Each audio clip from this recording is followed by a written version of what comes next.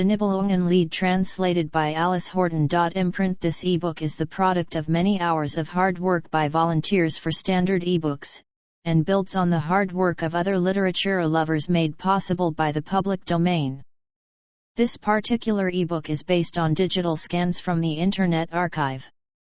The source text and artwork in this ebook are believed to be in the United States public domain, that is, they are believed to be free of copyright restrictions in the United States.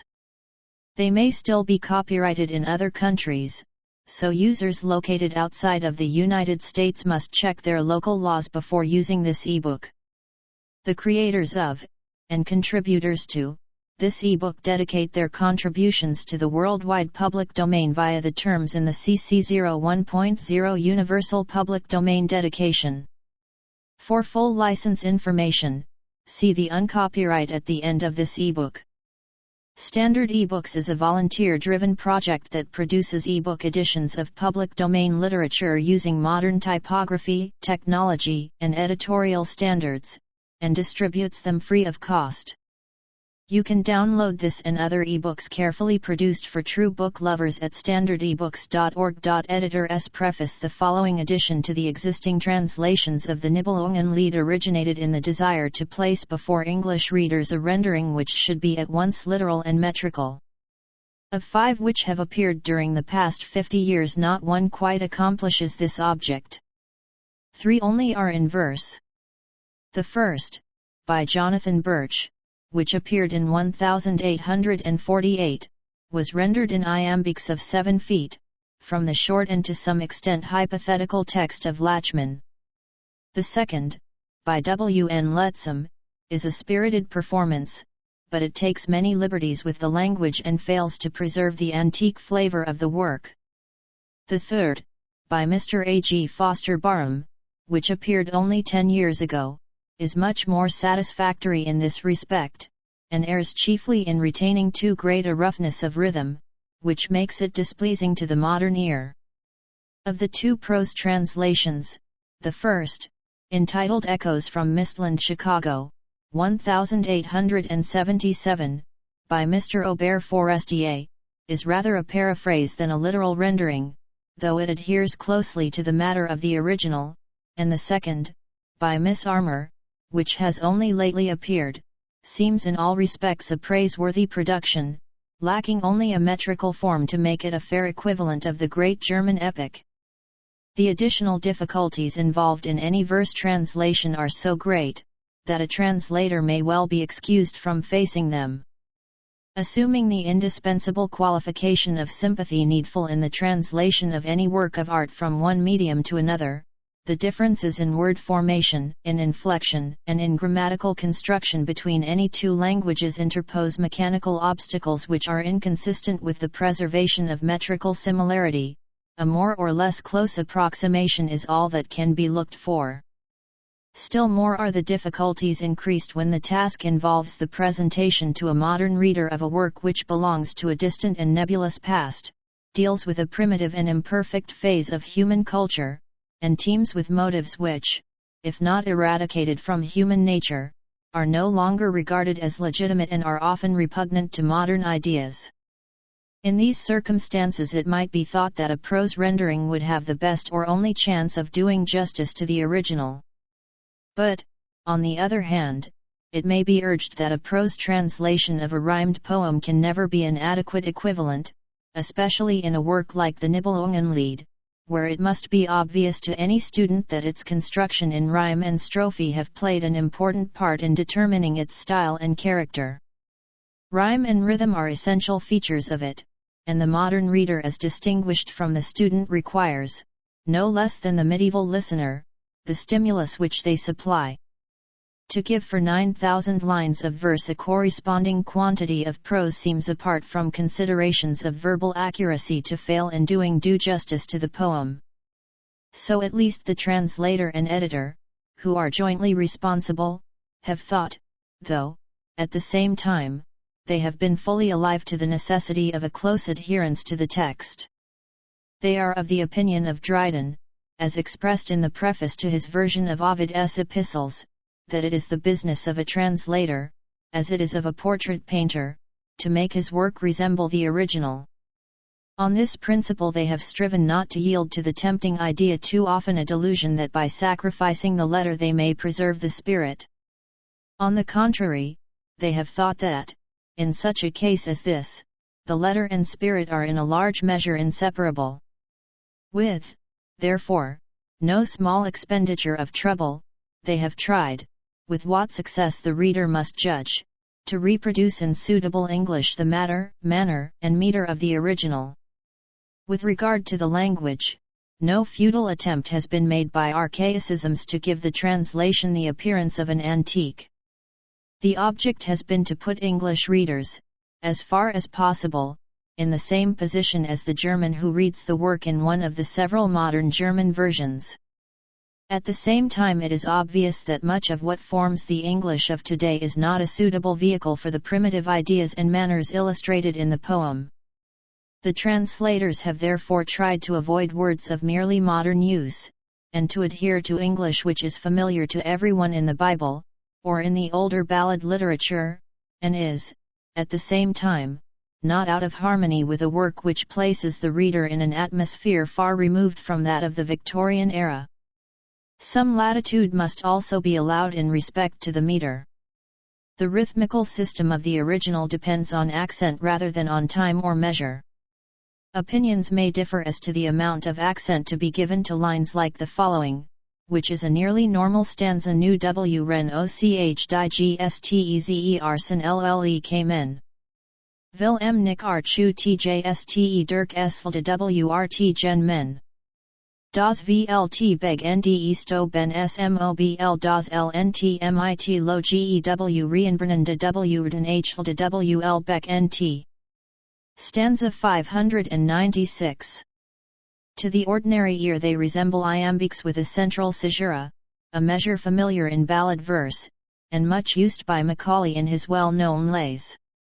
This form accordingly has been adopted as the metrical equivalent, though, for the sake of euphony, the extra accent which characterizes the second half of every fourth line has been omitted in the translation. How far this method of rendering the original is justifiable the reader may determine by turning to the specimens given by Carlyle, and comparing it with his rougher versions. It has been thought well to prefix to the volume this essay of Carlyle's, because, though it was written more than 60 years ago, when the subject had attracted but little attention, it gives in a sympathetic manner, yet in a style full of characteristic humor, an account of the relations between this poem and other German medieval rhymes, founded on kindred subjects. So far as concerns the authorship of the poem, as it now exists, nothing has been discovered since Carlyle wrote. It must, however, be obvious to any careful reader that the poem is not in its original form. The references to people and events, not accounted for in it, prove that it is based on earlier legends.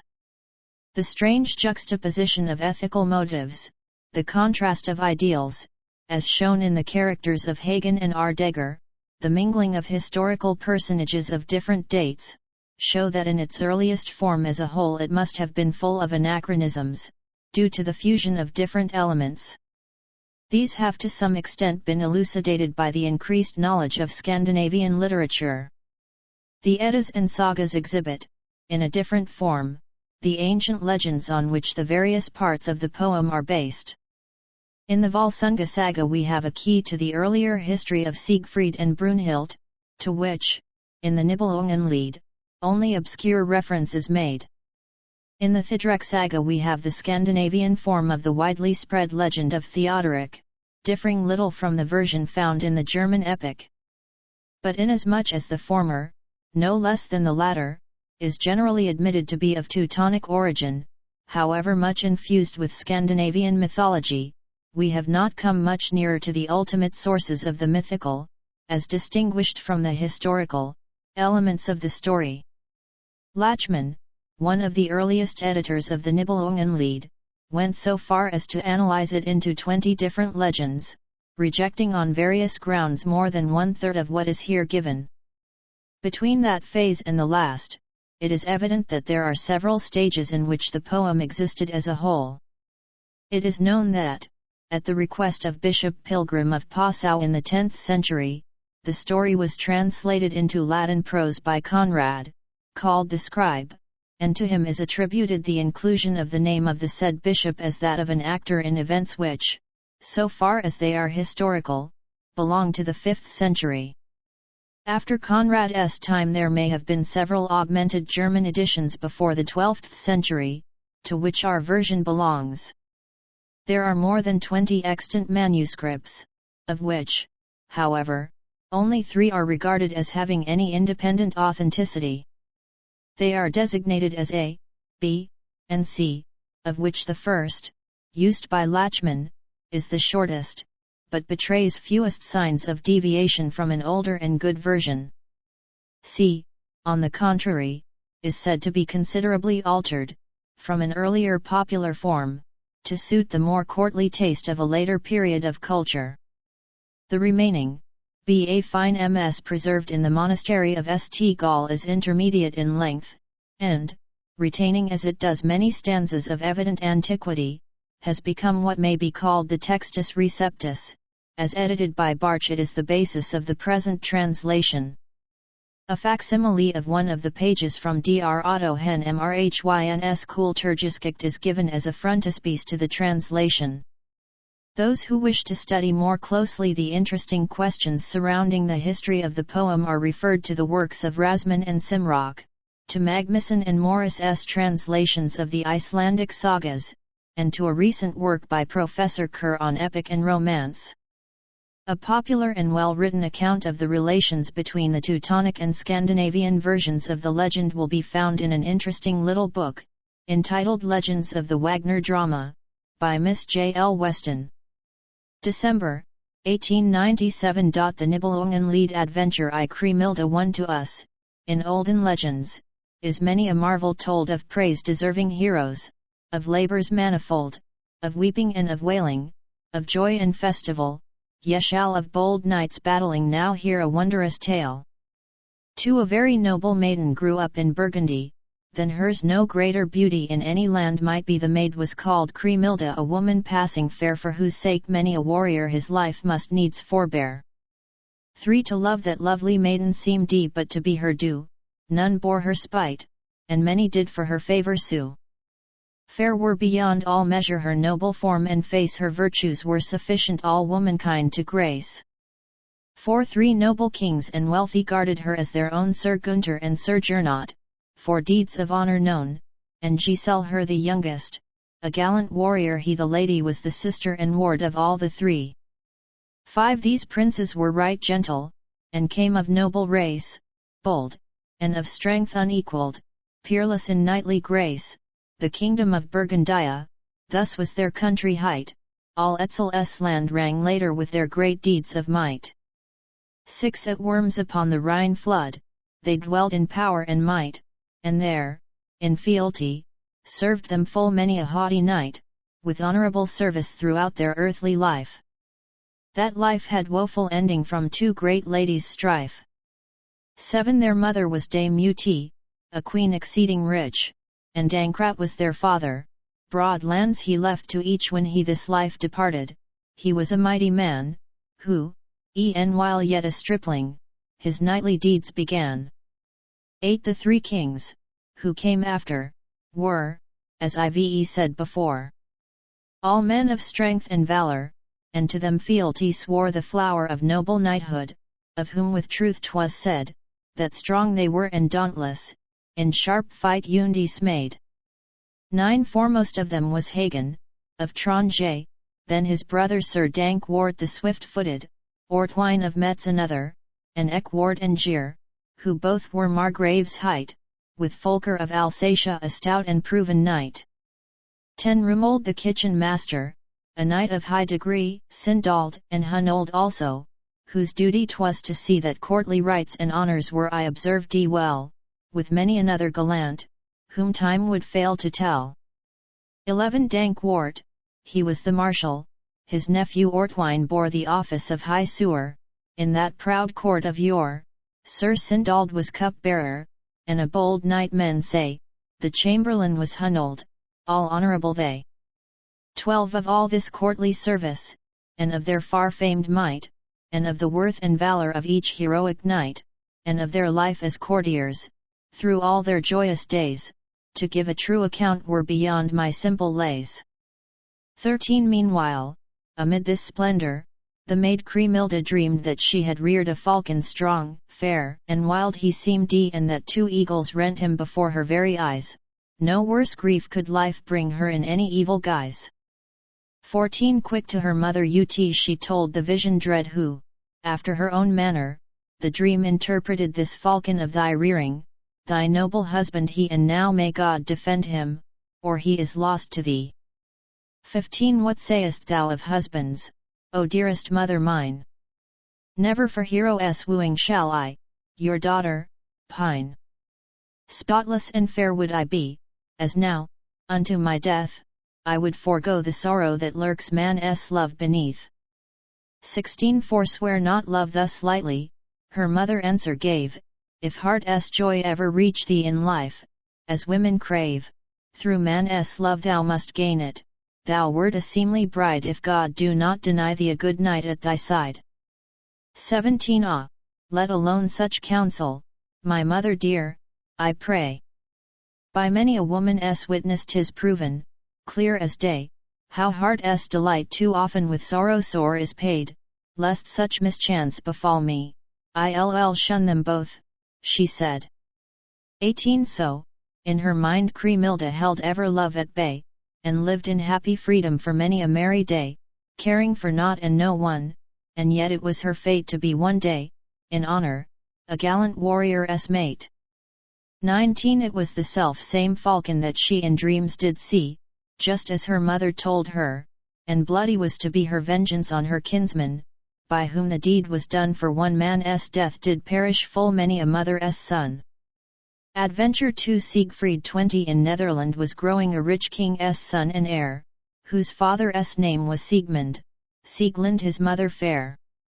In a strong castle lived they, of far and widespread fame, beside the great Rhine river, and Santon was its name. 21 This prince's name was Siegfried, a gallant knight and good, in many kingdoms proved he his brave and warlike mood, so great his strength of body, he rode from land to land. Ha! What fine warriors found he on the Burgundian strand!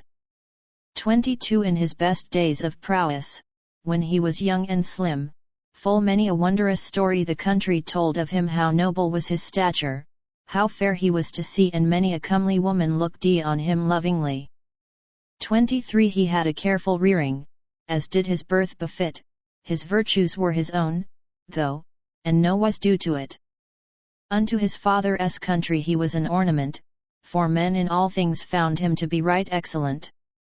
24 Now was he grown so manly that he to court must ride, the men folk saw him gladly, and dames and maids beside wished that his will might bring him, not once, but ever there, full many bore him favour, as well the knight was ware.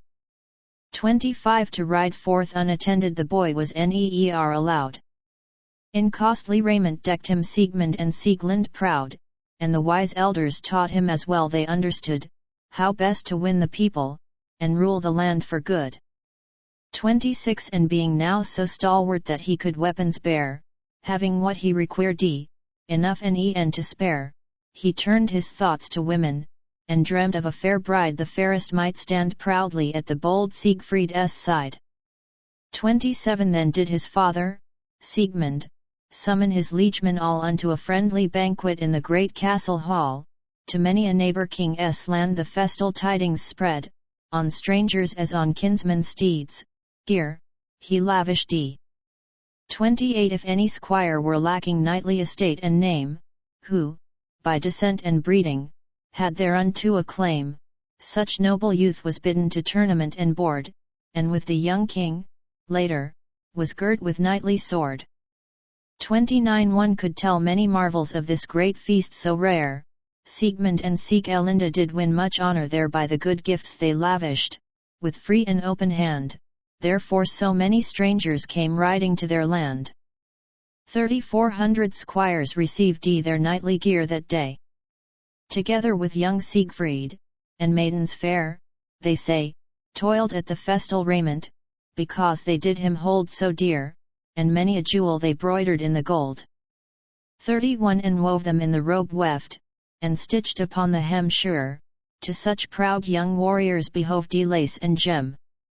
The host had seats prepared for many a gallant man, at that June feast, where Siegfried his knightly course began. 32 And thither to the minster came many a wealthy squire, and many a noble warrior. The elders did aspire that day to serve the younger, as was the ancient rule, and merriment and pastime and joy were at the full. 33 When later, in God's honor, a solemn mass was sung, uprose from out the people a great and mighty throng, who there received knighthood, with fitting knightly right, and honors, such as any ermore were seen of mortal wight. 34 Soon ran the knights to where they found saddled chargers wait. At Siegmund's court began then a tournament so great that one heard hall and palace with crash of arms resound, as the high-mettled thanes met upon the tilting ground. 35 From old knights and from young ones went thrust and parry there, till crash of breaking lances re-echoed through the air. One saw the splinters flying up to the palace wall from many a gallant knight's hand, so eager were they all. 36 The host he bade them end it, they led the steeds away, full many a sturdy buckler to sight all broken lay, and precious stones, in plenty, had fallen on the sward from out the shining shield clasps, the onset was so hard. 37 Then went the host's guests whither they bidden were to sit, their weariness was banished by the choice food they ate, and by wine of the rarest, of which there was no stint. Alike to friends and strangers was all this lavishment. 38 And, though the games and pastimes had lasted all the day, the throngs of merry makers knew neither rest nor stay, contending for the many good gifts that were to hand, a bounty which redounded to the praise of Siegmund's land. 39 Then did the king make over to young Siegfried, the loan of both his lands and castles, as he afore had done. Unto his knightly comrades he gave with open hand, so all were right well pleased that they had sought his land.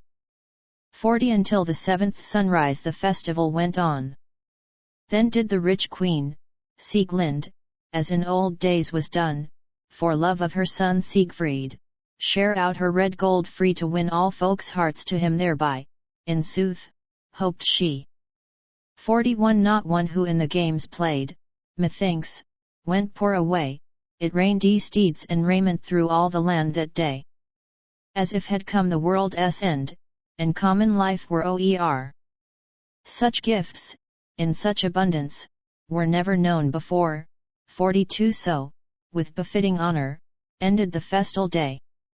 And some of the rich nobles were overheard to say, that they would like the young man, Prince Siegfried, for their lord. Howbeit the honest Siegfried, gave heed not to their word.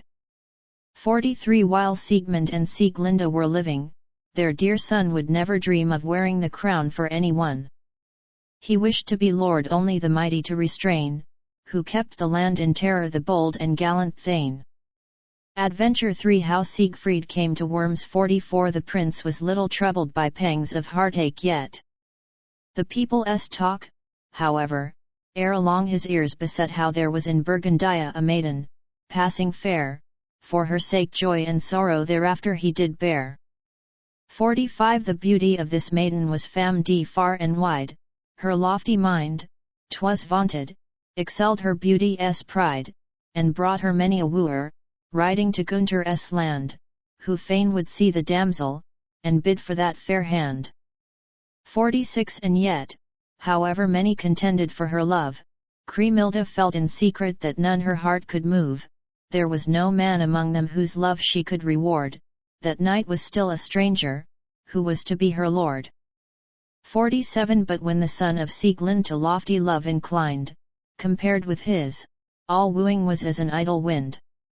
Right well, in sooth, deserved he to win so fair a bride, ere long the noble Kriemhild stood at bold Siegfried's side. 48 His followers and kinsmen, seeing that he would wed, did counsel that the maiden he to the altar led should be by birth his equal for his, and for their sake then, cried the gallant Siegfried, Kriemhilde will I take. 49 That beauteous young maiden of the Burgundian land, for her surpassing beauty. Right well I understand no Kaiser were so mighty but, should he need a wife, that princess were fit consort to share his royal life. 50 A rumour of the matter soon reached King Siegmund's ears. 'Twas buzzed among the people, his mind was full of fears for this his son's intention, that he was fain to wed the fair and lovely maiden, and would not be gainsaid.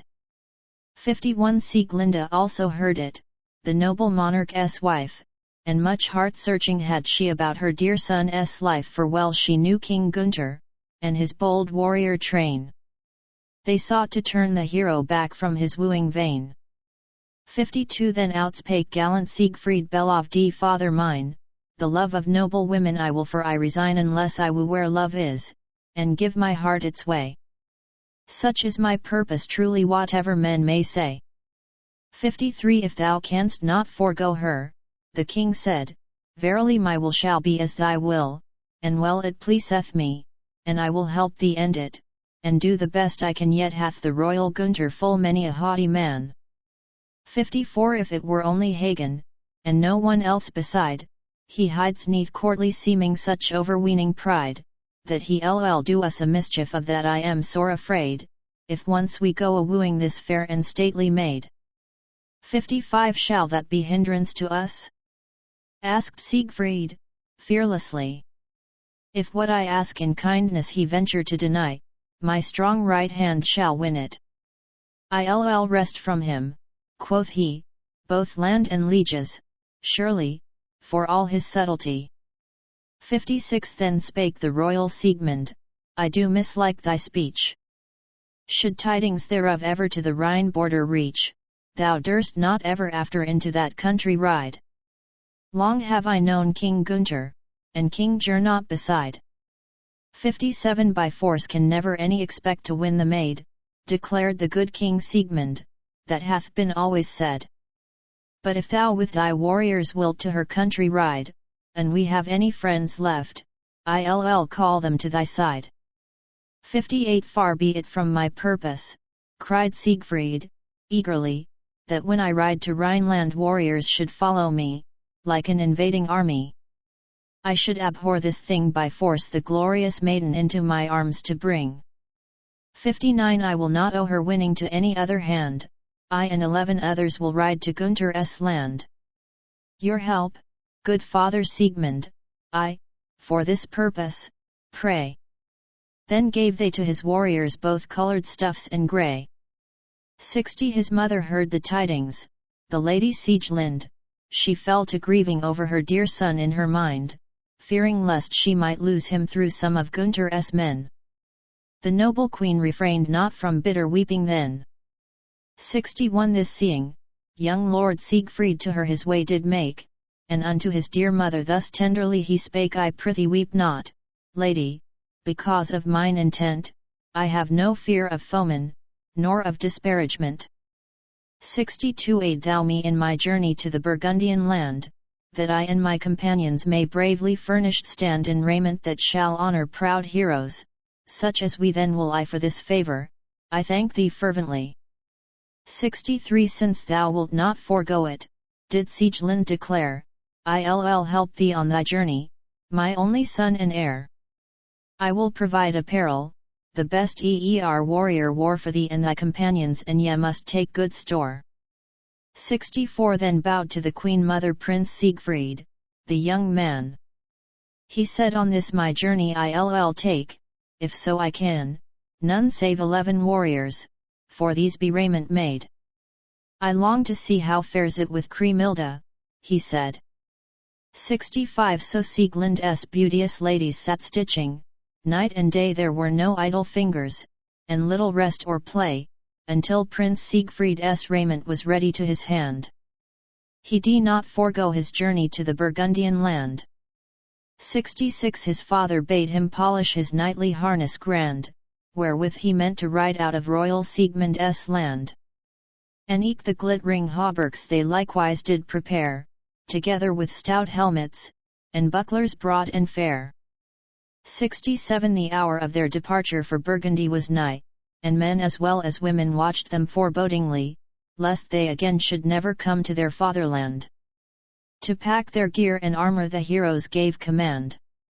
68 Their chargers were resplendent, their trappings of red gold. No knight could well be prouder nor had more right to hold a high head, than Sir Siegfried and his 11 men. He craved the king's permission to gallop Rhine-wards then. 69 With grief Siegmund and Sieglinde accorded his request, whom Siegfried sought to comfort, as tenderly he pressed.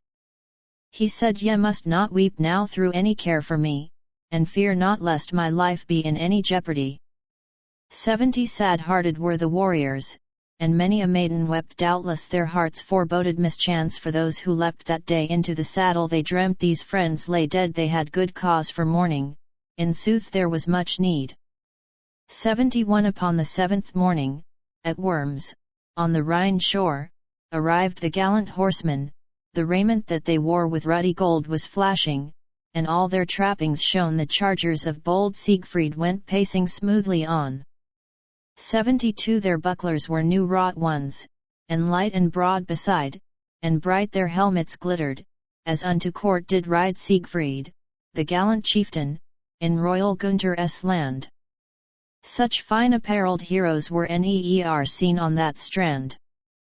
73 Their long swords' points hung downwards unto the spurs they wore, and sharp, too, were the javelins which these bold heroes bore. The one that Siegfried carried was 2 spans in the blade, its twofold edge was deadly, and ghastly wounds it made. 74 All gilded were the bridles they lightly held in hand, and silken were their horse girths, so came they to that land. The folk began on all sides on them to gape and stare, then many of Gunther's people ran forth to meet them there. 75 Those high and mighty warriors, and knight as well as squire, went out to bid them welcome, as honour did require, receiving them with kindness into their master's land, taking their horses, straightway, and bucklers from their hand. 76 They would have ta'en the chargers, and led them to the stall, had not the gallant Siegfried set out, before them all. Let mine and my men's horses stay here, as now they be. It is my will and purpose to ride hence presently. 77 I pray you therefore tell me, whoever knows this thing, let him not hide it from me, where I can find your king, Gunther, the mighty monarch of the Burgundian land? Then one among them told him, who knew where he did stand. 78 If you would find King Gunther, 'tis easy done, I trow. In yonder hall I saw him, and thither you must go. He stands among his heroes, and, if you thither wend, full many a glorious warrior you'll find with him, good friend. 79 Unto the king the tidings by this time had been told, how warriors were arrived all gallant to behold, who wore white, glittering mail shirts, and raiment rich and grand, and no one knew aught of them, in that Burgundian land. 80 Then was the king astonished, and much he did inquire, whence came these splendid warriors, in dazzling bright attire, and with such well-wrought bucklers, so new and eke so broad. It vexed the soul of Gunther that none could give him word.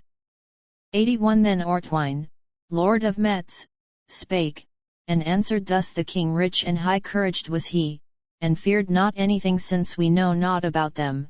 Bid someone straightway go and fetch my uncle Hagen, he'll see them, and may know. 82 He knoweth all the kingdoms, and every stranger land. If aught he wot anent them, he'll make us understand. So the king sent to fetch him and his liegemen all. They watched his stately coming, with warriors, to the hall. 83 What the king wanted of him? First, Hagen sought to know. There are within my palace strange warriors, I trow, whom not a soul here knoweth. If thou didst them declare it now, Sir Hagen, and tell the truth to me. 84 That will I, answered Hagen, and to the window went. One saw his keen glance wander, till on the guests it bent. Well pleased him their equipment, and raiment equally, but they were strangers to him, neer seen in Burgundy. 85 He spake, from whencesoever have come these cavaliers, they must themselves be princes, or princes' messengers. Their raiment is so splendid, their horses are so good, 'tis plain, where they come from, they are of noble blood. 86 And, furthermore said Hagen, though hitherto, I ween the famous hero Siegfried, mine eyes have never seen, I cannot help believing, how strange so it be, that yon proud knight, there standing, can be none else but he. 87 He bringeth us new tidings, here into this our land. The hardy Nibelung slew he with his own hero hand, both Nibelung and Skilbung, the sons of a rich king. He hath wrought mighty wonders, by sheer strength vanquishing. 88 For riding once, all lonely, and with no help at hand, he came unto a mountain, as I did understand, where lay the Nibelung's treasure, well watched by doughty men, who all were strangers to him, until he met them then. 89 The treasure of the Nibelungs had just been taken then out of a hollow mountain. Now hearken, my good men. While as the Nibelung warriors to share it did prepare, young Siegfried came, and saw them and had good cause to stare.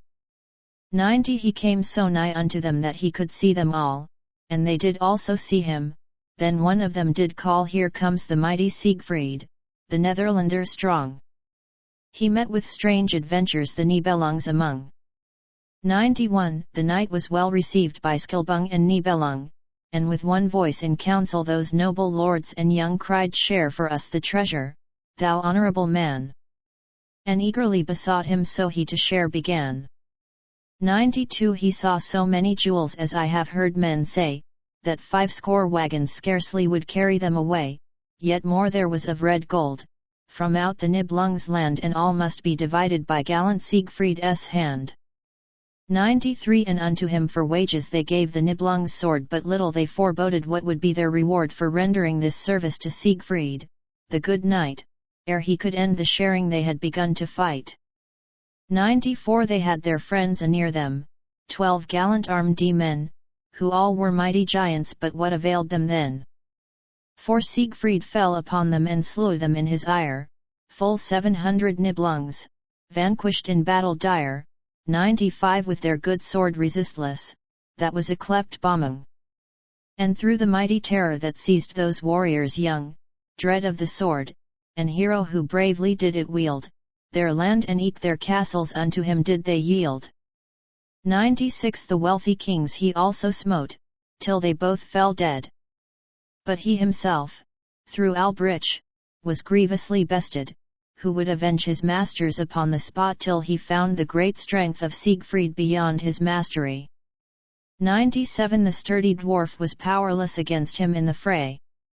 Like lions wild to the mountain they twain then broke away, till the Tarnhelm won from Albrich he rested, and thus lord became the dreaded Siegfried of all the Nibelung horde. 98 They who had dared the battle there, one and all, lay slain. Then bade he that the treasure be carried back again unto the cave, whence erstwhile the Nibelungs did it take. And then did he stout Albrich his treasure keeper make. 99 By a great oath he made him unto him fealty swear, to serve him in all service, no matter when or where. So spake Hagen of Tronje, that did he presently there never was a warrior who had such might as he. 100 And yet another story of Siegfried I have heard, how he did slay a dragon, with his own hand and sword, and in its blood he bathed him till horny grew his skin, and thus no sword can cut him, as hath been often seen. 101 Then let us this young hero receive as best we may, lest we deserve his hatred and have to rue the day. He is of such bold spirit 'twere best to be his friend. He hath, by his strong right hand, wrought wonders without end. 102 Then the great king said, Truly, methinks that thou art right. See but how chivalrously he stands prepared to fight, he and his warriors with him, a dauntless man is he. We will go down to meet him, and greet him courteously. 103 Thou mayest, answered Hagen, with honour do this thing, his ancestry is noble, his sire a wealthy king. One sees it in his bearing and, by the dear Lord Christ, it is no trifle brings him, I warrant, on this quest. 104 Then spake the country's ruler, right welcome let him be that he is brave and noble hath I been told to me, we'll make his sojourn merry in our Burgundian land. So saying, down went Gunther to where Siegfried did stand. 105 The host and all his warriors received the guest so well that nothing to good breeding was lacking, sooth to tell. The goodly man, on his side, bowed low before them there, and thanked them for their greeting, so friendly and so fair. 106 I marvel at these riddles, spake Gunther, suddenly, whence have you, noble Siegfried, come unto this country? And for what purpose come you to Worms upon the Rhine? The guest unto the king said to answer shall be mine. 107 To me were told the tidings, erst in my fatherland, that here with you were dwelling which I would know first hand, the boldest of all warriors oft said they so to me that ever monarch governed lo, I am come to see. 108 Thy fame hath also reached me, I hear the knights declare, that never king was bolder nor braver, anywhere.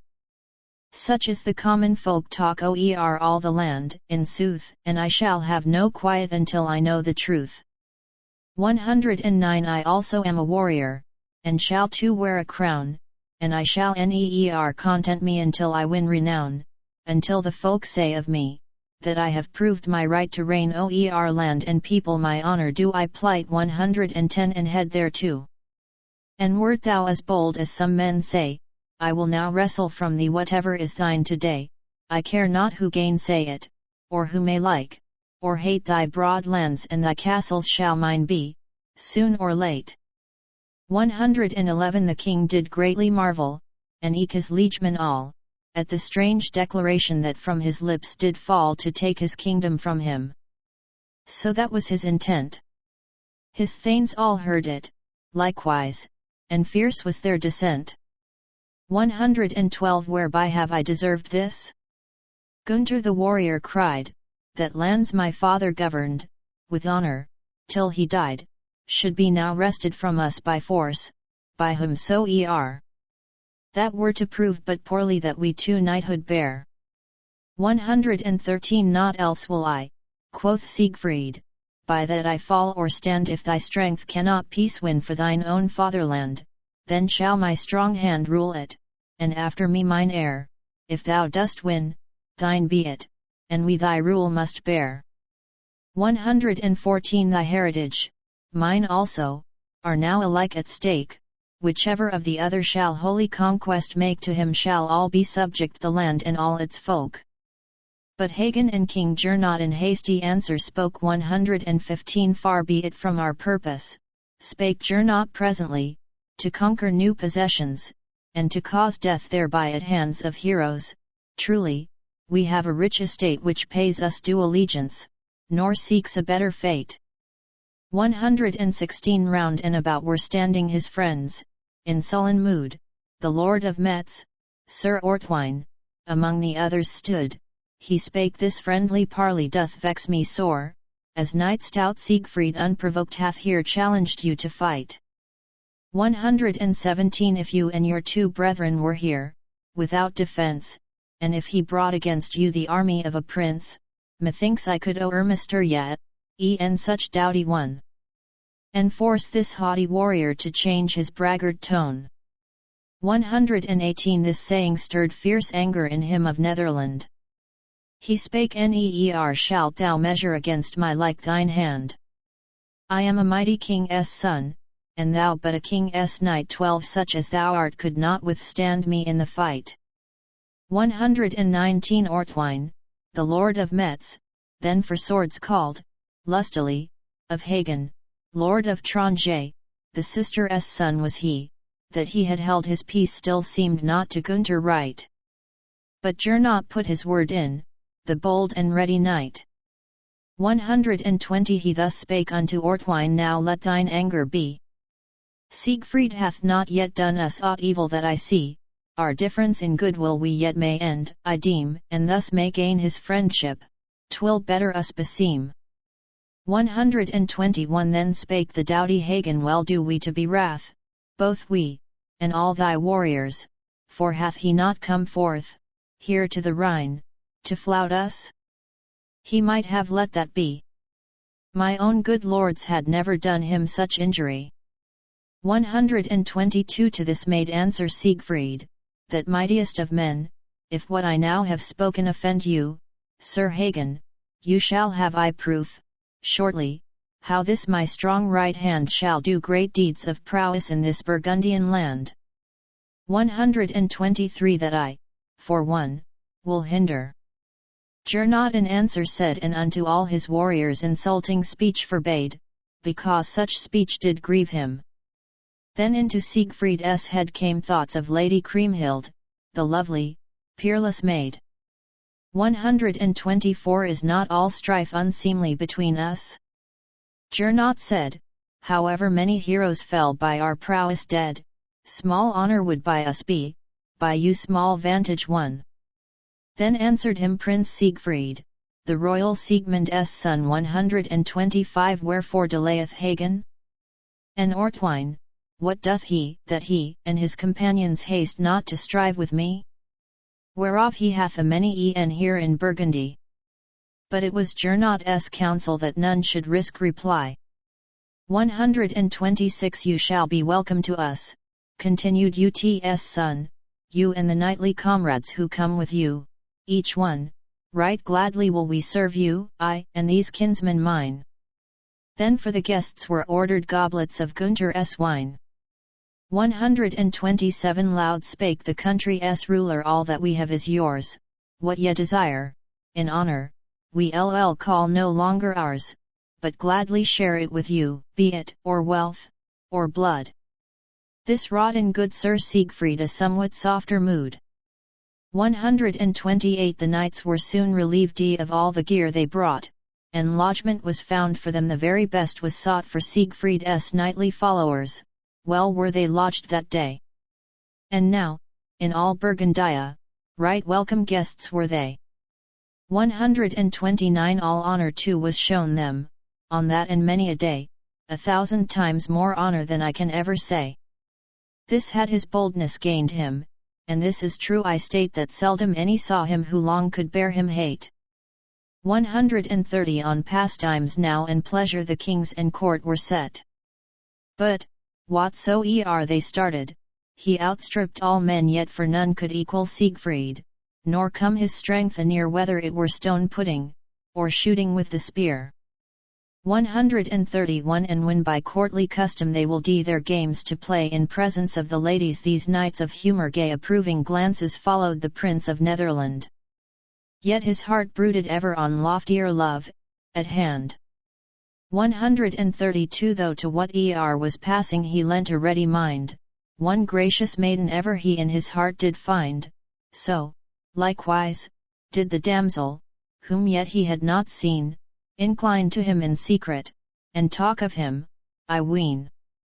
133 When in the court the young folk their warlike games began, the knights and their attendants, Kriemhild straightway ran and watched them from the window, King's daughter though she were, nor while it lasted did she for other pastime care. 134 And had he known she watched him, whom in his heart he bore, it had been ample pleasure, he would have asked no more.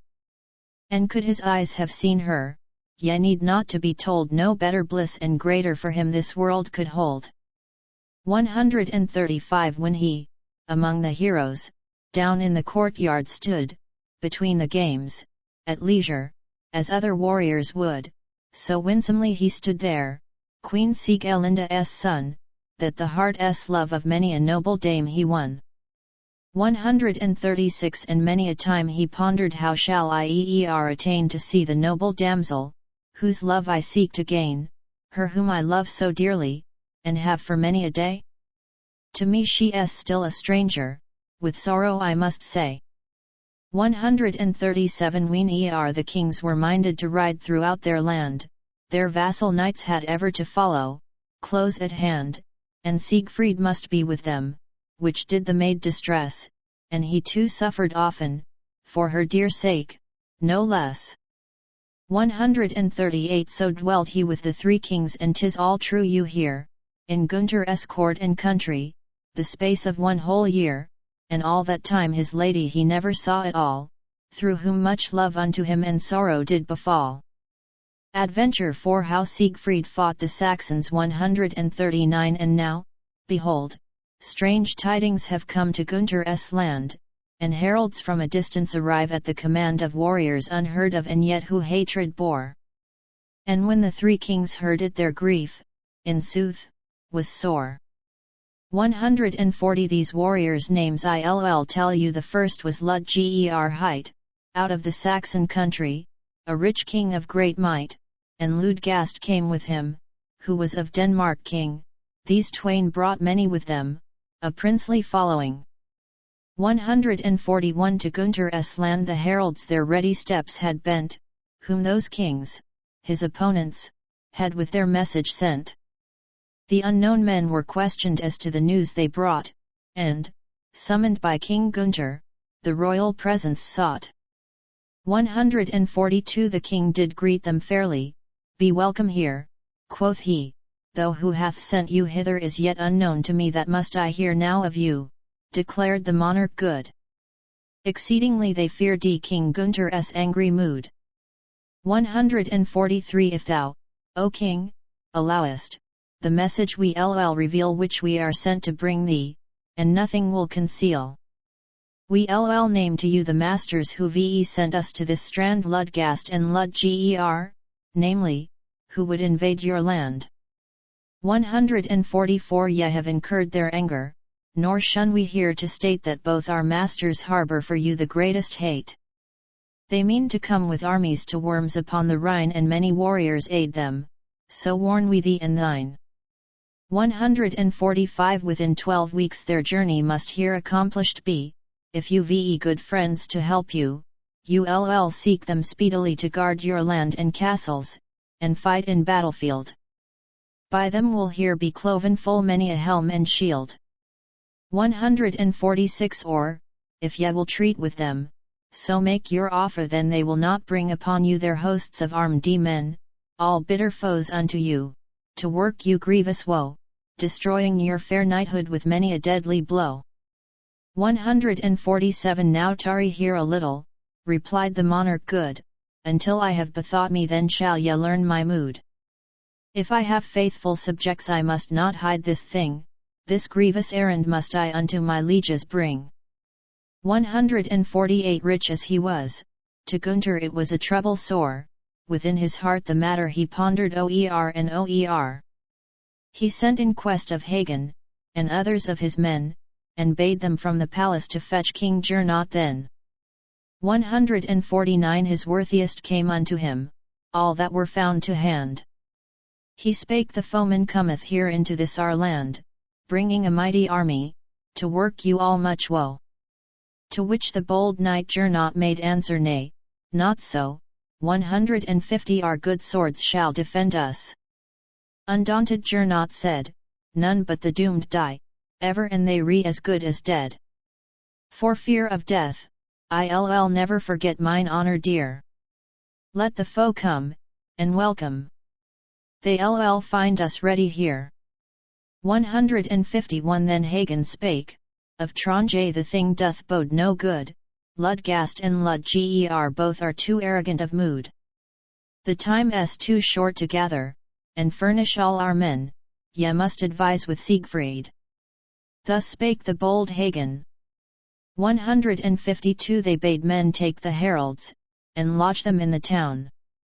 However hostile to them, for sake of his renown Gunther would have them cared for, as was their due and right, until he knew what friends would stand by him in the fight. 153 Yet the king's heart was heavy and sad with anxious care. But one beheld him mourning a gallant knight and fair, who knew not of the sorrow that had befallen the king, therefore besought he Gunther to declare to him this thing. 154 To me it is a marvel, quoth Siegfried, for 'twas he, how all your merry custom hath chonged utterly, which was the rule among us, and hath so long held sway? To which, in answer, Gunther, the comely knight did say 155 Not unto every comer would I the grief declare, which close within my bosom in secret I must bear. One keeps one's deepest sorrow for steadfast friends, he said. At this did Siegfried's colour change quick, twixt white and red.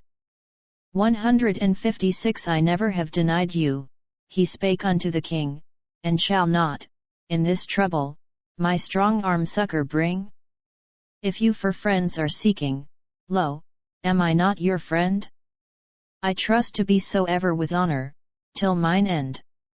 157 Now God reward you, Siegfried, for what you now have said. And though your strength should never be needed in mine aid, yet doth this news rejoice me, that you my friend will be, and you shall never regret it, if life be granted me. 158 And you shall hear the reason wherefore I now am sad from enemies, by heralds, this message I have had that they will, with their armies, assail us, at our door, the like no warriors ever did in these lands before. 159 Let not your heart be troubled, quoth Siegfried, thereunto, and calm your anxious spirit, and as I pray you, do. Leave it to me to win you honour and vantage both, and bid your thanes come hither to aid you, nothing loath. 160 Although your mighty foemen should have at their command full 30,000 swordsmen, yet would I them withstand, though I had but 1,000 so leave this all to me. For this, said Gunther, ever your debtor I shall be. 161 So let 1,000 warriors at my disposal be, since I of mine own following, have only here with me 12 knights, all reckoned thus will I guard your land, and faithfully at all times shall serve you Siegfried's hand. 162 In this must Hagen help us, his nephew Ortwine too, Dankwart and Sindald also, all knights beloved of you. And Folker shall ride with us, Folker the gallant man, a better one I know not, and he shall lead the van. 163 And let the heralds ride back home to their master's land, and that they soon shall see us give them to understand, that peace within our castles may undisturbed reign. For followers and kinsmen the king then sent amain. 164 The messengers of Ludger straightway to court repair. At news of home returning greatly rejoiced they were. The good King Gunther gave them rich gifts to take away, and promised them safe conduct. Right glad of heart were they. 165 Say now, King Gunther bade them, unto my foes who come, they de best forego this journey, and stay content at home. But, if they be determined to seek me in my land, unless my good friends fail me, they'll find their work to hand.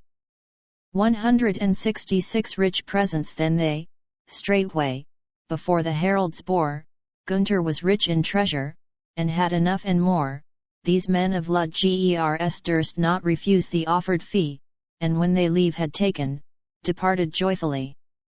167 Now when they unto Denmark returned were at last, and had declared the tidings unto King Ludgast, which they had brought from Rhineland, and all to him was said, the proud and haughty answer filled him with grief and dread. 168 They said that by the Rhine dwelt full many a gallant wight among them, with King Gunther, there was a certain knight, who bore the name of Siegfried, a knight of Netherland. Sore grieved was Ludgast when he this news did understand. 169 As soon as they of Denmark had heard the news of war, they made all haste to gather their friends from near and far, till Ludgast could reckon on 20,000 men, all warriors bold, and ready the war march to begin. 170 King Ludger the Saxon assembled his men, too, till he had 40,000 or even more to show, ready to join the others, and ride to Burgundy. Nor was King Gunther idle at home, for also he 171 sent word to all his kinsmen, and to his brothers' men, to bid their troops assemble to go to battle then, and likewise Hagen's warriors the heroes needed all. whereby must many a chieftain in death, thereafter, fall. 172 So made they all things ready. When perfect was each plan, the gallant warrior, Folker, was bade to lead the van, and thus they rode together from Worms, upon the Rhine. The chief command to Hagen of Tronje they assign. 173 With them did ride Sir Sindald, and eke the brave Hunold, 2 knights of whom was either well worth King Gunter Esgold, and Dankwart, Hagen's brother, his nephew Ortwine too, who also might with honour upon the war march go. 174 Sir King, said Siegfried, prithee, in quiet bide at home, seeing that all thy warriors with me to battle come, remain to guard the women, and I be of good cheer I trow I can take care of your honour and your gear. 175 From those who would assail you, at Worms upon the Rhine, I'll see that naught of evil befall or thee or thine. So closely will we press them, and compass them so near, that all their braggart boasting shall soon be changed to fear. 176 From Rhine they rode through Hesse, their warriors as well, towards the Saxon country where they to fighting fell. They ravaged all the borders and spoiled with sword and brand, till fear fell on those princes, who sorrowed for their land. 177 So came they o'er the marches, their followers pressed on, and then the gallant Siegfried began to think thereon who shall defend our camp folk, now we have brought them here? More damage-wreaking raiders to Saxons never were. 178 Some counselled on the march let bold Dankwart guard our youth, he is a trusty warrior, and swift in act, forsooth let him and also Ortwine have conduct of the rear, so shall we have less damage from Ludger's men to fear. 179 Then I myself will ride on, did gallant Siegfried cry, and keep the foremost outlook, till we the foe espy, until I find out where these same crafty warriors lurk. Fair Siegland's son then quickly donned helmet and hauberk.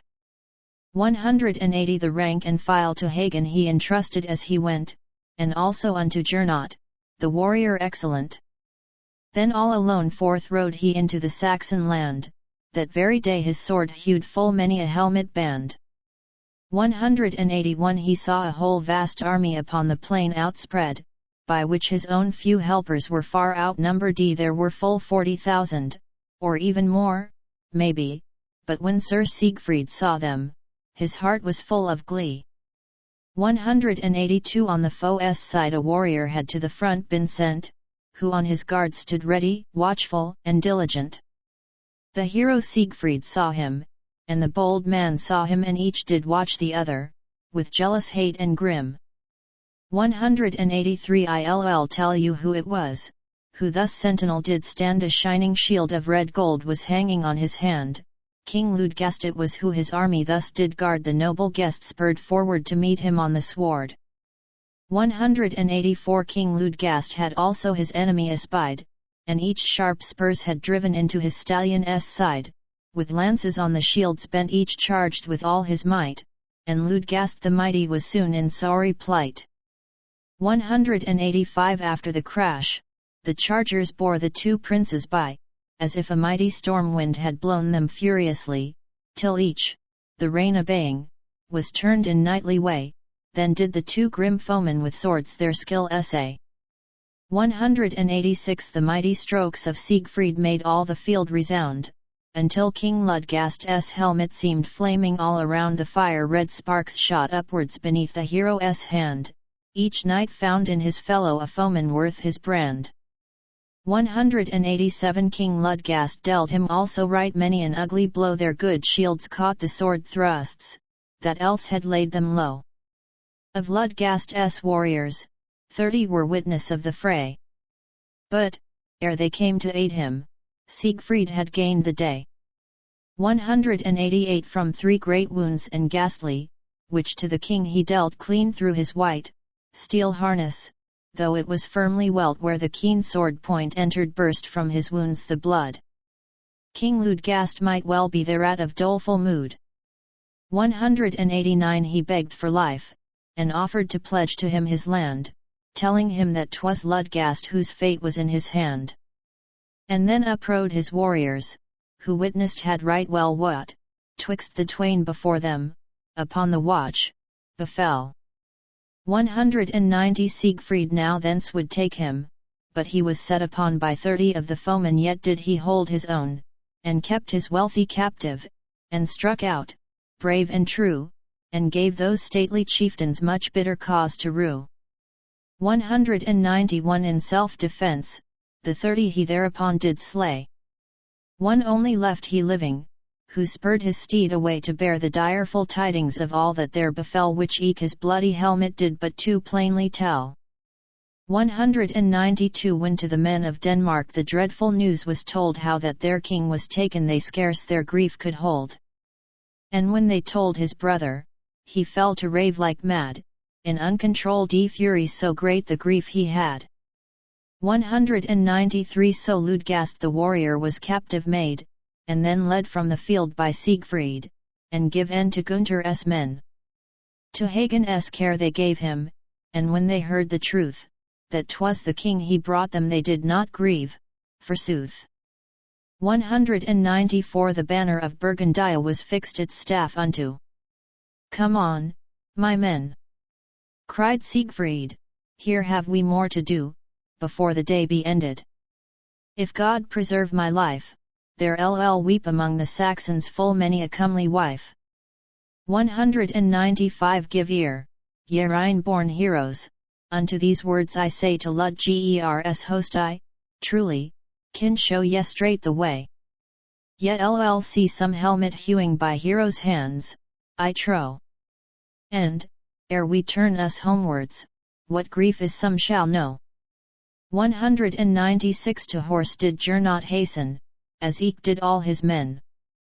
Aloft up bore the banner the stalwart minstrel Thane, the high-born noble Folker, before the host he rode, and eke the camp folk, following, proudly to battle strode. 197 They had no more, all counted, than just 1,000 men and 12, with those of Siegfried. The dust 'gan rising then upon the streets and roadways, as through the land they rode one saw their lances shining, and many a good shield glowed. 198 Now also had the Saxons come forth in great array. Their swords were finely sharpened, as I have heard men say, and keen they were and deadly, wielded by heroes' hands. Therewith they, from the strangers, would castle guard and lands. 199 The marshal of the Rhine men led on his warriors then. And Siegfried followed closely, with the 12 valiant men whom he had brought as comrades from out the Netherland. That day in blood of battle was stained many a hand. 200 for Sindald's might, and Hunold's, and Gernot's had laid in course of that fell combat, full many a hero dead, ere they had time to reckon the valour of the foe. And many a winsome lady that day must weep for woe. 201 Sir Folker and Sir Hagen, and also Ortewyne, dimmed in that strife the light that from many a helm did shine, with damp of blood downpouring these battle-valiant men.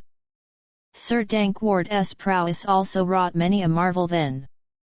202 And also they of Denmark did well their weapons wield, and many a thrust resounded on many a Polish shield, and the sharp sword strokes echoed death-dealing, blow on blow. The warlike Saxons likewise did harm enough, I trow. 203 As now the bold Burgundians, pressed forward in the fight, by them was many a sword wound, wide cleft a ghastly sight.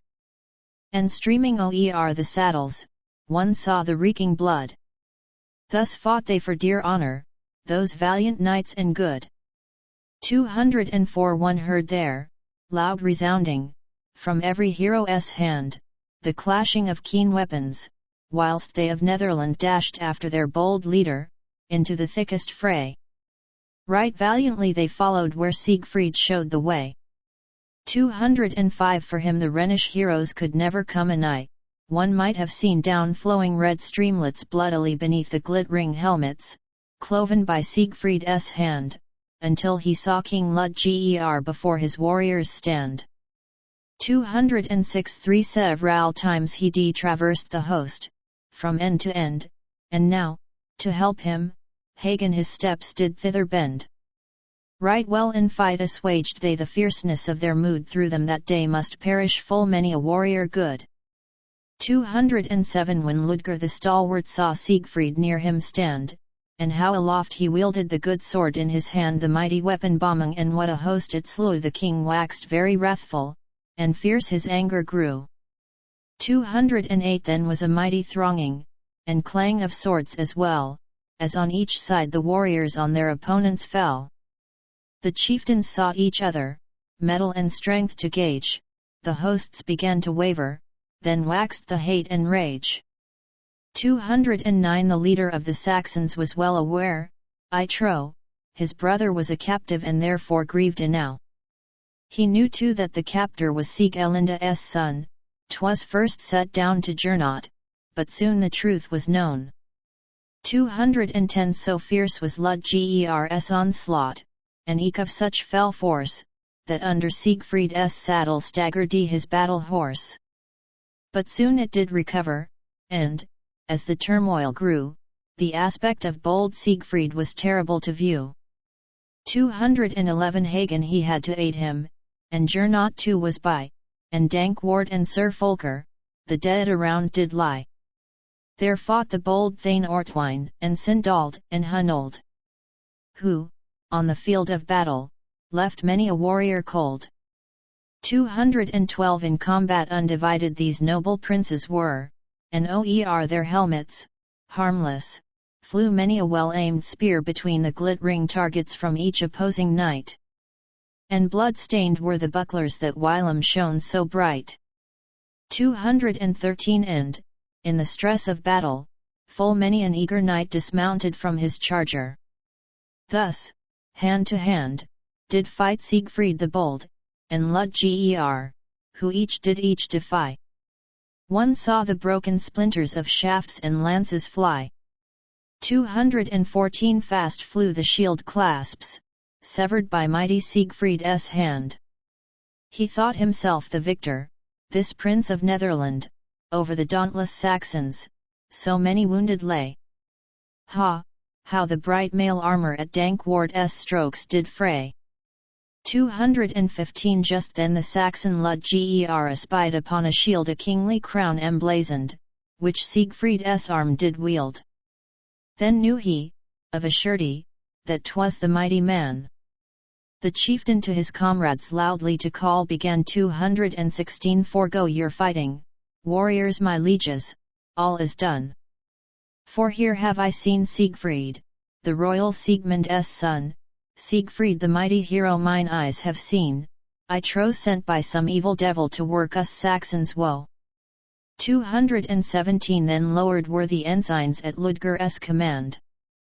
For peace he sued, which, ere long, was granted to his band, though he as Gunther's Prina must go to Burgundy. Bold Siegfried's hand alone 'twas that won this victory. 218 By general agreement the combat then was stopped, and many a battered buckler was by the fighters dropped, and many a helm, whatever was found upon the land, bore on it blood-red traces of some Burgundian hand. 219 They captured whom they listed, all had they in their power. And King Gernot and Hagen of chivalry the flower had the sick borne on litters, and, with them, took they then, as prisoners to the Rhineland, 500 goodly men. 220 Meanwhile the vanquished warriors to Denmark rode away, nor could the Saxons boast of much better luck than they, that any one need praise them. Sore vexed these heroes were. The friends, too, of the fallen bewailed them, in despair. 221 They had their arms and weapons unto the Rhine conveyed. How well now all had ended! With his brave warriors' aid Siegfried the prince had done it, as he did all things, well which even Gunther's liegemen were bound in truth to tell. 222 To Worms a message firstly the gallant Gernot sent, to let his friends and kinsmen know how the matter went, and what success had crowned them. Him and his lieges all for honour had they striven, and gallantly withal. 223 The young esquires ran quickly, and soon the news was told. And they for joy exulted whom grief before did hold at these all welcome tidings, which to the city came. And many were the questions asked by each noble dame. 224 How had they fared, the warriors of the most noble king? One of the squires they, straightway, before Cremilda bring, but this was done in secret, she took no open part. Though there was one among them to whom was pledged her heart. 225 And when she saw the envoy into her chamber led, Kriemhild, the beauteous maiden, in voice most kindly said, Now tell me the dear tidings, and gold I'll give to thee, and tell st thou with no lying, a friend thou hast in me. 226 How fared my brother Gernot amid the fight? She said, and other friends and kinsmen? Have we left many dead? And who did best of any? Fain would I hear of thee.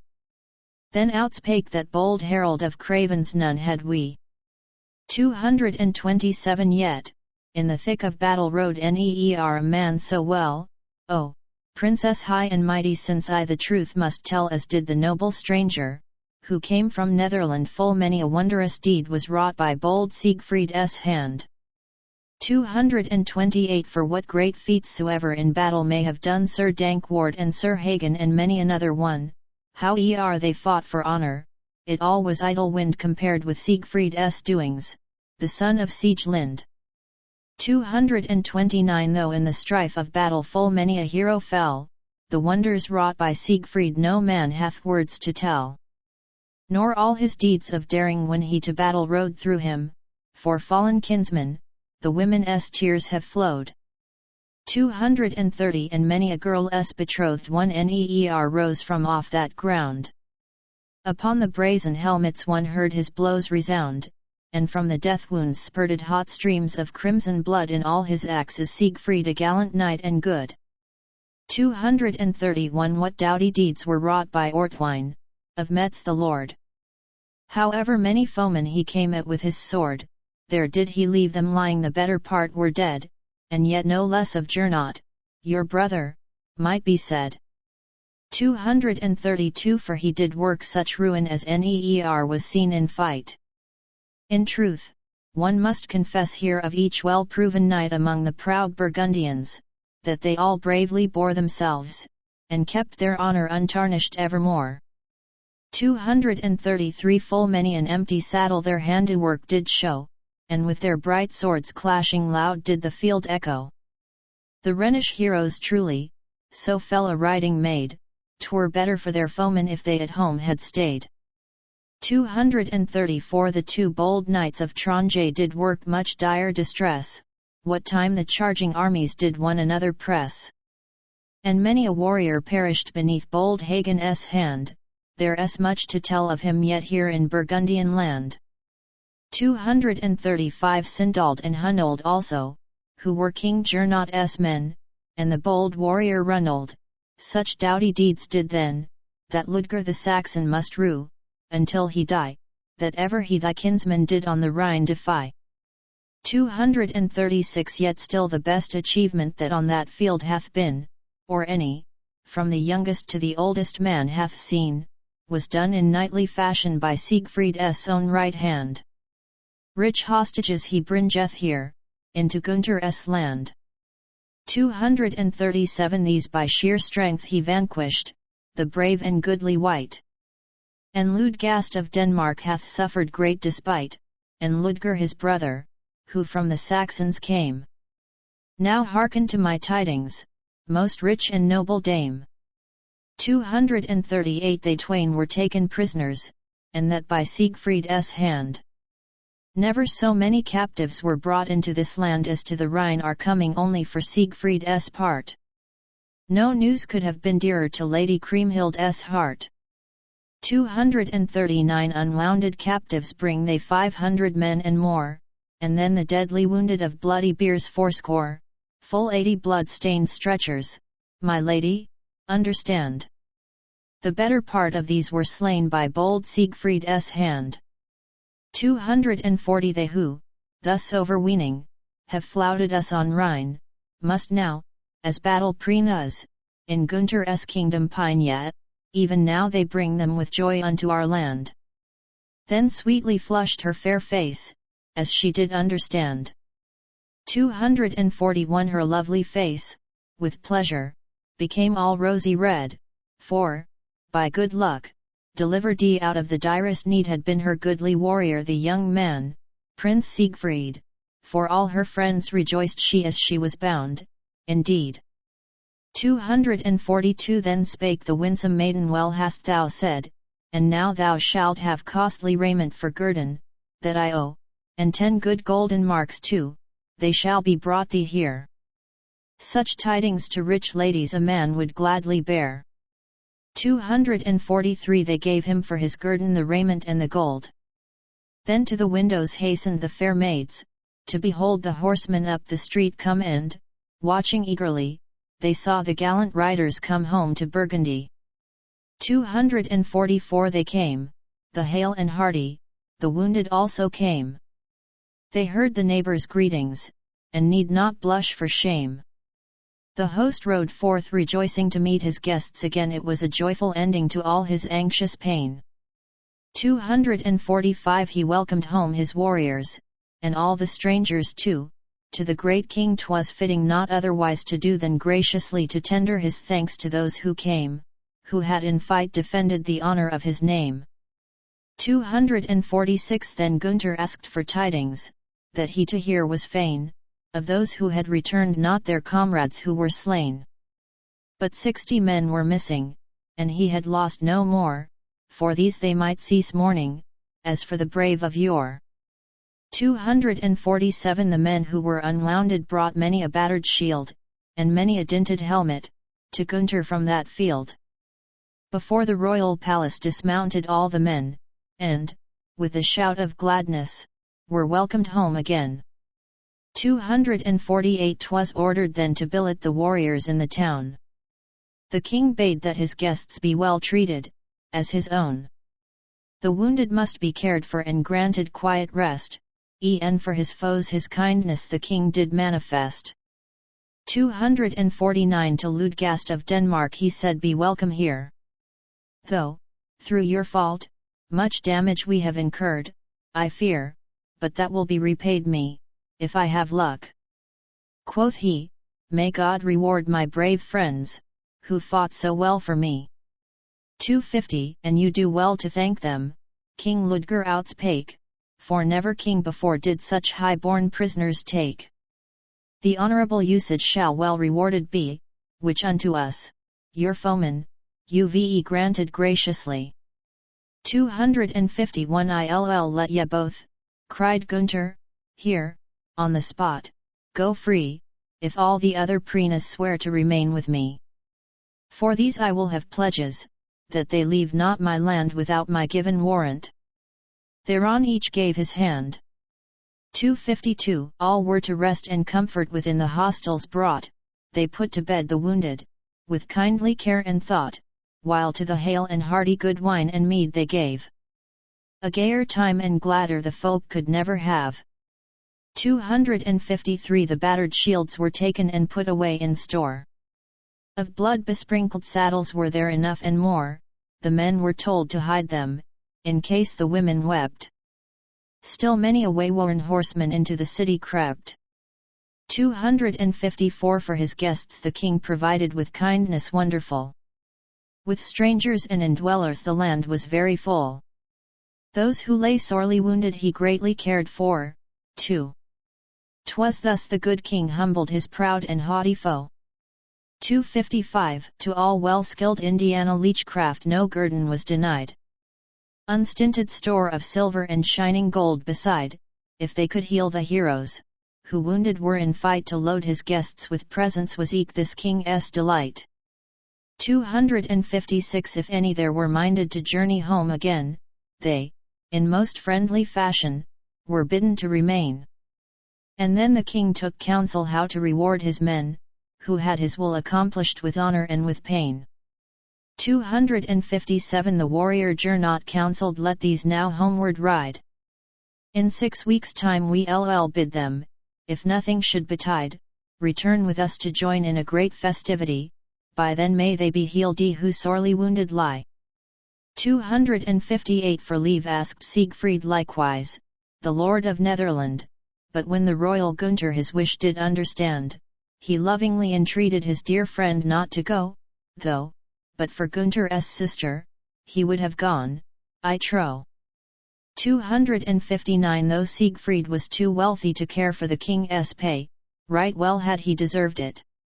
He was his friend alway, and eke of all his kinsmen, for had their eyes not seen how by his strength in combat the victory had been?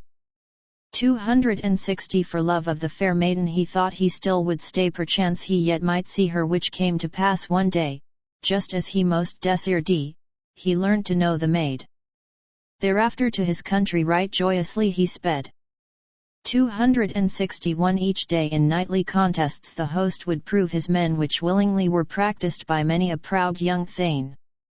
Then had he seats erected by Worms, upon the strand, for those whom he awaited in his Burgundian land. 262 About this time, when well nigh the coming guests were due, the beauteous Cremilda heard what he had in view, that he, with friends, was meaning to keep high festival. Then was a great commotion among the fair dames all. 263 As to the robes and ribbons 'twere best for each to wear. Unto the rich Queen the tidings straight they bare of the proud stranger warriors, who now were on their way. Then from her presses took she rich clothes and raiment gay. 264 For love of her dear children she had these garments made, wherewith were soon adorned full many a dame and maid, and many a bold young hero of the Burgundian land. For many strangers, likewise, rich clothes she did command.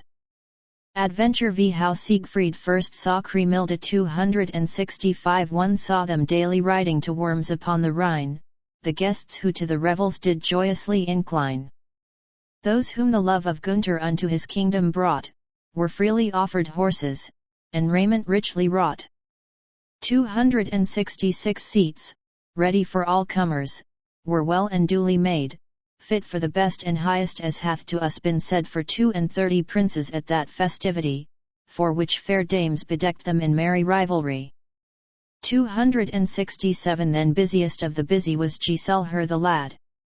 For kinsmen and for strangers a welcome kind he had, receiving them with Gernot, and every knight and squire was greeted by these warriors, as honour did require. 268 Full many a gilded saddle to Worms these riders brought, with richly chased bucklers, and garments finely wrought, they brought them to the Rhineland to grace the festival, and many of the wounded were merry enough withal. 269 For those who on their pallets lay wounded, in distress, must needs, though death were grievous, forget its bitterness, and all the sick and ailing, must drive dull care away, and join in the rejoicings for this great holiday. 270 Was ever such gay living and hospitality. Delights, beyond all measure, and boundless jollity were shared by all the people, and found on every hand. And there was joy and gladness throughout King Gunther's land. 271 'Twas on a Whitsun morning, one saw them all go by, all festively apparelled, and mounted gallantly 5,000 men, and upwards, to join the revels ride. And many a pleasant contest began on every side. 272 The host was not unmindful, and well did understand how heartily and truly the Prince of Netherland love bound was to his sister, whom yet he had not seen, a match for whom in beauty no maiden yet had been.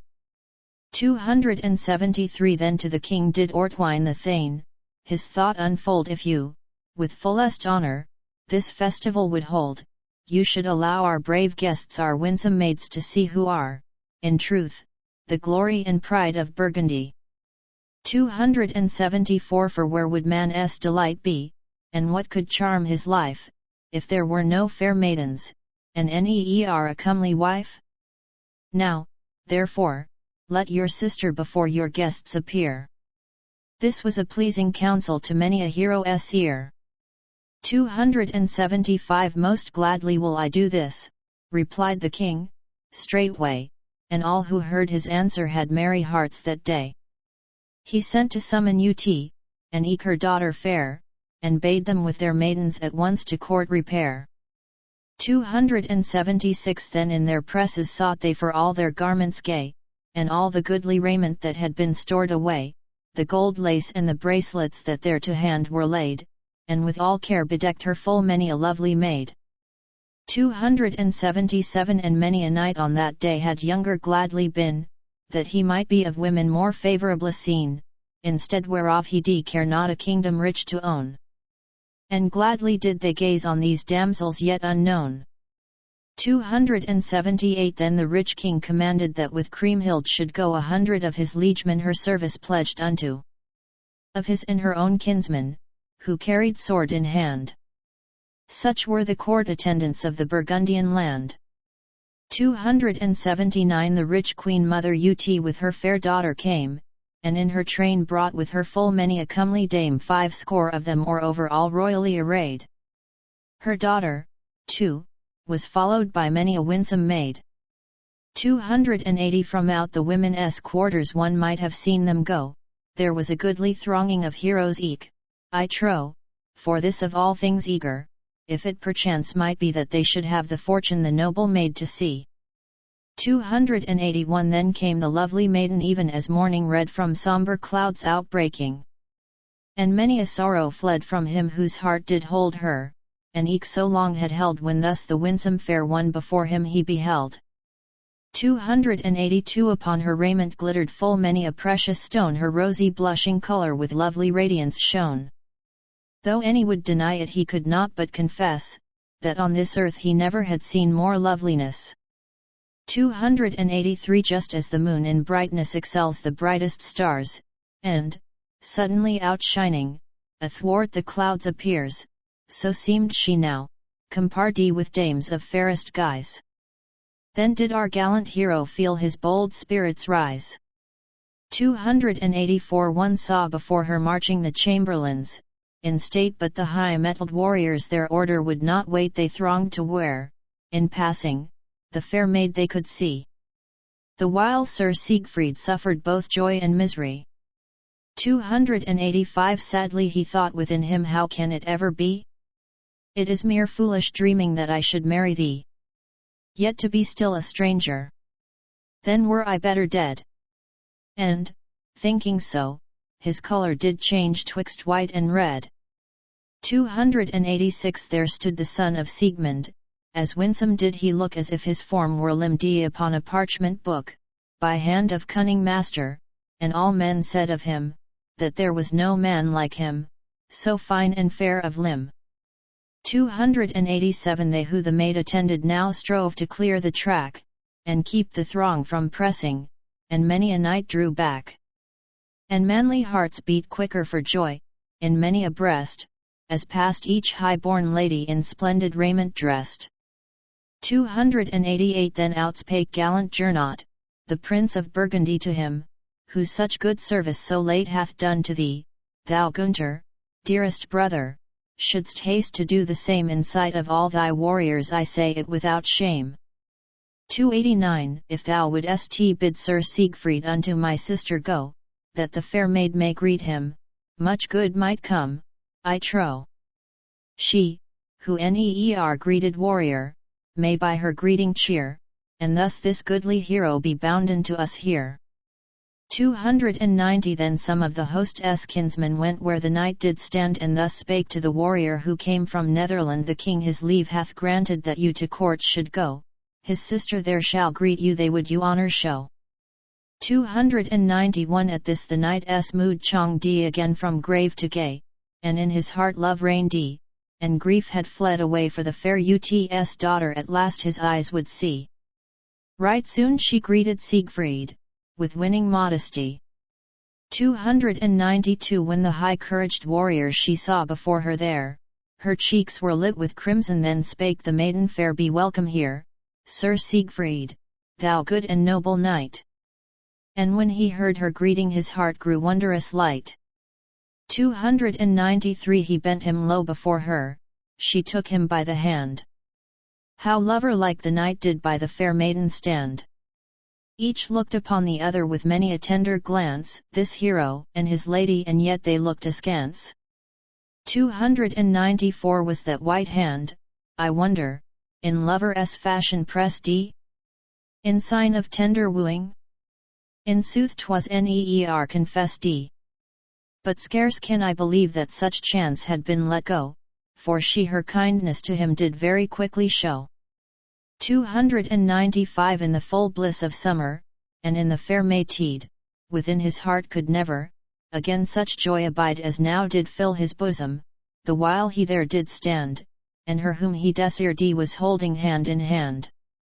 296 And many a warrior murmured, ah, if it only were my lot to walk beside her, as I have seen him here, or at her side to lay me, what bliss would mine have been! Never served hero better, methinks, to win a queen. 297 Whate'er might be the country the strangers called their own, none had an eye for any save for this pair alone. And when they let her kiss him, the goodly man and brave, in all this world he never a greater joy could have. 298 Then rose the king of Denmark, and suddenly did cry to bring about this greeting, how many wounded lie. Too well have I observed it, and all by Siegfried's hand, forfend him, God, from coming again to Danish land. 299 On one side and the other they bade the folk make way for beauteous Lady Kriemhild. Then saw one an array of valiant knights who churchward did bear her company. Then could her goodly gallant no longer near her be, 300 For she went to the minster, with all her dames beside. So fair a sight and queenly was she in all her pride, that the high vows of many whilom forgot to rise, and many a hero feasted his soul upon her eyes. 301 Hardly did Siegfried's patience last till the mass was done. Yet might he thank his fortune that he such grace had won, that she to him inclined, whom in his heart he bore, therefore it was but fitting that he should love her more. 302 As she came from the minster, which he had left before, the gallant thane was bidden to join the dame once more. Then, first, began to thank him the winsome maid, that he beyond all other warriors had fought so gloriously. 303 Now God reward you, Siegfried, thus spake the child so fair, right well have you deserved that all the warriors here do love and serve you truly, as they themselves avow. Right tenderly began he to look on Kriemhild now. 304 Forever will I serve you, declared the warrior, henceforth my head I'll never lay down to rest before your least wish be accomplished, if life be granted me, all this, my lady Kriemhild, for your dear sake shall be.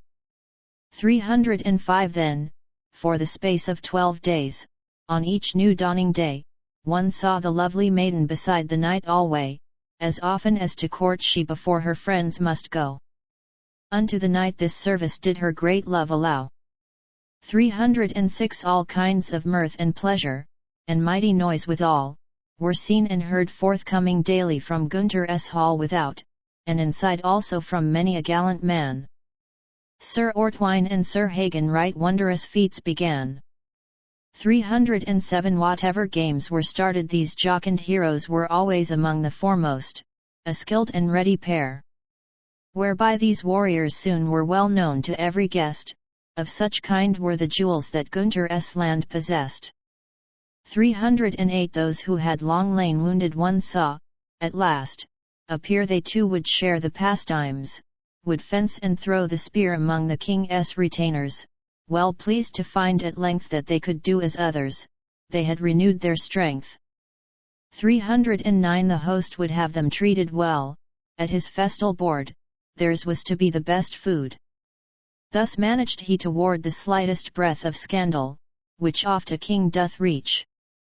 From guest to guest on went he, with kindly words for each. 310 He said, all yet, good warriors, before ye ride away, I pray ye take my presence, 'twas in my mind alway to recompense your service, my goods despise not, yet I fain would share them with you, this do I willingly. 311 Then did the lords of Denmark thus answer, out of hand before we ride hence, homewards unto our fatherland, we fain would have a treaty of peace we knights have need, we ve lost dear friends in plenty who, through your knights, lie dead. 312 King Ludgast of Denmark was healed now of his wound, and eke the Saxon leader was once more whole and sound. Albeit many dead men they left in alien land. Then went the royal Gunther to where Siegfried did stand.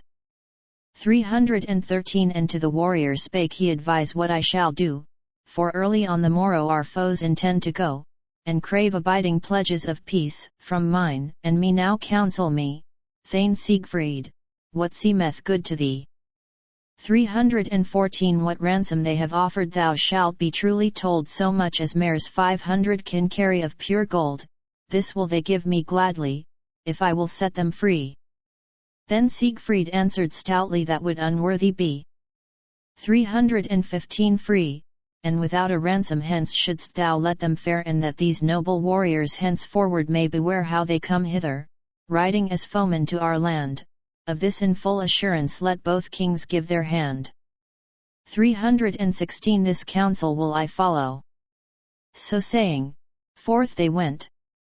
A message to the foemen was soon thereafter sent, the gold, that ye have offered, doth no man care to keep, while for the strife-worn warriors at home their dear ones weep. 317 Then many a shield with treasure piled high they carried there enough, although he weighed not, for every friend to share, 500 marks well counted, yea more, he gave to some. This counsel to King Gunther had from bold Gernot come.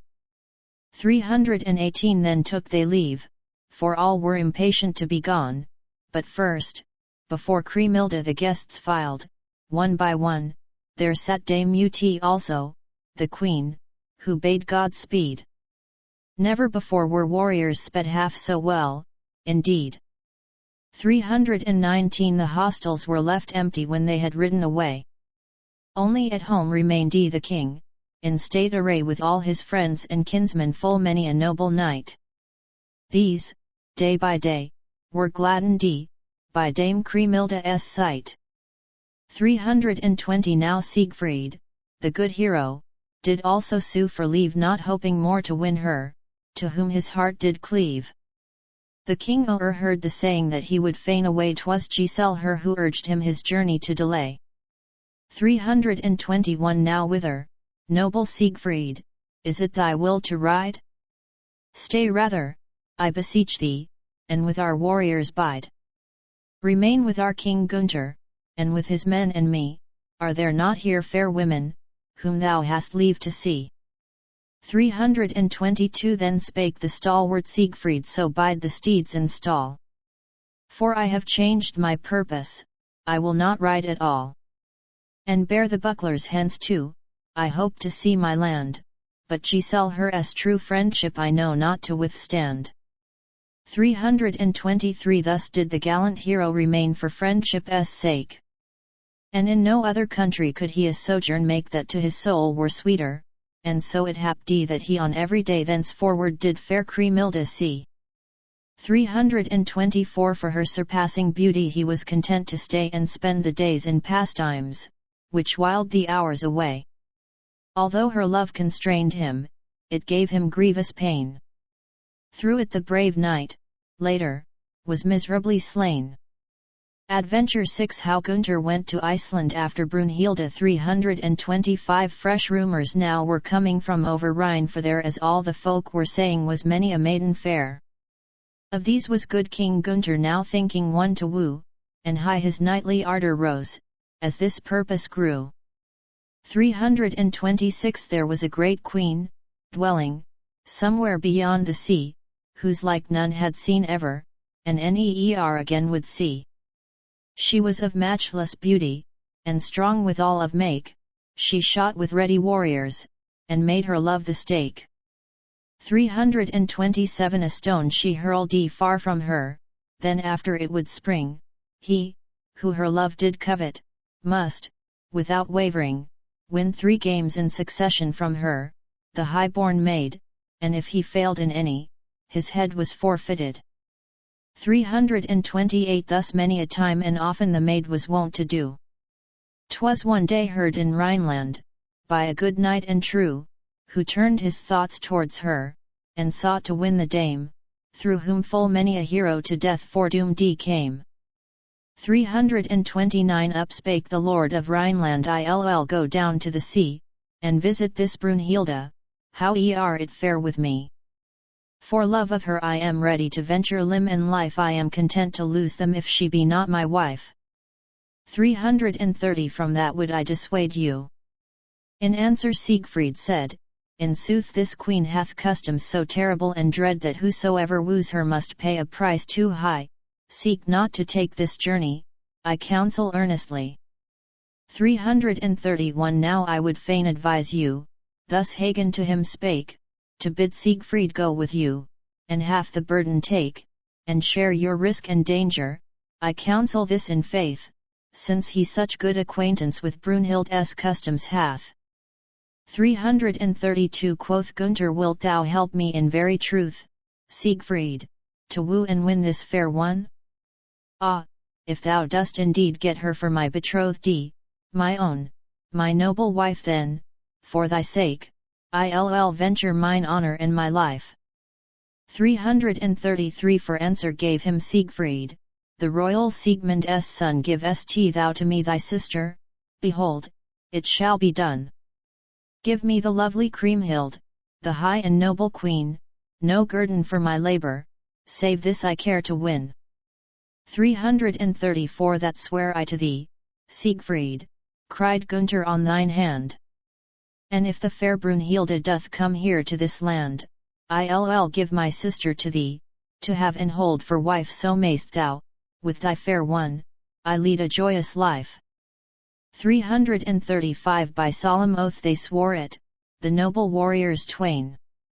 But they had toilsome labor, and grief enough, and pain, before the high-born lady home to the Rhine they brought. The gallant knight's achievement must be with sorrow wrought. 336 Siegfried his hood of darkness, Tarnhelm yclept, must take the same that the bold hero, after hard fight, did make his own, from a dwarf wrested, whose name was Alberich. The bold and mighty warriors sped on their journey quick. 337 Ween the gallant Siegfried the wondrous Tarnhelm wore, a hidden strength was in him he had not known before. He had the strength of 12 men, joined to his own, 'twas said, and cunningly he plotted to win the noble maid. 338 Now this same hood was fashioned in such a wondrous way that any man who wore it could carry out straightway whatever thing he wanted, whilst no man could him see. Therewith he won Brunhilde, whence mickle woe had he. 339 Now answer me, Thane Siegfried, ere yet our way begin, how shall we, with due honor, across the water win? Should we not take our warriors unto Brunhilde's land? Full 30,000 have I, who soon may be to hand. 340 How many folksoever we take there, Siegfried said, this queen doth cherish customs so terrible and dread, that they will all fall victims to her o'erweening mood. I'll give thee better counsel, thou fearless knight and good. 341 Let us, as plain knights errant, go sailing down the Rhine. And I will name unto thee the knights we'll take of thine. Besides us two others shall go, none else at all, so shall we win the lady, whatever may befall.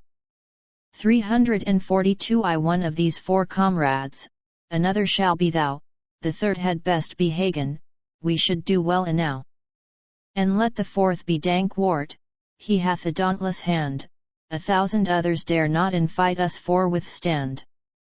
343 I would I had some knowledge, the king said verily, ere we from hither journey, 'twould much enharden me in what apparel should we before Brunhild appear, what would be right and fitting.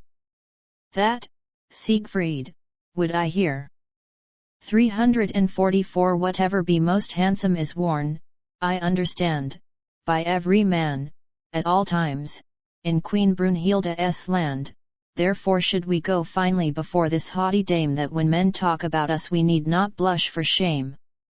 345 Then cried the good king, surely, I will myself go ask my own dear, gracious mother, that she do set the task to her fair maids, to make us such garb, wherein arrayed we may appear with honour before the royal maid. 346 Then Hagen, knight of Tronje, in courtly fashion spake, why trouble you your mother with things to undertake? Let your fair sister hear now all that you have in mind. Her aid, in this state journey, you will of service find. 347 So sent he to his sister, saying, he fain would see her face, as would Sir Siegfried. But, long ere this, had she put on her goodliest raiment, and stood, so fair a maid, I trow that at their coming she was not much dismayed. 348 Also her court attendants arrayed were as was meet when princes twain were coming, and as she heard their feet, straight from her chair upstanding right modestly she went to greet the noble comers with fitting compliment. 349 Right welcome is my brother, and his companion eke, but fain would I have knowledge, thus did the maiden speak, what is your lordship's pleasure that yet at court appear? With you two noble warriors how stands it? Let me hear. 350 Then spake King Gunther, lady, to you the truth I'll tell, although we have high courage, yet have we cares as well. For we would go a-courting, far in a foreign land, and now, unto this journey, fine raiment would command. 351 So sit you down, dear brother, bade the king's daughter fair. And who may be the ladies, for I would rightly hear, whom you would go a-wooing in other rulers' land. These favoured knights the lady did take now by the hand. 352 And with them straight returned to where she sat afore. Rich mattresses, I doubt not, were spread upon the floor, with pictures fair embroidered, set off with golden thread. Then must they with the ladies a pleasant time have had. 353 And friendly mutual glances, and looks that were not loath, caused many a thought to waken within the hearts of both. He in his heart I bore her, dear as his very life, and soon, by steadfast service, he won her for his wife. 354 The rich king spake unto her, O dearest sister mine, this thing that we have purposed fails without help of thine. In Queen Brunhilda's country some pleasure we desire, and need, in ladies' presence, the goodliest attire. 355 Then did the maiden answer, Beloved brother mine, ready am I, at all times, to serve, in need of thine, of that thou mayst be certain it is Cremilda's part. Should any one deny thee 'twould vex her to the heart. 356 Nor shouldst thou, noble hero, beg of me anxiously, thou shouldst command my service, in lordly style and free. For whatsoever please thee, for that I am ready and gladly will I do it, the maiden sweet did say. 357 'Tis our desire, dear sister, in goodly garb to stand, which you may help provide us, with your own noble hands so set your women working, that all may be well done, for we about this journey will be gainsaid by none. 358 Then spake again the maiden, now mark what I shall say. I have the silk already, see that we get, straightway, some gems from off your bucklers, we'll work them on the cloth. Then Gunther and Sir Siegfried obeyed her, nothing loath. 359 And who may be the comrades, inquired the royal maid, who shall to court go with you, thus gorgeously arrayed? I and 3 more, he answered, and 2 my men will be, Sir Dankwart and Sir Hagen, these go to court with me. 360 And mark you well, dear lady, and list to what I say. We 4 companions must have enough for 4 days' stay. 3 shifts of clothing daily, of good stuff all of it, that we Brunhilda's country without disgrace may quit. 361 With kind farewells the heroes soon after did depart. Then, of her maidens, 30, well skilled in needle art, did the young Queen Kriemhilde call from their room, in haste. These all for such like labours had wit beyond the rest. 362 Arabian samite was there, white as new fallen snow, and zazmang silks also so green doth clover grow whereon they wrought the jewels, fine clothes, in sooth, they were, the peerless maid, Kriemhilde, herself the cloth did shear. 363 Of foreign fish skin made they the linings, good and rare, for stranger folk to stare at as many as there were, and these with silk were covered, as then the mode did hold. There might be many a marvel of this bright raiment told. 364 From far Morocco's borders, and from the Libyan shore, the very choicest samite, that enriched the store of any king soever this had they, and to spare. Right plainly showed Kriemhilde to whom she kindness bare. 365 Since they on this state journey determined to set forth, plain ermine furs they reckoned of insufficient worth. So over them fur trimmings of coal black hue they set on high days, such like garments brave knights right well befit. 366 Amidst Arabian gold work there glittered many a gem. So careful were the women, naught was too small for them.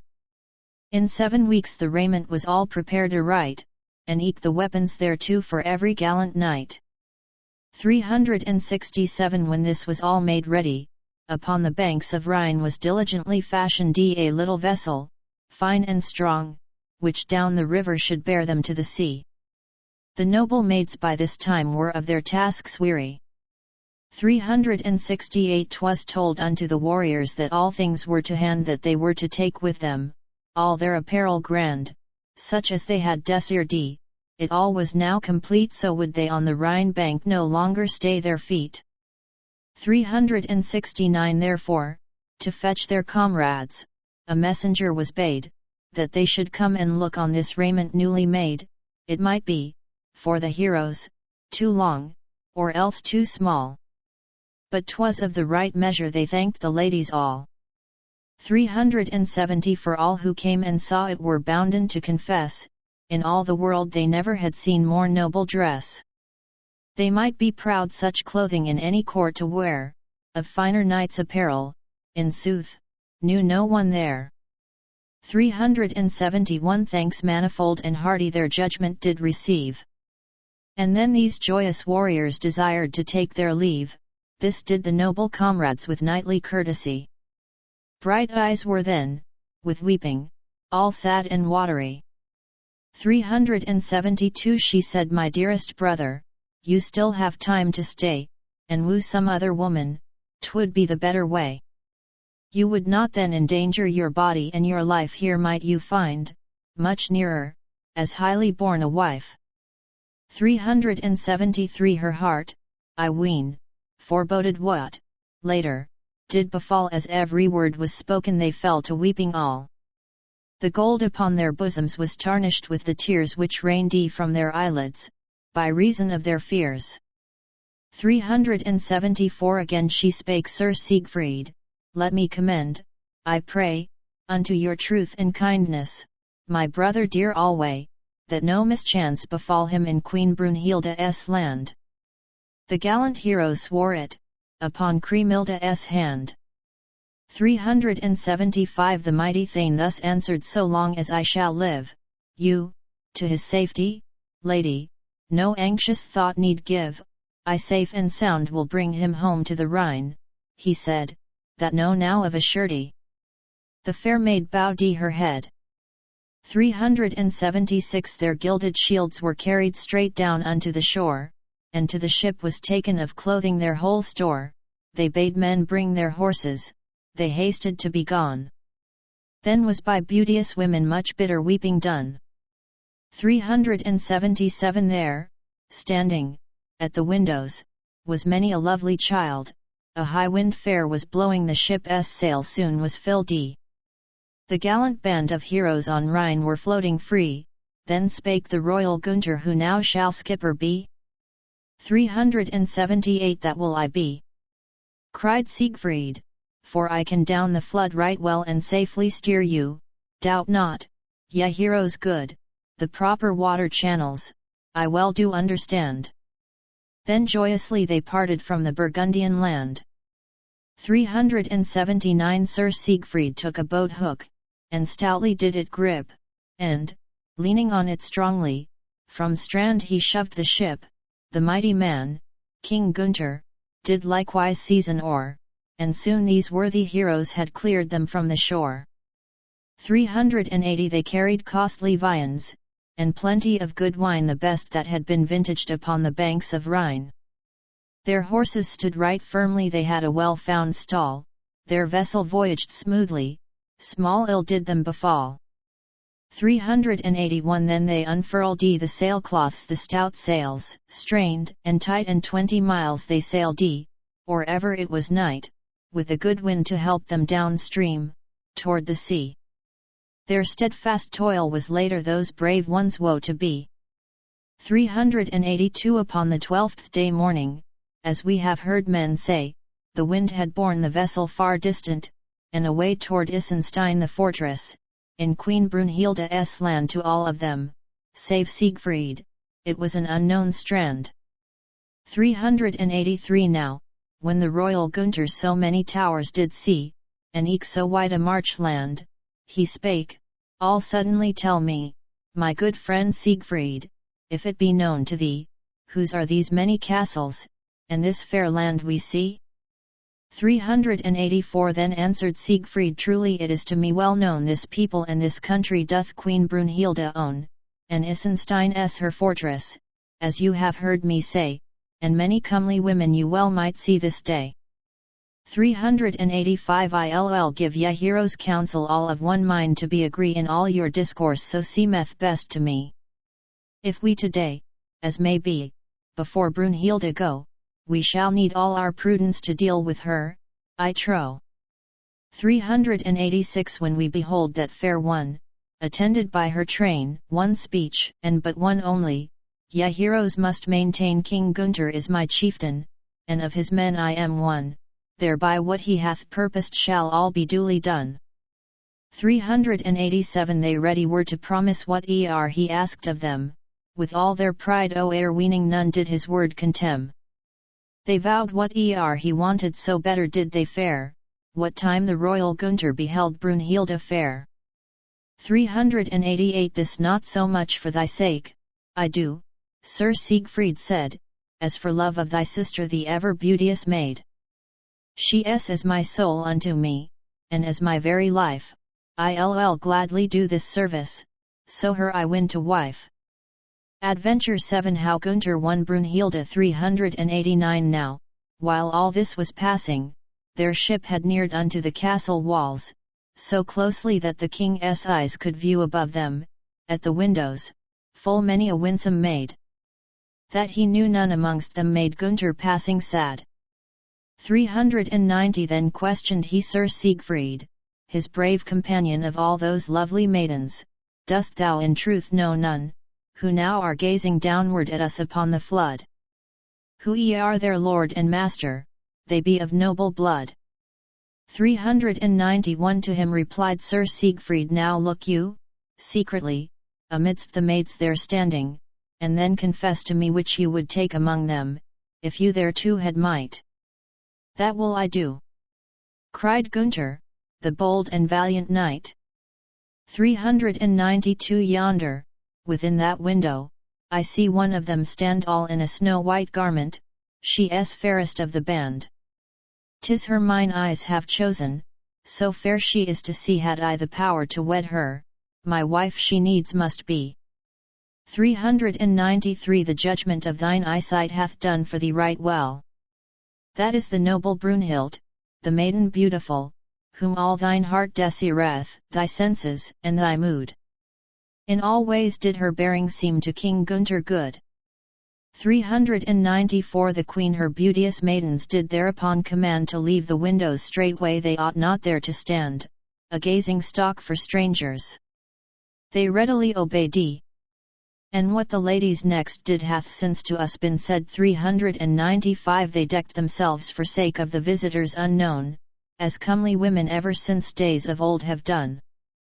Then to the narrow windows they quickly came again, whence they could see the heroes and gazed with might and main. 396 there were of them 4 only, who came unto the land. Bold Siegfried now was leading a horse along the sand, the comely dames beheld him, across the window shelf whilst Gunther thought with pride that they gazed upon himself. 397 he held it by the bridle the shapely animal, it was so sleek and handsome, so big and strong withal until the king had mounted, and in the saddle sat. Thus Siegfried did him service, which he ere long forgat. 398 then Siegfried fetched his own steed, which in the ship did stay, such service had he rendered but seldom till that day, to stand at a man's stirrup, until he was astride. The fair and noble ladies this from their lattice spied. 399 these 2 high-mettled heroes to one ensample clad white chargers and white raiment like snow new fallen had, each matching with the other, their solid bucklers bright shone, on the left hand hanging of either goodly knight. 400 bejewelled were their saddles, their saddle bows were small, so rode they in their glory, before Brunhilde's hall.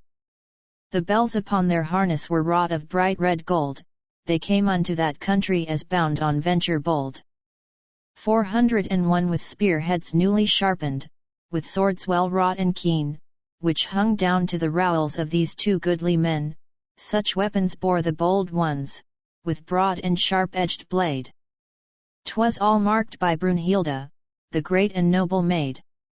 402 with them came also Dankwart, and Hagen of Tronje. These warriors were apparelled, as ancient legends say, alike, in costly raiment and raven black of hue, fair were their shields and mighty and strong and broad thereto. 403 the jewels that adorned them from India's land were brought, and glittered on their garments, as these the sunshine caught. Their little vessel left they unguarded, on the flood, so rode they to the castle, these heroes brave and good. 404 full 86 turrets they saw within the wall, 3 palaces far stretching, and 1 fair, well-built hall, compact of precious marble, as meadow grass all green, and here, amid her court folk, awaited them the queen. 405 the castle gate unlocked was, the doors were open thrown, Brunhilde's liegemen hasted to meet these guests unknown, to welcome these newcomers unto their lady's land, they bade men take their horses and bucklers from their hand. 406 a chamberlain said to them, yield now your swords to us, and eke your shining hauberks. Nay, it shall not be thus. Cried Hagen, Lord of Tronje, these we ourselves will bear. Then Siegfried had to teach him what were the customs there. 407 the fashion in this castle, as you must understand, is that no guest shall carry a weapon in his hand. So let them hence be taken in sooth, 'tis fairly meant. Then Hagen, Gunther's liegeman, did grudgingly consent. 408 wine for the guests was ordered, and lodgings good prepared. End to end from the palace swift-footed warriors fared all clad in princely raiment they ever came and went, and on the stranger heroes were wandering glances bent. 409 then unto Queen Brunhilde someone the news declared, that certain unknown warriors had suddenly appeared, in glorious apparel, by ship across the flood. Whereon began to question the maiden fair and good. 410 I would that someone told me, so spake the maiden queen, who are these stranger warriors, that ne'er-afore were seen, and now stand in my castle, with such a noble grace? And for whose sake these heroes have voyaged to this place? 411 Then spake one of her people, Lady, I must avow not one of these same warriors I beheld till now, but there is one among them much like unto Siegfried, you must give him good welcome, that is in sooth my rede. 412 The other his companion, who is so praiseworthy, if he the power had, either some rich king he might be, or have the jurisdiction o'er some wide princely lands, one sees beside the others how royally he stands. 413 The third of these companions he is of aspect grim, yet, mighty queen, right comely he seems, and fair of limb, from those his rapid glances that he around him throws, his mien, if I mistake not, a gruesome temper shows. 414 The youngest knight among them seems worthy of all praise, as gentle as a maiden, yet knightly are his ways. How winsomely he stands there, with what a high-born mien! And yet, if he were thwarted, we derue the hour, I ween. 415 How blithe soe'er are his bearing, and beautiful his form, there's many a goodly woman and he began to storm that he could bring to weeping, his body fashioned is to excel in manly virtues a brave, bold thane is this.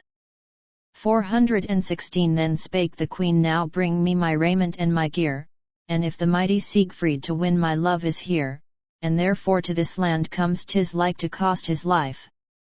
In sooth, I do not fear him enough to be his wife. 417 Ere long, the fair Brunhilde was fittingly arrayed. With her there came full many a beauteous serving maid 100, perhaps, or over attired in all their best. These comely dames were eager to see the stranger guest. 418 With these there went, in order, the thanes of Isenland, the warriors of Brunhilde, each with his sword in hand, 500 men, or over, whereat their hearts misgave. Then from their seats uprose they, the heroes bold and brave. 419 When first the queen Brunhilde perceived the knight Siegfried, ye would, perchance, be told of the words the maiden said. Be welcome, quoth she, Siegfried, here unto this our land. What meaning hath your journey I fain would understand. 420 I proffer, Dame Brunhilde, my hearty thankfulness, that you have deigned to greet me, most generous princess, before this noble warrior, who stands beside me now, seeing that he my lord is, such grace I disavow. 421 By birth he is of Rhineland, and what shall I say more? His love for thee 'tis only that brings us to this shore. My lord doth seek to wed thee, whatever may befall, of this, in time, bethink thee he will not change at all. 422 The name he bears is Gunther, he is a mighty king. If haply he may win thee, he asks no other thing. 'Twas this good warrior bade me upon this journey come and I had dared deny him, I'd fain have stayed at home. 423 She spake since he is thy master, and thou his vassal art, I'll stake a venture with him, if he dare play his part, and if he gain the mastery, then will I be his wife, but should I be the winner, yet I'll do risk your life. 424 Then Hagen spake, of Tronje O lady, let us see this mighty game you play it, before a victory you score off my lord Gunther, it will go hard enow. For such a beauteous maiden he'll count to win, I trow. 425 The stone he must throw boldly, then leap to where it lies, then hurl the javelin with me so be ye not unwise. Who knows? Each may be losing his honor and his head. You must bethink you therefore, the winsome fair one said.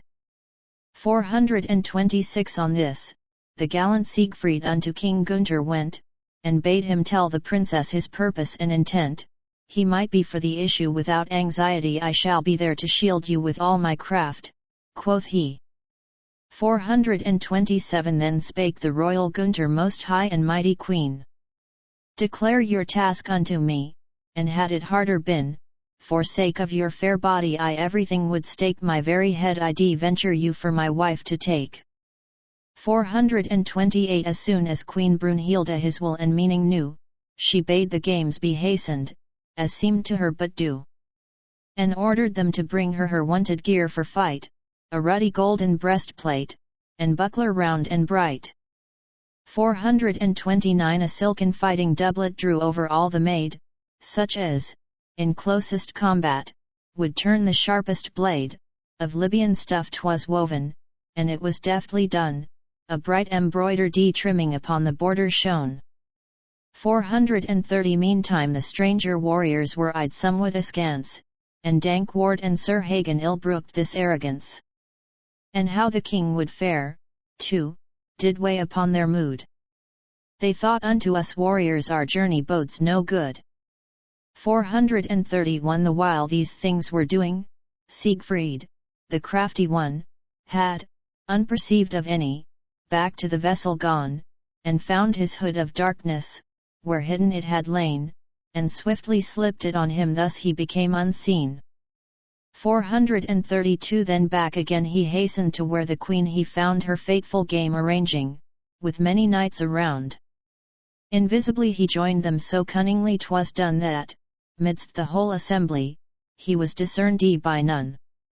433 The ring was marked out clearly wherein the games should be, in presence of bold warriors, who came the sport to see. 700 men and over one saw, who weapons bear, which of the two was winner the heroes must declare. 434 Ere long appeared Brunhilde in all her warlike gear, as if she meant to conquer all kingdoms far and near. Above her silken vestment was twisted golden twine, one saw thereunder ever her lovely colours shine. 435 And then came her attendants, who in their hands did hold a mighty round-rimmed buckler, all wrought of ruddy gold, with steel-like clasps upon it, many, and broad, and bright, and underneath its shelter the lovely maid would fight. 436 The maiden's shield sustainer a noble baldric was, wherein were gems embroidered, as green as was grass, their ever-changing brightness was mirrored in the gold. He who would win such lady must needs be warrior bold. 437 Her shield beneath the bosses, as we have heard declare, was 3 good spans in thickness, and this the maid could bear. With steel and gold inlayings so richly 'twas beset, her chamberlains 4 of them could scarcely carry it. 438 When now the sturdy Hagen beheld this shield brought in, the wrathful lord of Tronje did thus to speak begin. How now, King Gunther? Truly we like to lose our life, she, whom you would be wooing, must be the devil's wife. 439 Hear more now of her raiment, she had a wondrous store, a warrior's silken mantle from Azagag she wore, a noble, costly garment, from which the flash was seen, of many a splendid jewel pertaining to the queen. 440 Then bore they to the lady, and weighty 'twas, I trow a giant spear well sharpened, which she was wont to throw, most strong and monstrous was it, and mighty too, and broad, and with its keen twin edges right terribly it gored. 441 Of that spear's weight, now hearken and hear the wonderment, 4.5 good measures of metal to it went. 3 of Brunhilde's liegemen could scarce uphold its weight. When noble Gunther saw it, his courage did abate. 442 And in his heart he pondered what will be the end. If she be a hell devil, who can the matter mend? Were I alive and safely once more in Burgundy, here, rid of love and wooing, she long might wait for me. 443 Then outspake Hagen's brother, the valiant Dankwart, alack that we did ever on this state journey start. But knights we still are, surely, and it were very shame to perish in this country, steered by a dame. 444 I do regret right sorely that I saw this land. Had but my brother Hagen his weapon in his hand, and I had mine. Methink they be a whit more mild, with all their pride and boasting, these vassals of Brunhild.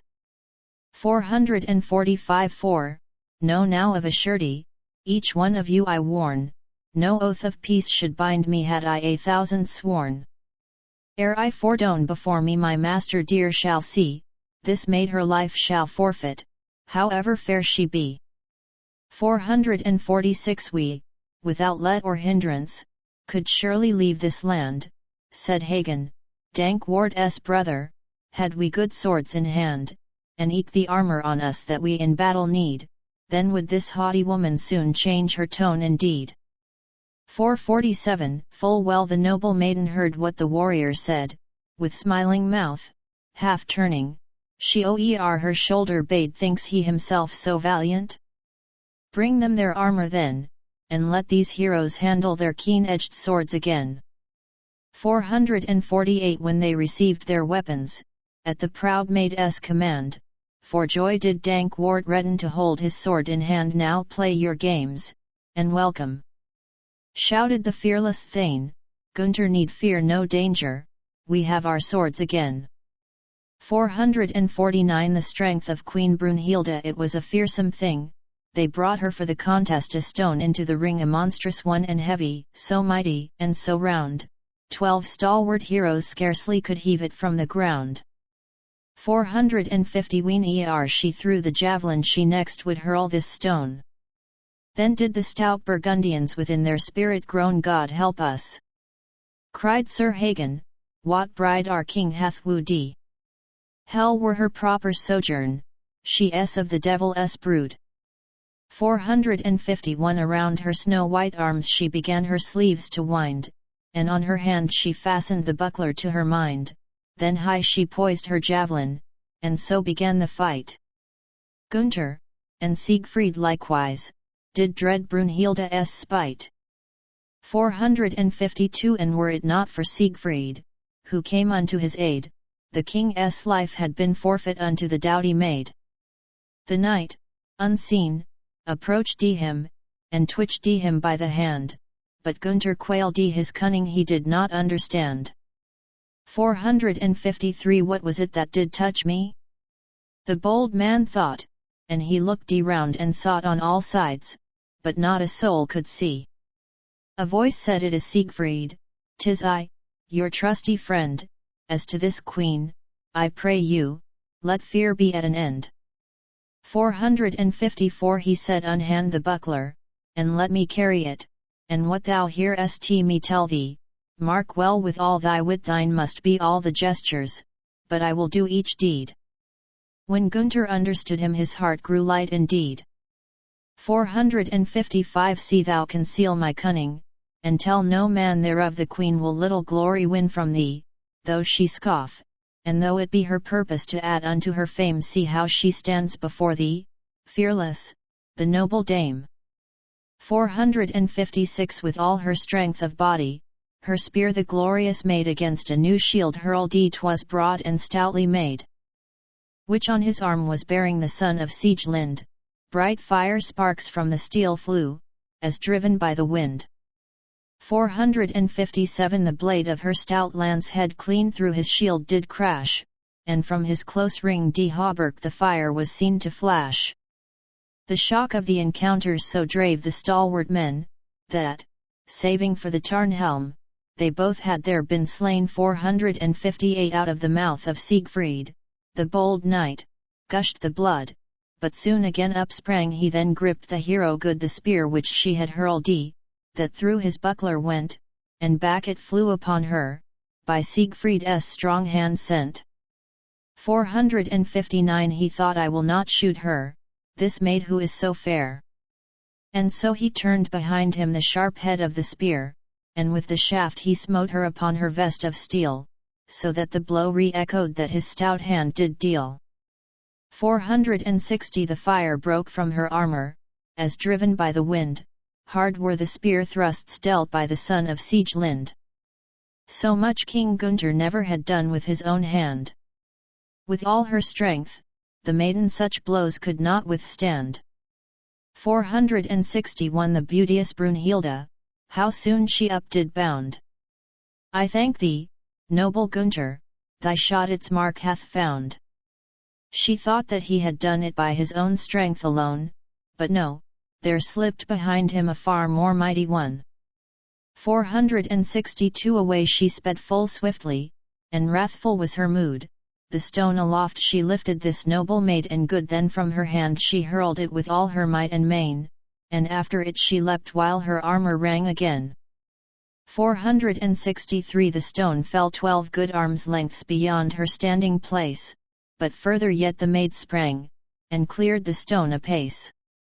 Then came the noble Siegfried to where the stone did lie. 'Twas Gunther that did lift it, 'twas Siegfried let it fly.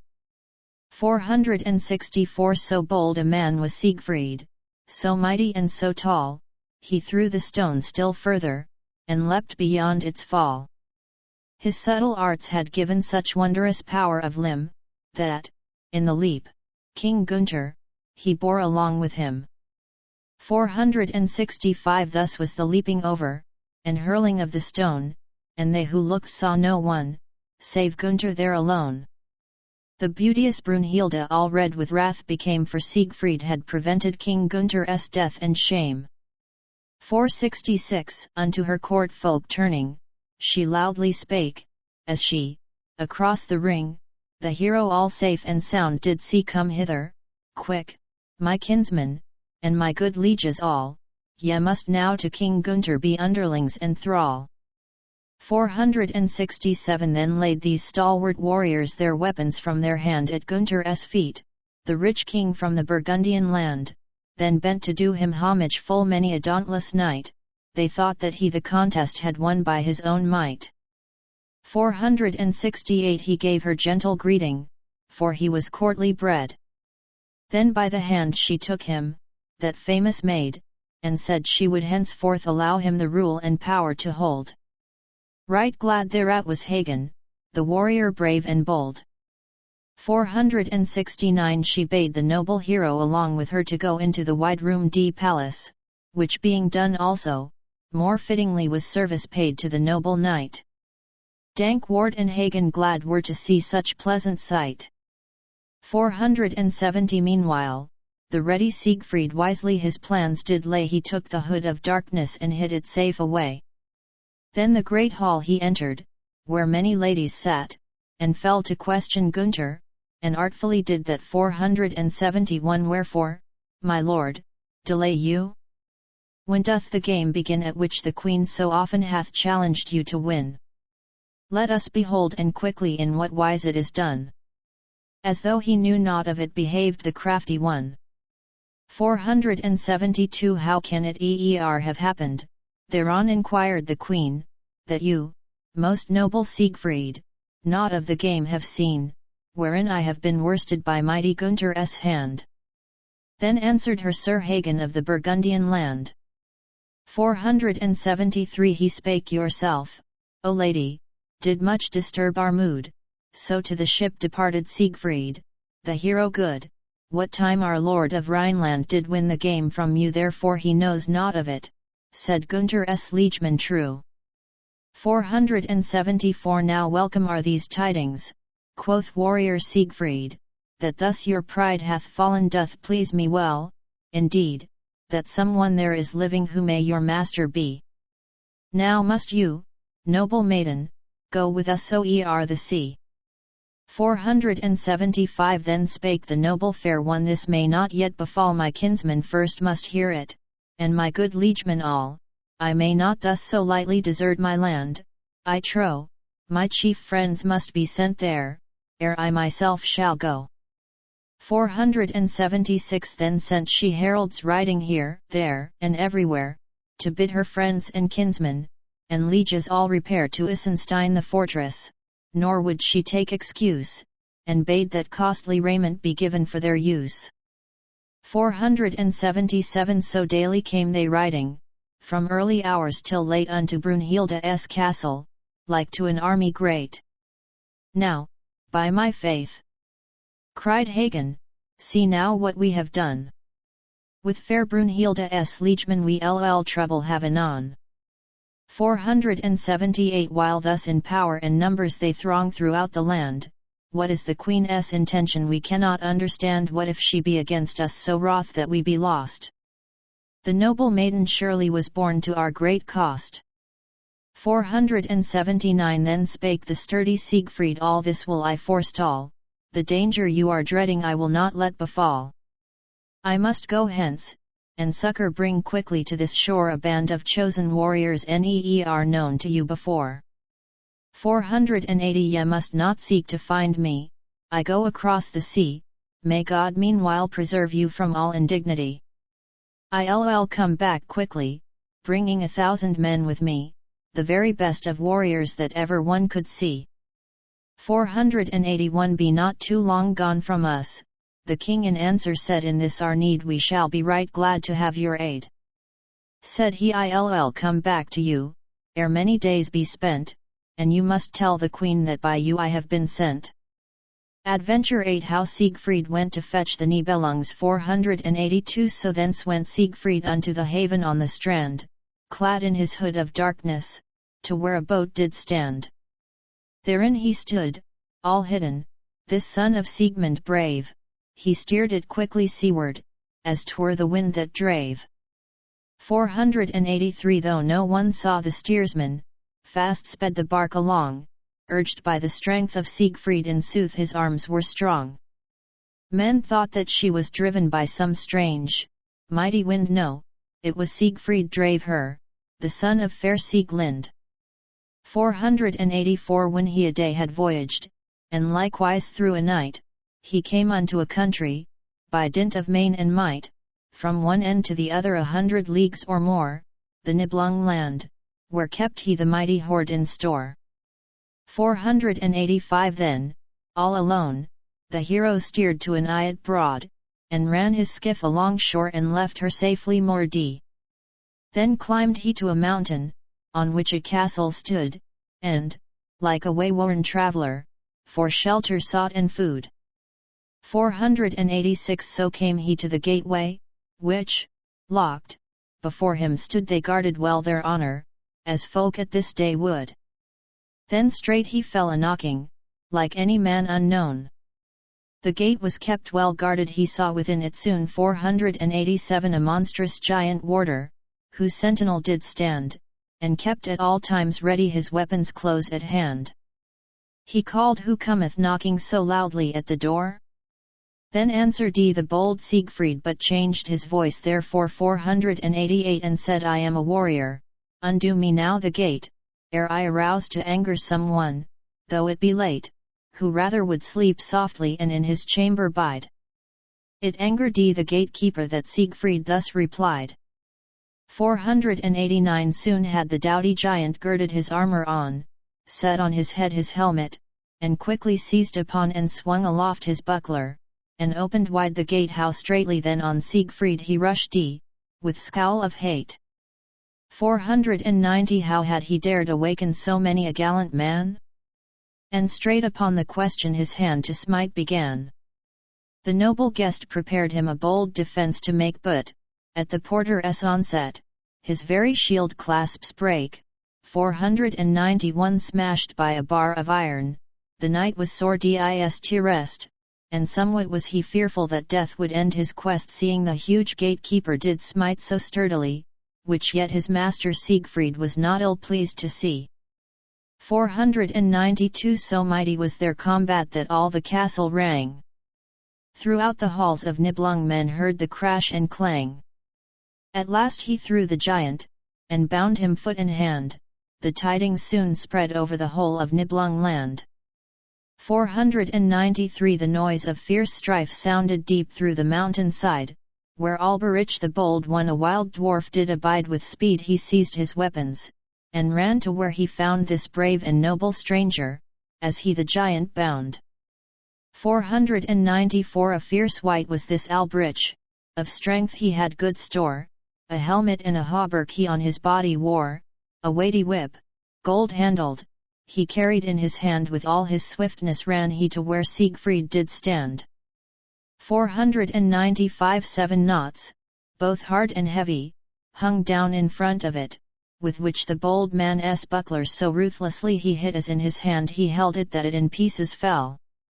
Then was the goodly stranger in fear for life as well. 496 The shield, that now was broken, he from his hand did throw, and thrust into its scabbard his sword. 'Twas long enow. His treasure he would not, and he could help it, slay his breeding he forgat not, as was his righteous way. 497 With his strong hands for weapons at Alberich he ran, and by the beard he gripped him, that old and grisly man. So ruthlessly he pulled it, that loud the old man cried. The grip of the young hero could Alberich ill abide.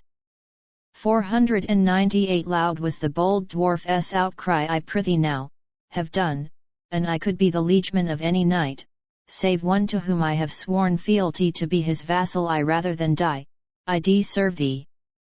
The crafty one did say. 499 But Alberich was bound as the giant had been bound, and by the strength of Siegfried much pain and trouble found. The dwarf began to question, How are you called? Quoth he said, My name is Siegfried, I should be known to thee. 500 That is a goodly hearing, said Alberich the dwarf. Now know I of a surety what mettle you are of, and know you have good reason to lord it in the land. If you my life will leave me, I'll do what you command. 501 Thus spake the hero Siegfried, Then must thou straightway go and bring me of the warriors the best we have, I trow, of Nibelungs 1,000 I fain would here behold. But wherefore these he wanted that was to no man told. 502 Of Alberich and the giant the fetters he unbound. Then Alberich ran quickly to where the knights he found. The Nibelungs he wakened from sleep right cautiously, and said, Up now, ye heroes! To Siegfried hasten yet. 503 Then sprang they from their couches, already at his call 1,000 active warriors equipped stood in the hall. So went they unto Siegfried, who by himself did stand, and fairly did he greet them, some knelt to kiss his hand. 504 They lit full many a taper, pure wine for him they poured. He thanked them all for coming so promptly at his word. Then spake he, Ye must yonder with me across the flood. For this he found them ready, those heroes bold and good. 505 Full 30 warriors had come at his behest, from out their numbers took he 1,000 of the best. To these were brought their helmets, and all their gear to hand, because he fain would lead them unto Brunhilde's land. 506 He spake, Ye good knights, hearken to that which now I say, your raiment should at court be exceeding rich and gay, for many a lovely woman will look on us, I trow, so make your bodies handsome with good clothes ere we go. 507 All on a morning early the bold knights rode away. What gallant comrades Siegfried had got himself that day! They all had good war horses, and garments rich and grand, with knightly mien and bearing they came to Brunhilde's land. 508 Upon the turrets standing was many a winsome maid. Then spake the queen, Doth any know who be these? She said, Whom I see sailing hither from o'er the seas so far. Their sails be richly woven, whiter than snow they are. 509 And the Rhine king made answer, My warriors are they, whom I did on the journey bid near at hand to stay. I sent to fetch them, lady, and here they come, I see. Whereon the noble strangers were eyed all wonderingly. 510 For plainly saw they Siegfried upon the foredeck stand, arrayed in costly raiment, with all his warrior band. Then said the queen, Now must you, my lord king, counsel me, shall these new guests be welcomed? Or shall I let them be? 511 He spake, Without the palace to meet them you should go, as if we saw them gladly, that they may take it so. Then did the queen according unto the king's behest, though, in her greeting, Siegfried she severed from the rest. 512 A lodging was found for them, their goods were put in store. And now so many strangers had landed on that shore, that great the throng of folk was, whichever way one went. The knights on sailing homewards to Burgundy were bent. 513 Then spake the queen Brunhilde, Right thankful should I be to him who could my silver and gold divide for me between my guests and Gunther's, an ample store I have. Then Dankwart said the liegeman of Giselher the brave, 514 Most noble queen and lady, let me now have the key. I trow I can divide it if shame should fall on me, so let it be mine only. Thus spake the doughty thane. That he a gentle knight was from his bearing plain. 515 As soon as Hagen's brother the key had at command, so many gifts and costly dispensed the hero's hand to those who one mark needed, such bounty did he give, that all the poorest, henceforth, in comfort well might live. 516 pound pieces by the 100 he, without reckoning, gave. In clothing rich, full many that royal hall did leave who neer such splendid raiment before that time had worn. This vexed the queen right sorely, it was not to be borne. 517 she spake, in her vexation, Sir King, it seems to me this chamberlain of yours is with all my goods so free he soon will leave me nothing he throws my gold away. I shall be beholden to him who this can stay.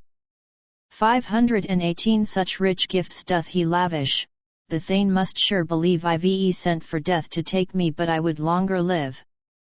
What my father left me I trow I well can spend. On such a spendthrift treasurer did never queen depend. 519 Then Hagen spake of Tronje fair lady, have no fear. The king of the Rhine river hath gold enough, and gear to lavish just as freely, and well may we forego to take Brunhilde's treasure when hence we homeward go. 520 Nay, for mine own sake, hear me, the queen said, for I will take with me 20 coffers, which I with gold will fill and silken stuffs, which also I'll give with mine own hand, when we come over yonder unto King Gunther's land. 521 With precious stones and jewels they did her coffers laid, her own lords of the chamber to help therewith she bade, for she would put no trust in the men of Giselle her.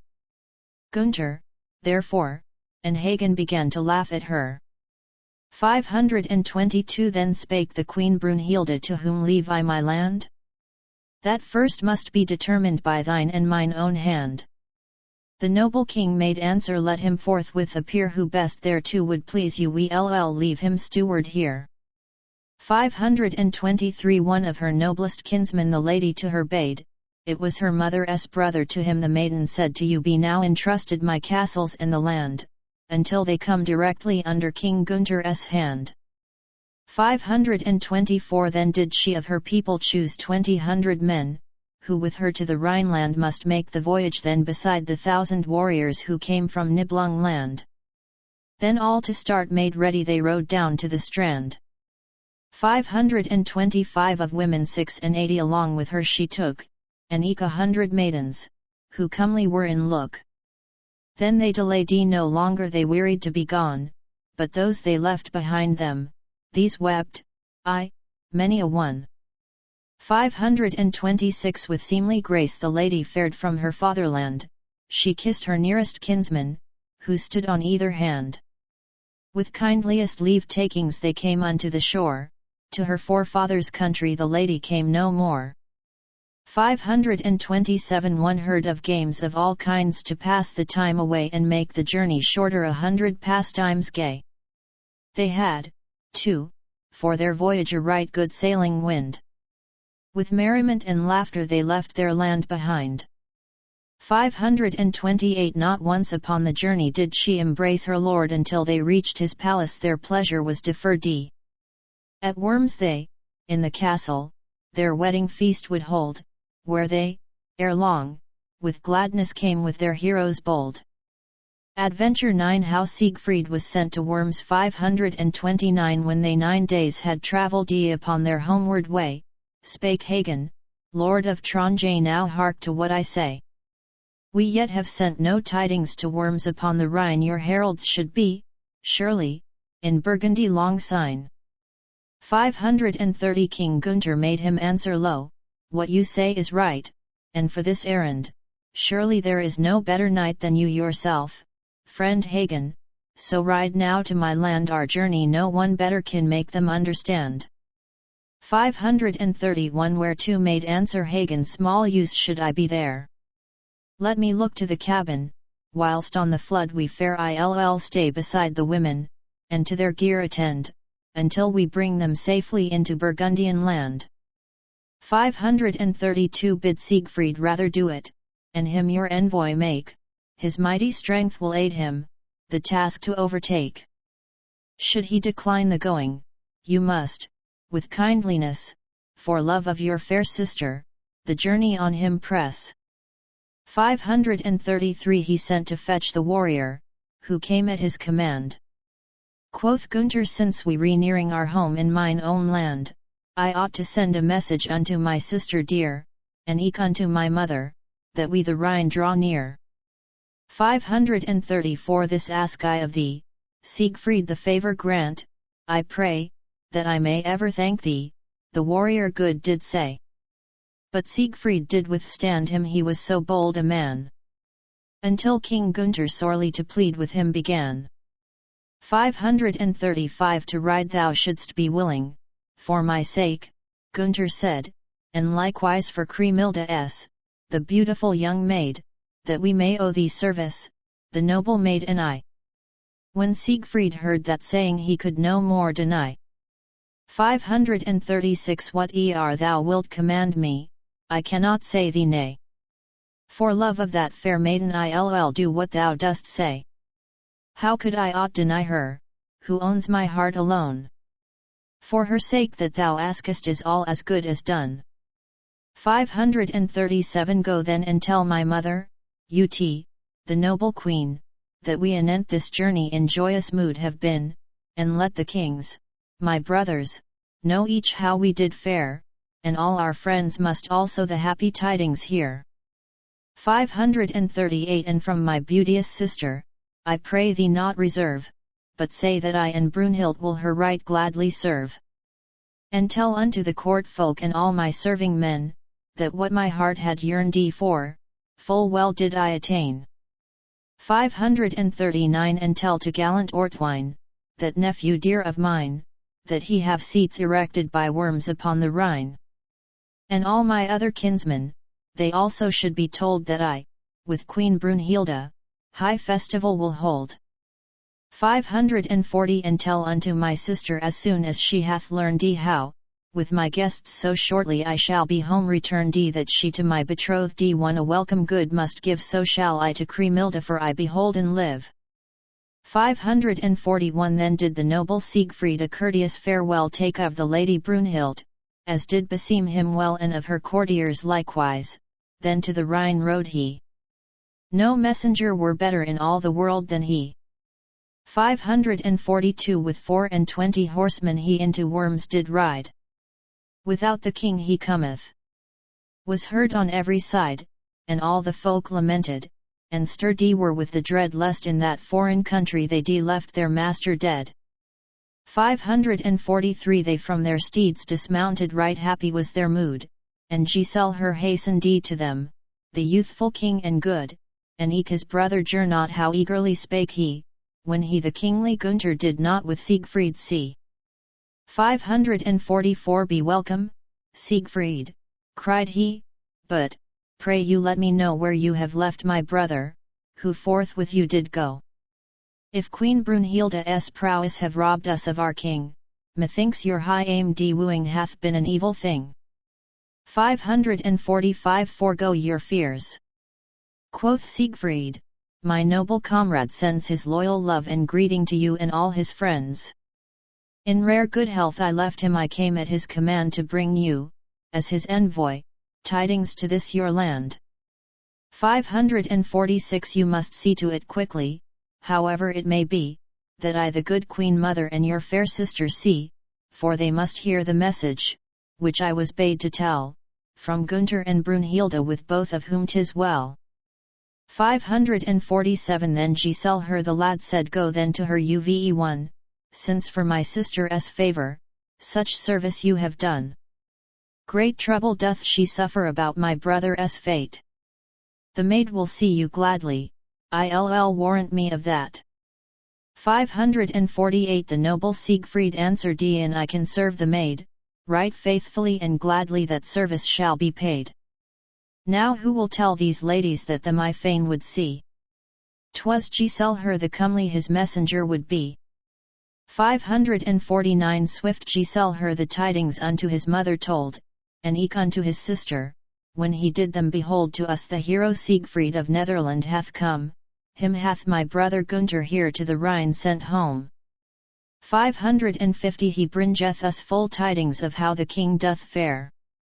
Now must ye give permission that he to court repair, from Iceland brings he hither a true report, I trow. Yet soon these noble ladies much sorrow were to know. 551 To get their robes they hastened and did themselves array, and then they summoned Siegfried to come to court straightway, which did he, willing-hearted, too happy her to see. The noble maid Kriemhilda spake to him graciously. 552 Be welcome, my lord Siegfried, thou worthy knight. She cried, where doth my brother Gunther, the noble king, abide? Of him, by Brunhild's prowess, I ween we are forlorn. O woe is me, poor maiden, that ever I was born. 553 Then spake the gallant hero, now pay me Harold's fee. For no, O beauteous ladies, no need to weep have yet. In lusty health I left him, of that ye may be sure, to tell you both these tidings he sent me on before. 554 They send to you their duty, he and that bride of his, with all true love and kindness. Most noble queen, it is high time to leave off weeping, for they will soon be here. For many a day she had not heard tidings half so dear.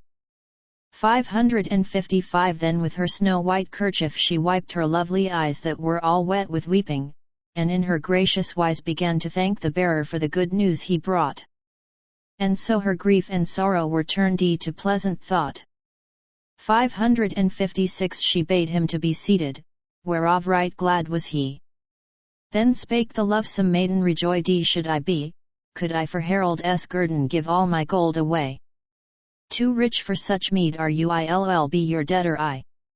557 Said he, if for my portion I 30 kingdoms had, I would, by your hands given, of any gift be glad. Well, said the gracious lady, it shall be given to you. Her chamberlain was bidden to fetch the herald's due. 558 Full 24 buckles, set with bright stones and good, she gave him for his guerdon. And yet the hero's mood allowed him not to keep them, he handed them around unto her nearest ladies that in the room he found. 559 Her mother gave him greeting, in kind and courtly way. I have yet more to tell you, the valiant man did say, of what the king requireth when to the Rhine comes he, if, lady, you will grant it, he I beholden be. 560 The noble guests he bringeth, I heard him this desire, he wishes you to welcome, and eke he doth require that you ride forth to meet him, outside Worms, on the strand, this doth the king, at your hands, in all good faith demand. 561 Then spake the lovely lady, ready am I alway, how I can to serve him, I cannot say him nay, all shall in loyal kindness, as he desires, be done. Whereat her cheek, for gladness, a heightened colour won. 562 No Princess Harold ever a better welcome had, and had she dared to kiss him she would have been right glad. How winsomely the gallant then from the dames withdrew. As noble Siegfried counselled did the Burgundians do. 563 Sir Sindald and Sir Hunold, and eke Rumold the Thane, to whom the charge was given, must work with might and main to have the seats made ready, by Worms upon the sands. One saw the royal stewards there working with their hands. 564 Ortwine and Gear would not that aught be left undone. They sent unto their kinsfolk on all sides, every one, they told them of the wedding which was about to be. The beauteous maids adorned them for the festivity. 565 The palace was made splendid, and decked was every wall in honor of the guest folk. King Gunther's royal hall was all right well upholstered by many a foreign man. And so this mighty wedding right merrily began. 566 Then all along the highways throughout the countryside were seen the three kings' kinsmen, who bidden were to ride and wait the guests' arrival, who soon were to appear. While from the stores was taken abundance of rich gear. 567 Ere long was spread the rumour that certain folk had seen Brunhilda's friends approaching, at which there did begin great stir among the people in the Burgundian land. I me. What gallant warriors were seen on either hand. 568 Then spake the fair Cremilda, Ye maids attending me, who would at this reception fain bear me company, go, seek from out my presses the richest robes and best, that thereby praise and honour we gain from every guest. 569 The warriors came shortly, who ordered to be brought the saddles nobly fashioned, with finest gold inwrought, on which should ride the ladies, at Worms upon the Rhine. One never saw horse trappings more fitting or more fine. 570 Ha! What a golden gleaming from these gay palfreys shone, and how the bridles sparkled with many a precious stone. The footstools eke were golden, on carpets bright and good placed for the ladies mounting, right joyous was their mood.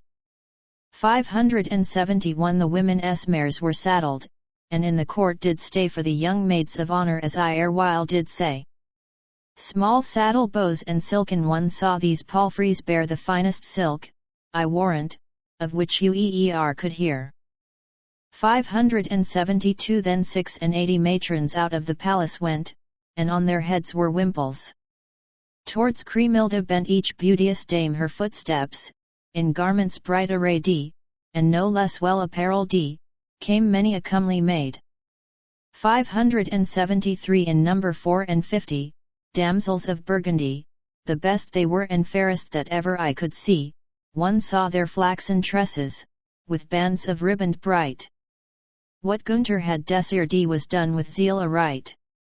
574 The richest stuffs then wore they, the best one could find, before the stranger warriors, good clothes of many a kind, so that each several beauty might have a setting fit. Whoso were discontented must be of little wit.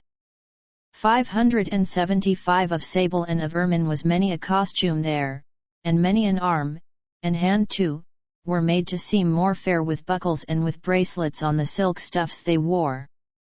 Should any try to tell you, his task would neer boer. 576 With many a fine wrought girdle so rich, and long, and gay, hanging o'er shining raiment the women's hands did play. Their skirts of farandine were, and stuff of Araby. Among those noble maidens was gladsomeness and glee. 577 In stomacher bejewelled was many a maiden fair most winsomely enlooked. And sad indeed it were did not her bright complexion outshine her dress in hue. No other king had ever so fair a retinue. 578 As now those lovely ladies in full attire were seen, the knights who should escort them appeared upon the scene. High-couraged warriors were they, of mighty strength and craft, and each, beside his buckler, did bear an ashen shaft. Adventure X How Brunhilde was received at Worms. 579 Now, on the further Rhine bank, came with a numerous band the king and his guests with him, and drew nigh to the strand. One saw, too, by the rain led, full many a maiden's steed. For those who should receive them to wait they had no need. 580 For when the folk of Iceland unto the ship were led, and eke the Nibelung people who Siegfried followed, they put across the water, with quick, unwearied hand, to where, upon the quay side, they saw the king's friends stand. 581 Now hearken to my story. I'll tell you how the Queen the rich Queen Mother, was with her maidens seen, forthcoming from the castle, whence she herself did ride. Then many an acquaintance twixt knight and maid was tied. 582 Cremilda's palfrey led was by Geir the Margrave as far as the fort gateway, where Siegfried, warrior brave, must thenceforth wait upon her. She was a lovely maid. And he by this fair lady was, later, well repaid. 583 Alongside Lady Ortwine the bold rode he, with many knights and maidens who bear them company. Neer at a great reception, we must confess, had been so great a throng of ladies as here together seen. 584 And many a fair encounter took place amid the train of praise-deserving heroes, they could not well refrain before the fair Cremilda, until the ship they reach. Then from their palfreys lift they, the well-dight ladies each. 585 The king had now crossed over, and many a guest of worth. Hey! What stout shafts were shivered for these fair ladies' mirth! One heard the hurtling tumult, as lance on buckler rang, aye, and the rich shield bosses that in the press did clang. 586 The fair ones now were standing the landing place upon, with all his guests had Gunther up from the vessel gone, he led the Lady Brunhild with his own royal hand. Then shone against each other bright gems and garments grand. 587 With courtly grace Dame Kriemhild did thereupon repair to where the Lady Brunhild and all her courtiers were. One saw them push their chaplets with their white fingers by, what time they kissed each other 'twas done in courtesy. 588 Then spake the maid Kriemhilda, and fittingly spake she to us in this our country right welcome may you be, to me, and to my mother, as unto every friend whom we as faithful reckon. Then each did lowly bend. 589 The dames each other greeted with clasp of hand and arm, no one had ever heard of a welcoming so warm. As soon as the two ladies the bride for certain wist, Dame Ut and her daughter her sweet mouth often kissed. 590 When all Brunhilda's ladies had lighted on the strand, they tenderly were greeted, and taken by the hand. For many a well-dight woman there was a warrior good, and many beauteous maidens with Dame Brunhilda stood. 591 Before their greeting ended a good long hour had sped, aye, and the lips, like roses, were kissed of many a maid. Still stood by one another those two kings' daughters bright to many a valiant hero they were a lovely sight. 592 With their own eyes beheld they, who often told had been that no such peerless beauty had ever yet been seen as that of these two ladies it now was plain to view, one saw, too, on their bodies not in the least untrue. 593 Those who could judge of women and on fair forms decide, did laud and praise for beauty the royal Gunther's bride. But others they were wise men with more discerning eyes said, that from Dame Brunhilda Kriemhilda won the prize. 594 Now dame and maid were walking, each other opposite, and many a lovely body one saw right nobly dight. And many a rich pavilion and silken tent were there the plain that worms surrounded was crowded everywhere. 595 The kinsmen of King Gunther came thronging thereunto. Brunhilda and Kriemhilda were thither bade to go and take with them their ladies where they in shade could stand. There, with them, came the nobles of the Burgundian land. 596 Meanwhile upon their chargers the guests were all afield, and many a doughty lance thrust was caught upon the shield. The plain with dust was smoking as though the very earth in flames would soon be bursting. Now heroes showed their worth. 597 Upon these knightly doings looked many a maiden's eye. I doubt not that Sir Siegfried full many a time rode by the tents, as with his liegemen he back and forward sped. 1,000 gallant warriors from Nibelung he led. 598 Then Hagen, lord of Tronje, at his host's bidding went, and courteously the hero did close the tournament lest by the dust besprinkled the beauteous maids should be. This order by the guests was obeyed good-humouredly. 599 Then spake the noble Gernot, let now the horses rest. As soon as it grows cooler we knights will do our best to please these lovely ladies, before the palace wide. Let everyone be ready when the king will ride. 600 When all the wide field over the tournament was stayed, for pastime went the heroes beneath the tall tent's shade, to parley with the ladies on mirth and pleasure bent, thus, till 'twas time for riding, their leisure hours were spent. 601 But when it grew towards even and near the sun's last ray seeing the air was cooler they would no more delay. Then many a knight and lady toward the castle rode. On many a beauteous woman were loving looks bestowed. 602 And now they raced for raiment such as good knights do wear, these highly mettled warriors as was the custom there until they reached the palace, there did the king dismount, and they the ladies aided as gallant knights be wont. 603 Now, too, the royal ladies did from each other part. Queen Ut and her daughter together did depart, with all their court attendants, unto a chamber wide. Then shouts of joy and laughter were heard on every side. 604 The seats being set in order, the royal Gunther would go with his guests to supper. 'Twas seen how by him stood the beautiful Brunhilde, and now a crown she wore, as queen in her king's kingdom, well worth was she therefore. 605 Fine seats were set for many, by tables broad and good as we have been assuredly laid with abundant food. Of all that they could wish for how little lack was seen. And with the king was many a guest of lordly mien. 606 The hostess' own body servants, in ewers of red gold, did fetch and carry water. If you should be told that at a prince's wedding the service was more fit, 'twould trouble me but little. I put no faith in it.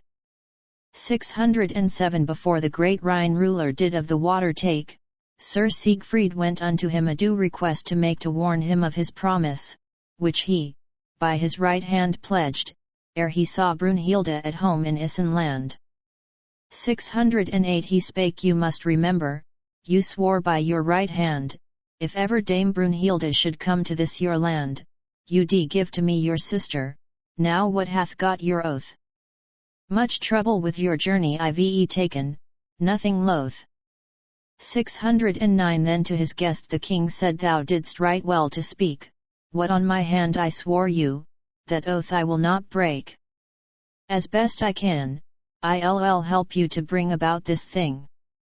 Then was Kriemhilde summoned to court before the king. 610 With all her beauteous maidens she came unto the hall. Then, from a day is springing, young Giselle her did call, bid all these other damsels return, for verily no other than my sister here with the king shall be. 611 They brought the lady Kriemhilde to where the king did stand, with noble knights around him from many a prince's land. In the white hall they bade her stand quietly alone, meanwhile the lady Brunhilde had to the banquet gone. 612 Thereon did speak King Gunther, dear sister, noble maid, I trust unto thy goodness to let mine oath be paid. I've pledged thee to a warrior, should he become thy lord, by thy true faith and duty thou wilt have kept my word. 613 Then spake the noble maiden Beloved brother mine, thou shouldst not thus beseech me, my will is ever thine to do as thou commandest, what thou hast will shall be. I'll take, my lord, for husband, him whom thou givest to me. 614 At her dear eyes' kind glances all red grew Siegfried's face, at Dame Kriemhilde's service the knight himself did place. They twain then must together within the circle stand. They asked if she were willing to take this hero's hand. 615 A little was she shamed with maiden modesty, but yet, so blessed was Siegfried and eke so lucky he, that she did not refuse him at once and out of hand.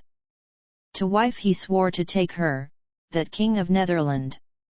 616 So he to her was plighted, and unto him the maid. And now the loving damsel no longer was afraid within the arms of Siegfried in sweet embrace to rest.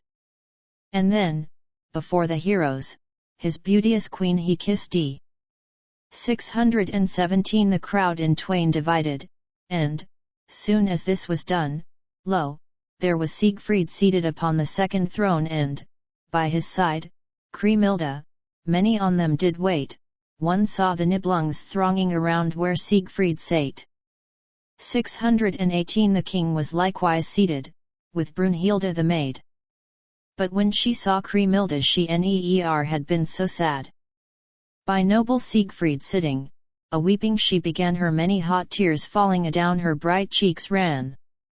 619 Then spake the country's ruler, what ails you, lady mine, that you should dim with weeping those bright and shining eyne? You rather should be joyful that subject unto you my land is, and my castles, and many a bold man, too. 620 Good cause have I for weeping, replied the beauteous maid, in sooth about thy sister my very heart is sad, I see her sitting next to yon vassal of thine own, needs must I ever mourn it if she be thus undone. 621 King Gunther whispered to her, I prithee, silent be.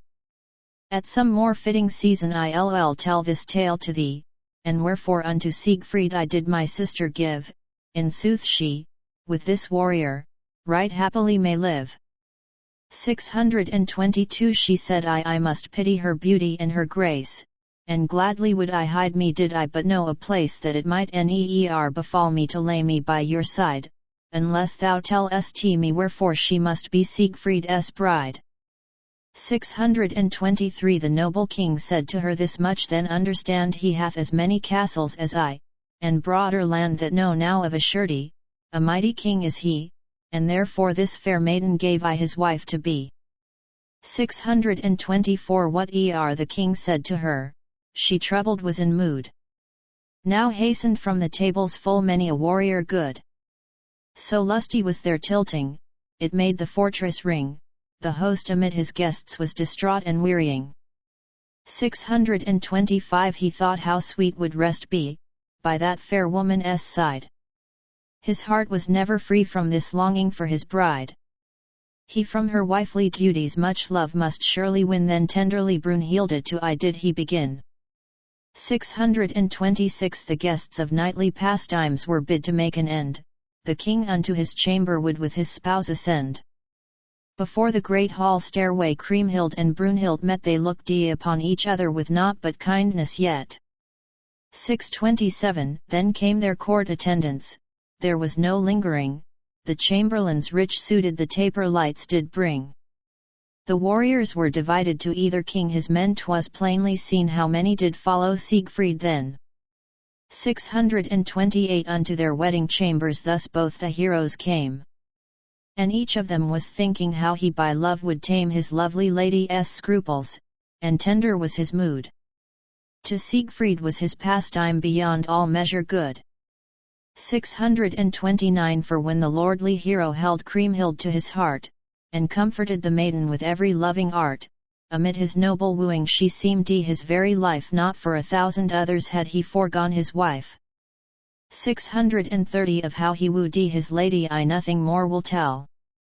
But hearken to this story, to Gunther what befell along with Dame Brunhilde.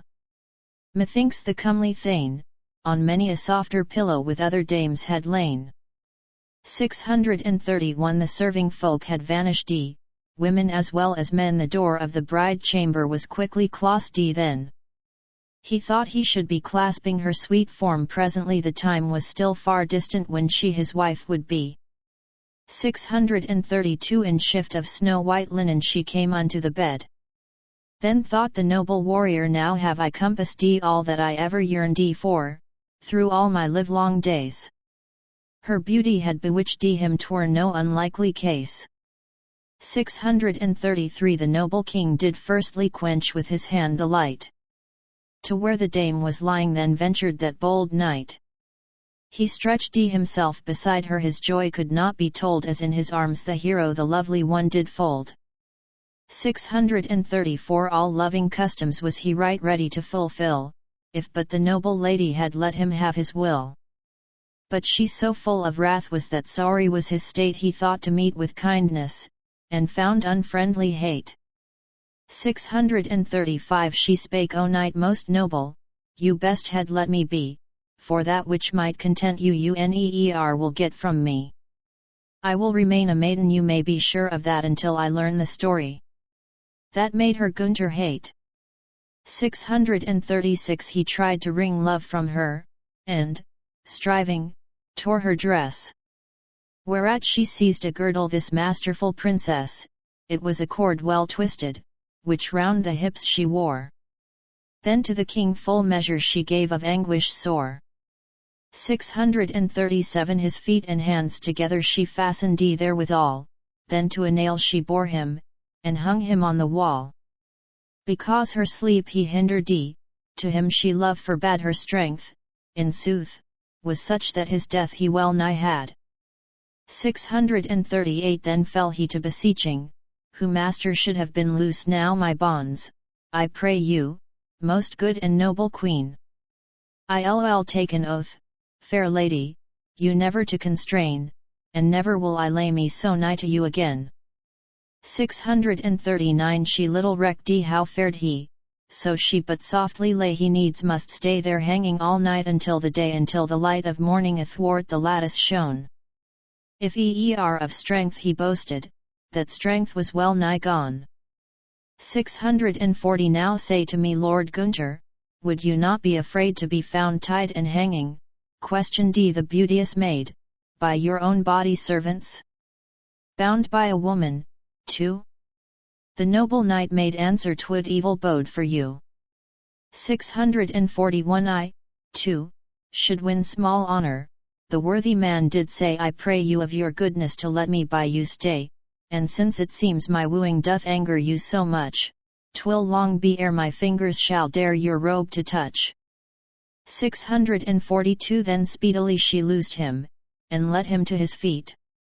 Again into the bride bed he to his wife did get, yet so far did he lay him, that he her raiment fair thenceforth could scarcely ruffle, of that she took good care.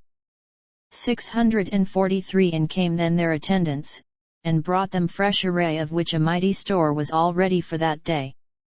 How gay soe'er the world was, right gloomy had he grown, the country's noble ruler, who wore, by day, a crown.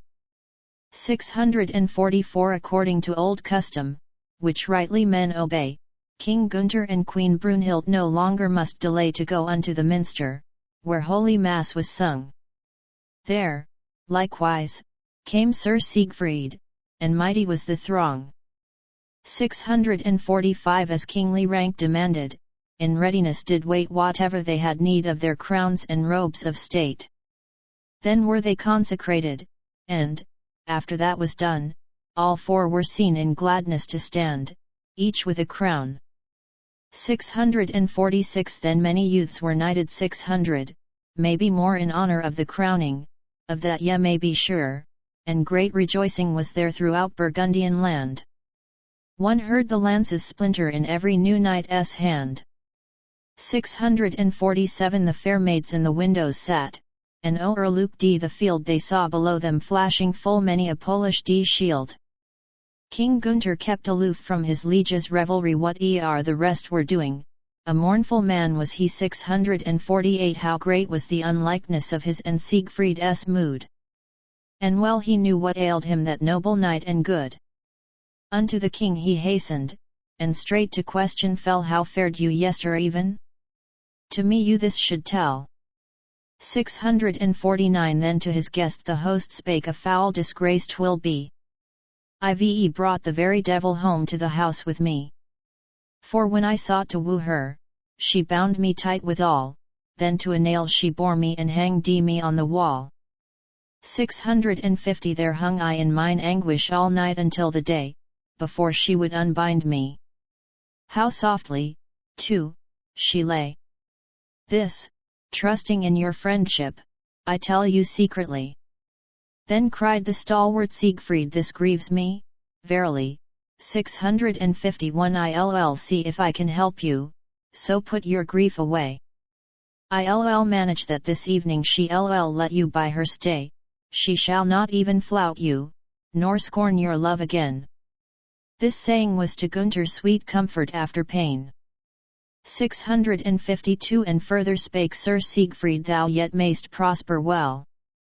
Right different, I ween, was the luck that us befell. To me your sister Kriemhild is dearer than my life, this same night Dame Brunhilde shall be your willing wife. 653 He said, Unto your chamber I'll come this very night, clad in my hood of darkness, unseen of any wight that ne'er another person my artifice may know, so let your chamber servants unto their hostel go. 654 The lights the pages carry I'll suddenly put out, and this will be the token, that you may have no doubt but I am nigh to aid you yet. I will tame your wife that you this night can woo her, thereon I stake my life. 655 Then, quoth the king, be careful thou yieldest not to love, she is mine own dear lady. The rest I do approve, do with her what thou choosest, if thou shouldst take her life methinks I would o'erlook it, she is a fearsome wife. 656 I do agree, cried Siegfried, and, by my faith, I swear I will not seek to woo her. Is not thy sister dear before all other women I have set eyes on? I right well believe Gunther what Siegfried then did say.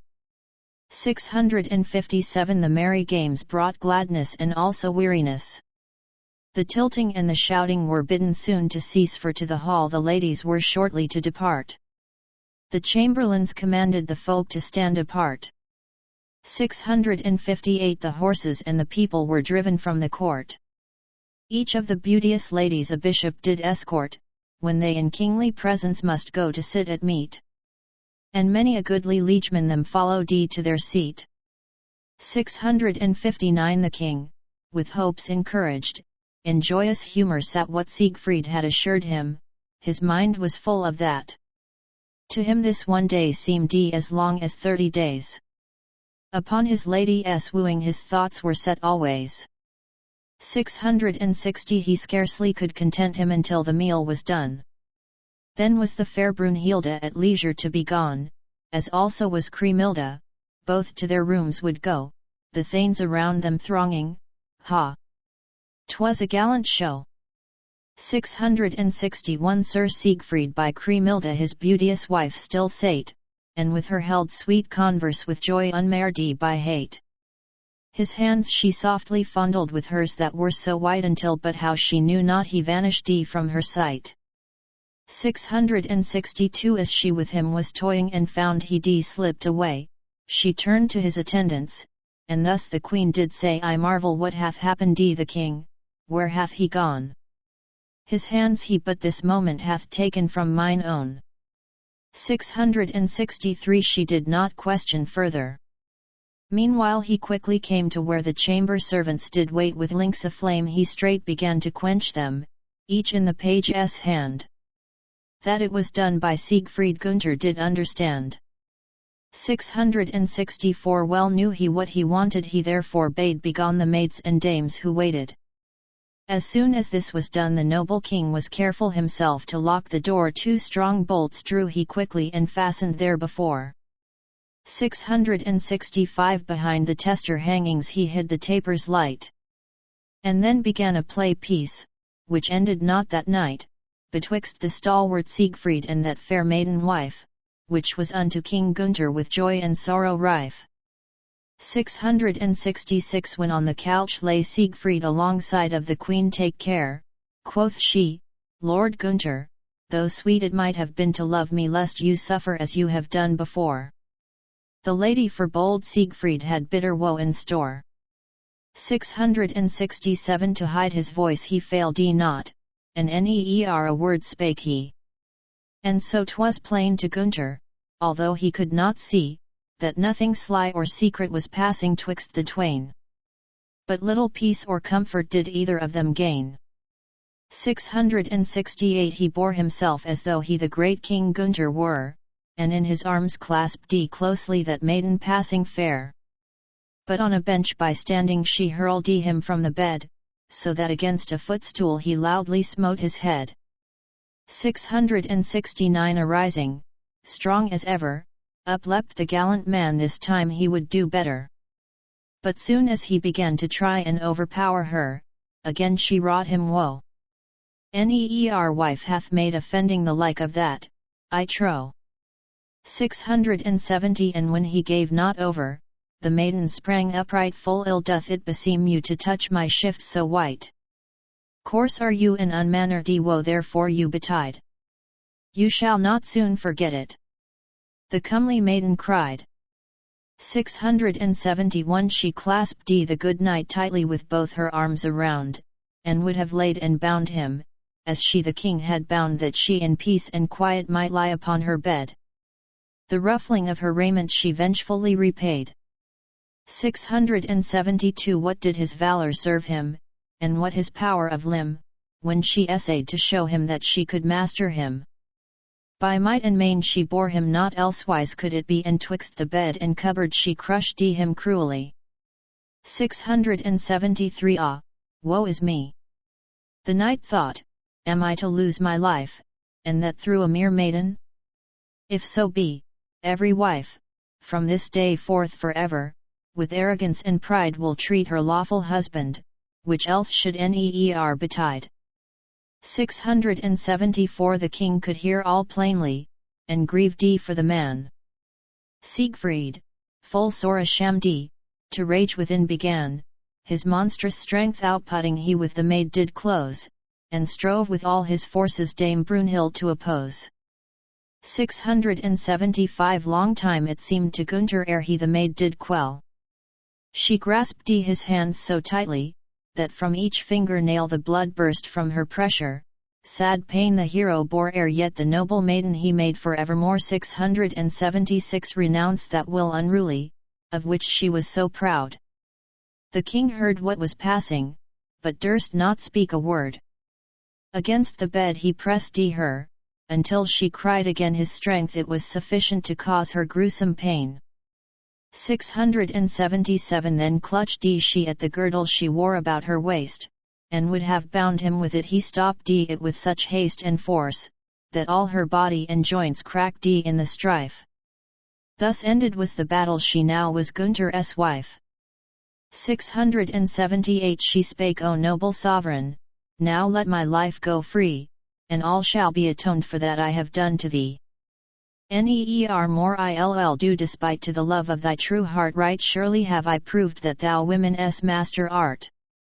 679 Sir Siegfried stepped aside then whilst there the maiden lay, as though he had bethought him his clothes to put away, but first, from off her finger a golden ring he drew, so that the noble maiden naught of it ever knew.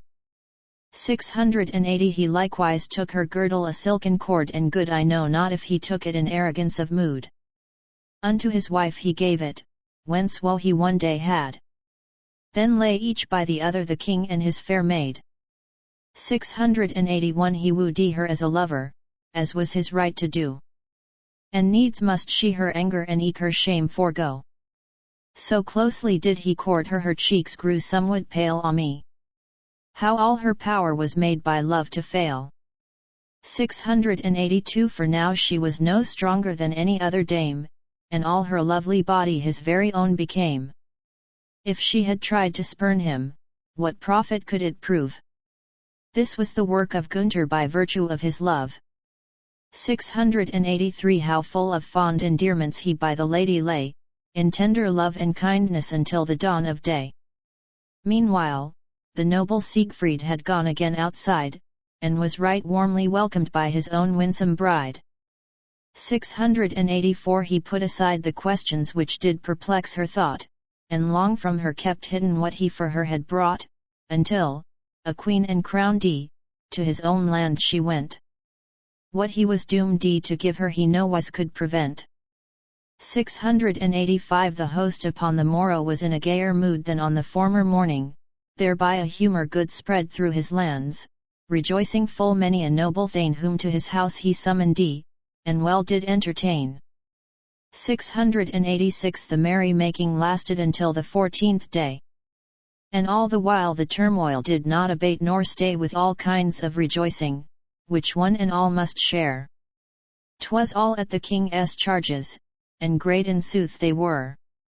687 For noble Gunther's kinsmen, as them the king had told, gave gifts to do him honour, of raiment and red gold, of horses and of silver, unto the outland men.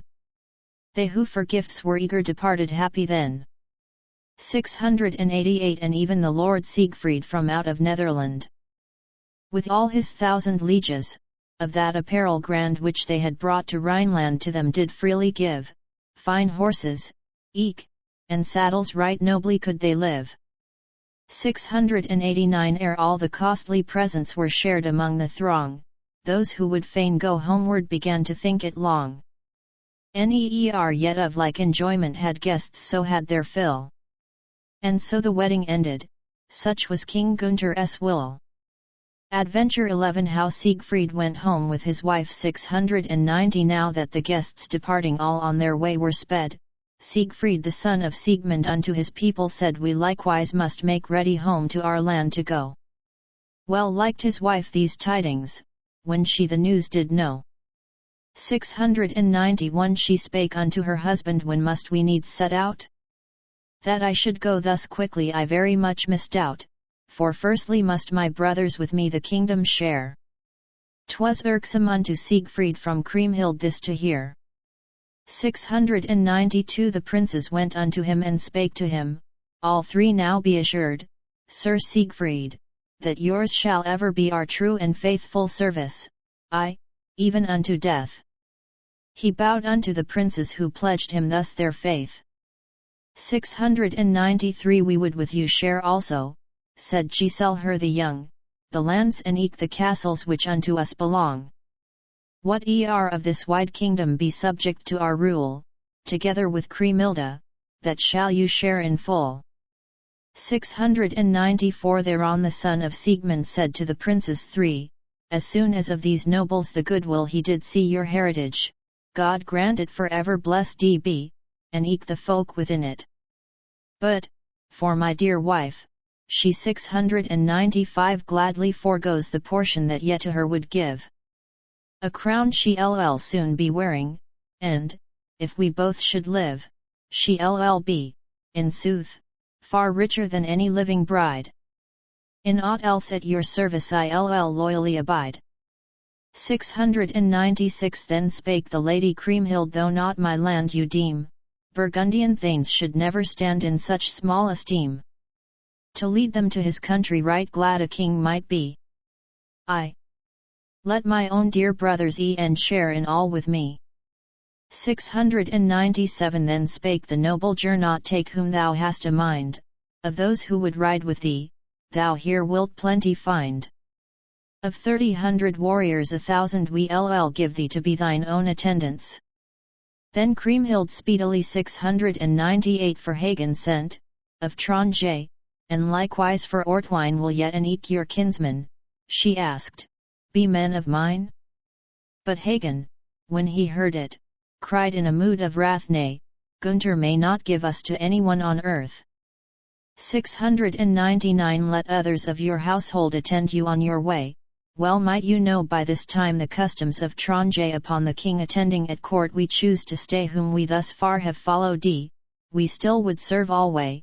700 'Twas therefore so decided to start they did prepare. As noble court attendants Dame Kriemhild took with her of maidens 32, besides 500 men. Sir Eckwart, the Margrave, went with Kriemhilda then. 701 Then was a great leave-taking, of squire as well as knight, of maiden and of matron as was indeed but right. Friend kissing friend at parting was seen on every hand, right gaily they departed from out King Gunther's land. 702 Their kinsmen did escort them far out upon the way. And camping grounds were fixed on, where they the night should stay wherever seemed good to them throughout the king's domain. Swift messengers to Siegmund the tidings bare amain. 703 That he and Dame Sieglinde might straight be made aware how that their son was coming, with Ut's daughter fair the beauteous Kriemhilda, of Worms on the Rhine strand. No dearer news and better could have come to hand. 704 Ah, well for me, quoth Siegmund, that I this day have known when beauteous Kriemhilda comes hither for a crown. Mine heritage I reckon thereby a worthier thing. My son, the noble Siegfried, shall here himself be king. 705 Then gave the lady Sieglinde much velvet of red hue, and weighty gold and silver, that was their herald's due, so much the news rejoiced her which she had heard that day. With zeal her waiting maidens now donned their best array. 706 Folks talked of who was coming with Siegfried to their land. They bade men raise a platform, with benches close at hand, where from his friends might see him as with his crown he rode. King Siegmund's men went forward to meet him on the road. 707 If any better welcome to heroes I befell than in this land of Siegmund, it is not mine to tell. To meet the fair Kriemhilda Sieglinde herself did ride, with many a lovely lady and gallant knights beside. 708 After a whole day's journey at length the guests they spied. Both native-born and strangers did weary of the ride, before they reached a fortress, a castle large and strong, 'twas sant in height, and therein they wore their crowns ere long. 709 With smiling lips and loving, Sieglind and Siegmund too greeted the fair Kriemhilde, with kisses not a few, they did the like to Siegfried, now gone was all their pain. Their followers did likewise a hearty welcome gain. 710 They bade the guests be taken in front of Siegmund's hall. And there the beauteous maidens were holpen, one and all, to dismount from their palfreys, and there was many a man who on these lovely women to wait with zeal began.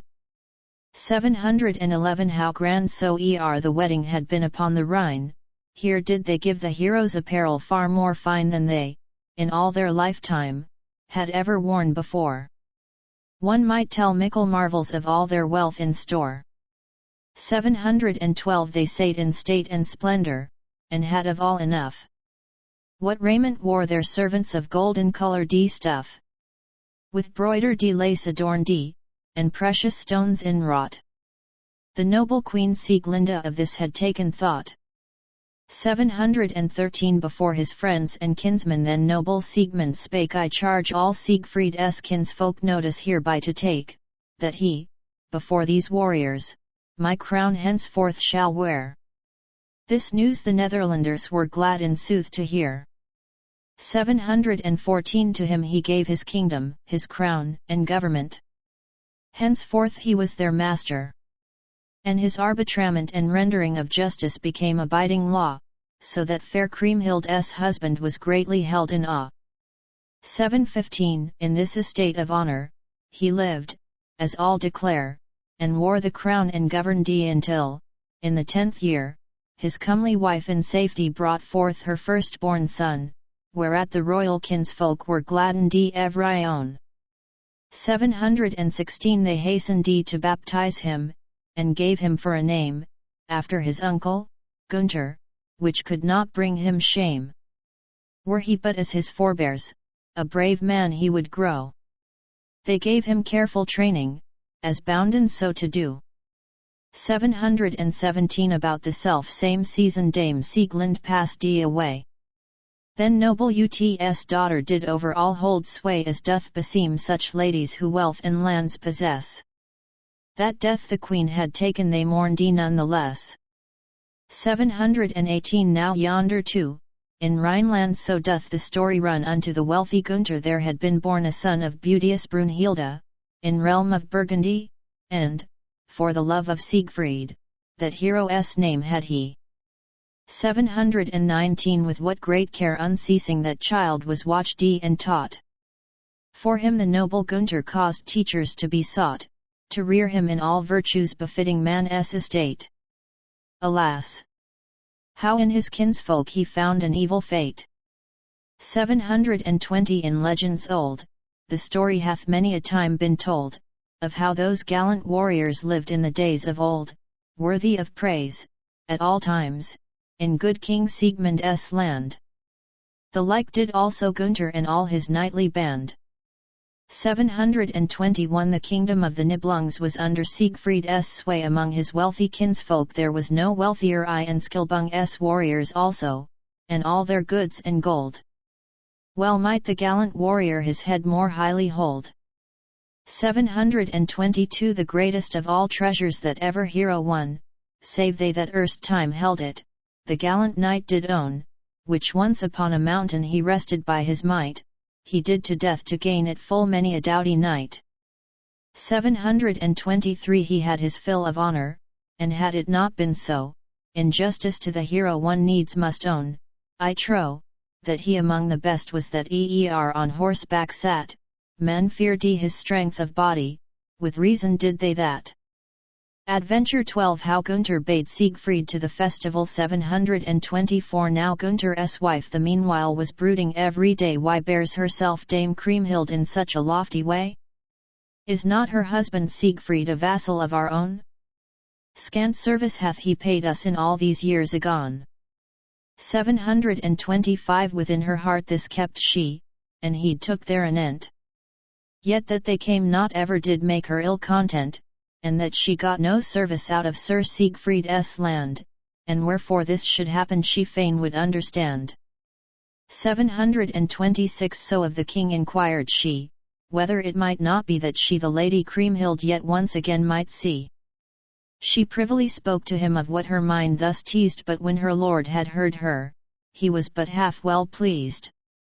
727 And how are we to bring them, then said the mighty king, here into this our country? That were no easy thing. Too far from us they read dwelling, to ask I am afraid.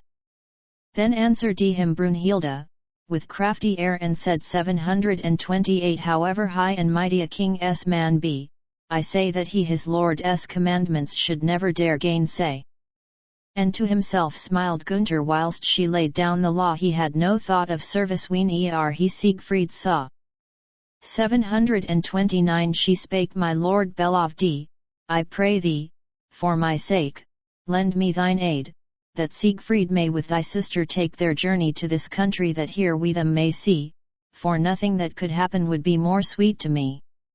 730 Thy sister's gentle breeding and well-contented mood, when I think upon them, in sooth, it doth me good. How we did sit together, when first I was thy wife. Right well hath she deserved bold Siegfried's love and life.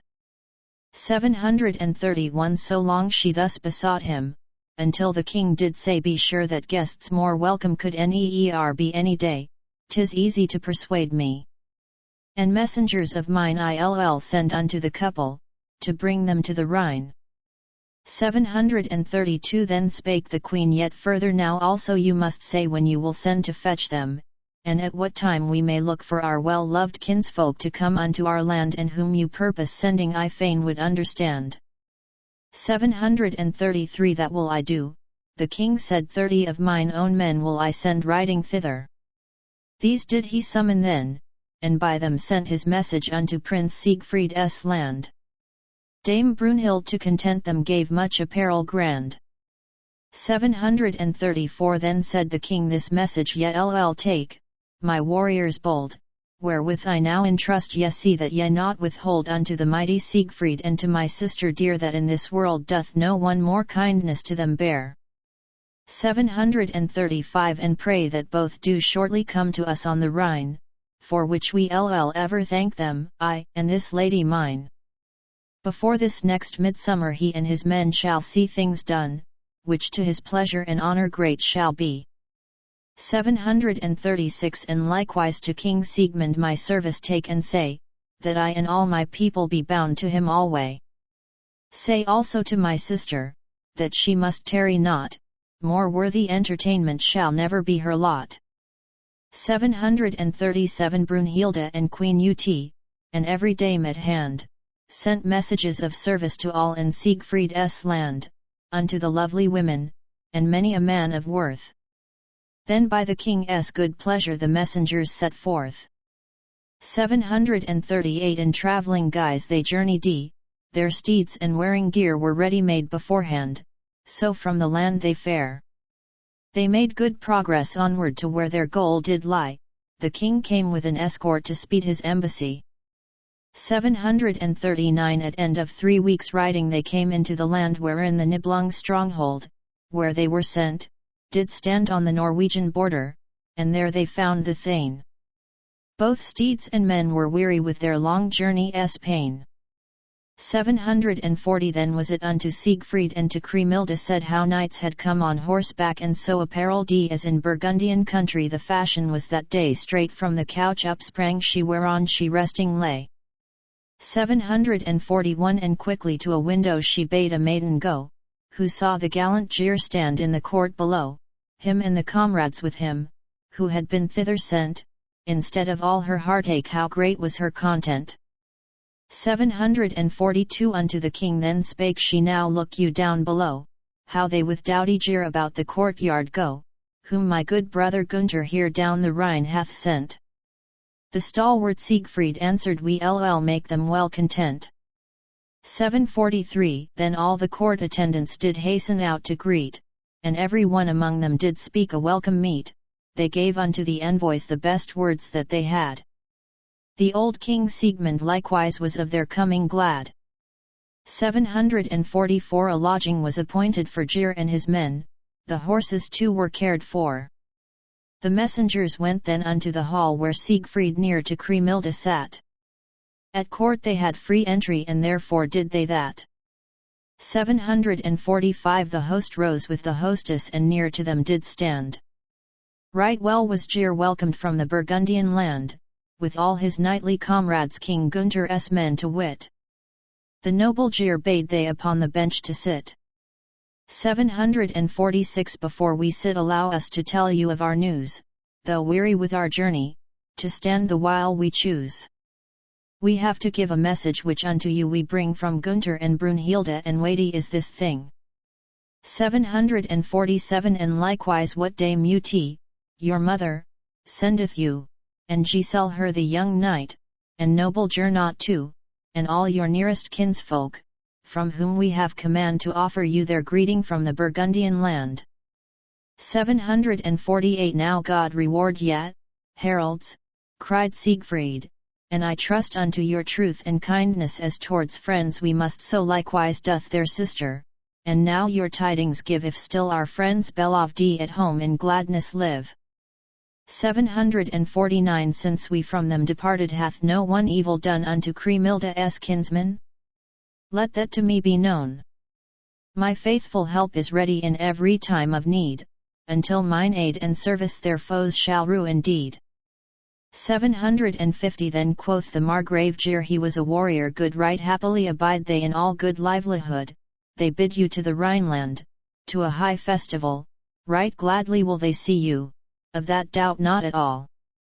751 They pray my lady also that she will thither wend so soon as the winter shall come unto its end. Before this next midsummer your faces would they see. Then spake the stalwart Siegfried, nay, that can hardly be. 752 But further spake Sir Geir, from the Burgundian land it is your mother Ut who maketh this demand, eke Giselle her and Gernot, ye must not them gainsay that ye be so far distant I hear complaints each day. 753 Brunhilde, too, my mistress, and all her maidens fair rejoice at this my errand, if likelihood there were that they once more might see you, happy would be their mood. Unto the fair Kriemhilde this message seemed right good. 754 As Geir was her kinsman, the host then bade him sit. Wine for the guests he ordered, nor long they wanted it. And thither, too, came Siegmund, who had the heralds seen, to the Burgundian heroes he spake with friendly mien. 755 Be welcome, Gunther's liegemen, ye warriors, every one. Since it hath happed that Siegfried my son to wife hath won Kriemhilde fair, more often ye would we gladly see in this our land, if truly to us ye friendly be. 756 They said that if he wished it they gladly come again. And so in pleasure vanished their weariness and pain. The messengers were seated, and food was brought them there for guests so welcome Siegfried had plenty of good fare. 757 For 9 days space and longer to stay they were constrained until, at last, the horsemen, who would be gone, complained that back into their country they never more would ride. Meanwhile his friends King Siegfried had summoned to his side, 758 to ask them what they counselled would they go to the Rhine? He hath sent here to fetch me, Gunther, that friend of mine he and his kinsfolk bid us to keep festivity gladly go there, save that his land too far doth lie. 759 They also bid Kriemhilde to go along with me. Now counsel me, dear kinsman, how thither come shall she? If I through 30 kingdoms my men, for them, must lead, still Siegfried's hand to serve them must ready be indeed. 760 Then spake his chiefs unto him, if you ve a mind unto the journey to this high tide, we counsel what to do you with 1,000 warriors unto the Rhine shall ride, so may you with all honour in Burgundy abide. 761 Then spake the noble Siegmund, of Netherland the Lord will yet unto this feasting, and tell me not a word? And if it will not shame you, I'll ride along with you, I'll take 100 swordsmen to swell your retinue. 762 Wilt thou in sooth ride with us, my own good father dear? Exclaimed the gallant Siegfried, right gladly that I hear. Before 12 days are over my fatherland I'll leave. To all who did desire them they steeds and raiment gave.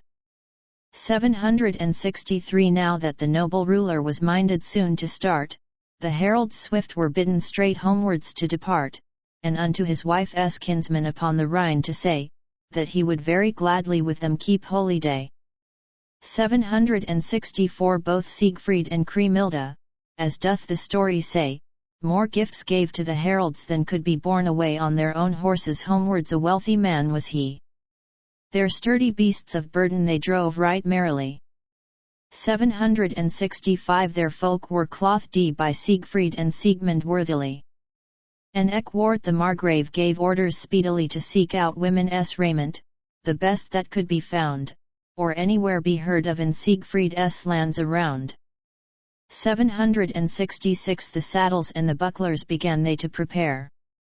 And to the knights and ladies who should the journey share, was given what they wanted, that they might fail in naught. Unto his friends full many a noble guest he brought. 767 The heralds did not loiter upon the journey home. And soon the gallant Gere to Burgundy was come, where right well was he welcomed. They then alighted all from chargers and from palfreys before King Gunther's hall. 768 The youths went and the elders, as men are wont to do, to ask what might the news be. Then spake the good knight Trewin to the king, I've told it, the rest of you shall know. Then straightway with his comrades did he to Gunther go. 769 The king, in joy to see them, rose quickly from his chair. That they had come so swiftly also from Brunhild fair received they thanks, while Gunther unto the envoys spake, how fares it now with Siegfried? Much wrought he for my sake. 770 Then spake the gallant Gere for joy, his face grew red, both his and your fair sister's, and neer was message sped, from any man of honour unto his friends, more true than Siegfried and his father by me have sent to you. 771 Then thus unto the Margrave the noble king's wife spake, say, now, is Kriemhild coming? And care doth she yet take to keep the outward fairness, which she to foster knew? Ay, said the warrior Gere, doubtless she comes to you. 772 Then to her presence the heralds did command, and by her question might one right plainly understand what she to hear was longing still. Well did Kriemhild fare? He told how he had found her, and that she'd soon be there. 773 Nor from the court retainers did they the gifts withhold that they had had from Siegfried, the raiment and the gold in sight of all the liegemen of the three kings were spread. For their abundant largesse were many thanks repaid. 774 'Tis easy, then said Hagen, for him such gifts to give, he could not spend his riches did he for ever live. The treasure of the Nibelungs he holds within his hand. Ha! What if it should ever come to Burgundian land? 775 Then was there great rejoicing among the people all that soon the guests were coming. From dawn till evenfall the three kings' craftsmen labour with zeal untiring fill grand rows of seats in plenty they then began to build. 776 The valiant Sir Hunold and Sindald too, the Thane, had little time for leisure, they too must work amain, as steward and cup-bearer the places they must set. And Ortwine helped them wherefore they Gunther's thanks did get. 777 Romuald the kitchen master, knew well to rule aright his underlings and scullions. I me. It was a sight to see the Polish kettles and pots and pans at hand. For food must be made ready when guests were in the land. Adventure 13 How they journeyed to the festival. 778 Now in their stir and bustle a while we'll let them be, and tell how Dame Kriemhilde and her fair company hence, on their journey rin ewards, from Nibelungenland did go. No horses of fine raiment bore so grand a show. 779 When many sumpter coffers were ready for the way, then with his friends Sir Siegfried no longer did delay to ride forth, with Kriemhilde, wherein they looked for joy. For all of them soon after it turned to sore annoy. 780 They left at home behind them Sir Siegfried's baby son, the firstborn of Kriemhilde, not elsewise could be done. From out of their state journey arose much woe and pain his father and his mother that babe saw never again. 781 Thence also did Lord Siegmund together with them ride. Had he but known what evil thereafter would betide at this same courtly banquet, he never had gone at all to him by loss of kindred worse ill could never befall. 782 Heralds were sent before them the news betimes to say. And soon rode out to meet them, in lordliest array, many of Ut's kinsfolk and Gunther's gallant men. The host began to stir him his guests to welcome then. 783 He went unto Brunhilde where seated was the dame. How did my sister greet you, quoth he, when first you came? Even in the self same fashion you Siegfried's wife must greet. Said she, that will I gladly, I love her, as is meet. 784 Then spake the great king, early tomorrow are they due. If you would fain receive them, be quick in what you do, lest we have first to greet them in this our citadel. In all my days I have not had guests I loved so well. 785 Her maidens and her women she therefore straightway bade to go and seek fine raiment, the best that could be had, such as her own attendants might wear her guests before. This did they with much pleasure, of that you may be sure. 786 King Gunther's men now hastened to tender service do. The host about his person had all his warriors true. The queen herself rode with him, all gloriously arrayed. To these well-loved guests was a royal welcome made. 787 With what unfeigned rejoicing the guests by all were met. 'Twas said that Dame Brunhilde did never such greeting get in the Burgundian kingdom on the part of Dame Kriemhilde. They who had never beheld her with happiness were filled. 788 By this time was arrived Sir Siegfried with his men. One saw the heroes riding forwards and back again in all parts of the meadows, a vast and shapeless host, none there could get away from the thronging and the dust. 789 Now when the country's ruler did gallant Siegfried see, together with King Siegmund, how courteously spake he, Ye are to me right welcome, and unto every friend. I trow your royal visit in joy to us will end. 790 God prosper you, quoth Siegmund, that honor-loving man. Since my son Siegfried's friendship for you and yours began, 'twas my hope and purpose one day your face to see. King Gunther said, I also am glad that it should be. 791 Then was Siegfried received, as well did him beseem, with every fitting honor which none amiss did deem. And Giselle her and Gernot did lend all courteous aid. Methinks to no guests ever were kindlier honors paid. 792 And now the two kings' spouses anigh each other came. Empty was many a saddle, as many a beauteous dame was by the hands of heroes dismounted on the grass. For those who loved fair women no little work there was. 793 Then lovingly the ladies unto each other went, and many a knight who saw it was heartily content that of these twain the greeting so handsomely befell.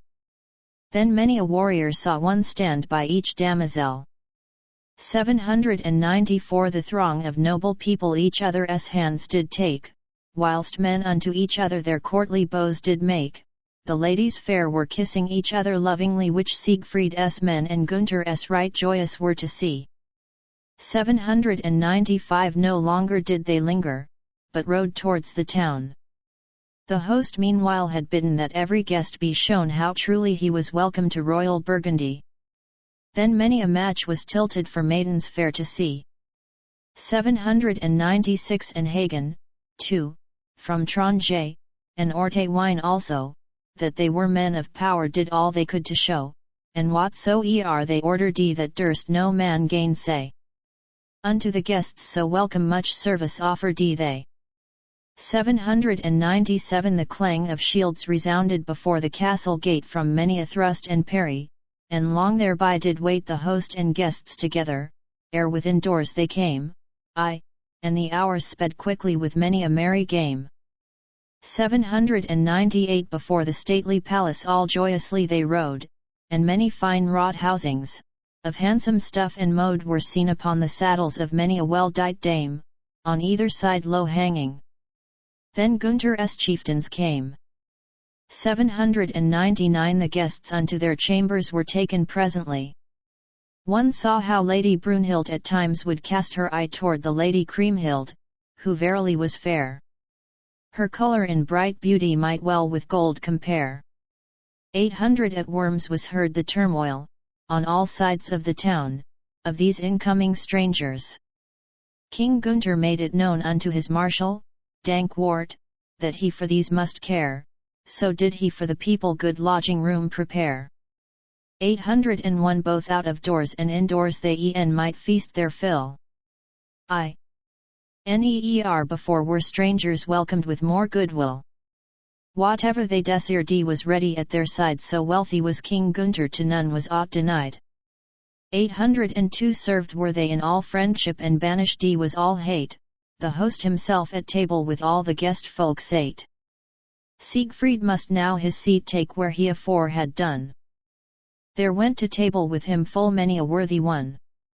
803 1200 gallant warriors were round the table seen sitting with him and feasting.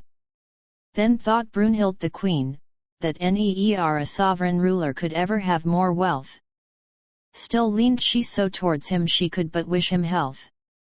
804 And verily that evening, while the king sat there yet, right many a costly garment was by the wine made wet, as the cup-bearers quickly around the table went. The servants there were many, and all right diligent. 805 As long had been the custom when festival was made, unto the maids and matrons a fair good night they bade. To whomsoever came there the host a welcome gave.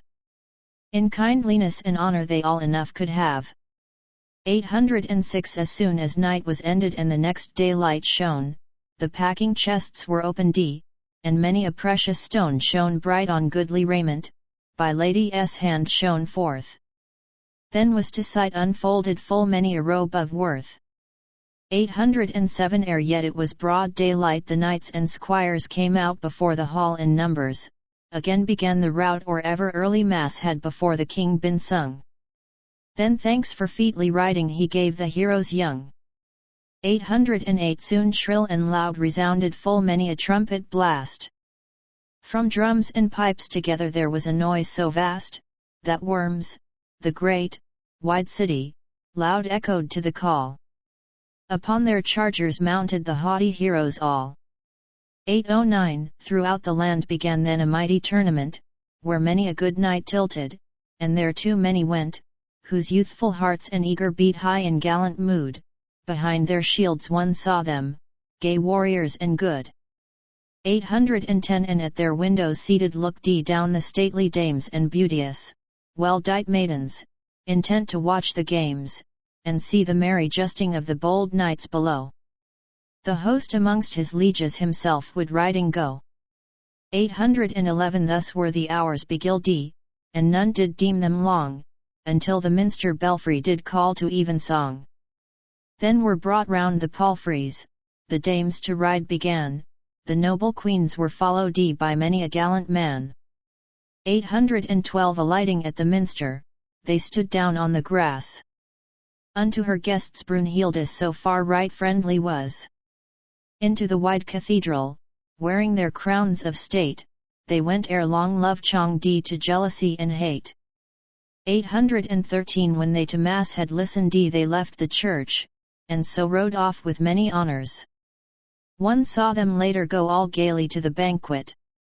Their pleasure knew no stay, and all was merry making until the 11th day. Adventure 14. How the queens railed at one another. 814. Before the hour of vespers one day the tumult loud was heard, of many warriors, who in the court did crowd. Their nightly feats they practiced to pass the time away, and many a man and woman ran up to watch the play. 815. The noble queens were seated together, side by side, they thought of two bold warriors, renowned far and wide. Then said the fair Kriemhilde, I have indeed a lord who rightly is the ruler of all this kingdom broad. 816. Then cried the lady Brunhild, how could such thing be, unless there were none living but only thou and he? Beneath his rule the kingdom might fall in such a case, so long as Gunther liveth, it could not come to pass. 817. But then again said Kriemhild, there stands he, dost thou see how he before the warriors doth walk right royally? Just as the moon all brightly above the stars doth shine. Good cause have I for wearing this happy mood of mine. 818. Then Lady Brunhild answered, comely as is thy lord, and gallant too and handsome, thou must the meed award unto thy brother Gunther, the noble warrior who, be it known, is truly all other kings before. 819. But yet again said Kriemhild, mine is a man so rare, that not without good reason his praises I declare. By many deeds great honour he hath won, far and near, thou wilt allow, Brunhilde, he well is Gunther's peer. 820. I pray thee now, Kriemhilde, take it not ill of me, I, too, have grounds for saying what I have said to thee. I heard them both allow it, when them I first looked on, and, as he would, against me the king my wager won. 821. What time my love he gained in such a nightly siege, Siegfried himself confessed it, that he was Gunther's liege. Therefore I hold him vassal, I heard him that allow. Then spake the fair Kriemhilde, for me 'twere ill enow. 822. How could my noble brother have hanselled so for me, that of a mere retainer the good wife I should be? I do beseech thee, Brunhild, in all true friendliness, oblige me of your kindness, and let these cavils cease. 823. Thereon the king's wife answered, I will not let it be. Why should I yield my claim to so many a good knight's fee, who, like the thane, thy husband, doth suit and service owe? At this the beauteous Kriemhild began with wrath to glow. 824. The thought thou must abandon, that he to thee did owe any kind of service, he is far worthier than is my brother Gunther, right noble though he be. Withdraw me now this saying that I have heard from thee. 825. I cannot choose but wonder, since he thy vassal is, and thou are two persons hast mastery like this, that he his dues unto you hath set so long aside. With right do I demur to thine overweening pride. 826. Thou ratest thyself too highly. The king's wife answered then, now will I gladly prove me whether thou hast of men as much respect and honour as they accord to me. By this time both the ladies were wrathful as could be. 827. Then cried the lady Kriemhild, this must at once be seen. If that my lord's thy vassal, as thou hast sworn, O queen, today must I the liegeman of both the kings let know whether before the king's wife to church I dare to go. 828. This very day I'll show thee that I am fealty free, and that my man's more worthy than ever thine will be. And I myself, moreover, will not be slighted, so thou shalt today be witness how I, thy vassal, go 829 to court before the warriors of royal Burgundy. I'll prove myself more worthy than was known to be any princess whatever who here hath worn the crown. Thus hate enough and envy betwixt the dames was sown. 830. Dost thou deny, cried Brunhild, that thou our vassal art? So must thou with thy women keep from my train apart, when I and my attendants unto the minster go. To that Kriemhilde answered, in truth, it shall be so. 831. Now robe yourselves, my maidens, commanded Siegfried's wife. For we no shame must suffer whilst here we live our life, that ye have rich apparel ye must let all folk see. She shall repent at leisure what she hath said to me. 832 There was small need to urge them, they sought their richest gear, and many a dame and maiden right well dight did appear. When came with her attendants the noble Gunther's dame, then also in fine raiment the fair Kriemhilde came. 833 With 43 maidens, whom she to Rhine had brought, who wore fine woven silk stuffs in Araby wrought. So came unto the minster the comely maidens all, they found all Siegfried's liegemen waiting before the hall. 834 The people fell to marvel how it had come about that these two royal ladies had plainly fallen out, and went no more together, as erewhile they were fain. Therefrom befell hereafter sore woe to many a thane. 835 King Gunther's wife stood waiting before the minster door, the while much pleasant pastime had many a warrior with the fair waiting women, whom she with her did bring, then came the noble Kriemhilde with her brave following. 836 Such costume as the daughters of noble knights might wear, compared with what her maids wore was common as the air, in gear she was so wealthy, that 30 queens had shown no such display of raiment as this fair queen alone. 837 Had anyone been wishful he never could have said that any richer clothing had been worn of maid than on that day adorned her noble company, except to vex Brunhilde, Kriemhilde had let it be.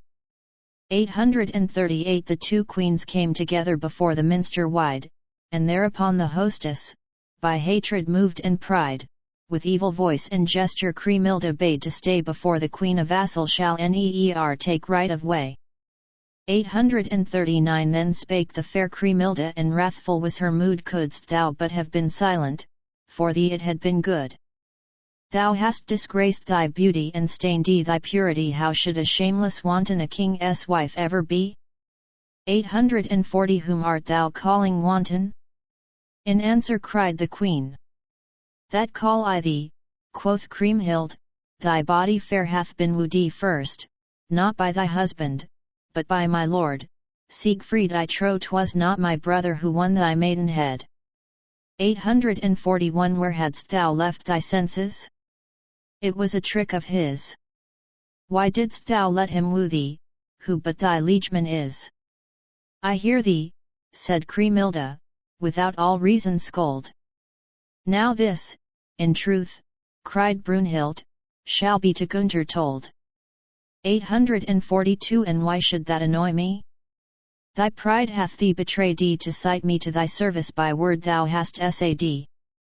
This know now, of a surety I grieve that it be so. All confidence is over for I betwixt us two. 843 Brunhilde wept, but Kriemhilde no longer tarried there, before the king's wife passing, with all her maidens fair. She went into the minster, such hate did this beget that many bright eyes later were sore bedimmed and wet. 844 How much so they wars hipped by service and by song, unto the queen Brunhilde the time seemed all too long, so full she was of trouble in body and in mood. For which hereafter suffered bold warriors and good. 845 Brunhilde with her women stayed by the minster door. She thought, now must Kriemhilde, let me hear something more of what she railed so loudly, the scolding, sharp-tongued wife. If Siegfried hath been boasting, 'twill stand him in his life. 846 Forth came the noble Kriemhilde, with many gallant men. Dame Brunhilde called unto her, now stand you still again, you said I was a wanton, that shall you prove to me. That word of yours, be certain, hath stung me bitterly. 847 Thereto said Dame Kriemhilde, 'twere best to let me fare. By this gold ring I'll prove it, which on my hand I wear, 'twas brought to me by Siegfried when by your side he lay. Yet had Queen Brunhilde outlived a sadder day. 848 She spake, this golden jewel was from me stolen away, and hath from me most wrongly been hidden many a day. I now at last discover who stole my ring from me. By this time were both ladies in direst enmity. 849 Yet spake Kriemhilde further, I will not pass for thief. Thou mightst have kept thy counsel, to thee were honour lief. This girdle be my witness, that round my waist I wear, that I am not a liar. Siegfried was thy dear. 850 The girdle she was wearing was silk from Nineveh, with precious stones for fastening, right good it was to see. When Dame Brunhild beheld it to weeping she did fall, it must be told to Gunther and to his lieges all. 851 Then spake the queen in answer, Go hence, and bring to me the sovereign prince of Rhineland, and from my lips shall he hear how his sister flouts me, and slandereth my life, by openly declaring I have been Siegfried's wife. 852 The king came with his warriors, and when the weeping eyes he saw of his beloved one, he spake, in kindly wise, Now tell me, dearest lady, who hath done aught to thee? Unto the king she answered, I joyless must I be. 853 Kriemhilda of mine honour would like to cozen me, and, seeing she's thy sister, I make complaint to thee. She swears I've played the wanton with her own man, Siegfried. Then answered the king, Gunther, she doth an evil deed.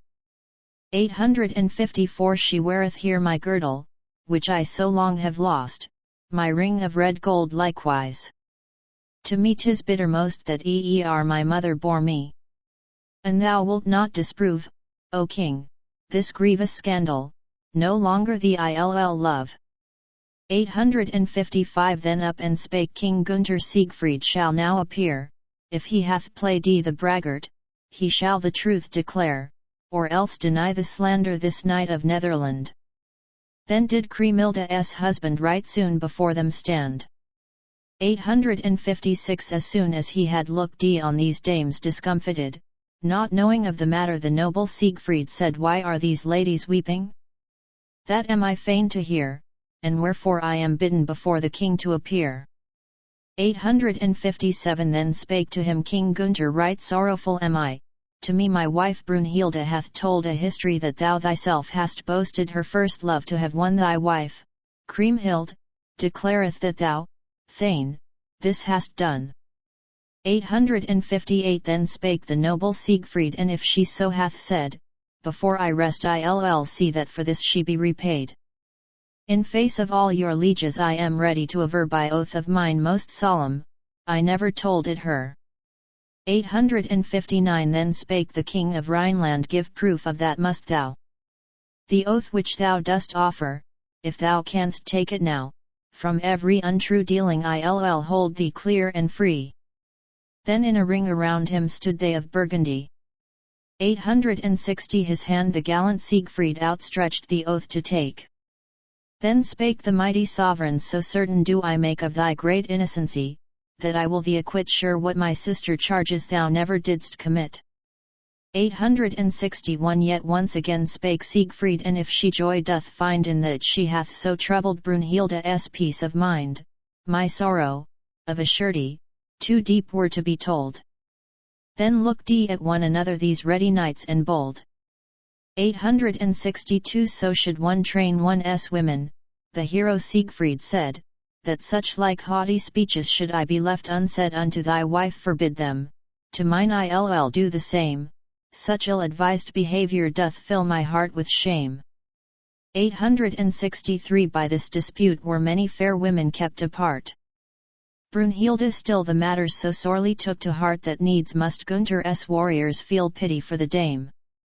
Then Hagen, knight of Tronje, unto his lady came. 864 He bade her say what ailed her, finding her weeping sore. Then told she him the story, and unto her he swore that either Kriemhild's husband must for the lie repent, or he himself thereafter would never live content. 865 Ortwine and also Gernot, in council joined the twain, and there the heroes plotted how Siegfried should be slain. And Giselher came likewise, the noble Ut's son, when he had heard their saying, he spake the faithful one. 866 Alack! Ye gallant warriors, now wherefore do ye that? I trow that never Siegfried deserved such like hate, that he, by reason of it, should need to lose his life. very trifles are they that make an angry wife. 867 Are we to harbour cuckoos? Cried Hagen, answering to gallant knights as we are scant honour that would bring. That he of my dear lady hath bragged these so scurvily his life shall make atonement, or I myself will die. 868 The king himself spake, saying naught hath he to us done save what is good and worthy, so let his life alone. What matter though the warrior were hateful now to me? He hath been ever faithful and that right willingly. 869 Then spake the warrior Ortwine, who came from Metz, and said his great strength, of a surety, shall give him little aid. If now my lord allow me, short shrift of him I'll make. Thus, without cause, the heroes the part of foes did take. 870 But none went any further, save Hagen, who for I, was pressing upon Gunther this counsel day by day that, if King Siegfried lived not, to him would subject be the broad lands that he governed. The king heard ruefully. 871 They let the matter rest, then to justing did they take. Ha! Many a sturdy lance shaft for Siegfried's wife they brake in shadow of the minster, up to the royal hall. Yet were some men of Gunther's but ill content withal.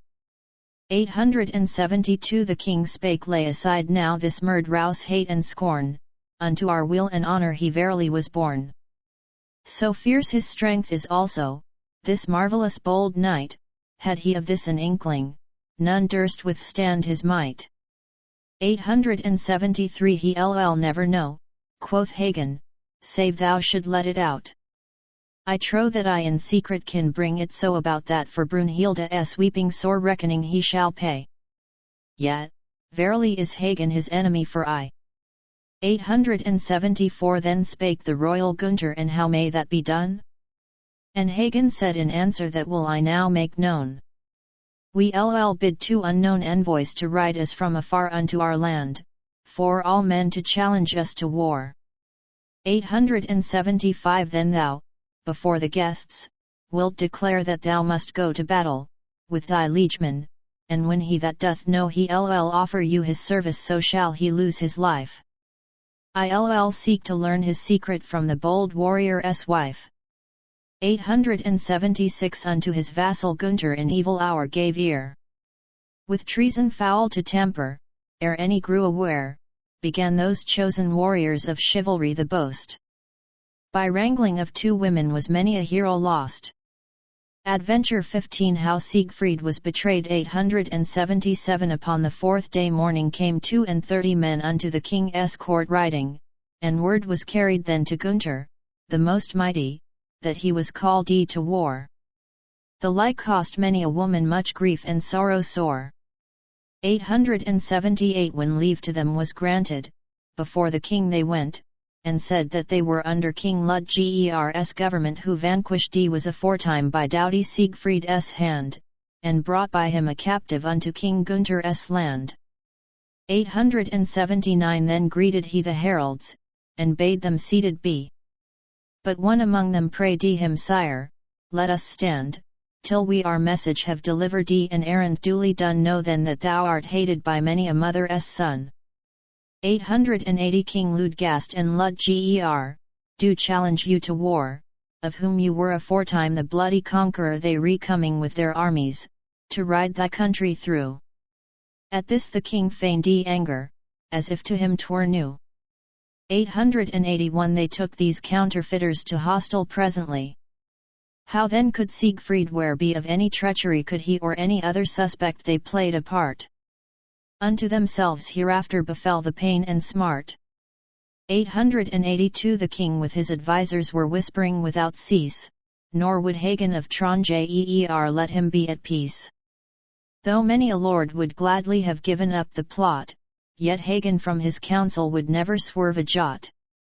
883 One day it chanced that Siegfried came on this scheming band, and straight began to ask them the Lord of Netherland why goes the king so sadly, thus brooding with his men? Hath any done him mischief? I'll help avenge it then. 884 Then up and spake King Gunther, cause have I sad to be. For Ludgast and Ludger have straightly challenged me, the eyes of all shall see them here riding in my land. Then cried the gallant hero, right soon shall Siegfried's hand, 885 As doth beseem your honour, this business undertake to break these warriors' power, as it ere while I break their strongholds shall be ruined, their land be ravaged, ere I with them have ended thereon I stake my head. 886 You may with all your warriors at home stay quietly, and let me ride to battle with those who came with me. That willingly I serve you, you very soon shall know your foes by me shall suffer as neer before, I trow. 887 This is to me good hearing, the king in answer said as if he were in earnest well pleased to have his aid. Before the knight low bowed he, the false and faithless knave. Then said the noble Siegfried, no care you need to have. 888 With their esquires and liegemen they planned the journey, then 'twas done for the deceiving of Siegfried and his men. He bade them all be ready, his men of Netherland, and soon had Siegfried's warriors their fighting gear at hand. 889 Then spake the gallant Siegfried, my father Siegmund, pray remain thou here behind us, we shall not long delay, if so be that God speed us, we'll come back to the Rhine. So with the king abiding shall happy days be thine. 890 The banner they unfurled, as though they fain would start. Of Gunther's liegemen present there were a goodly part who not knew of the message, nor what it all did mean. A mighty throng of people round Siegfried there was seen. 891 Their helmets and their breastplates on horses they did stow, and many a stout knight hastened to leave the land and go.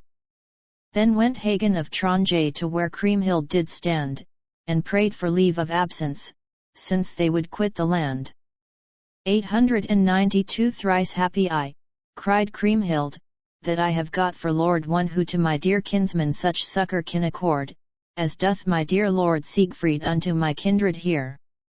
Therefore, the queen said, will I be now of right good cheer.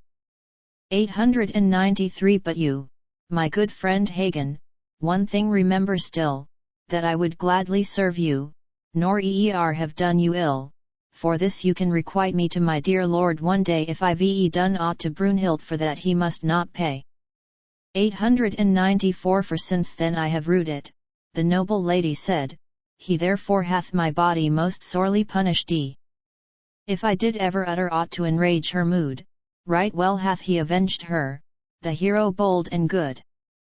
895 You yet shall be forgiven, in days to come, quoth he, Kriemhilda, my dear lady, now must you tell to me how through your husband Siegfried to serve you I may try, I'll gladly do it, lady, to none more willingly. 896 I should have no misgivings, replied the noble wife, lest any one in battle should jeopardize his life, if he were not so reckless and over rash of mood I might be in safety, my gallant thane and good. 897 Thereon said Hagen, lady, if you have any fear lest any one should wound him, 'twere best to let me hear the arts that I must practice if any ill betide, for I will ever guard him, whether I walk or ride. 898 She spake, thou art my kinsman, as I, in sooth, am thine, therefore to thee I'll trust him, this darling love of mine, that thou mayst guard him for me, this husband of my own. Then told she him the story, 'twere well he had not known. 899 She spake, bold is my husband and strong enough thereto.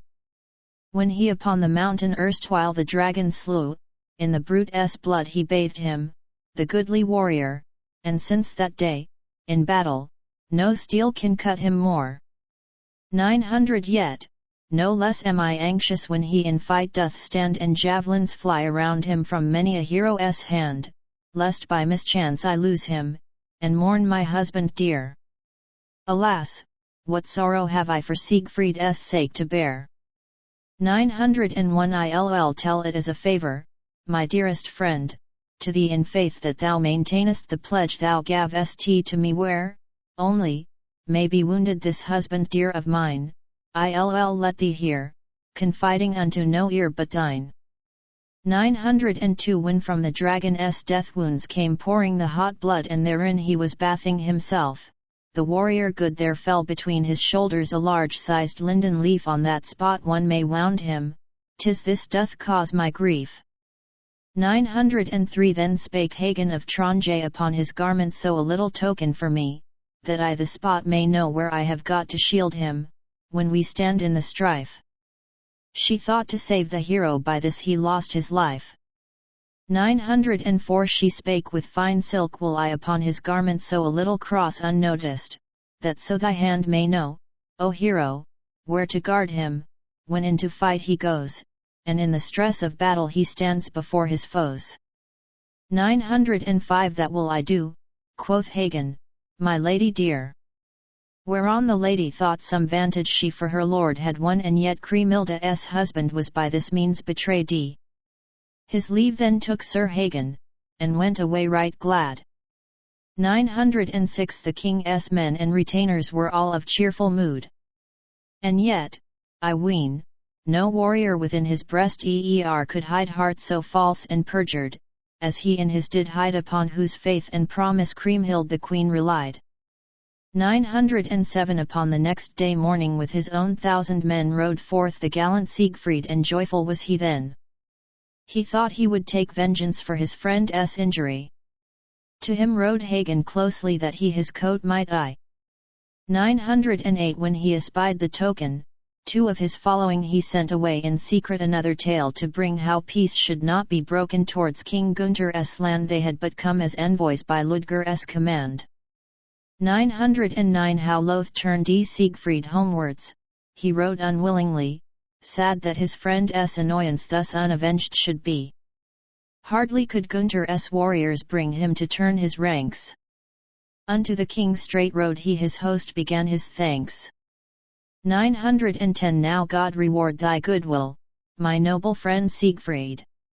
That thou didst go so gladly to help me in my need, I shall be thy debtor, as I of right should be. Beyond all friends and kinsmen I build my faith on thee.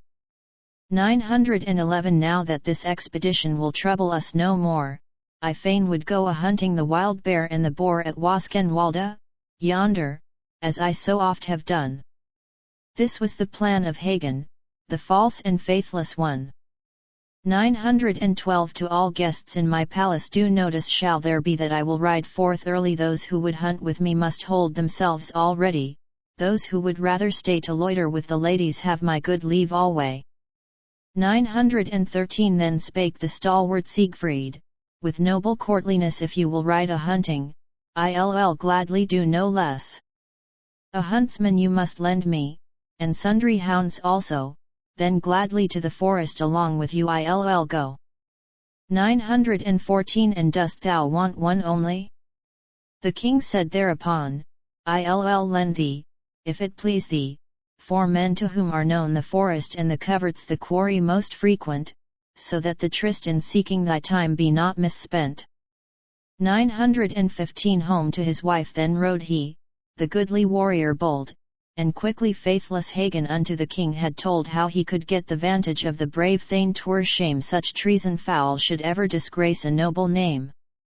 Adventure 16 How Siegfried was slain 916 King Gunther now and Hagen, those knights exceeding bold, had treacherously plotted a woodland hunt to hold.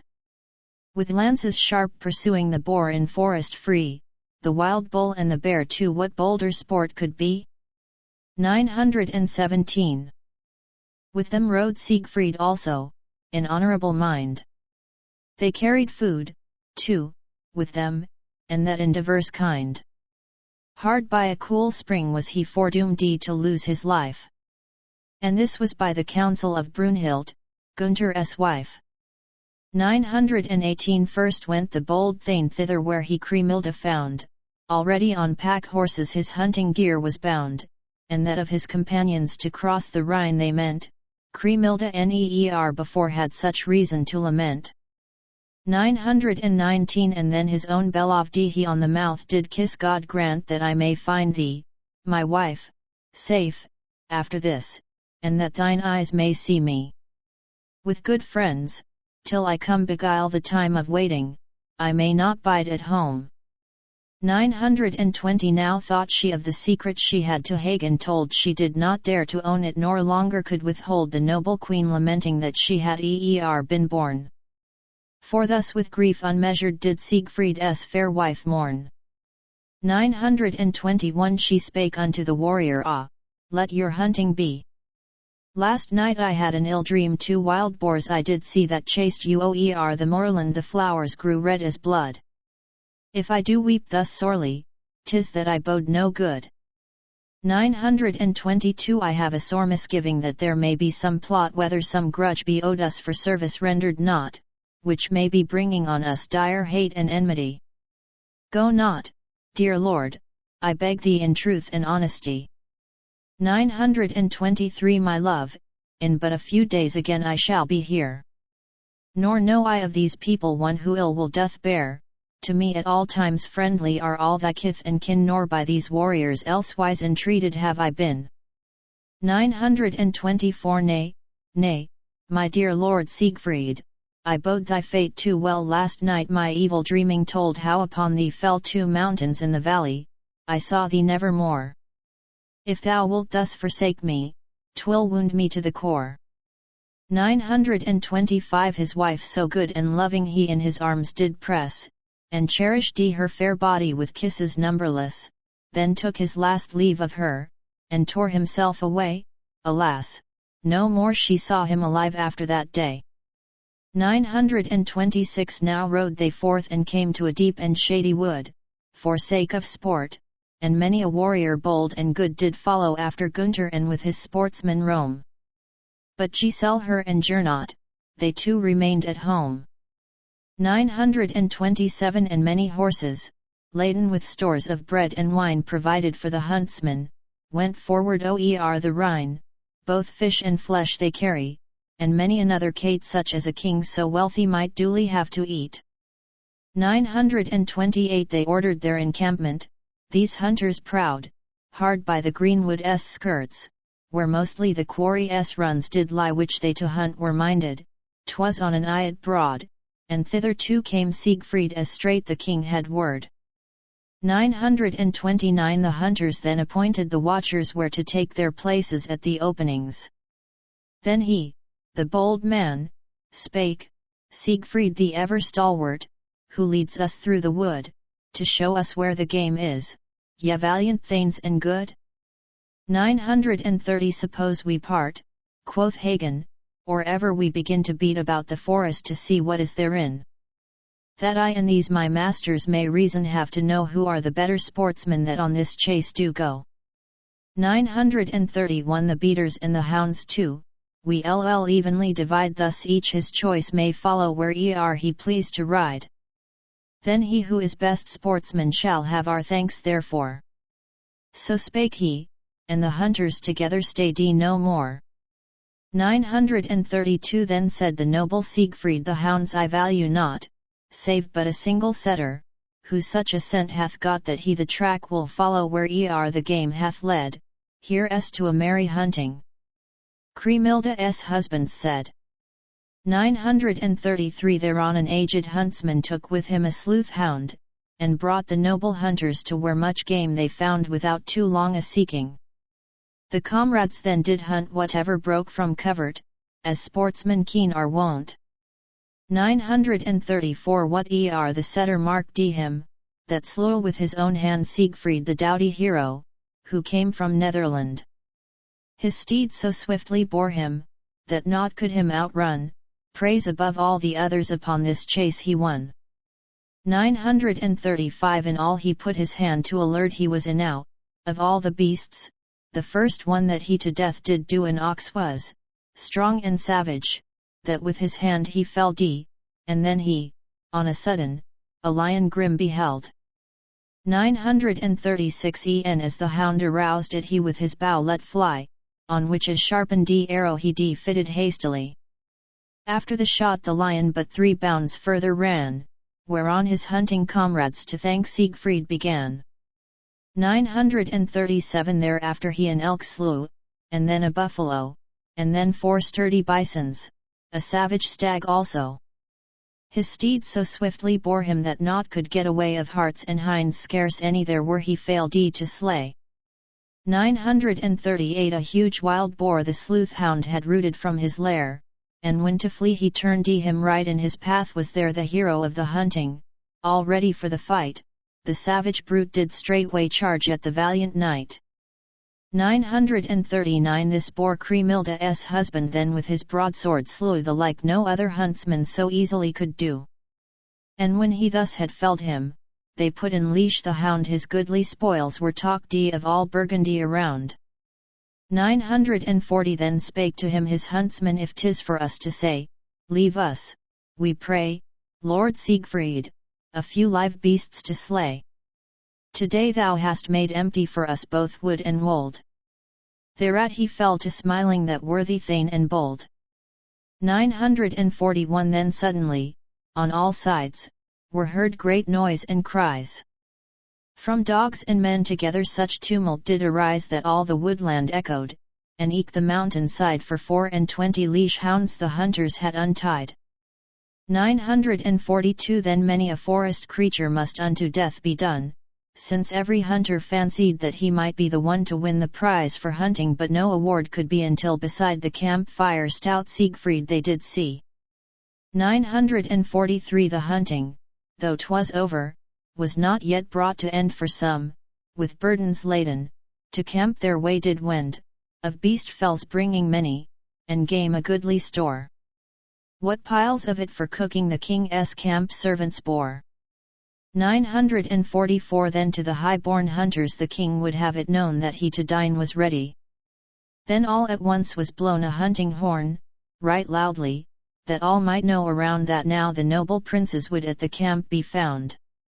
945 Quoth one of Siegfried's huntsmen, Sir, I have heard but now, by sounding of a horn, that 'tis time for us to go back to the camp, and answer I will my bugle wind.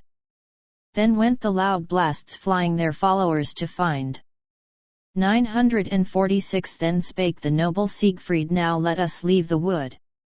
His hunter bore him smoothly, and all in haste they rode.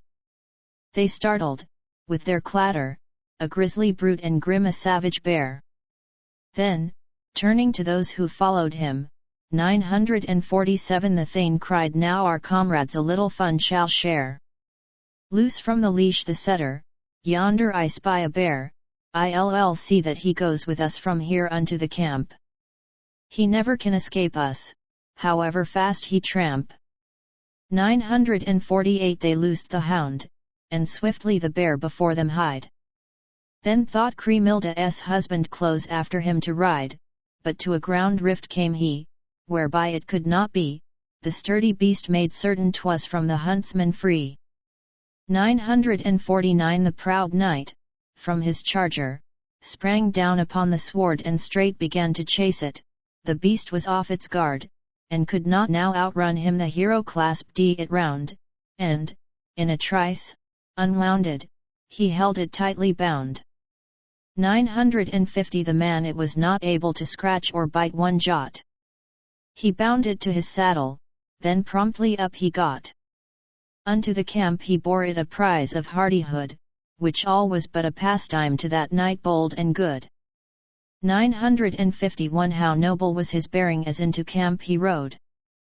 His spear was very mighty, and thereto stout and broad. Right down unto the rowel a handsome long sword hung, and a fair horn around him of ruddy gold was slung. 952 Of better hunting habit I never have been told. In tunic of black velvet there was he to behold, a riding cap of sable, handsome enough, he wore, aye, and what broidered fillets he on his quiver bore. 953 Upon it there was fitted a cap of panther's hide, because of its sweet odor. He carried at his side a bow, such that it needed to draw it to the full a hand winch, when another save he himself did pull. 954 And then his nether garments of otter skin were made. From head to foot his raiment with tufts was overlaid. And, mid the sleek fur, many a thread of golden twine of this bold champion hunter on either side did shine. 955 In bombing bore he also a handsome blade and broad, that was so sharp, moreover, its edge was never scored when helms by it were dinted, and either edge was keen. Neer had that noble huntsman of gayer spirit been. 956 Since I have undertaken the story to declare, I must tell how his quiver was filled with arrows rare, the shafts of them were golden, the points a handbreadth wide. What with them he pierced surely and swiftly died. 957 So rode the noble hero in all his hunting gear, and Gunther's men espied him as he to them drew near. They hurried out to meet him, and led his horse along. There lay across his saddle the bear so huge and strong. 958 As soon as he alighted he loosed the binding thong from off its paws and muzzle, then yelpings loud and long of hounds arose, so soon as afoot the bear appeared. The brute would to the forest the folk were fairly scared. 959 The bear, through all the shouting, into the kitchen ramped. Hey, how the fright scullions from round the fire decamped. The kettles toppled over, the burning sticks were drowned. Hey, what a store of victuals lay in the ashes round. 960 Quick from their seats up sprang they, the masters and the men. The bear began a growling. The king gave orders then to let loose all the hound pack, that in their leashes lay. Had it herewith but ended that were a merry day. 961 With bows and spears provided they stayed no longer there, but off the swift ones started to follow up the bear. Yet no one shot so closely the dogs were thronging round. The shouting of the people made hill and dale resound. 962 With all the pack behind him the bear began to race, but, save Cremilda's husband, no one could match its pace. He quickly ran upon it, and with a sword stroke slew. Then to the camp fire, slaughtered the grisly brute they drew. 963 And all who saw, were saying he was a mighty man. The hunters proud were summoned, and then the feast began. Upon a fair green meadow, a goodly crowd they sate, ha, 'twas a royal banquet these haughty hunters ate. 964 The cup-bearers still came not, who were the wine to bring. No heroes ever better deserved such offering, had there not been in secret such treacherous intent, then free had been those warriors of all disparagement. 965 Then spake the noble Siegfried, I marvel much hereat, since from the kitchen plenty of food they send to eat, why come not the cup-bearers to bring us also wine? Let them treat hunters better, or 'tis no sport of mine. 966 I have deserved that people more care of me should take. The king then from the table, in answer, falsely spake, however we have blundered we'll mend it by and by, 'tis all the fault of Hagen, who have us all go dry. 967 Then Hagen spake, of Tronje my dear lord list to me, I reckon that the hunting today was fixed to be right over in the Spessart, so sent the wine flasks there. If we today go thirsty, next time I'll take more care. 968 Then answered the Lord Siegfried, small thanks, methinks, are thine. 7 Sumpter's burden should they of mead and unmixed wine have hither sent to meet us, or were that hard to do, they should have pitched our quarters more nigh the Rhine unto. 969 Then spake Hagen of Tronje, ye noble knights and bold, I know that here hard by is a spring of water cold, pray be ye not offended, 'tis thither we should go. To many a thane this counsel was fraught with mickle woe. 970 With pangs of thirst was Siegfried the warrior sorely smit, the sooner than the table he gave them word to quit, along the hillside would he unto the fountain wend. Thus what the knights had plotted drew on towards its end. 971 The game that had been slaughtered by Siegfried's cunning hand, they bade men pile on wagons, and carry through the land. And everyone who saw it his praise and honour spake. Right grievously did Hagen his troth to Siegfried break. 972 Whilst to the shady lindens they were upon their way, cried Hagen, Lord of Tronje, oft have I heard men say that to Kriemhilda's husband no one a match could be when he would show his paces. Will he let us see? 973 Then spake the Netherlander Siegfried, the valiant, now is the time for trying, if ye a wager want, from here unto the fountain, so soon as it be done the onlookers shall settle which is the foremost one. 974 Now verily we'll try it, the warrior Hagen said. Then quoth the stalwart Siegfried, if ye come in ahead, before your feet I'll lay me full length upon the grass. When Gunther heard the promise, how glad at heart he was. 975 Then spake the bold Thane further, yet something more I'll say, I'll carry all the clothing that I have worn today, my spear and eke my buckler, and all my hunting gear. His sword and quiver bound he around him then and there. 976 But they, the king and Hagen, their upper clothes did doff, and 2 white shirts one saw them stand ready to be off. As fleet as 2 wild panthers they through the clover ran, yet at the spring bold Siegfried came in the foremost man. 977 In all he put his hand to, he won the prize from all. Straightway his sword he loosened and let his quiver fall, against a bough of linden he let his stout spear rest, close by the flowing fountain now stood the stately guest. 978 And herein also Siegfried did manifest his worth, he laid his shield beside him where flowed the fountain forth, but, greatly as he thirsted, the hero tasted not before the king had drunk, and base thanks from him he got. 979 Cool was the spring of water, and clean, and bright, and good, and Gunther bent him downwards to the refreshing flood. As soon as he had quenched his thirst, away he came, then ready was bold Siegfried and would have done the same. 980 His courtesy and breeding, then met with their reward, for Hagen to the background withdrew his bow and sword. Then back again ran quickly to where he found the spear, and looked to find a token the hero's coat did bear. 981 And whilst the noble Siegfried drank of the rippling flood, he stabbed him through the cross mark, and through the wound his blood straight from his heart outspit, and Hagen's shirt was wet, so foul a misdeed never befell a hero yet. 982 He left the lance within him close to his heart stuck tight, and grimly then did Hagen betake himself to flight, as in his life he never from mortal man did flee.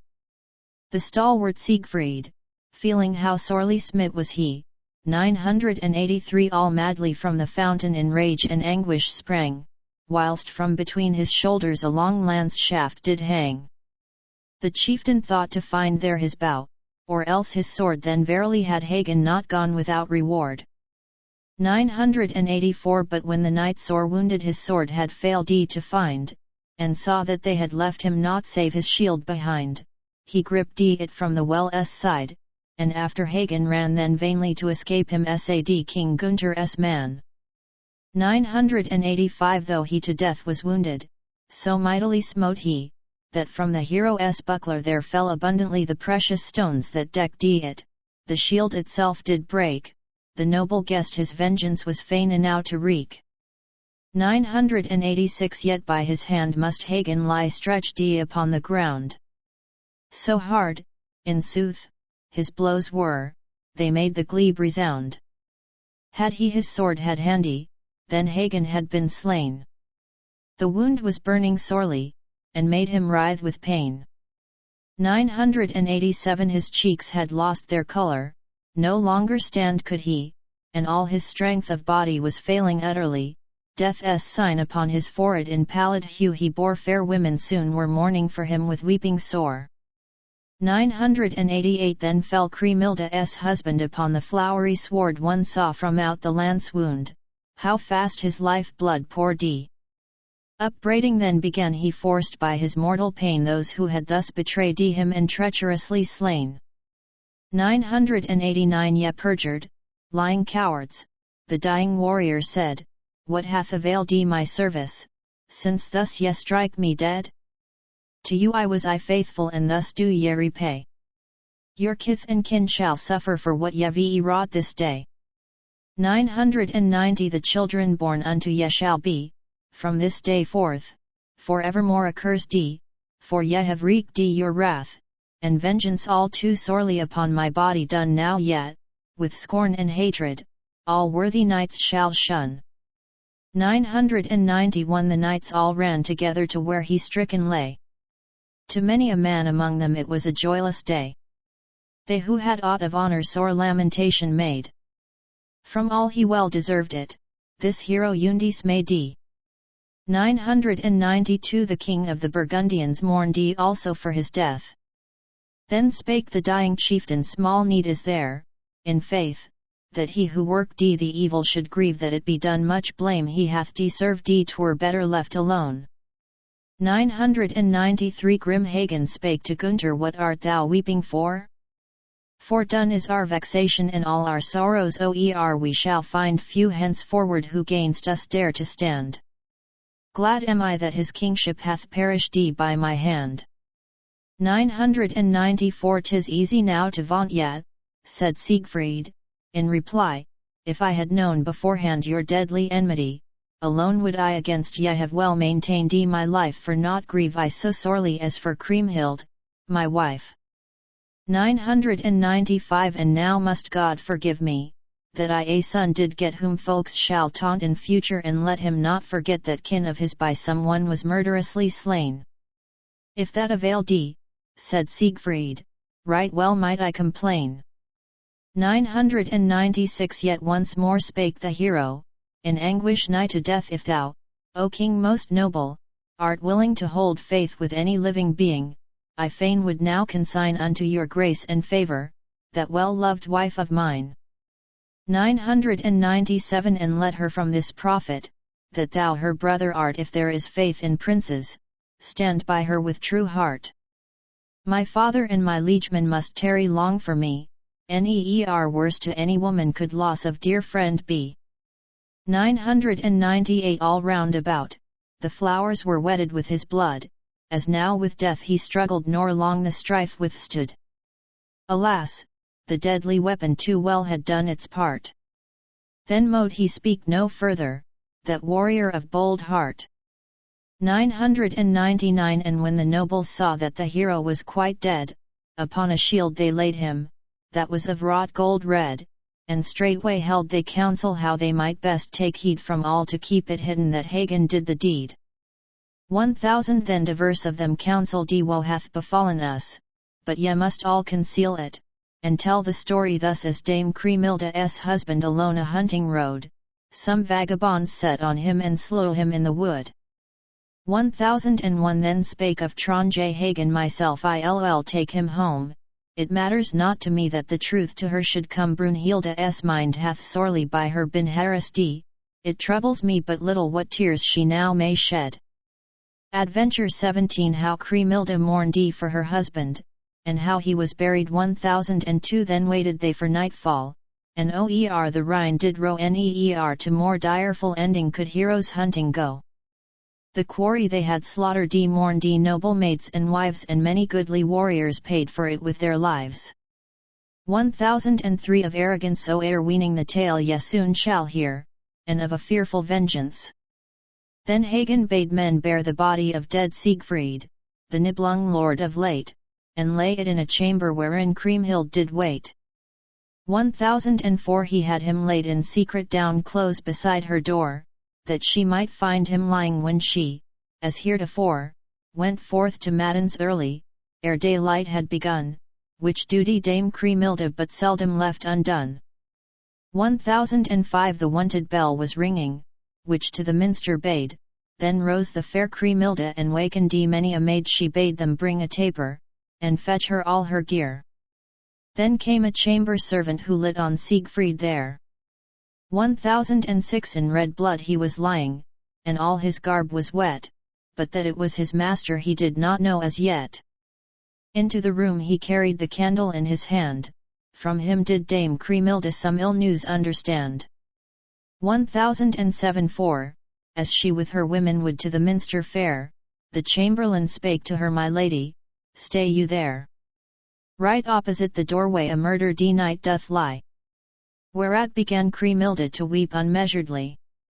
1008 Before she knew for certain that 'twas her husband dead, unto her mind recalled she how Hagen questioned in what way he might guard him. Then first she was afraid, and he were dead, her pleasure was all to sorrow made. 1009 To earth down sank she swooning, and ne'er a word could say upon the hapless fair one. Men gazed as there she lay. The grief of Dame Kriemhilde was past all measuring. After her swoon, the chamber did with her wailing ring. 1010 Her people said unto her, what if it be a guest? But from her mouth came flowing the blood, by anguish pressed. Then spake she, 'tis my husband, my own beloved Siegfried. It was Brunhilde's counsel, and Hagen did the deed. 1011 The lady bade them lead her where she her hero found. With her white hand she lifted his fair head from the ground, red as he was with blood stains, well knew she him again. There lay the Nibelung hero, so pitifully slain. 1012 Then in her sorrow cried she, that fair and gentle queen, woe on mine evil fortune! Upon thy shield is seen no dint of any sword stroke, thou least murdered there. And wist I who hath done it, of death mote he beware. 1013 Thereon all her attendants began to wail and weep with their beloved lady.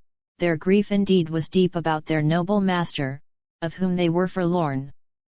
Thus heavily had Hagen made good Brunhilde's scorn. 1014 Then sorrowfully spake she, go hence now, all of yet, and waken Siegfried's liegeman as quickly as may be. And unto Siegmund also my sorrow must yet tell, if so be he will help me to mourn brave Siegfried well. 1015 A messenger ran swiftly and found them where they lay. Siegfried's own band of heroes from Nibelungland were they. He told the grievous tidings, and joy fled at his word, yet would they not believe it till they the wailing heard. 1016 The messenger sped further to where he found the king. Unto the noble Siegmund that night no sleep did bring, his heart within foreboded what happed to him. I ween how that his dear son living should never more be seen.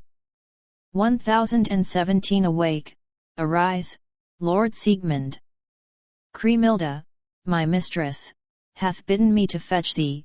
To her a sore distress hath happed beyond all others, which cuts her to the heart, and thou must help her mourning, for thou in it hast part. 1018 Upstart Siegmund, crying, what grief hath happened unto the fair Kriemhilde, as thou just now hast said? Then spake the herald, weeping, I cannot it withhold. Siegfried hath been murdered, the Netherlander bold. 1019 Then spake the noble Siegmund, pray let this jesting be, and of such evil stories, beware, for love of me, the like you tell to no man. How Siegfried hath been slain, in such case could I never live happily again. 1020 If thou wilt not believe me when thou hast heard my tale, with thine own ears 'tis easy to hear Kriemhilde wail, for she and all her people are mourning Siegfried dead. Then sore afraid was Siegmund, and sad was he indeed. 1021 Straight from his couch up sprang he, with 50 of his men. They reached their hands in search of their weapons long and keen, and ran, grief-stricken, thither to where they heard the cries. Then, too, the 1,000 warriors of Siegfried bold did rise. 1022 Whilst piteously the women were heard to weep and moan, some of the men bethought them that raiment they should don. Scarcely for their trouble could they their senses keep. And bitter was the anguish that in their hearts lay deep. 1023 Soon came the royal Siegmund to where Kriemhilde did stand. He spake, woe on the journey that brought us to this land, who hath thy husband taken, and reft me of my son, and, amidst friends and kinsmen, thus murderously done? 1024 Ah, if I only knew him! The noble wife did say, no mercy would I show him, in mind or body such evil would I do him, that if his kith and kin had not good cause for weeping, 'twould be no fault of mine. 1025 Then in his arms did Siegmund the murdered prince enfold, whereat his friends their sorrows so little could withhold, that with their lamentation the palace rang and hall, and even through Worm's city, the sounds of woe did fall. 1026 To none who strove to comfort did Siegfried's wife give heed. Meanwhile from out its clothing his body fair they freed, they washed his wounds with water, and laid him on the bier, the sorrow of his people right grievous was to hear. 1027 Then up and spake his warriors the men of Nibelungenland with right goodwill shall vengeance be taken at our hand, within this very fortress is he who did the deed. Then ran they all for weapons the liegemen of Siegfried. 1028 These thanes, for valour chosen, each with his shield, were there, 1,100, ready at hand they were to follow noble Siegmund. The murder of his son he to avenge was eager 'twas needful to be done. 1029 Nor knew they gainst what foemen they had to strive withal, unless it might be Gunther and his bold liegemen all, with whom their master Siegfried, did late a hunting go. Kriemhilde saw them arming, and grievous was her woe. 1030 However deep her sorrow, and dire as was her need, yet did she for the Nibelungs fear with such mighty dread death, by her brother's liegemen, that she would have them stay she warned them in all kindness, as friends each other may. 1031 Thus spake the grief-lorn lady, My lord Siegmund, what dost thou think to take in hand now? Thou hast not weighed the cost. King Gunther hath so many bold warriors at command, that all of ye will perish if ye his knights withstand. 1032 With shields already lifted, they needs must to the fray, the noble queen besought them and even bade them stay, and seek not for a conflict these knights of courage high. Yet would they not forego it, which grieved her verily. 1033 So said she noble Siegmund, 'twere best to let it be until a fitter season then will I readily avenge with you mine husband, whom he hath widow made, to him, when it is proven, shall evil be repaid. 1034 Hereby upon the Rhine strand dwells many a haughty knight I cannot therefore counsel that you with them should fight. Full 30 warriors have they against our every one. God grant that they may prosper as they to us have done. 1035 Ye must remain beside me, this grief with me to share, and, when the day is dawning, ye heroes bold prepare to help me in his coffin my husband dear to lay. Then all the thanes made answer it shall be as you say. 1036 No tongue could ever tell you the marvel of it, how from knights as well as ladies arose the cries of woe, so that throughout the city the noise thereof did sound. The noble burghers heard it, and quickly thronged around. 1037 They mourned with the strangers, for they themselves were sad. If fault had been with Siegfried, none told them that it had, nor why the noble warrior had forfeited his life. Then wept, too, with the women, each worthy burgher's wife.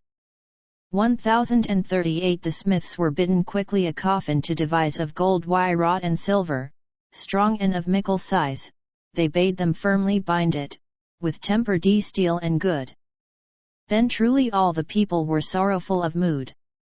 1039 The night was spent, and daylight 'twas said would soon appear. The noble lady bade them unto the minster bear Siegfried their noble master, her husband well beloved. One saw his friends all weeping, as they the body moved. 1040 They brought him to the minster, and told he was many a bell on every side the chanting of priests was heard to swell. And thither came King Gunther, and all his folk with him, to take part in the mourning, and likewise Hagen grim.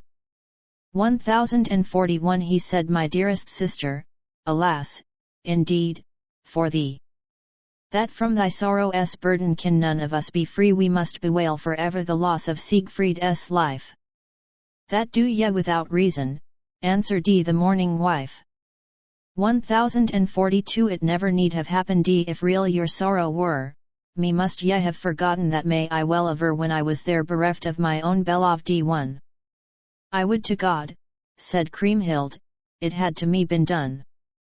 1043 They clave unto their lying. Kriemhild began again. Whoso of you is guiltless, now let him make it plain, let each before the people walk up unto the bier, thereby the truth that is in him shall presently appear. 1044 It is a wondrous marvel that oft hath happened that when one sees the slayer beside the murdered dead, the wounds afresh start bleeding, as here, too, came to pass. Whereby men saw that Hagen the malefactor was. 1045 Again the wounds bled freely, as they had done afore, they who had mourned him sorely bewailed him now the more. Then spake aloud King Gunther, I tell you everyone 'twas vagabonds that slew him, 'twas not by Hagen done.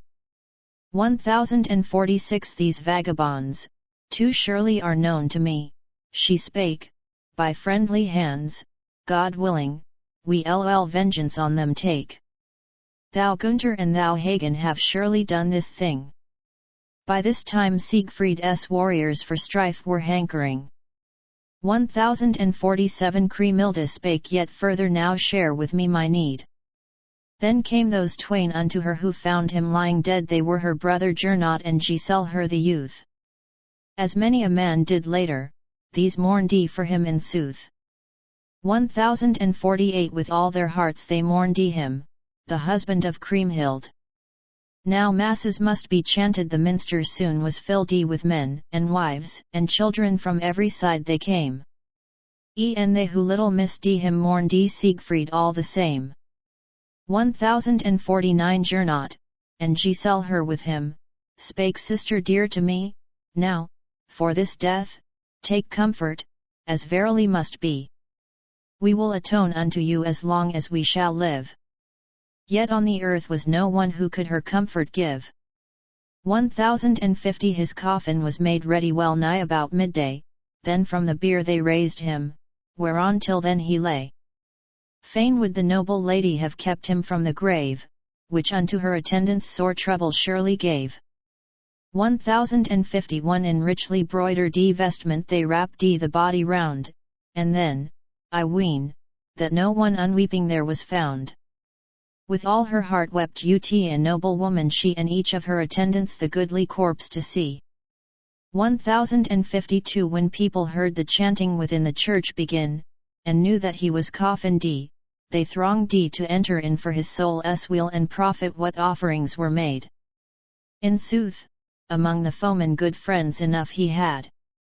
1053 Kriemhilda, the poor lady, said to her chamberlain, the love they bear towards me will be to them a bane, seeing they grudge him nothing and hold me also dear, for Siegfried's weal 'tis fitting that they his gold should share. 1054 There was no child so little, who any wit might have, but joined in the almsgiving, ere he was laid in grave. More than 100 masses were sung ere day was done, and Siegfried's friends and kinsmen came thronging every one. 1055 When ended was the chanting the people went away. Then spake the lady Kriemhild, Ye must not let me stay alone to watch beside him, this night exceeding brave. My joys are, with his body, all buried in the grave.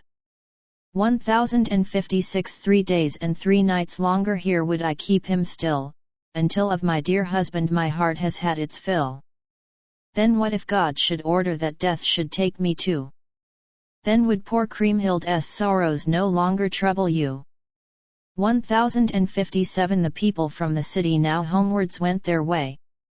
The priests and monks Kriemhilda besought with her to stay, and eke her own attendants, to watch beside the night. Forbidding was the darkness and wearisome the light. 1058 From eating and from drinking did many a man abstain. If any cared to take it, to them it was made plain that they might have in plenty. Siegmund of that took care. And yet, full many a labour the Nibelung folk must share. 1059 For 3 whole days, unceasing the story thus we hear, they who had skill in singing must needs the burden bear of chanting many an office. What alms to them folk paid? They who were poor aforetime now wealth in plenty had.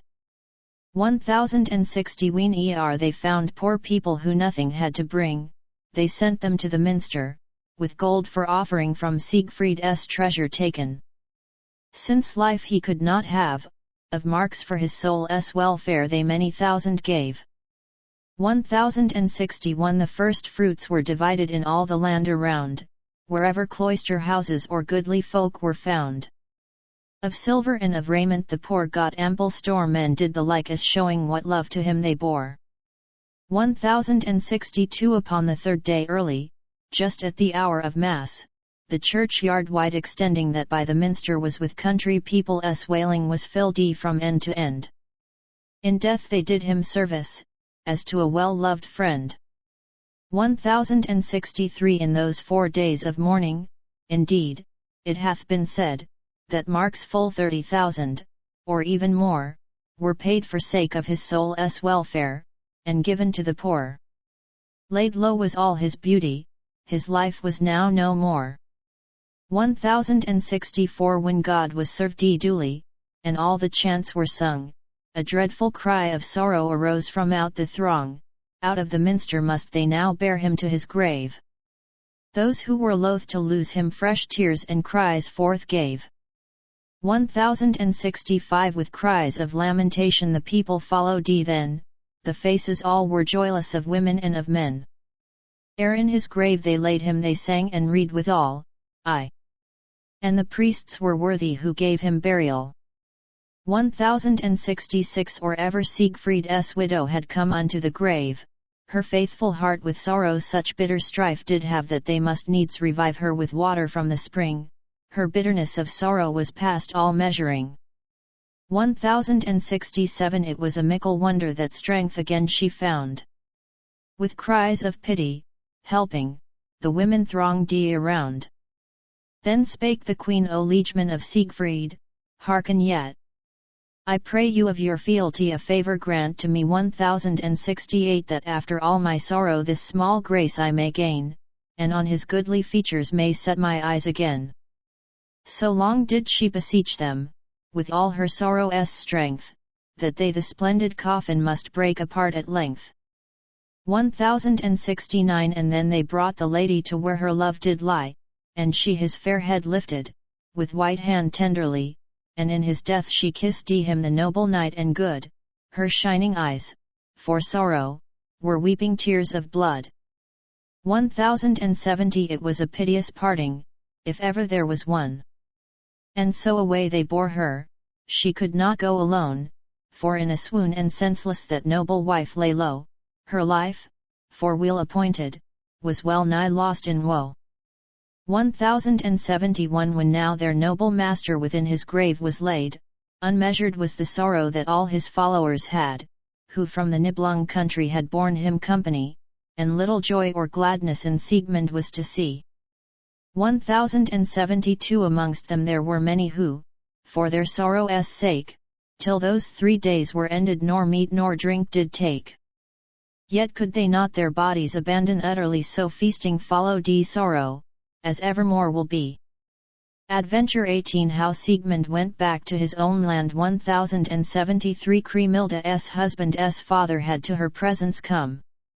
And to the queen thus spake he, We now would fain go home, I trow that we in Rhineland, unwelcome guests must be. Kriemhilde, dearest lady, come to my land with me. 1074 Since that your noble husband, by treason underhand, hath from us all been taken here in this very land, you must not overlook it. I will be kind to you for love of my son Siegfried, doubt not that this is true. 1075 Henceforward also, lady, to you the power I'll yield that the bold warrior Siegfried did teach you how to wield. The land and the crown likewise shall subject be to you, and all of Siegfried's vassals will gladly service do. 1076 Then were the servants bidden that thence they were to ride, it was a mighty business the horses to provide. Amidst their bitter foemen to dwell were sorry cheer. They bade the dames and maidens to seek their travelling gear.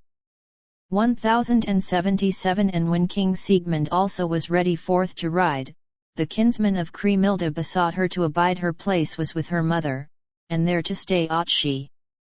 Then spake the noble lady, Nay, that can hardly be. 1078 How could I bear forever him with these eyes to see, through whom to me, poor woman, hath come such misery? Then Giselle her, the youthful, made answer, sister dear, for duty's sake now shouldst thou bide with thy mother here. 1079 Of them who have distressed thee, and brought thee to despair, thou dost require no service, my fortune thou shalt share. But to the knight she answered, nay, this can never be, I needs must die of sorrow if I should Hagen see. 1080 Illc that doth not happen, my sister dear, quoth he, with Giselle her thy brother in safety shouldst thou be, amends will I make to thee, for thy dear husband's death. Then spake the poor forlorn one, true need Cremilda hath. 1081 When this so kindly offered to her the young man made, and also Gernot fell likewise to persuade, with all her faithful kinsfolk they begged her not to go, for amongst Siegfried's kindred not many did she know. 1082 They are all strangers to thee, Gernot began to say, so strong is no man living but he must die one day. Bethink thee then, dear sister, and comfort thy sad mood, stay with thy friends and kinsmen, it will be for thy good. 1083 So Giselle her she promised that there she would abide. The horses all were ready for Siegmund's men to ride, who would be homeward riding unto the Nibelungenland, the pack horses all laden with knightly gear did stand. 1084 Lord Siegmund came, and standing before Cremilda, then said he unto the lady, the whole of Siegfried's men await you by the horses, 'tis time we rode away, for willingly I would not with the Burgundians stay. 1085 But Lady Kriemhild answered, my friends their counsel give so many as are faithful that I with them should live, for I have neer a kinsman within the Nibelungenland. Sad was the heart of Siegmund when he did understand. 1086 Then answered her King Siegmund, let that be said by none. Rather than to my kinsman I'll give to you my crown. With power and might you'll wear it, as you have done before, you shall be none the worse that our hero is no more. 1087 Come back with us, if only it were for your child's sake, you surely will not, lady, the babe an orphan make. When once your son a man is, he'll comfort your sad mood, meanwhile you'll have the service of many heroes good. 1088 She spake, Sir Siegmund, truly I cannot with you ride. Whate'er may happen to me, here must I still abide among my friends and kinsfolk, and mourn with me they will. The good knights at this answer began to take it ill. 1089 With one accord they answered, then must we fain confess that for the first time, truly, our hearts knew bitterness, since you indeed are willing here with our foes to bide, on such a grievous journey did heroes never ride. 1090 Said she, yea, God speeding, without foreboding fair safe conduct shall be given, of that I'll have a care from here to Siegmund's country. As for my darling child, unto ye knights I trust him, and to your mercies mild. 1091 When they were well persuaded that thence she would not go, the lieges all of Siegmund did weep for very woe. How full of bitter sorrow was Siegmund when his leave he took of Dame Kriemhilda. Then knew he how to grieve. 1092 Woe be on these great doings, the noble king, quoth he, an ending worse of pleasure there neer again can be to king or to his kinsfolk, than this to us has been. No more shall we henceforward in Burgundy be seen. 1093 Then loud, that all might hear them, the men of Siegfried spake, yet once again the journey may we to this land make, when we shall have discovered who laid our master low. They'll have among his kinsfolk stout enemies enow. 1094 And so he kissed Kriemhilda, and mournfully did say, when as he saw for certain she had a mind to stay, now will we unrejoicing go home unto our land. My sorrow for the first time now do I understand.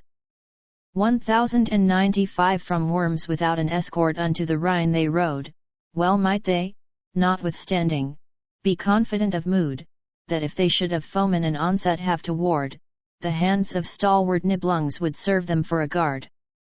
1096 leave did they take of no man ere they set forth to ride. But Giselher and Gernot were presently espied all kindly coming towards him, his sorrow made them grieve, as soon these gallant heroes did bring him to believe. 1097 For then the princely Gernot right courteously said, Be God in heaven my witness, that Siegfried now is dead is through no fault on my part, nor have I heard men tell who wished him any evil, so can I mourn him well. 1098 Then had they a safe conduct at Giselher's own hand, and carefully he led them in time, from out the land. The king and all his warriors to Netherland got home. How little could their kindred rejoice to see them come. 1099 And what befell them after I cannot rightly say. And still one heard Kriemhilde bewailing day by day that none could give her comfort, in either heart or mood, but Giselher, who only was true to her and good.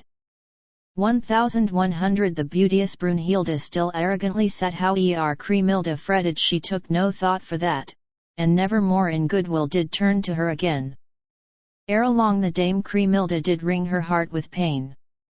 Adventure 19 How the Nibelung horde was brought to Worms. 1101 Now when the noble Kriemhilde widow thus was made, Count Eckwart was with her, and in the land he stayed with all his men, and daily he served her without fail, and helped his lady often his master to bewail. 1102 At Worms, hard by the minster, they built for her a hall, 'twas very wide and lofty, and richly decked withal. There, with her own attendants, all joyously sat she. She loved the church's service and went there willingly. 1103 From where her love lay buried, she seldom was away, with sorrow-laden spirit she went there every day. She prayed to God Almighty to keep his soul aright, and faithfully and often bewailed was the night. 1104 Ut and all her women to cheer her I were fain, yet was the heart within her so sorely smit with pain, however they might comfort she took not any heed. She had for her beloved such all-surpassing need. 1105 As for a well-loved husband no other wife e'er found. Thus might one see how virtues in her did much abound. Unto her end she mourned him, as long as she had life, and soon a mighty vengeance took valiant Siegfried's wife. 1106 So after all this sorrow 'tis truth she did abide until the 4th year's having from when her husband died, nor all this time twixt Gunther and her did speech arise, nor did she once on Hagen, her enemy, set eyes. 1107 Then Hagen spake, Of Tronje could you not so contrive that you might with your sister in friendly fashion live? That so unto this country might come the Nibelung gold, if but the queen were friendly, your gain were manifold. 1108 He said we must attempt it, my brothers are with her, we beg them so to urge her that she be friendlier, until at last prevail we that she thereto agree. Quoth Hagen I misdoubt me that will ever be. 1109 He presently bade Ortwine unto her court to go, likewise the Margrave Geir, and both of them did so. And Giselher the youthful and Gernot, too, they brought, who straightway Dame Kriemhilde in friendly wise besought. 1110 To her the valiant Gernot of Burgundy then said, Too long hast thou, O lady, bewailed thy Siegfried dead. The king to you will swear that by him he was not slain. Still day by day one hears thee so bitterly complain. 1111 Said she, None doth accuse him, 'twas Hagen's hand that slew, and where he might be stricken from me alone he knew. How could I have believed that such hate to him he bore? More care would I have taken, the queen said furthermore. 1112 Ere any word of mine had his noble life betrayed then little cause for weeping should I, poor wife, have had. No more can I have kindness for those who this have done. Then Giselher besought her, the brave and comely one. 1113 To greet the king I am willing, she did at last declare with his best friends before her, one saw him soon appear. But Hagen durst at no time within her presence go, his guiltiness well knew he, 'twas he who wrought her woe. 1114 Since she her hate to Gunther was willing to forswear, 'twould better have beseemed him to kiss her then and there. Were 't not that by his counsel her sorrows had been made, he might have met Kriemhilde with boldness undismayed. 1115 Neer was a reconcilement, when friend by friend was met, more tearfully accomplished her sorrow rankled yet. Save only one amongst them, she pardoned every one he Neer were slain, if Hagen the murder had not done. 1116 Not very long thereafter they brought it so about that unto Dame Kriemhilde the mighty hoard came out of Nibelungenland, and safely was to the Rhine conveyed. It was her wedding dowry, and rightly hers was made. 1117 'Twas Gernot who went for it, and with him Giselher and 80 liegemen, who had commands from her to go and fetch the treasure from where it lay unseen, since Alberich its keeper, with trusty friends, had been. 1118 Now when they saw the Rhine men coming the hoard to take, the ever-valiant Alberich unto his comrades spake, We dare not keep the treasure withholden from her power, seeing the noble lady can claim it as her dower. 1119 Yet never would the matter have come to such a pass, had we not had, said Alberich, the evil luck, alas! The goodly cap of darkness with Siegfried's self to lose, which fair Kriemhilde's husband was ever wont to use. 1120 Now evil unto Siegfried hath happened since the day that from our hands the hero the Tarnhelm took away, and all this land by conquest did to his service bind. Then went the treasure keeper straightway the keys to find. 1121 At the hill foot were waiting the Queen Kriemhilde's men and sundry of her kinsmen, the treasure bore they then down to the lake shore, lading their vessel with the same, then o'er the waves they took it and up the Rhine stream came. 1122 Now may you of this treasure a wondrous story hear. It took a dozen wagons it from the mount to bear, 4 days and nights they ceased not to carry it away, and each must make the journey, so laden, thrice a day. 1123 Naught else but gold and jewels within this treasure lay, and had one taken from it what would the whole world pay, 'twould not have seemed to eyesight of 1 mark's value quit. Not without some reason did Hagen covet it. 1124 The gem of all lay lowest a little rod of gold. Whoever understood it he might the mastery hold in all the world's dominions, o'er every race of men. Of Alberich's kinsmen many did follow Gernot then. 1125 As soon as they had carried the hoard to Gunther's land, and thus the queen had taken the whole into her hand, the storerooms and the towers were full as they could hold. Never of such vast treasure the marvel hath been told. 1126 And even were the treasure increased 1,000-fold, and she once more might Siegfried in health and strength behold, gladly to him would Kriemhilde have empty-handed gone, for never could a hero a truer wife have won. 1127 Now that she had the treasure, she brought unto the land full many a stranger warrior, in truth the lady's hand her bounty gave so largely, the like had ne'er been known. This queen had many virtues that all the folk did own. 1128 To poor men and to wealthy she now began to give so much, that Hagen argued if she perchance should live for long enough, 'twas likely so many would she win to stay there in her service, that 'twould go ill with him. 1129 King Gunther said her own are her body and estate, what she shall do with either how then can I dictate. Nay, hardly could I compass that she became thus kind. So let both gold and silver go as she hath a mind. 1130 But to the king said Hagen, no prudent man and wise would leave to such a woman a treasure of this size. In gifts we'll see her spend it and squander the whole store, and then the bold Burgundians may rue it evermore. 1131 Then answered him King Gunther to her an oath I swore that I to her would never do any evil more, and that will I abide by, for she my sister is. But thereunto said Hagen, let me be blamed for this.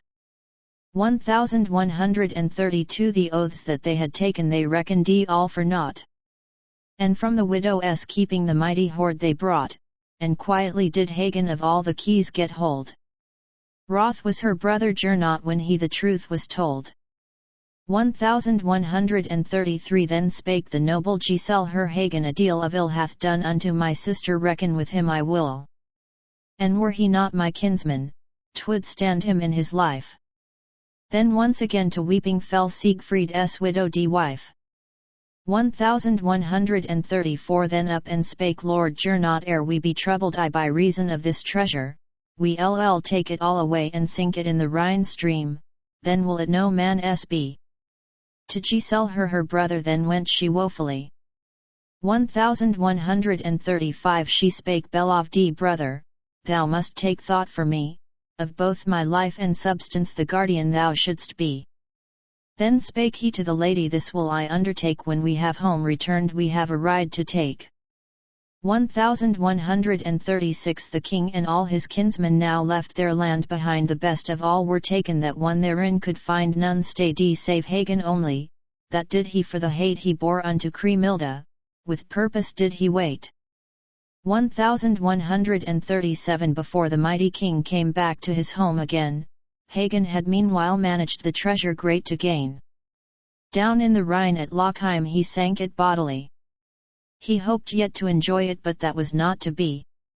1138 The princes came back shortly, and with them many a man. Of her great loss Kriemhilde to make complaint began, and all her maids and ladies great was their grief, in sooth. Ready with faithful service was Giselle her the youth. 1139 They one and all said, Hagen hath done us a foul wrong. Then from the prince's anger he kept aloof for long, till he regained their favour, and so they left him free, yet never to Kriemhilde could he more hateful be. 1140 Before Hagen of Tronje had hidden thus the hoard, they made a pact together, and with strong oaths assured, that it should remain hidden as long as each should live, none for himself should take it, nor to another give. 1141 So now again with sorrow her heart was desolate, first for her husband's murder, and now that her estate had all been taken from her. Thus she became a prey unto her grief forever until her dying day. 1142 After the death of Siegfried, as verily appears, with many troubles burthened she dwelt for 13 years, and all the while could never forget the warrior dead. I was faithful to him, that all the people said. Adventure XX How King Etzel sent to Burgundy after Kriemhilde. 1143 Now on a time it happened that Lady Helga died, then was King Etzel minded to woo another bride. His friends all bade him look to the land of Burgundy, towards a high-born widow, Kriemhilde named was she. 1144 Soon after the fair Helga departed had this life, quoth they, if thou wouldst ever possess a noble wife, the highest and most worthy that king did ever have, then take this self same lady, widow of Siegfried brave. 1145 How might that be accomplished? Then said the mighty king, seeing I am a heathen and neer had christening. The lady is a Christian, she never would agree. A miracle must happen, if this should ever be. 1146 The ready ones made answer, what if perchance she should? With thy high name to help thee and all thy substance good, to win the noble lady one very well might try. To woo so fair a person would please you verily. 1147 Then said the noble sovereign, doth any one of you the people of the Rhineland and eke the country know? Good Ardegger made answer, who from Bechlaren came, I've known her from her childhood, this queen of noble name. 1148 King Gunther and King Gernot, the noble knights and brave, and Giselle her, the third one, each ever doth behave in such wise as high honour and virtue to have taught, nor elsewise from aforetime have their forefathers wrought. 1149 But furthermore said Etzel friend, I would learn of thee if in my land she is worthy to wear the crown with me? And if she is fair of body as has to me been said? Then those to me most friendly, need never be dismayed. 1150 Indeed unto my lady in beauty likeneth she, to Helca, the most mighty, I. In this world could be for any king whatever never a wife more fair. To whom her love she plighted he may be of good cheer. 1151 He spake then when her, Ardegar, if dear to thee am I. And if beside Cremilda it be mine to lie, I will reward thee for it as fully as may be, seeing thou wilt my wishes have compassed thoroughly. 1152 So much out of my treasure I'll have bestowed on thee that thou and thy companions may live right merrily, of horses and of raiment whatever you may need, I will have for your journey made ready with all speed. 1153 Sir Ardegar made answer, a mighty Margrave he did I thy riches covet, that were unpraiseworthy. Unto the Rhine thy message to bear I shall be glad at charge of mine own fortune, which from thy hands I had. 1154 Then spake the mighty sovereign, now when wilt thou fare hence to seek this lovely lady? May God give thee defence and honour in the journey, and eke this lady mine, may she to us, luck helping, a gracious ear incline. 1155 Then Ardegar spake further, ere yet we leave the land, we must prepare both raiment and weapons to our hand, that so before the princes due honour we may have. I'll lead unto the Rhineland 500 warriors brave. 1156 So, me and mine beholding, the men of Burgundy shall every man among them be fain to testify that neer from king in those parts on such a journey went so many men or better than thou to the Rhine hast sent.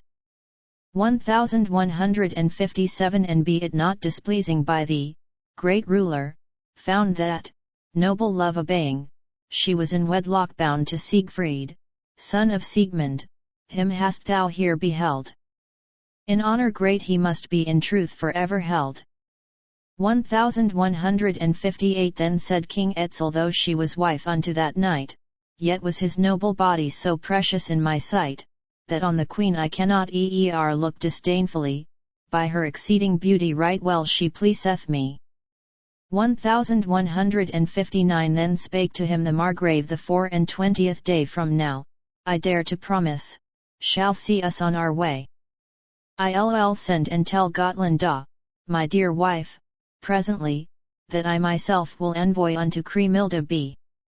1160 So thence unto Beclaren sent Ardegar straightway. Both sorrowful and proud was the Margravine that day. A wife by him, he told her, must for the king be wooed, still tenderly, as living, she thought of Helca good. 1161 For when her husband's letter the Margravine did spell, some little was she troubled and straight to weeping fell. Would she another mistress like her have again? And when she thought of Helca it gave her heartfelt pain. 1162 In 7 days' space had Ardegar set forth from Hungary. A glad man was King Etzel, and gay at heart was he. Already in Vienna the travelling gear was made, nor would he that the journey should longer be delayed. 1163 Gotlanda at Beclaren awaited Ardegar, the Margravine his daughter was also waiting there, and glad she was on seeing her father and his men. And many fair young maidens watched kindly for them then. 1164 Ere Ardegar the noble forth for Beclaren went from out Vienna's city, all his accoutrement was perfectly made ready and on the sumpters laid. They travelled in such fashion that nothing was waylaid. 1165 When they to Beclaren within the town did fare, the host his fellow travellers bade kindly welcome there, and offered board and lodging. Good quarters each one had. The noble Gotlanda to see him come was glad. 1166 Likewise his well-loved daughter, the little Margravine, at her dear father's coming could neer have gladder been. The heroes out of Hun's land how glad she was to see. And them the noble maiden accosted merrily. 1167 Right heartily be welcome my father and his men. And readily, to thank her, fair words were spoken then unto the Margrave's daughter, by many a worthy knight. Sir Ardegar's demeanour Gotlandar read aright. 1168 For when alone at night time by Ardegar she lay, how lovingly besought him the Margravine to say whither the king from Hun's land had bidden him to go. Said he, my wife Gotlinda, I'll gladly let thee know. 1169 I for the king my master must seek another wife, now that the beauteous Helga departed hath this life. Therefore to fetch Kriemhilda unto the Rhine ride we, to Hun's land she is coming a mighty queen to be. 1170 God grant, said Gotlinda, that may come to pass since we have heard, in honour, how much she doth surpass. She may replace my lady belike, in days to be, we'll let her wear in Hun's land the queen's crown willingly. 1171 Then said the Margrave to her, beloved wife of mine, the men who hence are riding with me unto the Rhine, all kindly must thou offer with them thy stores to share when heroes fare right nobly more stout of heart they are. 1172 She answered, there is no man who cares to take of me, to whom what beseemeth I give not willingly, or ever hence depart yet thou and thy fighting men. Then said to her the Margrave, so doth it please me then. 1173 And what noble garments they from the storerooms bear.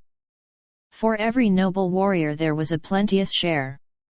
All lined they were with peltry downwards from throat to spur, what best his purpose suited was chosen of Ardegar. 1174 Upon the 7th morning from Bechlaren rode the host with all his warriors. Weapons and raiment good they bore with them in plenty through the Bavarian land, nor on the road were harassed by any robber band. 1175 Within a 12 days' journey they to the Rhine did ride, the tidings of their coming small chance there was to hide. Some to the king gave warning, and eke his men did tell, that stranger guests were coming. The host to asking fell 1176 if they were known to any. That was he fain to know. One saw their sumpter horses so heavy laden go that they were very wealthy was plain enough to see. In the great town was found them a hostel presently. 1177 Now when the all unknown ones were given an abode, upon these self-same nobles vast was the heed bestowed. Men wondered whence the warriors to the Rhine had found their way. The host sent after Hagen, if haply he could say. 1178 Then spake the knight of Tronje, I have not seen them yet, I doubtless may declare you when sight of them I get, from whence they ve come a riding into this land. I trow they must indeed be strangers, if not of them I know. 1179 By this time every stranger a place of lodging had. Then forward came the envoy, in rich apparel clad, with all his noble comrades, and so to court they rode. Fine raiment were they wearing, right well devised in mode. 1180 Then quoth the ready Hagen, for all that I can tell, not having seen these nobles for somewhat of a spell, such like is their demeanour as Ardegar might have, out of the Hunnish country, a noble knight and brave. 1181 How am I to believe it? The king replied straightway, that he of Bechlaren is hither come this day? But as the royal Gunther from speaking did forbear, bold Hagen saw for certain that it was Ardegar. 1182 He and his friends to meet them, did hasten everyone. One saw from off their horses 500 knights stand down. These messengers from Hun's land right welcome were they made, and never yet were envoys so gallantly arrayed. 1183 Then Hagen spake of Tronje, and in a loud voice cried, Now in God's name be welcome ye thanes who hither ride, the warden of Bechlaren, and each one of his men. An honourable greeting the doughty Huns had then. 1184 King Gunther's nearest kinsman, came forth to where they were, the lord of Metz, Sir Ortwine, then said to Ardegger, Neer, yet in all our lifetime have we until this day set eyes on guests so gladly that may I truly say. 1185 Thanks gave they for the greeting unto the warriors all, so with their noble escort, they went unto the hall. And there they found King Gunther with a gallant company, and from his throne up stood he, such was his courtesy. 1186 With what right courtly breeding did he the envoys meet? Gernot, as well as Gunther, was full of zeal to greet the guest and eke his liegeman, as did his rank demand. Good Ardegger King Gunther himself took by the hand. 1187 Unto the seat he led him, on which himself he sat, then to the strangers served they all gladly did they that of right good mead full beakers, and of the best of wine that ever one could meet with in all the land of Rhine. 1188 Now Giselher and Geir had both of them appeared, and Dankwart, too, and Folker, who all of them had heard about the guests arriving. They were in gladsome mood before the king, they greeted the noble knights and good. 1189 Then Hagen, knight of Tronje, unto his lord did say, These warriors of ours should be beholden I for kindness that the Margrave hath shown to us before fair Gotland's husband must have reward therefore. 1190 Then spake the royal Gunther, I can no more delay, in health how are they faring, that tell to me, I pray, Etzel, I mean, and Helka, who over Hun's land reign. All will I, said the Margrave, gladly to you make plain. 1191 Straight from the seat uprose he, as eke did all his men, and to the king thus spake he, If thus it may be then, and you, O prince, allow it, I will no more delay the tidings that I bring you, but willingly will say. 1192 He said, What are the tidings that unto us you bear? I wait not friendly counsel, but bid you to declare. Let me and my men hear them, whatever they may be. I bid you, in all honor, discharge your embassy. 1193 Then spake the trusty envoy, to you upon the Rhine his faithful service tenders, that mightful lord of mine, to every friend moreover that unto you may be, this message I deliver, in faith and honesty. 1194 The noble king doth ask for your pity in his need. All joyless are his people, my lady she is dead, the rich and mighty Helka, of my good lord the wife, and now full many a maiden doth lead an orphan life. 1195 Children of noble princes, whom she did rear of late, and therefore is the country in lamentable state. These now, alas, have no one to rear them faithfully. I doubt there is no ending to the king's misery. 1196 Requite him God, said Gunther, for that to me he sends so willingly his service, as eke unto my friends. The greeting thou hast brought me right gladly have I heard, my kinsmen and my lieges shall merit his good word. 1197 Then spake, from the Burgundians, Gernot the warrior, the world fair Helka's dying may rue for evermore, for all her many virtues, which she to cherish knew. The doughty knight, Sir Hagen, agreed that this was true. 1198 But Ardegger said further, the high ambassador, since you, O king, allow me, I have to tell you more of that which my dear master hath bidden me fulfill, since from the death of Helka things have with him gone ill. 1199 It hath been told my master that, Siegfried being dead, Kriemhilde is a widow. If this be so, indeed, and you to her will grant it, then she a crown shall wear before King Etzel's warriors. This have I to declare. 1200 The mighty monarch answered, in courteous mood was he. I'll tell her my opinion, if she perchance agree.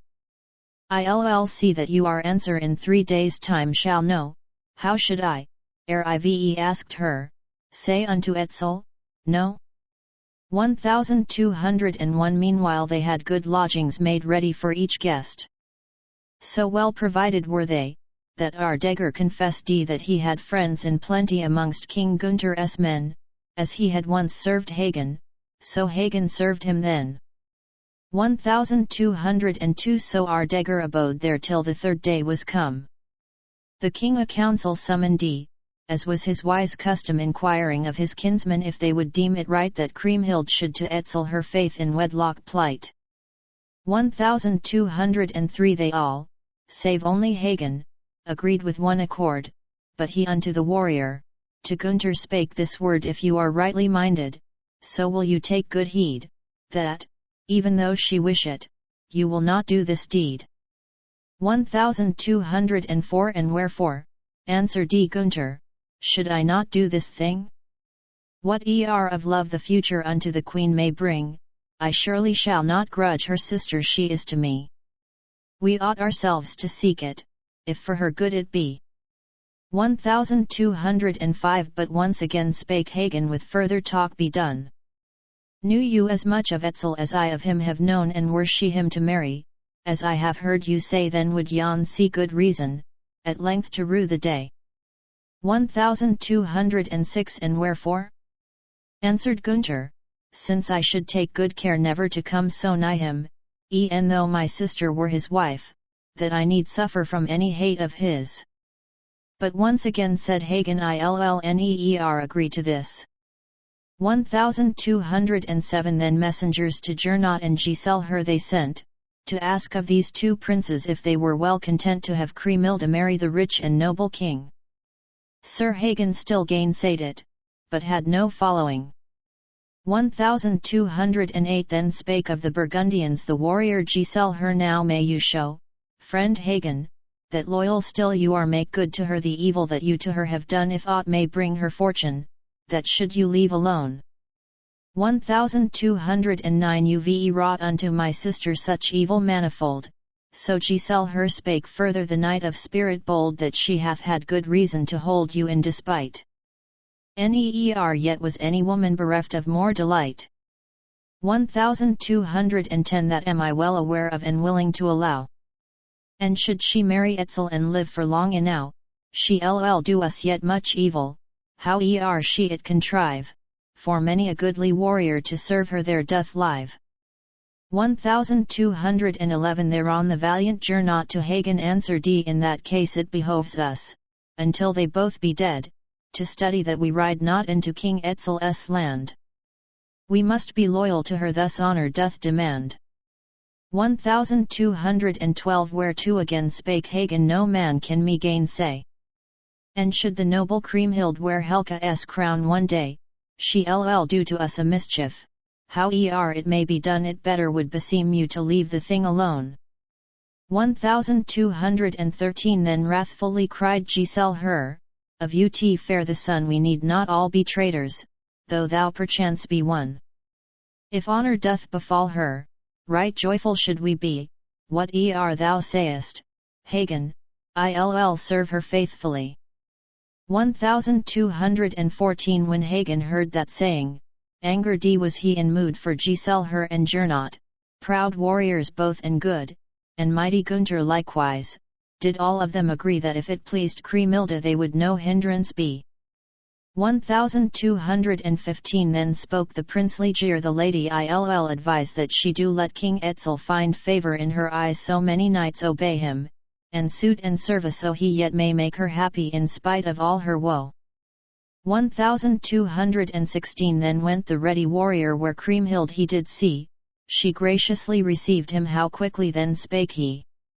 Well may you greet me, lady, and give me Harold's bread, for good luck comes to save you now out of all your need. 1217 For love of you, dear lady, lo! There hath hither sent one of the best and greatest that had government realm with highest honour, or ever crown shall wear, and noble knights sue for him your brother bids declare. 1218 Then spake the sorrow-laden, now God prohibit thee and all my friends from making a mockery of me. Of me, the poor forlorn one.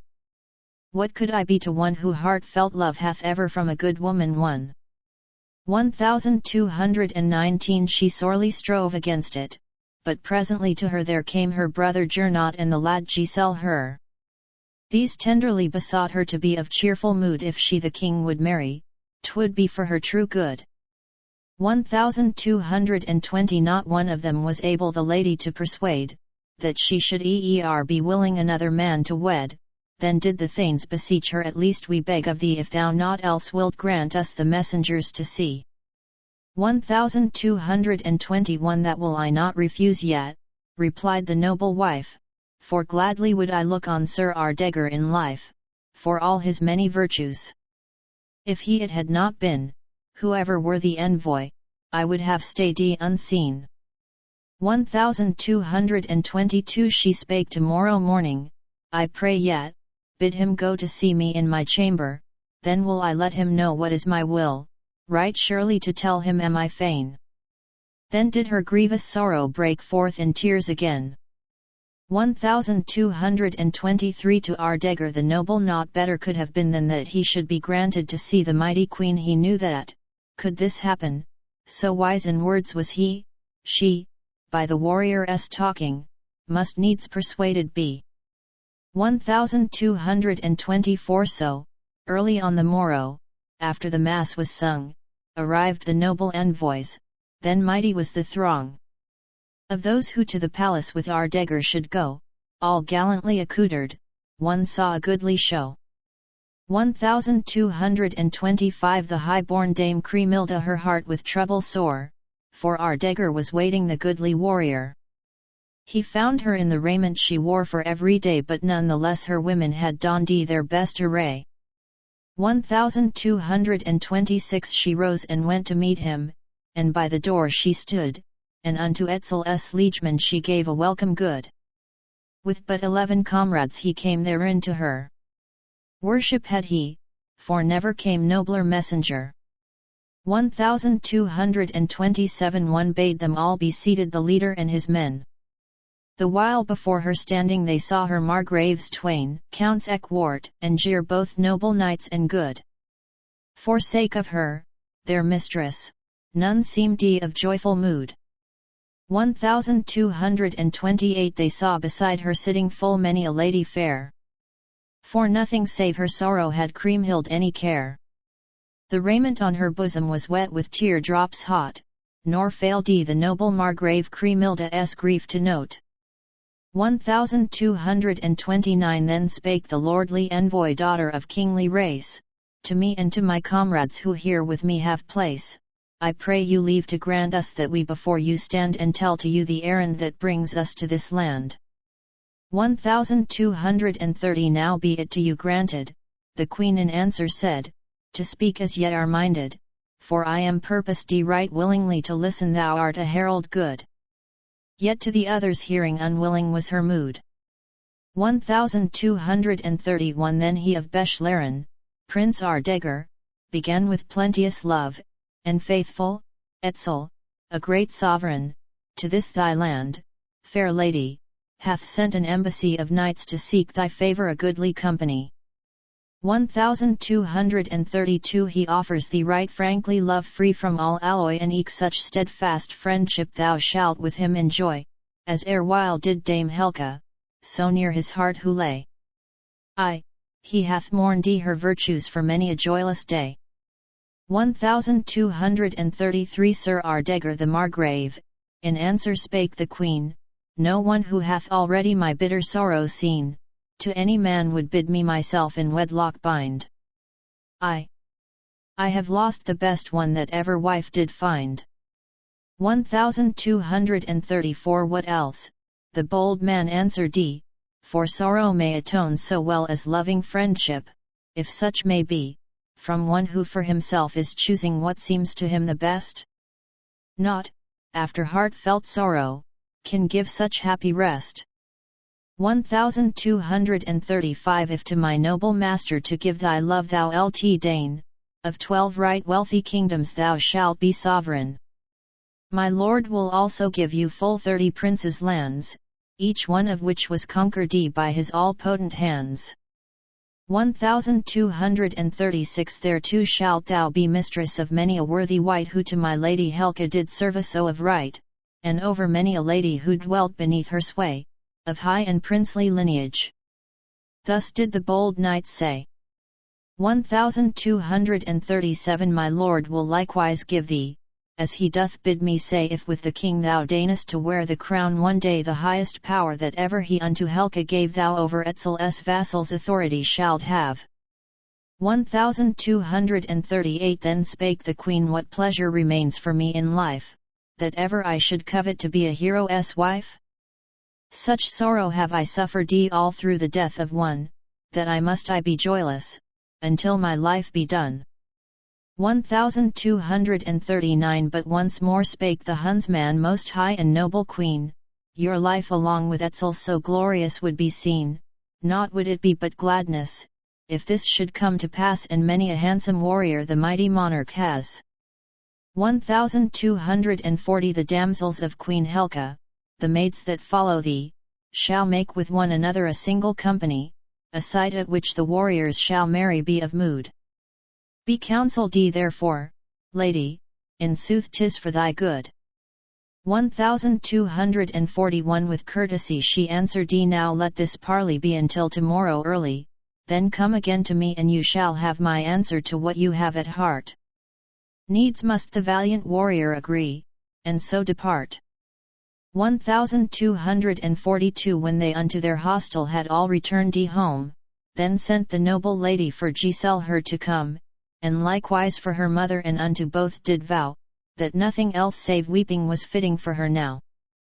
1243 Said Giselle her brother's sister, 'tis my belief, and some to me have said it, that all thy bitter grief King Etzel will make vanish, and shouldst thou marry him, whatever others counsel well done I will it deem. 1244 He surely may console thee, said Giselle her again, from Rhone unto the Rhine stream, from Elba unto the Main, there is not another sovereign so powerful as he. Right soon mayst thou be happy, if wife he makes of thee. 1245 My brother well beloved, how canst thou thus advise? To weep and mourn seems ever more fitting in mine eyes.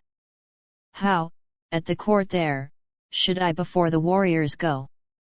If ever I were comely, no longer am I so. 1246 Then spake the lady Ut her daughter dear, unto what are thy brother's counsel, fail not, dear child, to do, follow thy friends' advising, so will it prosper thee. Too long have I beheld thee in thy great misery. 1247 Then God she prayed right sorely that store of worldly gear, of silver, gold, and raiment be granted unto her, to give, as when her husband in life and health she had, though never as aforetime could life again be glad.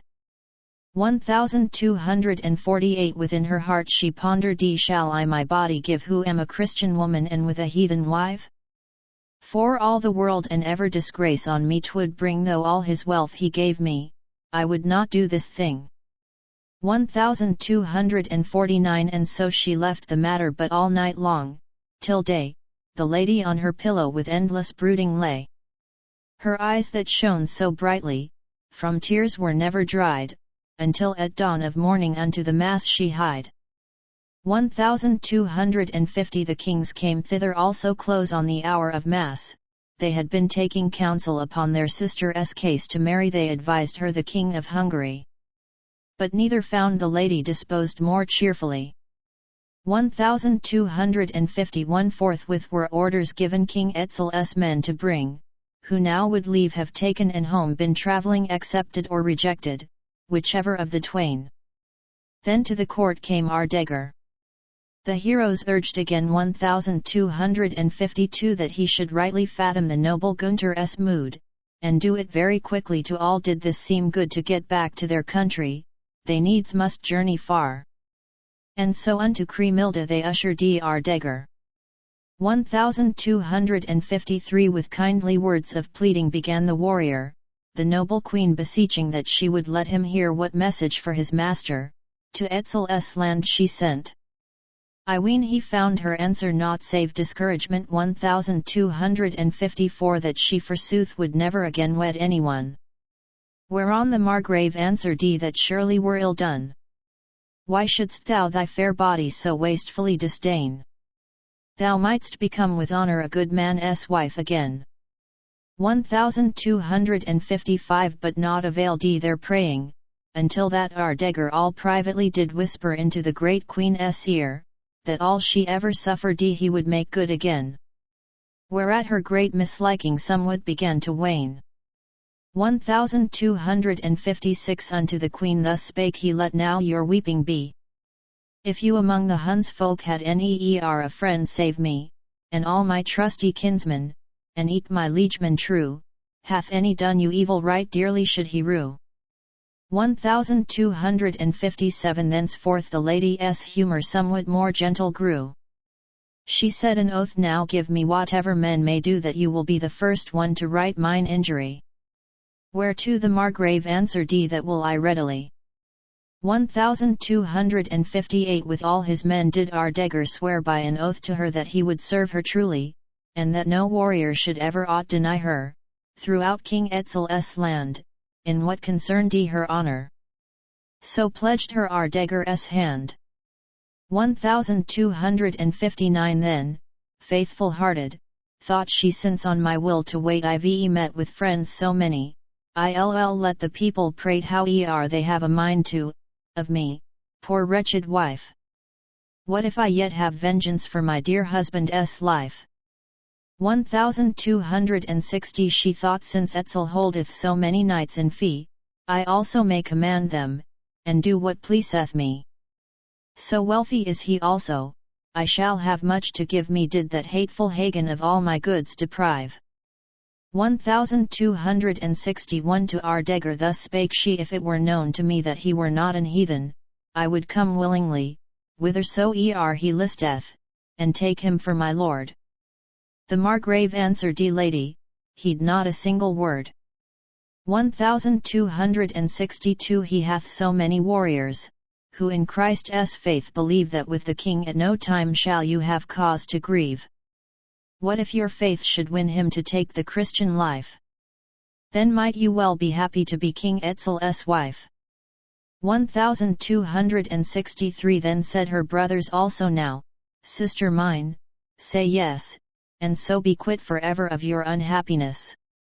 Thus long did they beseech her, till, full of sorrow, she before the heroes promised King Etzel's wife to be.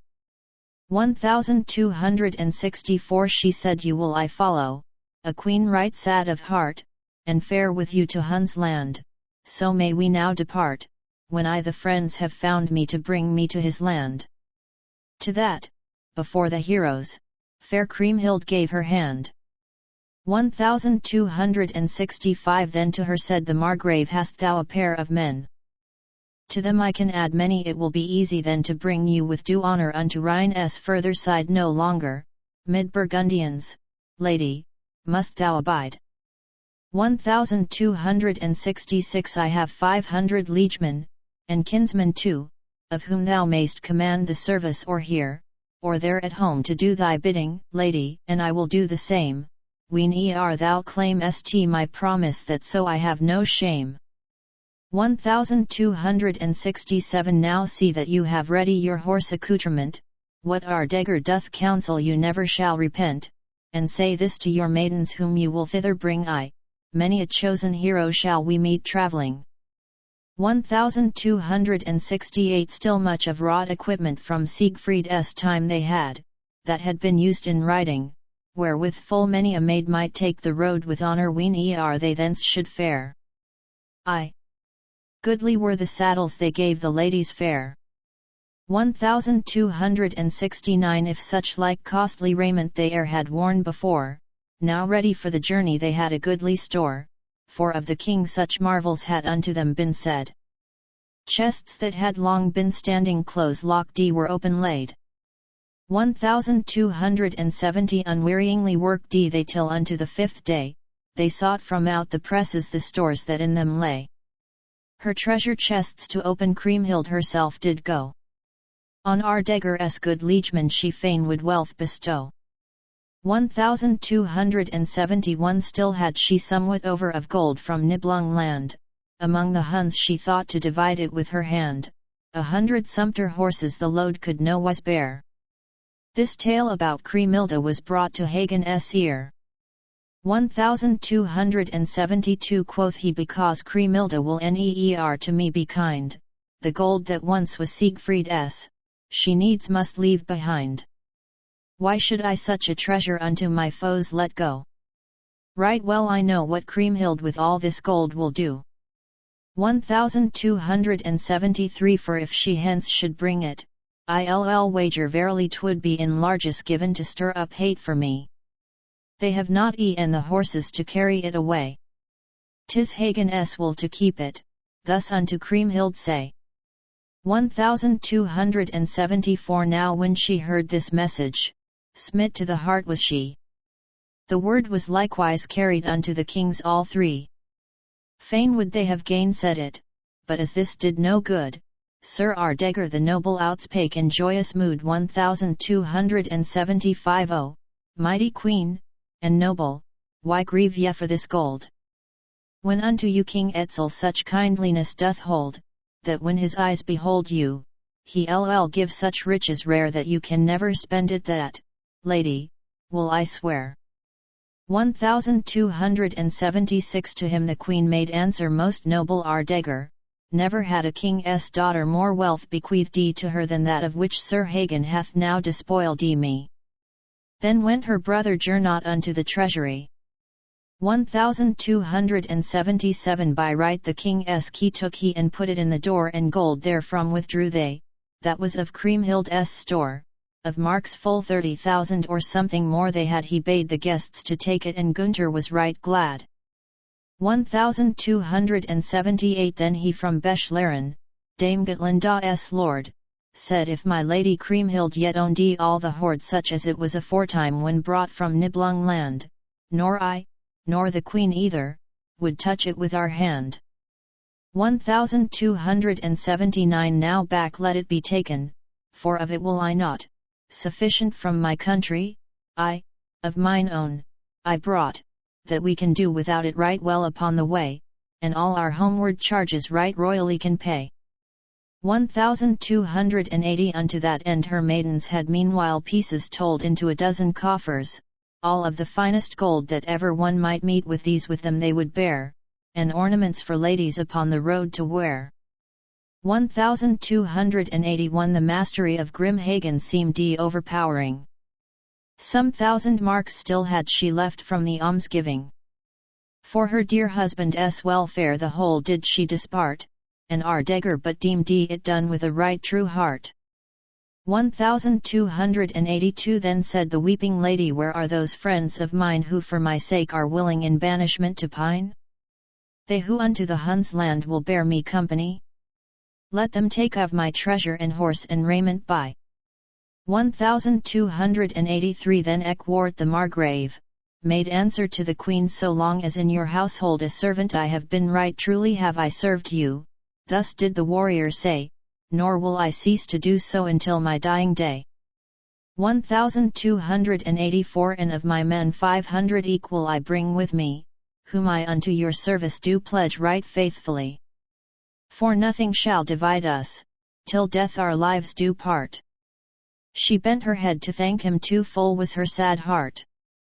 1285 Then led they forth the palfreys, for it was time to go. Her friends all fell a-weeping, and many tears did flow. The noble lady Ut and many a maiden fair showed that for Dame Kriemhilde their hearts were full of care. 1286 100 high-born maidens along with her she led, who as their rank befitted were all apparelled. Then from their eyes bright shining did many a tear drop well. And yet with Etzel later much pleasure them befell. 1287 Lord Giselle her came also, and Gernot none the less, with many of their household, as bade their courtliness. They would their well-loved sister upon her journey bring. They led 1,000 warriors, a goodly following. 1288 The ever-ready Gier, and Ortwine also came, Rumold the kitchen master he too must come with them. Night quarters made they ready hard by the Danube side. But Gunther from the city did but a small space ride. 1289 Ere from the Rhine they journeyed, they had before them sent their messengers, who swiftly unto the Huns' land went, and told the king beforehand how Ardegar had done, and as a wife for Etzel the noble queen had won.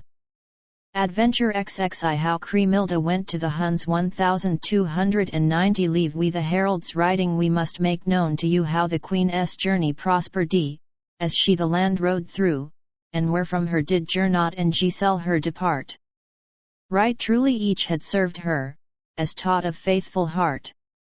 1291 They rode as far as Pfering, upon the Danube strand. Then of the queen began they kind quittance to demand, since homeward they returning unto the Rhine would ride, nor might this without weeping twixt loving friends betide. 1292 Then Giselle her the ready unto his sister said, If ever thou, fair lady, shouldst stand in need of aid, if thou art in danger, fail not to let me know. To Etzel's land to serve thee I presently will go. 1293 Those who were of her kindred upon the mouth she kissed, and at the hour of parting full many a loving tryst one saw the liegeman keeping of Margrave Ardegar, for many a well-dight maiden the queen led forth with her. 1294 Fivescore in number rich clothing did they wear, and brightly tinctured cloth stuffs, and many men did bear broad shields to guard the ladies beside them on the way. But many a princely warrior must part from them that day. 1295 Thence rode they swiftly forward down through Bavarian land. The people told the tidings of how a mickle band of unknown guests were coming, nigh where a cloister still doth stand, and wherein river the Danube's flood doth fill. 1296 Within the town of Passau there was a bishop sc. The hostels and the palace stood empty. Presently to meet the guests men hied them on to Bavarian ground, where Pilgerin the bishop the fair Kriemhilde found. 1297 The warriors of the country no whit displeased were to see behind her coming so many ladies fair, their eyes upon these daughters of noble knights did rest. Good lodging was provided for every noble guest. 1298 The bishop into Passau, his niece beside him, rode, and when among the burghers the news was noised abroad that coming was Kriemhilde, their prince's sister's child, right gladly was she welcomed by all the merchant guild. 1299 That they were come to sojourn the bishop fain had known, but Eckwart said to him, It is not to be done, to Ardegar's dominions we needs must journey down, where many knights await us, as is to all well known. 1300 The tidings of their coming now fair Gotlanda knew. Straightway she made her ready, her noble daughter too.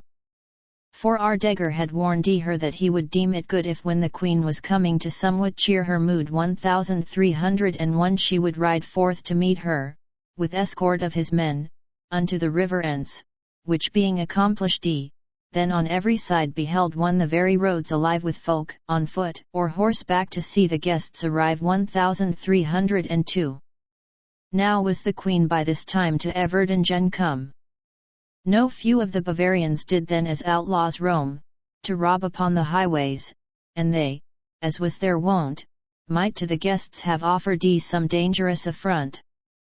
1303 But well the noble Margrave of this had taken thought, for he 1,000 warriors and even more had brought. There also came Gotlanda, the wife of Ardegar, and many a knight of valour right nobly rode with her. 1304 When they the Tron had traversed, upon the level green by ends, folk making ready cabins and tents were seen, for there it was determined the night halt should be made. All charges for the strangers by Ardegar were paid.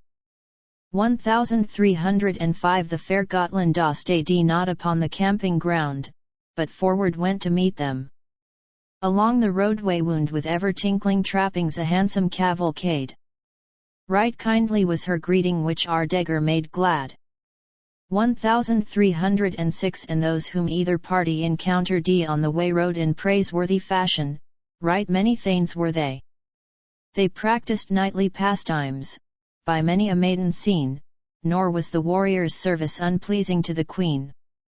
1307 As Ardegger's retainers unto the guests came nigh, right many were the lance shafts one saw raised up on high, by warriors' hands uplifted, as is the knightly mode, and then before the ladies praiseworthily they rode. 1308 This brought they to an ending, then many of the men greeted each other kindly. The fair Gottlanda then to where she saw Kriemhilda they brought upon her way. They who could serve the ladies had little rest that day. 1309 The Lord of Bechlaren up to his wife did ride, the noble Lady Margrave was right well satisfied that he from the Rhine country all safe and sound had won. And somewhat was her sorrow in happiness undone. 1310 When she had made him welcome, he bade her on the green dismount, with all the ladies who in her train were seen. Then many a noble liegeman was busy as could be, and service to the ladies was done right readily. 1311 As now the Lady Kriemhild the Margravine espied, standing with her attendants, she would no nearer ride, but with the rein her palfrey at once began to stay, and bade them from the saddle to lift her down straightway. 1312 His sister's daughter leading one saw the bishop soon, with Eckwart, to make her unto Gottlanda known, and, in a trice, the people made wide the way for this. Upon the lips the stranger did Gottlanda kiss. 1313 Then spake in loving fashion the wife of Ardegger Now well as me, dear lady, that I thy presence fair within my country's borders and with mine eyes have seen. To me could at this season no greater joy have been. 1314 Most noble Gottlanda, God give you your reward. If haply I, spake Kriemhild, and Botling's son be spared, one day you may be joyful that you have seen my face. They both were all unknowing of what must come to pass. 1315 Due courtesies exchanging, walked many maidens fair, their services to render the warriors ready were. They sat, the greetings ended, upon the clover down, and many made acquaintance, who were till then unknown. 1316 Wine brought they for the ladies, and now 'twas full midday, the noble folk would therefore no longer their delay. They rode on till they came where large huts and many stood, and for the noble strangers was waiting service good. 1317 That night they slept in quiet until the dawning break. But they of Bechlaren themselves did ready make, so that they might provide for so many a worthy guest. Well Ardegger had managed that little should be missed. 1318 One saw how every window stood open in the wall. The castle of Bechlaren was entry free to all. Therein the guests came riding, well seen of all around. The noble host had bidden good hostel to be found. 1319 Then Ardegger's fair daughter with all her company, unto the queen approaching, received her lovingly. There likewise was her mother, the wife of the Margrave. To many a young damsel they kindly greeting gave. 1320 hands took they with each other, and so together went unto a wide roomed palace of fashion excellent, for there, beneath it rushing, one saw the Danube's flood. They sat and took the breezes, and had much pastime good.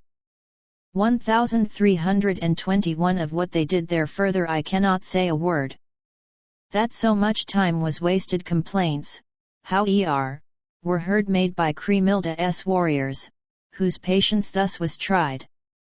But with them, from Bechlaren what goodly thanes did ride. 1322 By Ardegger kind service was amply offered. The queen bestowed, when leaving, 12 golden bracelets red on Gottlanda's daughter, and raiment, too, well wrought she into Etzel's country herself no better brought. 1323 Although they had despoiled her of all the Nibelung gold, the love of all who saw her she knew to win and hold with what small wealth remaining she for her use might have. Unto her hostess house servants great store of gifts she gave. 1324 Like honour showed on her side the Lady Gotland unto the guests from Rhineland, to whom she was so kind that one could find scarce any among the strangers there who had not of her jewels or raiment fine to wear. 1325 When they enough had eaten, and time it was to start, the mistress of the household proffered with all her heart, most true and loyal service to Etzel's wife to be. Then was the fair young maiden embraced right lovingly. 1326 Unto the queen thus spake she, if it seem good to you, I know that my dear father right gladly this will do, he'll send me into Hun's land that I with you may be. That she was loyal-hearted Kriemhilde well could see. 1327 In front of Bechlaren the horses had been led, the noble queen already her parting words had said unto the wife and daughter of Margrave Ardegger, with greetings, too, departed full many a maiden fair. 1328 They scarce from that day forward saw one another more. And when they came to Medlick, lo! In their hands men bore a store of brave gold flagons, wherein, unto the street, wine brought they for the strangers, to give them welcome meat.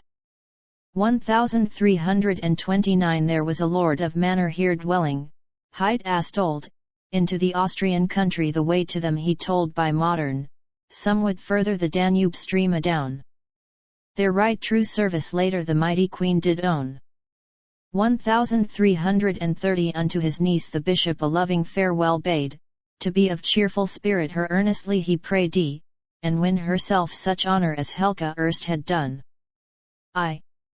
What great honour later amongst the Huns she won. 1331 Unto the Traisen river the guests they soon did bring, and Ardegger's retainers served them, unwearying, until the Hun folk riding across the country came. Then was there mickle honour done to the royal dame. 1332 The king of the Huns country did, near the Traisen, own a very noble stronghold, to everyone well known. Its name was Traisen Maur, where Helga lived of yore, and practiced such great virtues, scarce met with any more.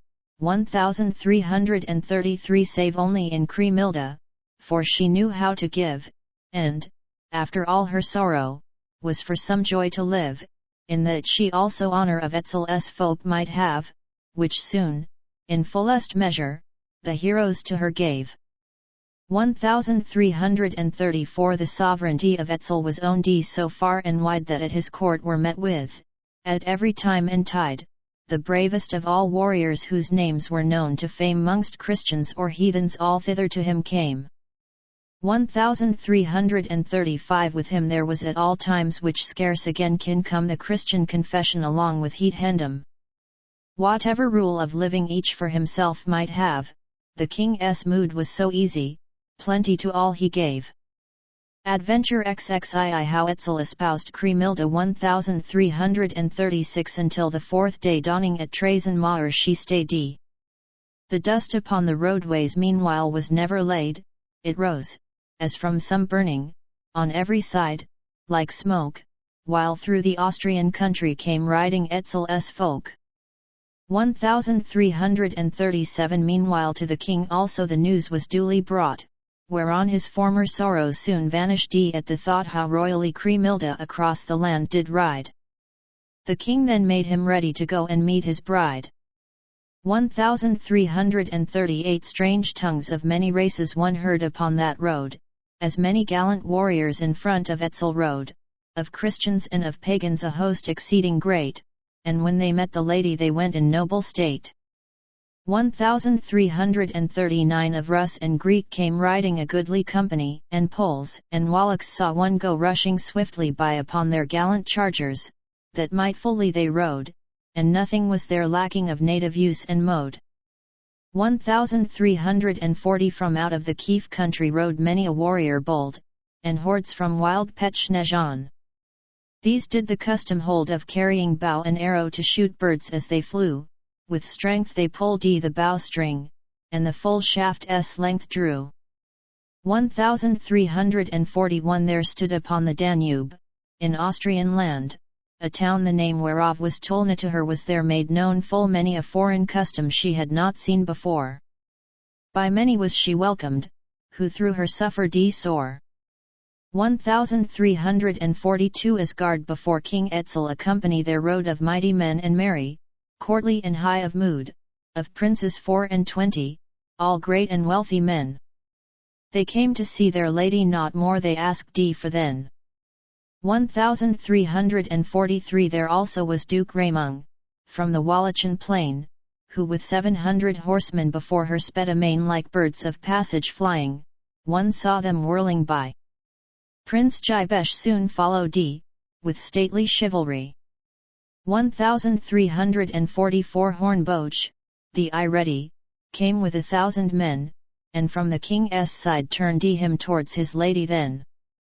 As was their country's custom, they raised a mighty shout. And all the Hunnish kinsmen in swarms came riding out.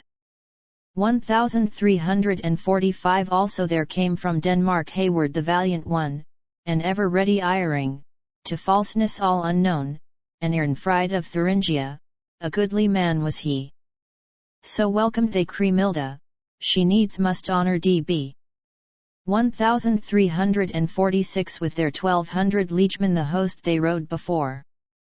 Sir Blodolin came also with thrice 1,000 more. The brother of King Etzel from out of Hungary right royally escorted unto the queen rode he.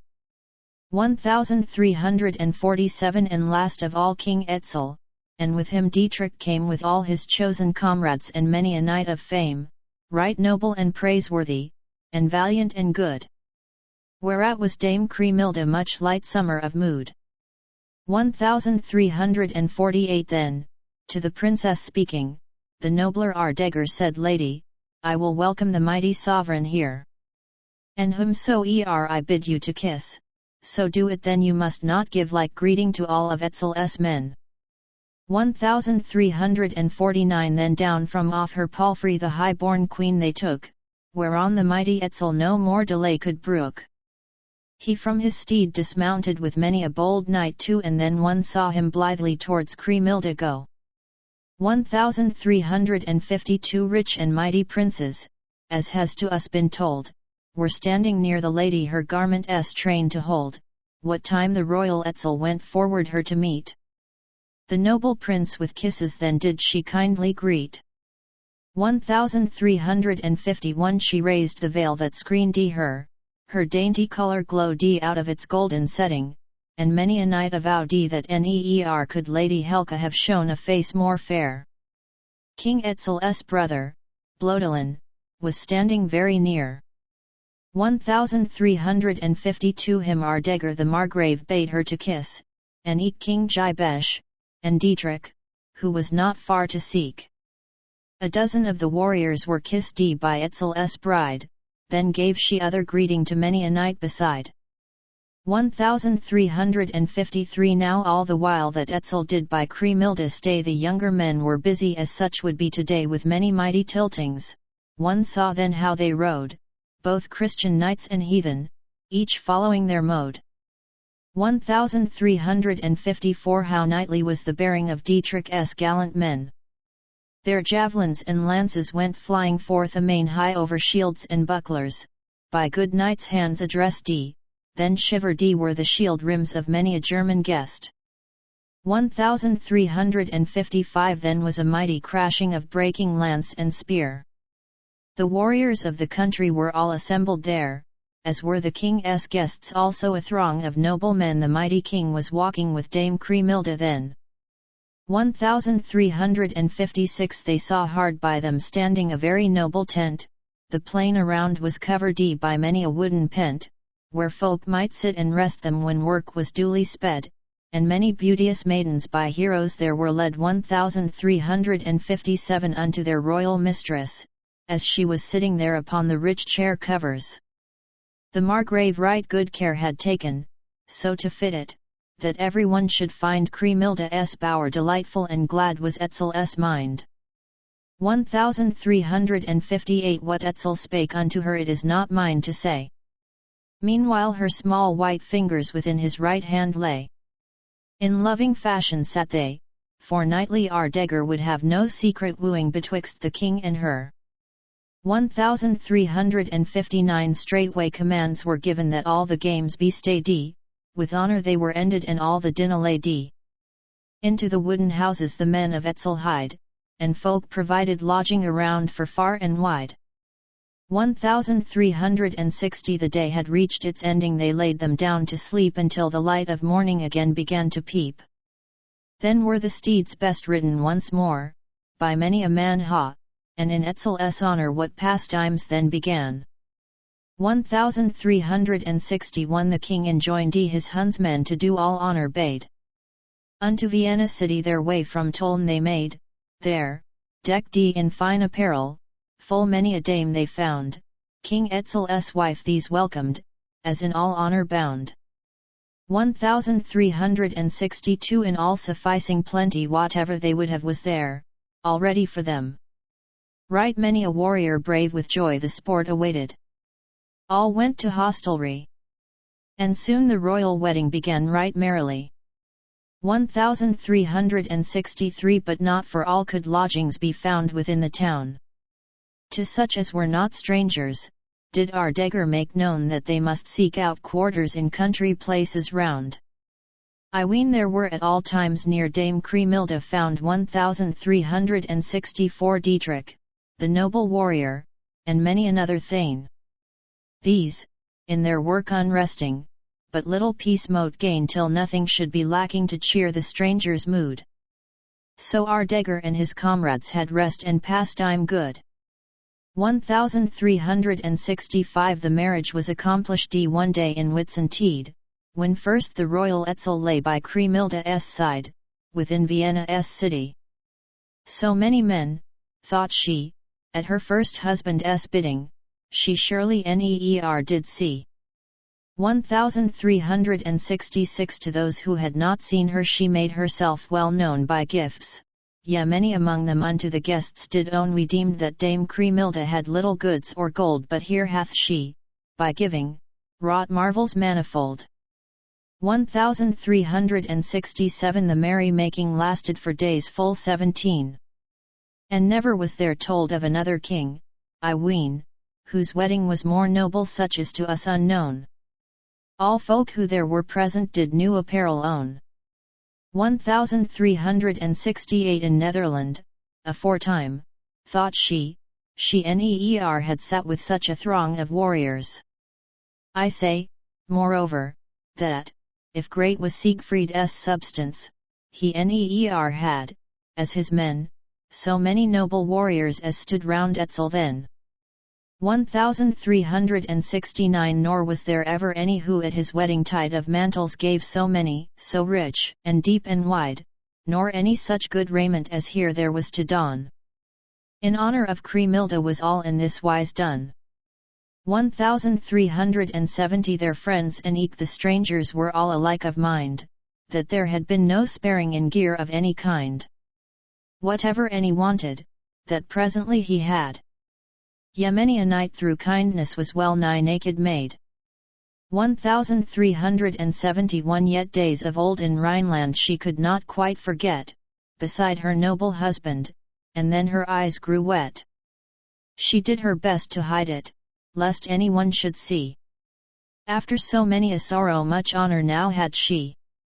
1372 what others gave in bounty no better was than e'er compared with Dietrich's giving. Whatever Botling's heir had given him for largesse, that quickly lavished he. Eke Ardegar with bounty was marvellously free. 1373 and Blodelin came also, the prince from Hungary, and bade men take whatever in many chests might be of gold and silver pieces 'twas all to give away.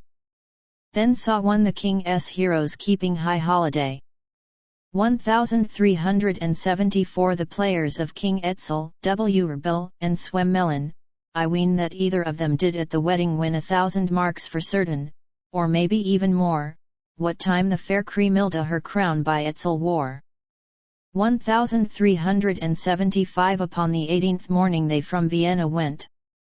Then was in knightly pastime full many a buckler bent, by lances that were carried in every warrior's hand. Soon came the royal Etzel unto the Hunnish land.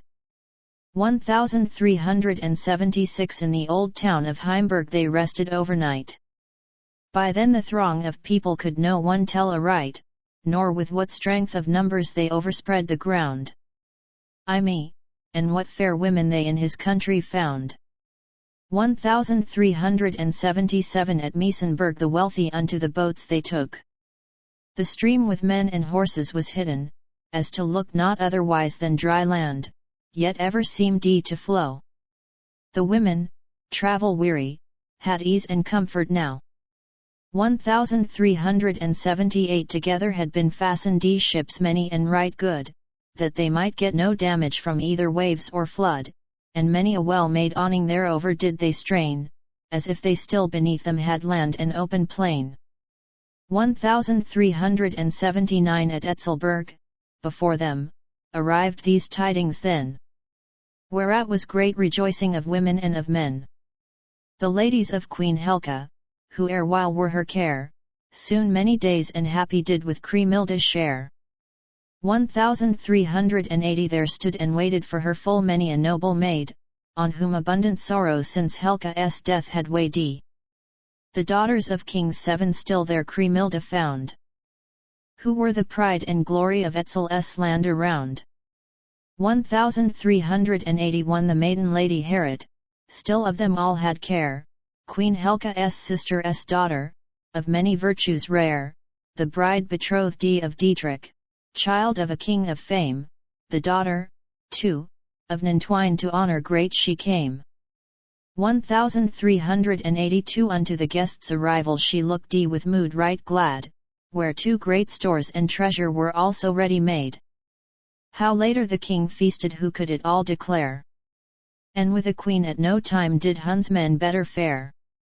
1383 As with his wife beside him the king rode from the strand, the noble Dame Kriemhilde was given to understand the name of every lady, the better them to greet. Aye, mightily she bore her sitting in Helka's seat. 1384 To her was faithful service rendered right readily. Wherefore the queen divided her gold and jewelry, her silver and apparel, whatever she did convey from over Rhine to Hun's land must all be given away. 1385 Also with suit and service subject to her, from then, were all of the king's kinsmen, and likewise all his men.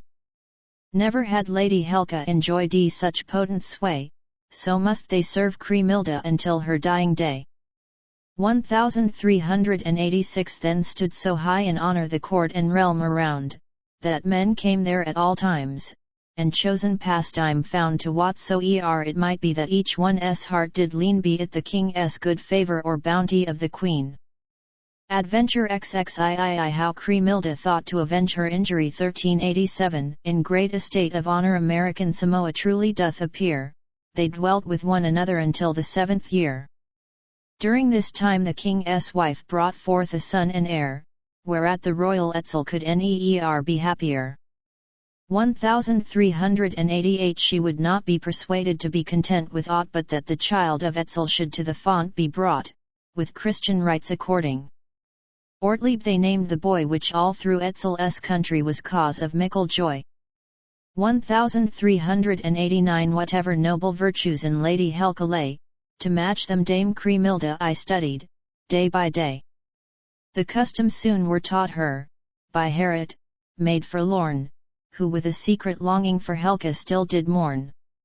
1390 To native folk and strangers she now was widely known. 'Twas said of her, that never did any king's land own a better, milder mistress, right sure of this they were.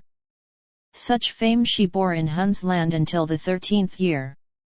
1391 Now since she knew for certain that none would her gainsay, as kings' warriors mostly their princes' wives obey, and as 12 kings before her were ever seen to come, she thought on all the sorrows that she had known at home.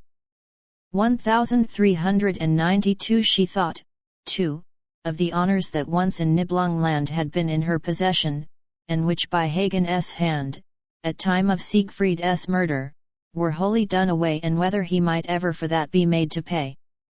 1393 It might be, could I bring him by some means to this land.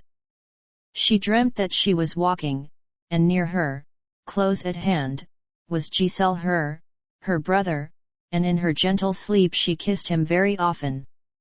He soon had cause to weep. 1394 I ween some evil devil Kriemhilde did provoke that with her brother Gunther her friendship now she broke, whom she, in full forgiveness, kissed on Burgundian soil. Then with hot tears began she once more her robe to spoil. 1395 And ever, late and early, within her heart it wrought how, without fault on her part, she had thereto been brought, that henceforth with a heathen she must in wedlock live. This bitterness did Hagen and Gunther, too, contrive. 1396 The wish that dwelt within her neer let her heart alone, thought she I am so mighty, and such great riches own, that on my foes in vengeance some ill I may repay. Thus would I do right gladly to Hagen of Tronje. 1397 My heart is longing sorely for my dear faithful one. Might I but get them near me who ill to me have done, so would I take full vengeance for my beloved's life. Scarce can I bide their coming, so murmured Etzel's wife. 1398 The whole of the king's liegemen held highly in esteem the warriors of Kriemhilde, and well it was, I deem. Her treasurer was Eckwart good friends thereby he made. Nor could Kriemhilde's wishes by any be gainsaid. 1399 Now was she ever thinking I will beseech the king, to wit, that of his goodness he would allow this thing, that unto the Hun country her kinsman might be brought. But no one there discovered the queen's unholy thought. 1400 It came to pass one night time, as by the king she lay, his arms were cast about her, as was his wont alway, loving the noble lady, for she was as his life, that of her foes was thinking the fair and noble wife. 1401 And to the king thus spake she, my ever dear good lord, I fain would ask a favour, if thou wouldst such accord, if I am worthy of it, that thou shouldst let me see whether my friends and kinsmen thou lovest verily. 1402 Then spake the mighty sovereign, and guileless was his mood, I would have thee believe that, if any grace or good be done unto those warriors, I must thereat be glad, since I by love of woman neer better friends have made. 1403 And yet again the queen spake to thee, it hath been said, that I have high-born kinsmen, and this my grief hath made that they have never troubled to come to see me here. I hear the people call me naught else but foreigner. 1404 Whereunto answered Etzel Beloved lady mine, if not too far it seemeth, so will I from the Rhine bid all unto my kingdom whom thou art fain to see. When thus she learnt his purpose, right glad at heart was she. 1405 She said, if thou right truly wouldst serve me, master mine, so wilt thou send an envoy to Worms beyond the Rhine, that I may tell my kinsfolk all that I have in mind. Then many a knight right noble his way to us shall find. 1406 Whenever thou commandest, said he, it shall be done. Thou canst not be so eager thy friends to look upon as I of noble the sons to see am fain, that we are still such strangers hath caused me mickle pain. 1407 And if it should content thee, beloved lady mine, so will I send right gladly, unto those friends of thine, my players on the fiddle to the Burgundian land. To bring the worthy fiddlers straightway he gave command. 1408 They hastened very quickly to where King Etzel sat, and eke the queen beside him. He told them both, how that as envoys they were chosen to Burgundy to fare. For them he bade his people rich raiment to prepare. 1409 For 24 warriors was new apparel made, and by the king their errand was also to them said, how Gunther and his people to bring there they should seek. But fain was Lady Kriemhilde part with them to speak. 1410 Then said the king most mighty, now hark ye what to do. All that is good and kindly I bid my friends, by you, if they vouchsafe to journey unto my kingdom here. Neer yet have I had knowledge of guests as these so dear. 1411 And if they so be minded my will herein to do, these kinsmen of Cremilda, then must they not forego to come to us this summer, to keep my wedding feast, for much on my wife's kindred my happiness doth rest. 1412 Then spake the fiddle player, the haughty Schwemelin, when will in this your kingdom your wedding feast begin? That we to your friends yonder unerringly may say. Then answer made King Etzel on next midsummer day 1413 We do as thou dost bid us, made answer Werbelin. Then gave the queen an order that they be brought within her private room in secret, to speak with her alone. Whereof soon many a warrior but sorry comfort won. 1414 To both the envoys spake she Well shall it be for you if you my will and purpose right faithfully shall do, and say what I bid you when to my home you go, in goods I'll make you wealthy, and raiment rich bestow. 1415 What friends of mine soever ye see and meet with there at Worms on the Rhine river, take heed lest ye declare that ye have ever seen me in melancholy mood and bear my greeting unto those heroes bold and good. 1416 To what the king requireth beg them that they agree, and thereby let them make me from all my trouble free. The Huns may well believe that I have no friends at all. Were I a knight, I'd ever be ready at their call. 1417 And to my noble brother, to Gernot eke say ye that in the world is no one I hold more lovingly our best of friends and kinsmen bid him unto this land to bring, that so the better we may in honour stand. 1418 To Giselle her say also that he must not forget that never have I suffered by fault of his as yet wherefore would I right gladly set eyes on him again, and, for the faith he showed me, to see him here am fain. 1419 And also tell my mother what honours now I bear. If Hagen, too, of Tronje shall still be dwelling there by whom shall they more fitly be through the country shown? To him the roads to Hun's land from childhood have been known. 1420 Unknowing were the envoys what meaning therein lay, that Hagen, knight of Tronje, on no account should stay behind the rest in Rhineland. Soon woe for them it made with him was many a warrior to cruel death betrayed. 1421 With message and with letters they were provided now to live henceforth in plenty of wealth they had enow. Their leave they took of Etzel and of his lady fair. And clad in rich apparel a goodly sight they were. Adventure XXIV How Werbel and Schwemmel did their errand 1422 When Etzel to the Rhineland had sent his embassy, the news thereof right swiftly from land to land did fly he greeting gave and bade them, by messengers right fleet, to come unto his feasting whence many death did meet.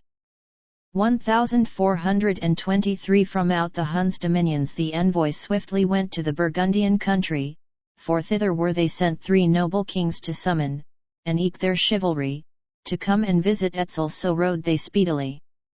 1424 First were they on their journey to Bechlaren brought, the folk there served them gladly.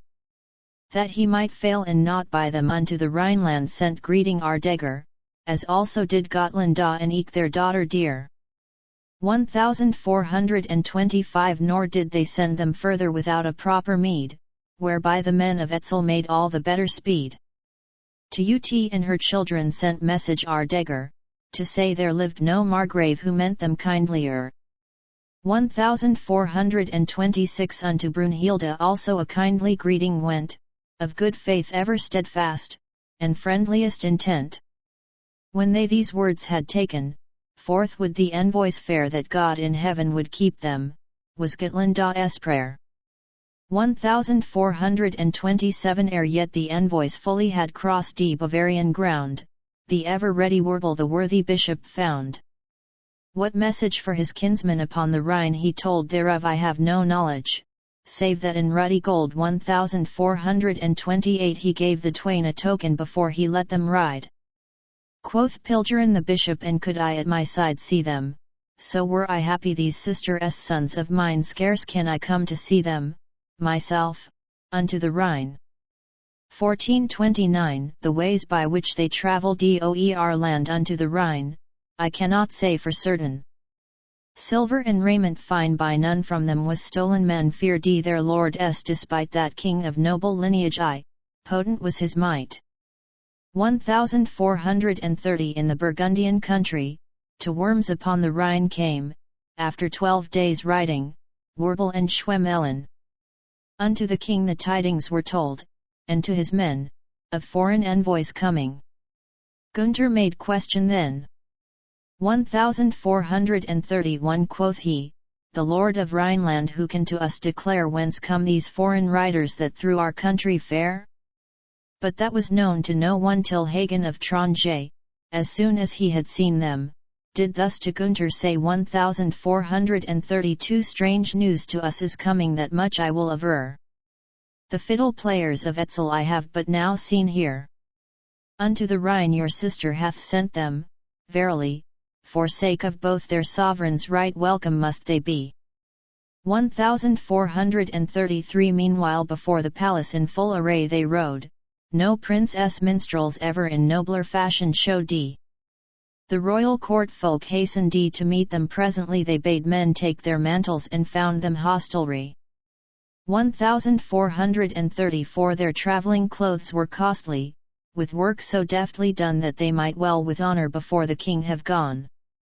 Yet in the same apparel to court they would not go who cared for it might have it, the envoys let men know. 1435 Without delay they met with folk who were well content to take the clothing gladly, and unto them 'twas sent. And thereupon the strangers put on far better gear, as it behoves king's heralds in full array to wear. 1436 So went, when leave was given, to where the monarch sat those followers of Etzel, and all were glad thereat. With courtesy did Hagen towards the heralds make, and gave them kindly greeting, for which their thanks they spake. 1437 To learn from them the tidings to questioning he fell, if Etzel and his lieges were faring all right well? Then answered him the minstrel, neer throve the country more, nor were the folk so happy of that thou mayst be sure. 1438 Towards the host then went they. Crowded the palace was, unto the guests was offered such kindly welcome as in foreign kings' dominions is ever given of right. And there, in Gunther's service, found Werbel many a knight. 1439 And graciously King Gunther began to greet them, then be both of ye right welcome, ye Hunnish minstrelmen, and your companions also. Ye are, I understand, sent hither by great Etzel to the Burgundian land? 1440 Before the king they bowed them, and then spake Werbelen, to thee his service offers that well-loved lord of mine, and to this land thy sister Kriemhilda greeting saith. They send us to you warriors trusting in your good faith. 1441 The mighty prince made answer, of this right glad am I. And tell me how is Etzel? So did the king reply. And eke my sister Kriemhild, yonder in Hunnish land? Then spake the fiddle player, I'll answer this demand. 1442 Of this ye may be certain, that never yet there were two folks who lived together more happy than this pair, and all the knights around them, their kinsfolk and their men. When on this ride we started, right joyous were they then. 1443 Gramercy for the greeting he hath sent me this day, and thank my sister also, since it be as ye say, that all live in contentment, ruler and ruled as well, for I with some misgiving, asked ye the news to tell. 1444 The king's two younger brothers had likewise come by now, for they the news from Hun's land but now had got to know. And Giselle her right gladly, for his dear sister's sake, set eyes upon the envoys and kindly to them spake. 1445 Right welcome must ye heralds be unto me and mine, and if ye rode more often hither unto the Rhine, friends would ye find here always rejoicing ye to see. That aught should here befall you small peril can there be. 1446 We trust you in all honour, made answer Schwemelin. And never can I tell you by any wit of mine, how Etzel hath enjoined us to greet you lovingly, as hath your noble sister, who there hath honour high. 1447 Of former faith and kindness the Queen doth you remind, and how with heart and body you to her inclined. But to the King's self firstly have we been sent, to pray that into Etzel's country ye deign to take your way. 1448 That we thereto should urge ye hath given strict command the rich and mighty Etzel, who likewise doth demand that if ye by your sister would not again be seen, then would he fain have knowledge of what his fault hath been. 1449 That ye are strangers to him, and to his country, too, for if the Queen Kriemhilde were all unknown to you, still he himself were worthy for you to come to see. And were this thing to happen, 'twould please him verily. 1450 Then spake the royal Gunther, a week from now being gone, so will I give you tidings of what conclusion my friends and I have come to. Meanwhile for you 'twere best to go unto your hostel, and may ye have good rest. 1451 But Werblin spake further, if such a thing might be, fain would we have permission my lady first to see, I mean the mighty Ut, before our rest we seek. Then Giselle her the noble in courtly wise did speak. 1452 That no man shall deny you, and if to her ye go, ye will my mother's pleasure right well accomplish, so for gladly will she see ye, and for my sister's sake, the Lady Kriemhilde namely, you welcome will she make. 1453 So Giselle her he brought them to where they found the dame. With joy she saw the heralds who from the Huns' land came, and heartily did greet them, so kindly was her mood. Then told they her the tidings those courtly heralds good. 1454 Spake Schwemelin in this wise, my lady sends to thee her faithful love and duty, and if it so might be that she could see you often, she bids you to believe that in this world would nothing more gladness to her give. 1455 Whereto the Queen made answer, alas, it may not be. Often as I am longing my daughter dear to see, too distant dwelleth from me your noble monarch's wife.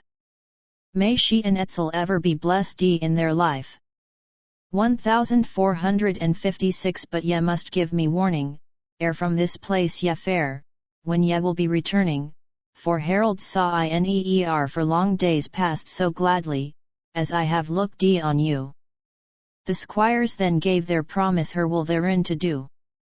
1457 And so unto their hostel the men from Huns' land went. Meanwhile for friends and kinsmen the mighty king had sent. The noble Gunther question put unto every man what thought he of the matter. And many then began 1458 to say that he might fairly ride unto Etzel's land.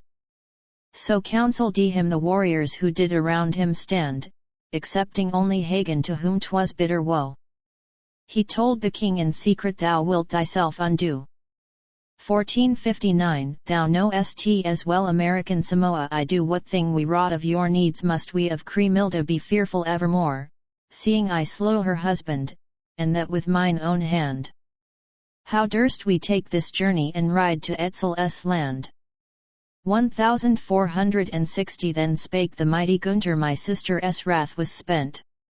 Pardon to us she granted, ere from this place she went, with kisses of forgiveness, for what to her was done, unless, it may be, Hagen, that thee she hates alone.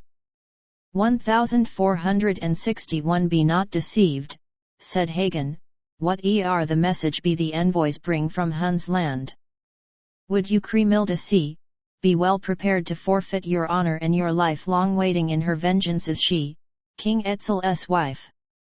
1462 Thereon the princely Gernot unto the council said, because that thou with reason to lose thy life dost dread within the Huns' dominions, must we then lay aside this plan to see our sister? Right ill would that betide.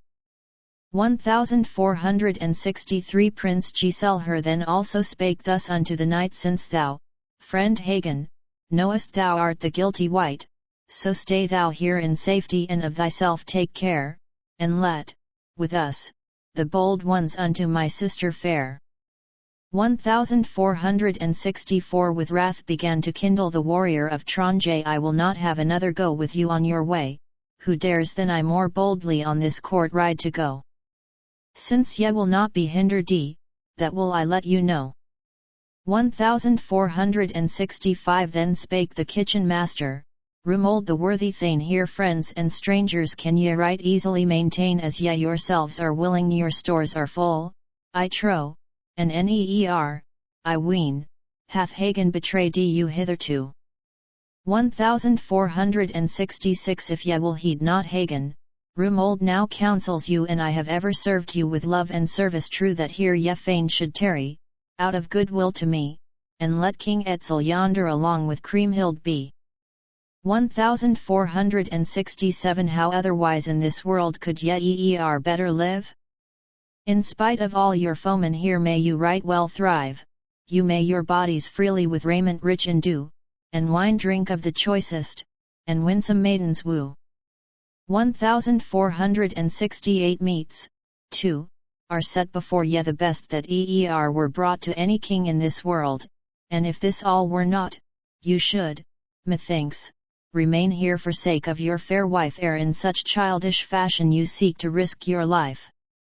1469 I counsel your abiding rich is your heritage.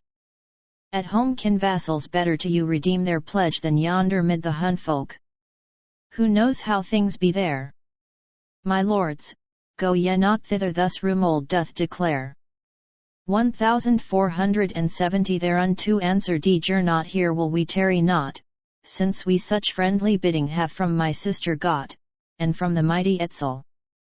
Why put the thing aside? Who goes not gladly with us may e'en at home abide. 1471 And thereto answered Hagen, see lest ye take amiss the words that I have spoken, how ye do in this. I give you faithful counsel as ye regard your life, go well armed to the Hun folk, as if for battle strife. 1472 Will ye not be dissuaded, so send ye for your men, the best that ye can muster or any way can gain, and from them all I'll choose ye 1,000 warriors good, so may ye fear no evil from angry Kriemhild's mood. 1473 That read I'll gladly follow, the king in answer said. Then sent he heralds riding, who through his kingdom sped. And so they brought the warriors, 3,000 men or more. They dreamt not of the evil that lay for them in store. 1474 All through the lands of Gunther right joyously they rode. On every man a charger and raiment were bestowed of those who were to journey away from Burgundy. A goodly number followed the king right willingly. 1475 Then Hagen, lord of Tronje, his brother Dankwart bade the 80 knights who served them unto the Rhine to lead. They came in knightly order, with arms and wearing gear within King Gunther's borders right soon did they appear. 1476 Now came the gallant Folker, a high-born minstrel he, to join with 30 liegemen the royal company. Such splendid raiment had they, a king had worn it well. That he would ride to Hun's land, to Gunther bade he tell. 1477 Now who was this same Folker, I fain would let you know he was of noble lineage, to him did fealty owe in the Burgundian country, full many a noble knight.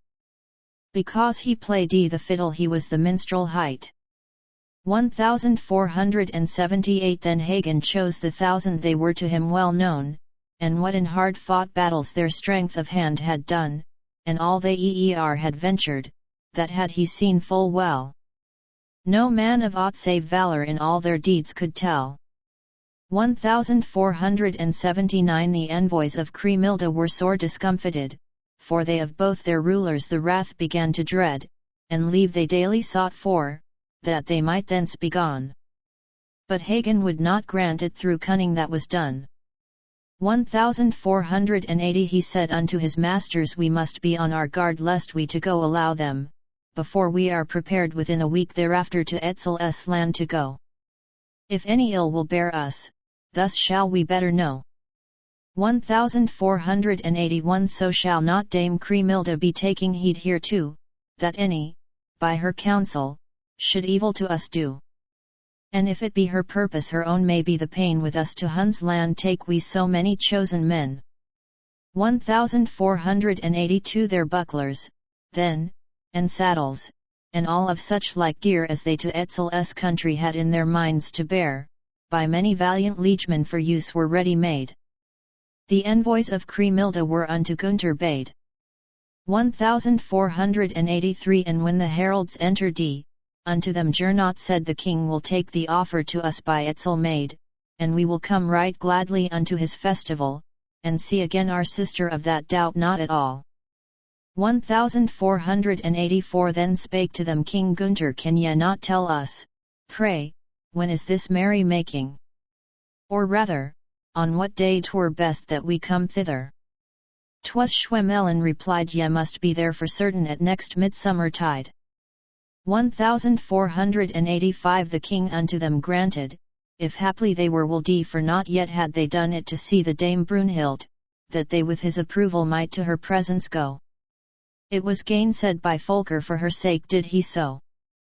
1486 In sooth the Lady Brunhild is not now in the mood for you to look upon her, so spake the warrior good. Wait ye until tomorrow, then her they LL let you see. So hoped they to behold her, but it was not to be. 1487 The mighty prince then ordered he held those envoys dear out of his own great kindness, that folk should thither bear his gold upon broad bucklers, great store thereof he had. And by his kinsmen also rich gifts to them were made. 1488 For Giselher and Gernot, Gir, and Ortwine, too, that they were kindly hearted right plainly then did shew. They such abundant largesse unto the envoys gave, that, fearful of their rulers, none of it would they have. 1489 Then Werbelin the herald unto the king did say Your gifts, Lord King, so please yet, let in your kingdom stay, we may not take them with us, my lord bade us take heed, lest gifts by us be taken nor is there any need. 1490 Then did the lord of Rhineland this thing unkindly take, that they a great king's treasure of small account should make, so were they bound to take it, his gold inhabiting, and unto Etzel's country were fain with them to bring. 1491 They would see Ut also ere they set forth again. So Giselher the ready brought both the minstrelmen unto his mother Ut. This word the lady sent that if Kriemhild were honoured her mother was content. 1492 Then bade the queen be given of gold and broidery, all for the sake of Kriemhild so dear to her was she and for the sake of Etzel, unto the minstrels both.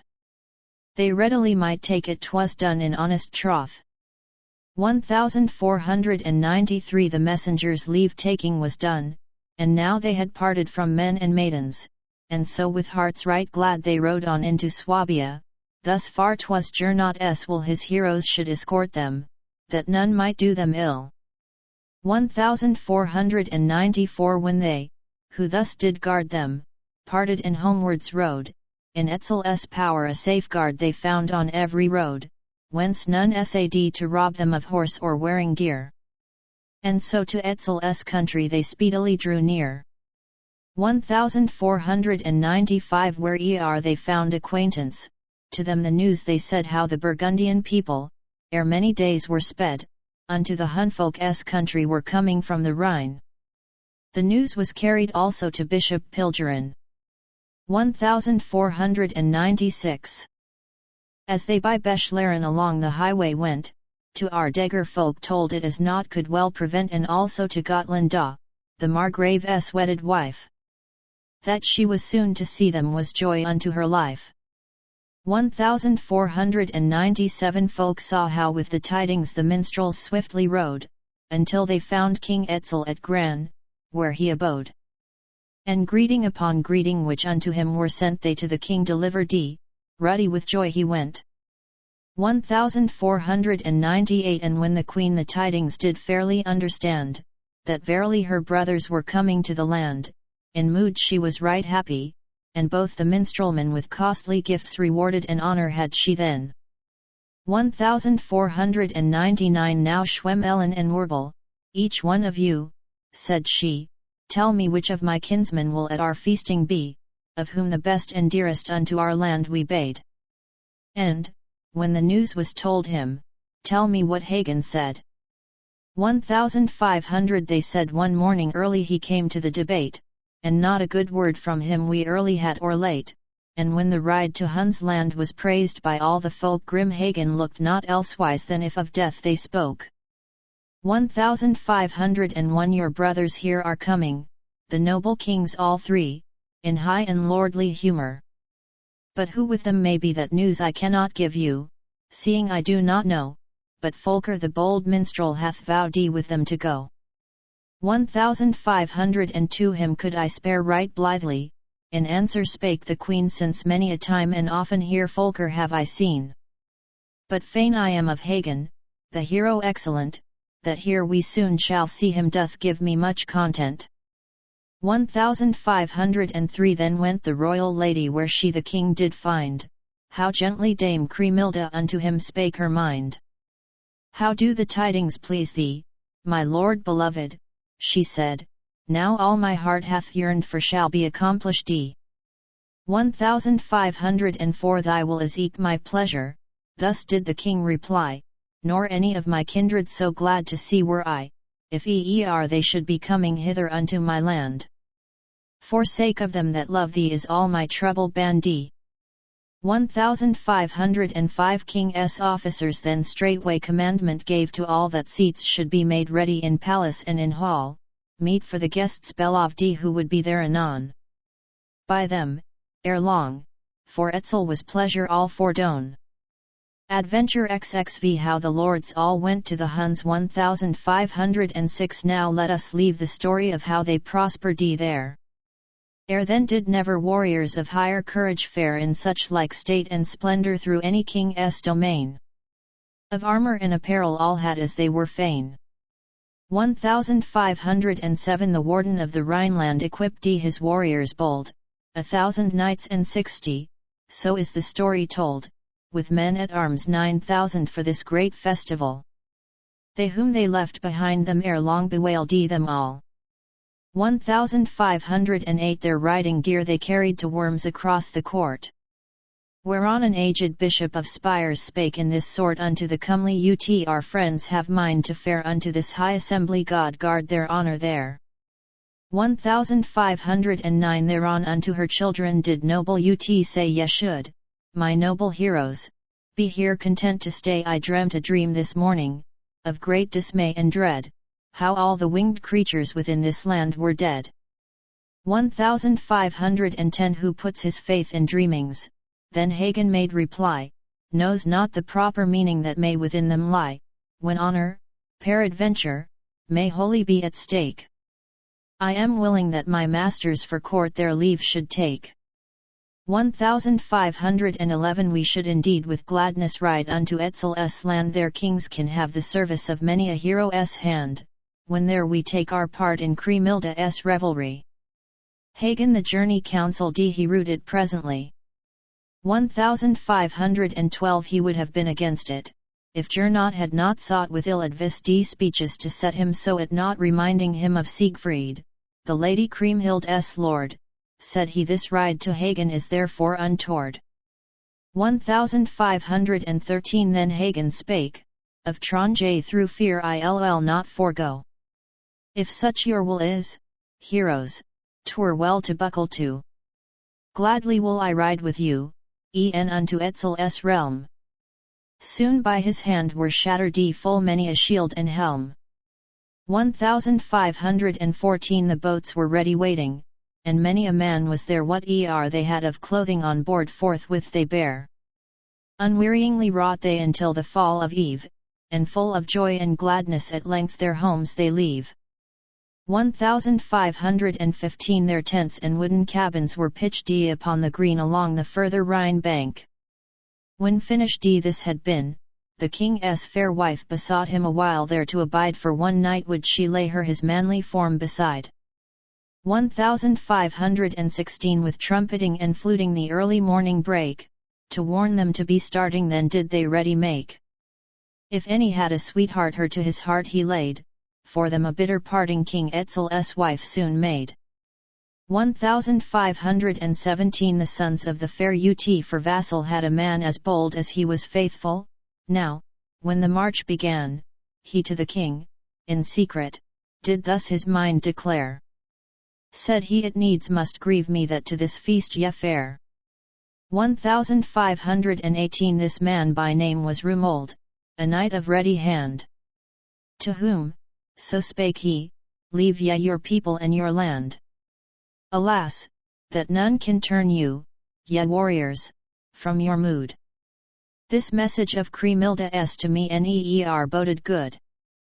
1519 To thee my realm be trusted, and eke my little son, serve faithfully the ladies, so let my will be done. Shouldst thou see any mourner, 'tis thine to cheer his life. No harm will befall us by cause of Etzel's wife. 1520 The horses were awaiting the kings and eke their men, with loving kiss departed full many a husband then, whose heart was full of courage, and body strong with life soon to be sadly wept for by many a comely wife. 1521 Who saw the eager warriors unto their horses go, saw likewise many a lady there standing in her woe. That they for long were parting too surely did they feel, foreboding great disaster. Heart never thus had weal. 1522 Now quickly the Burgundians did on their journey ride. Then was there much disturbance through all the country wide, on either side the mountains both women wept and men. How their people bear it forth fared they blithely then. 1523 The warriors of Nibelung to ride with them had come, 1,000 men in hauberks, who left behind at home full many a lovely lady, neer to be seen again. Still wrought the wounds of Siegfried in Kriemhild bitter pain. 1524 Their course they now directed, King Gunther's gallant men, up through the East Franks country, towards the river Main, and thither led them Hagen, who knew the road of old. Their marshal was Sir Dankwart, Burgundian hero bold. 1525 As they from eastern Franks land to Schwainfeld rode on, well might they be to all men by noble bearing known, these princes and their kinsmen, heroes deserving fame. The king on the 12th morning unto the Danube came. 1526 Then Hagen, knight of Tronje, rode of them all foremost, good heart and courage gave he unto the Nibelung host. The warrior bold dismounted, down on the sand stood he, and hastily his warhorse made fast unto a tree. 1527 The stream was overflowing, no skiff was there to see, the Nibelungs misdoubted, in great anxiety, how they should get over, the flood was all too wide. The gallant knights dismounted hard by the river side. 1528 Much damage, said Sir Hagen, may here be done to thee, ruler of the Rhineland. Look for thyself and see, the river is o'erflowing, and mighty is its flood. I trow we lose ere nightfall here many a hero good. 1529 What art thou casting at me, Hagen? The great king spake. Seek not again to daunt us for thine own honour's sake. The ford thou shalt find for us, which to that land doth cross, that we both steeds and raiment may take there without loss. 1530 My life to me, quoth Hagen, is not yet such a load that I should wish to drown me in this wide, rushing flood. For by my hands I dee sooner that many a man should die in Etzel's country yonder goodwill thereto have I. 1531 Proud warriors and goodly, stay by the water then, whilst I along the river myself seek ferrymen, who presently will take us across to Gelfrat's land. Then took the doughty Hagen his good shield in his hand. 1532 Well clad was he in armour, his shield he did thereon, and on his head his helmet, brightly enow it shone. Above his harness wore he a sword so broad of blade that wounds right deep and ghastly with either edge it made. 1533 Then up and down the river he sought some ferryman, he heard a splash of water, to hearken he began. 'Twas made by elfin women within a fountain fair, who feigned to cool their bodies were bathing themselves there. 1534 As soon as Hagen saw them he slyly towards them crept. No sooner had they seen him than off they swiftly leapt. That thus they had escaped him did please them mightily, he took their raiment from them, no further harm did he. 1535 Then spake one of the mermaids, had Berga was she hight O Hagen, noble warrior, we tell to thee aright, how thou upon this journey unto the Huns shalt thrive, if thou, bold Thane, our raiment again to us wilt give. 1536 They floated like to sea birds before him on the flood. It seemed to him their foresight must needs be sure and good. Whatever they should tell him he, therefore, would believe. To whatsoe'er he asked them, wise answers they would give. 1537 Said she to Etzel's country, yes certainly may take this ride, and I am ready my faith thereon to stake, that ne'er did hero's journey to any kingdom yet in truth ye may believe it who did such honour get. 1538 This saying made Sir Hagen within his heart right gay, then gave he them their garments and made no more delay. When they their wondrous raiment forthwith had donned again, the way to Etzel's country aright they did explain. 1539 Then spake the other mermaid, her name was Sieglinde, Hagen, son of Aldrian, to warn I have a mind. False was it what my sister to get her clothing said, for comest thou to Hun's land, thou lt sorely be betrayed. 1540 I. Homeward shouldst thou turn thee, yet is there time to spare, seeing that yet, bold heroes, have thus been bidden there, that all of you may perish within King Etzel's land. Whoe'er goes riding thither hath death at his right hand. 1541 But Hagen spake in answer, ye fool me needlessly, what rhyme or reason is it that all of us should die among the Hunfolk yonder, through hate of any man? More fully than their meaning to tell him they began. 1542 And one of them spake further, it must in sooth be so, that none with life escapeth who to that land doth go, save only the king's chaplain, that can we surely tell, he unto Gunther's kingdom will come back safe and well. 1543 Then, in grim mood, bold Hagen answer unto her made, 'Twere hard to tell my masters what thou just now hast said, that yonder mid the Hunfolk we all must lose our lives. Show us across the water, thou wisest of all wives. 1544 She said, against this journey since thou wilt nothing hear, there yonder in a hostel, unto the river near, a ferryman is dwelling and none there is elsewhere. Then knowing what he wanted he would not tarry there. 1545 But one of them called after the night discomfited, nay, wait a while, Sir Hagen, thou wilt too fast ahead. Hear better how we tell you to cross the sands aright, the warden of the marchland by name is Elsheit. 1546 He hath a brother also, Gelfrat the knight is he, a great lord in Bavaria. Not easy will it be for you to pass his marches. Yet ought to well beware, and with the boatmen also ye needs must deal with care. 1547 So grim is he of humour, he will not let you go, unless unto the hero some good intent ye show. Would ye by him be ferried, give him the payment due.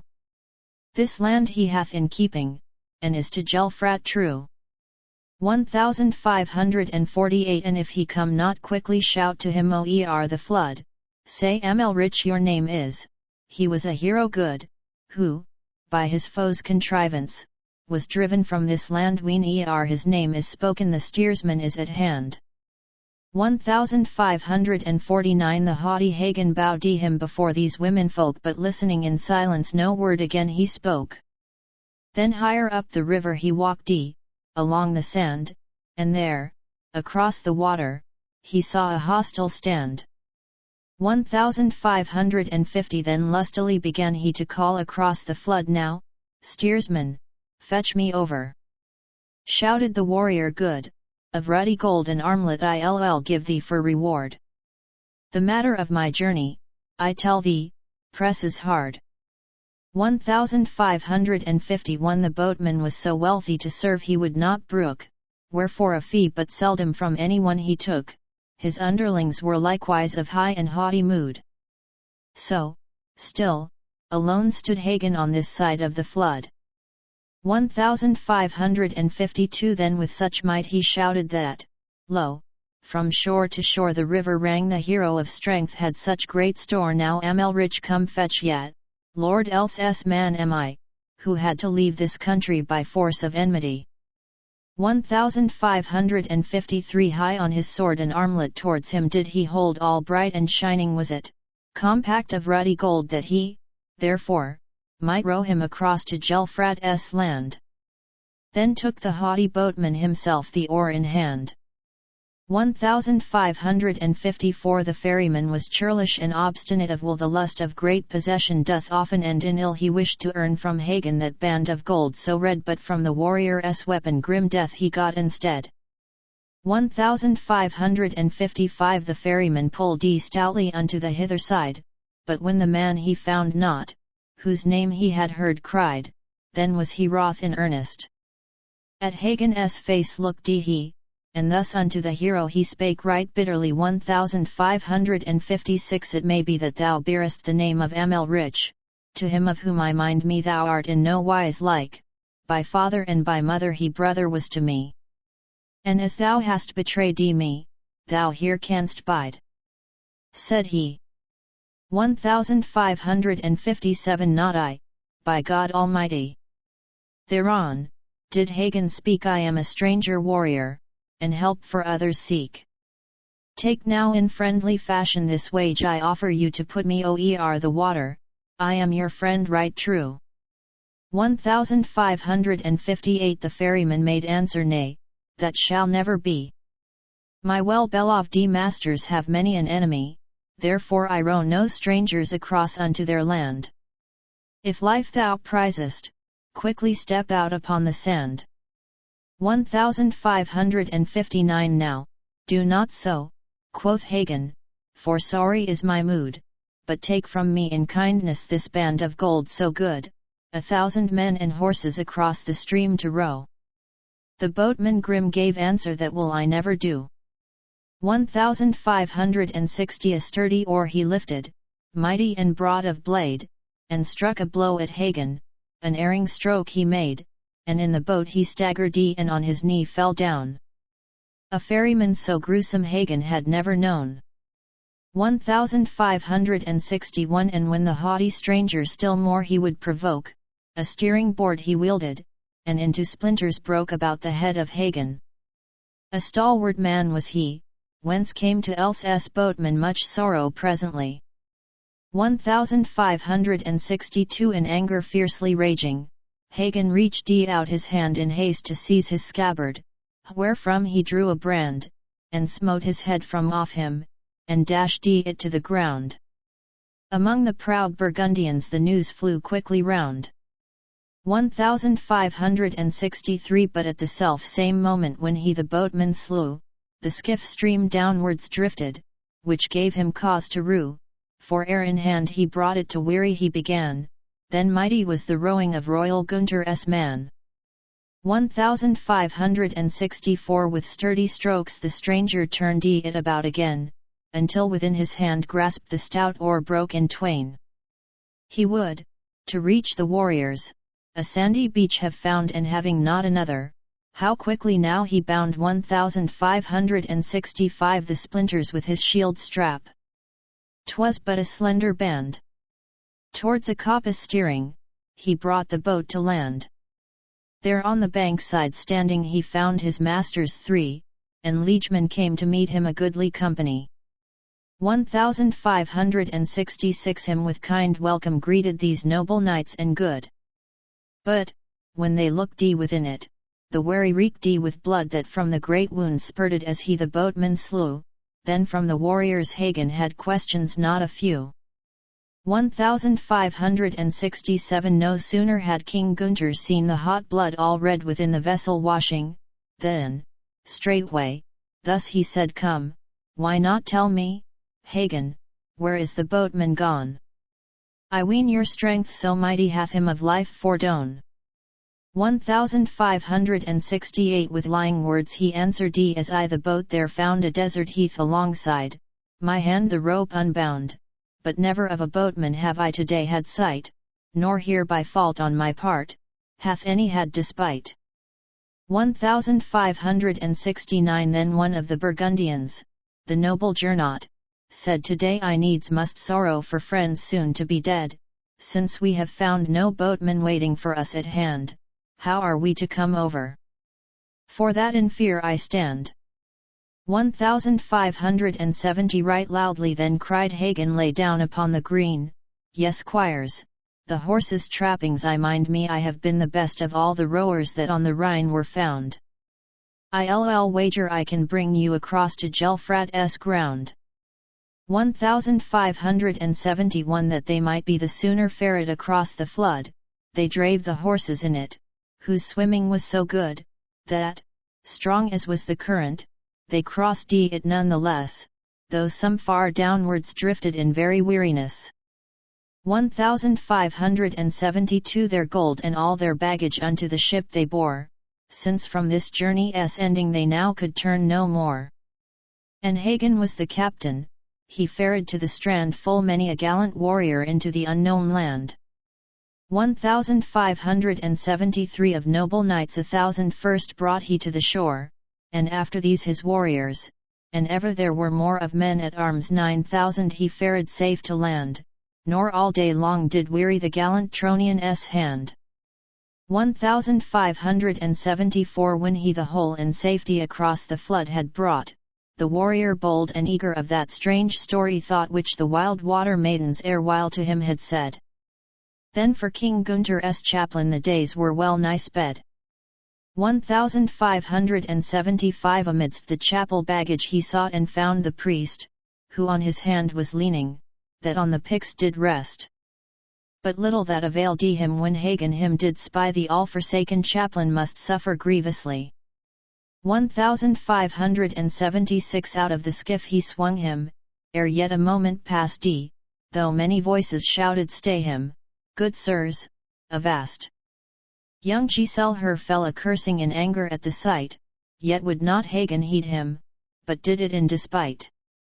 1577 Then spake the noble Gernot, the lord of Burgundy, this chaplain's death, O Hagen, now what avails it thee? Had any other done it, it would have pleased you ill. For what default or reason sought'st thou the priest to kill? 1578 As best he could he floated, and well escaped had he, had any dared to help him, but that was not to be, because the mightful Hagen was of too angry mood, he thrust him under water that seemed to no one good. 1579 Now when the wretched chaplain no help saw in his need, backward again he turned him, sore was his plight indeed. Yet though to swim he knew not, God helped him with his hand, that safe and sound in body he got once more to land. 1580 There stood the hapless chaplain and shook his raiment out, and thereby well knew Hagen that now there was no doubt but true the tale was, told him by those wild water wives. Thought he then all these warriors perforce must lose their lives. 1581 When that the three kings' lieges the ship had all unstored, and unto land had carried what they had on board, Hagen to pieces hewed it and flung it in the flood. Whereover marvelled greatly those warriors bold and good. 1582 Why dost thou thus, O brother? To him did Dankwart say, How shall we cross the water when on our homeward way, we ride again from Hun's land unto the Rhine country? Look you, to him said Hagen, that thing can never be. 1583 Then spake the Lord of Tronje, this do I with the thought that, should we on this journey have any cravens brought, who fain would basely leave us, through cowardice of mind, they must a shameful ending here in this river find. 1584 A man there was amongst them from Burgundy who came, by might of hand a hero, and Folker was his name. Right cunningly he uttered all that was in his mind, and whatsoe'er did Hagen this minstrel good did find. 1585 The chargers now were ready, each pack horse had its load. So far, the host no damage had suffered on the road to daunt them, or to trouble, except the chaplain's loss, who needs must to the Rhineland on foot the country cross. Adventure XXVI How Gelfrat was slain by Dankwart 1586 When they were all come over unto the further strand, the king began to question who will throughout this land show us the proper pathways lest we should stray afar? Then spake the valiant Folker alone for that I'll care. 1587 Now bide ye yet, said Hagen, if squire you be or knight, a friend's word should be followed that seems to me but right. I have unwelcome tidings to make known unto ye no more shall we return to the land of Burgundy. 1588 Today, at early morning, told me mermaidens too, that we should home return not. Now read I what to do look to your weapons, heroes, ye needs must well beware, here have we mighty foemen, and warily must fare. 1589 I thought to catch her lying, that wily mermaiden she swore that none among us should ever come again alive unto our country, except the priest alone whom therefore I this morning have done my best to drown. 1590 Then quickly flew these tidings, from troop to troop they spread, from the keen heroes' faces for grief the colour fled, to sorrow then began they that this court ride should lead to bitter death as ending in sooth, they had good need. 1591 Nibelungen the place was where they the flood had crossed The ferryman of Else there, too, his life had lost. And thereupon said Hagen seeing that I have made foes on the road, I doubt not that we shall be waylaid. 1592 Today that self same boatman at early dawn I slew, ye know right well the story. Now buckle quickly to, that if this day should Gelfrat or else here essay to fall upon our people, they shall the damage pay. 1593 For such bold men I know yet, this cannot fail to be.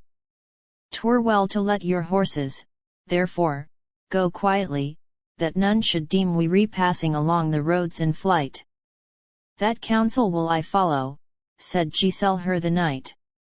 1594 But who shall now our people across the country show? They answer that shall Folker, for right well doth he know the highways and the byways, a gallant minstrel he. Before their wish was uttered the fiddler they could see 1595 standing well armed before them. He bound his helmet on, and on his battle mantle the glorious colour shone. As signal, on a lance shaft, a pennon red he bore. But with the kings, thereafter, he fell on trouble sore. 1596 Meanwhile the boatman's murder became to Gelfrat known by message all undoubted, and eke the news had gone to Else the most mighty, and sore aggrieved were they. They sent to call their chieftains, who came without delay. 1597 In space of time the shortest I would to you make known were seen unto them riding men, who erewhile had done sore scathe and dread achievements in direst stress of war. Of such there came to Gelfrat 700 men or more. 1598 Their foemen fierce to challenge to ride they then began, led by their lords aforesaid. Too readily they ran to catch the doughty strangers and wipe away their shame. Of their retainers many by death thereafter came.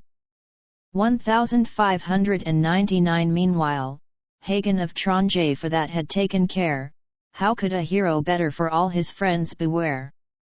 Together with his liegemen the watch by night kept he, as did his brother Dankwart. 'Twas done right prudently. 1600, the day its course had ended and light they had no more. He feared for friends and comrades with heavy dread and sore.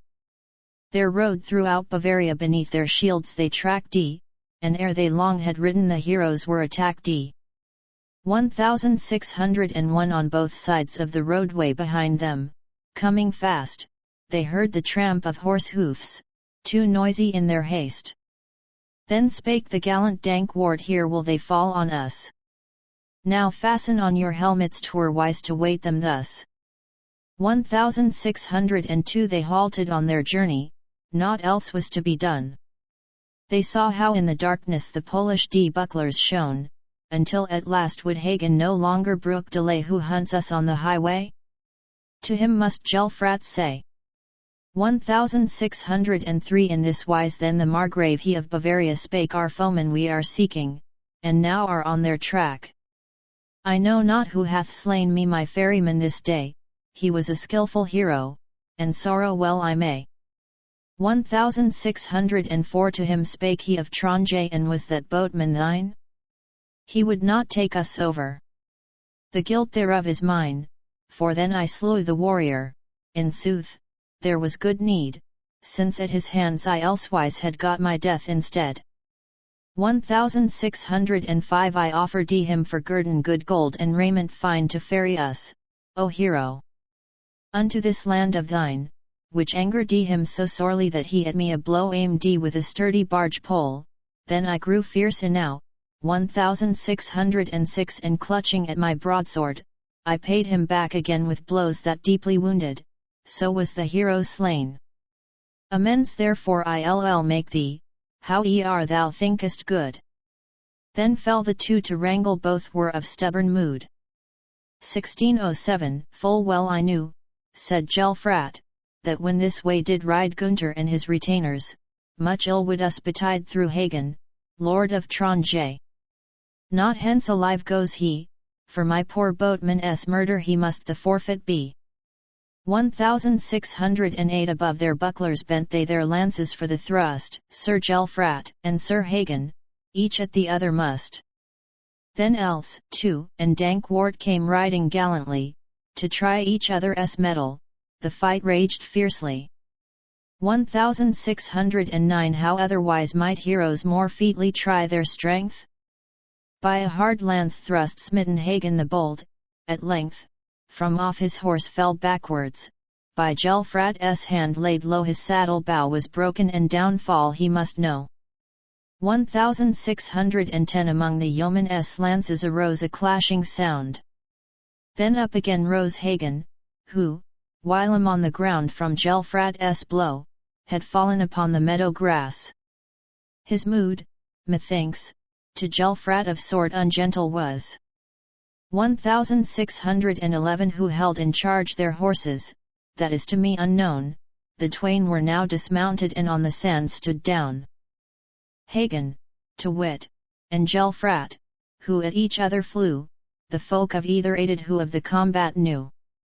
1612 How mightfully soever Hagen on Gelfrat leapt, the noble Margrave parried, and with one stroke he swept a great piece off his buckler that sparks therefrom were shed, whereby King Gunther's vassal was well nigh stricken dead. 1613 Thereon he unto Dankwart to call aloud began, Dear brother, help me quickly. For, lo, a mighty man hath got me at his mercy, he'll make an end of me. Then spake the valiant Dankwart, to that I soon will see. 1614 Then near sprang the hero and struck so fell a blow with keen edge of his weapon, that dead he laid him low. Then fain had else taken some vengeance for the wight, but he and all his people went off in sorry plight. 1615 His brother had been slaughtered, himself, too, had a wound, full 80 of his warriors lay there upon the ground in grim death's grip forever. Needs must the hero then turn round and flee for safety before King Gunther's men. 1616 Now while they of Bavaria along the road did flee, the horrid sounds of slaughter were heard unceasingly.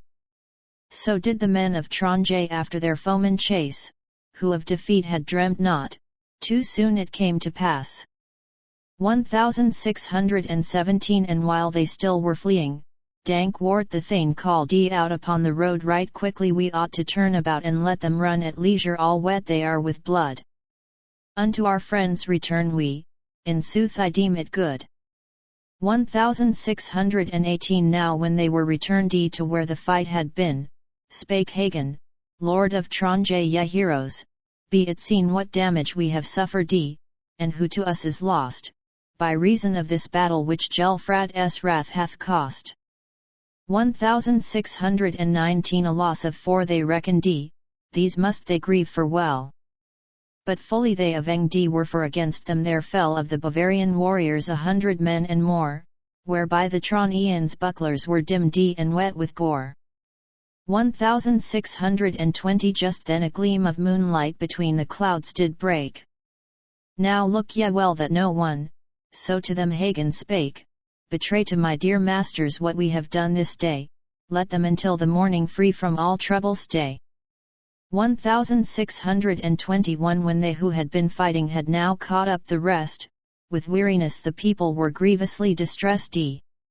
How long, were many asking, must we be riding yet? And doughty Dankwart answered, no lodging can we get. 1622 Until the dawn of morning yet all must onwards ride.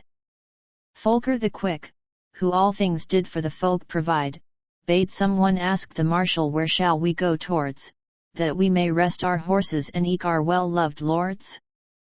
1623 Then spake the doughty Dankwart, in sooth I cannot say, but there must be no resting before the dawn of day, then, wheresoe'er we find it, upon the grass we lie. Some, when they heard this bidding, were sore aggrieved thereby.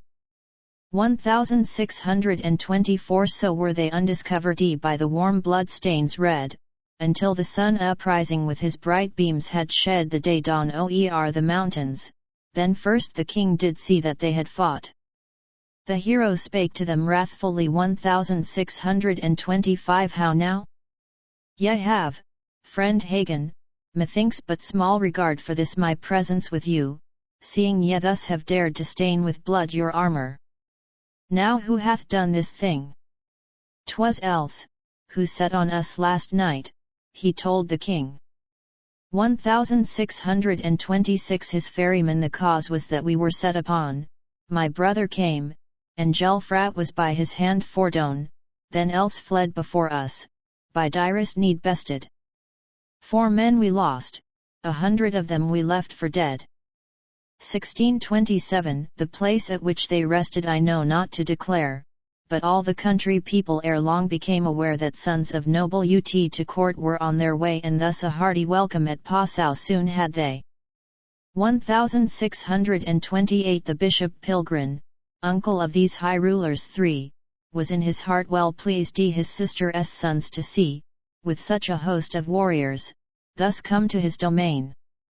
That he meant well unto them, was very quickly plain. 1629 Right gladly were they welcomed by friends upon the way, but since there was at Passau no room for them to stay, they needs must cross the water, where open field they found, their tents and wooden cabins they set up on the ground. 1630 There must they stay and rest them for space of 1 whole day, and eke the night that followed. How fairly served were they! To Ardegger's dominions thence had they to ride on. To him the tidings also were very quickly known.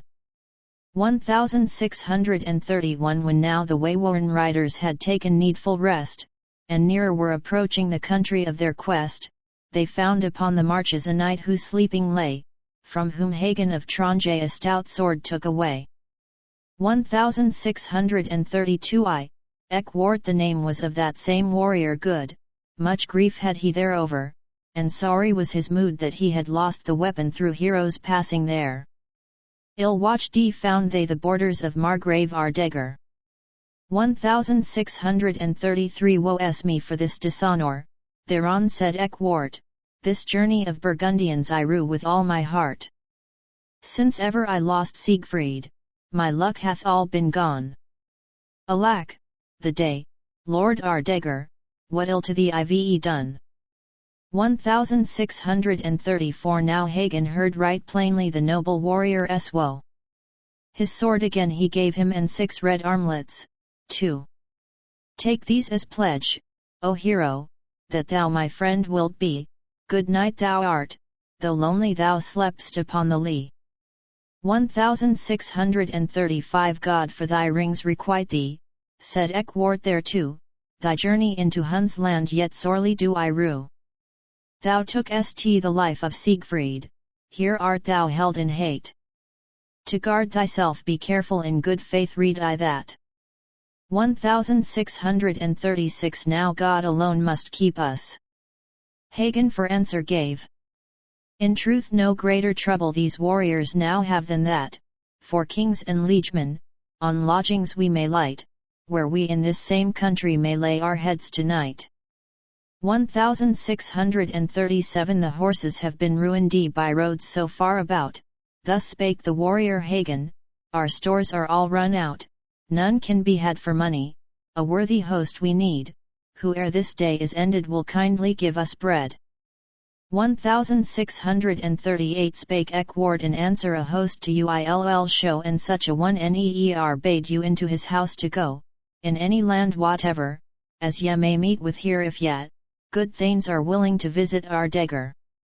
1639 He dwells hard by the highway of hosts he is the best that ever had a roof tree. His heart is possiest of kindness, as of flowers are meadows and sweet May, if he can succor heroes, glad will he be the day. 1640 Wilt thou then, said King Gunther, be now my messenger, and see if for my pleasure, my kind friend Ardegger shelter unto my kinsfolk and all our men will give? So will I do my utmost to serve him while I live. 1641 I'll gladly be the envoy, then answered Eckwart. With right good will so did he upon the errand start. To Ardegger declared he what he was bade to say, who no such joyful tidings had heard for many a day. 1642 Folk saw to Bechlaren a knight ride hastily. Him Ardegger himself saw on yonder road, said he, comes Eckwart fast riding, of Kriemhild's lieges one. He fancied that the foeman some harm to him had done. 1643 Then went he to the gateway where he the envoy found who laid aside his weapon from off his belt unbound. The message that he carried he sought not to withhold from host and friends about him, but straight his story told. 1644 Unto the Margrave spake he I come at the command of Gunther, king and ruler of the Burgundian land, and Giselher his brother, and likewise Gernot, too. Each of these warriors sendeth his greeting unto you. 1645 The like doth also Hagen, as Folker doth as well, with true and ready service. And more I have to tell that as the royal marshal sends word to you by me the good men much are needing your hospitality. 1646 With smiling lips unto him made Ardegger reply Glad am I at your tidings, that kings so great and high deign to bespeak my service they shall not be denied. If they will cross my threshold 'twill give me joy and pride. 1647 Dankwart the marshal likewise begs you by me to tell if you can furnish house room for all the rest as well for 60 valiant warriors, 1,000 knights right good, and men at arms 9,000? Then joyful was his mood. 1648 Now be these guests right welcome, made answer Ardegger, and all these noble warriors, unto my dwelling here, to them, as yet, at no time have I a service done. So ride to meet them, kinsmen and lieges everyone. 1649 Then quickly to their horses hurried each squire and knight. What their master bade them to all of them seemed right, and they in service hasted the readier for that. Not wist yet Dame Gotlinda, who in her chamber sat. Adventure XXVII how they came to Bechlaren 1650 away then went the Margrave to where the ladies were, his wife and eke their daughter, to them the tidings fair that had but now been brought him he told right speedily that soon their lady's brothers beneath their roof would be. 1651 My own and well-loved sweetheart, so Ardegger then spake, these noble kings and mighty we must right welcome make, since they and all their followers are on their way to court. And Hagen, Gunther's liegeman, thou must greet in good sort. 1652 With him there comes another, by name one Dankwart hight, and yet a third called Folker, a well-bred, courtly knight. These six must thou, Gotlanda, and thou, my daughter, kiss, and let not any warrior a fitting welcome miss.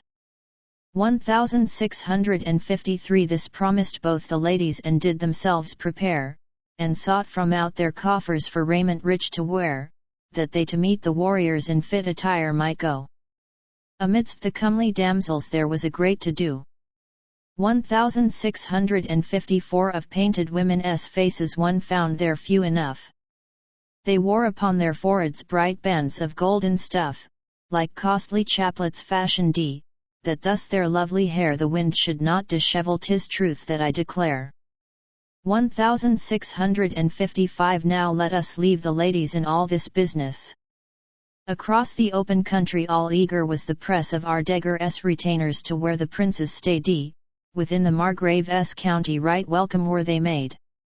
1656 As soon as towards him coming the Margrave them espied, how Ardegger the valiant in words of gladness cried be yet, my lords, right welcome, and likewise all your men, how glad am I to see you here in my own domain. 1657 In trust, with no misliking, the warriors to him bowed that he all goodwill bore them to all he plainly showed Apart he greeted Hagen, a friend of old was he, and did the like to Folker, the knight of Burgundy. 1658 Dankwart he also greeted, whereon that bold thane spake since thou wilt give us shelter, pray, who shall undertake to cater for our people whom we have brought so far? Then answered him the Margrave this night be free from care. 1659 And as to all your people, and aught that in your band, horses be it, or raiment, hath come unto this land, so safely will I guard them and all from loss ensure, that ye shall have no damage, nay, not by a single spur. 1660 So pitch your tents, ye yeomen, upon the open ground, for any loss ye suffer I am willing to be bound. Take off the horses' bridles and let them freely run. The like to them but seldom a host ere then had done. 1661 Right glad of heart the guests were. When all had come to pass, the lords rode off together. Then down upon the grass on all sides lay the yeomen, and right good rest they had, I ween in all the journey they neer so softly laid. 1662 The noble Margrave's lady without the castle gate had gone with her fair daughter. One saw there with her wait a crowd of lovely women, and many a maiden fair, who wore a store of armlets, and raiment rich and rare. 1663 The precious gems glowed brightly, and might be seen afar upon their rich apparel, so finely clad they were. And now the guests arriving dismounted speedily. Ay me! What gallant breeding showed they of Burgundy! 1664 Of maidens 36 and many another dame, as ever I could wish for so fair in form they came, and went towards the strangers with many a gallant man. Ah, then in sooth fair greetings of noble dames began. 1665 Then kissed the Margrave's daughter the three kings fittingly, as also did her mother. Hagen was standing by, her father bade her kiss him, she cast a look at him, and fain had she not done it she thought he looked so grim.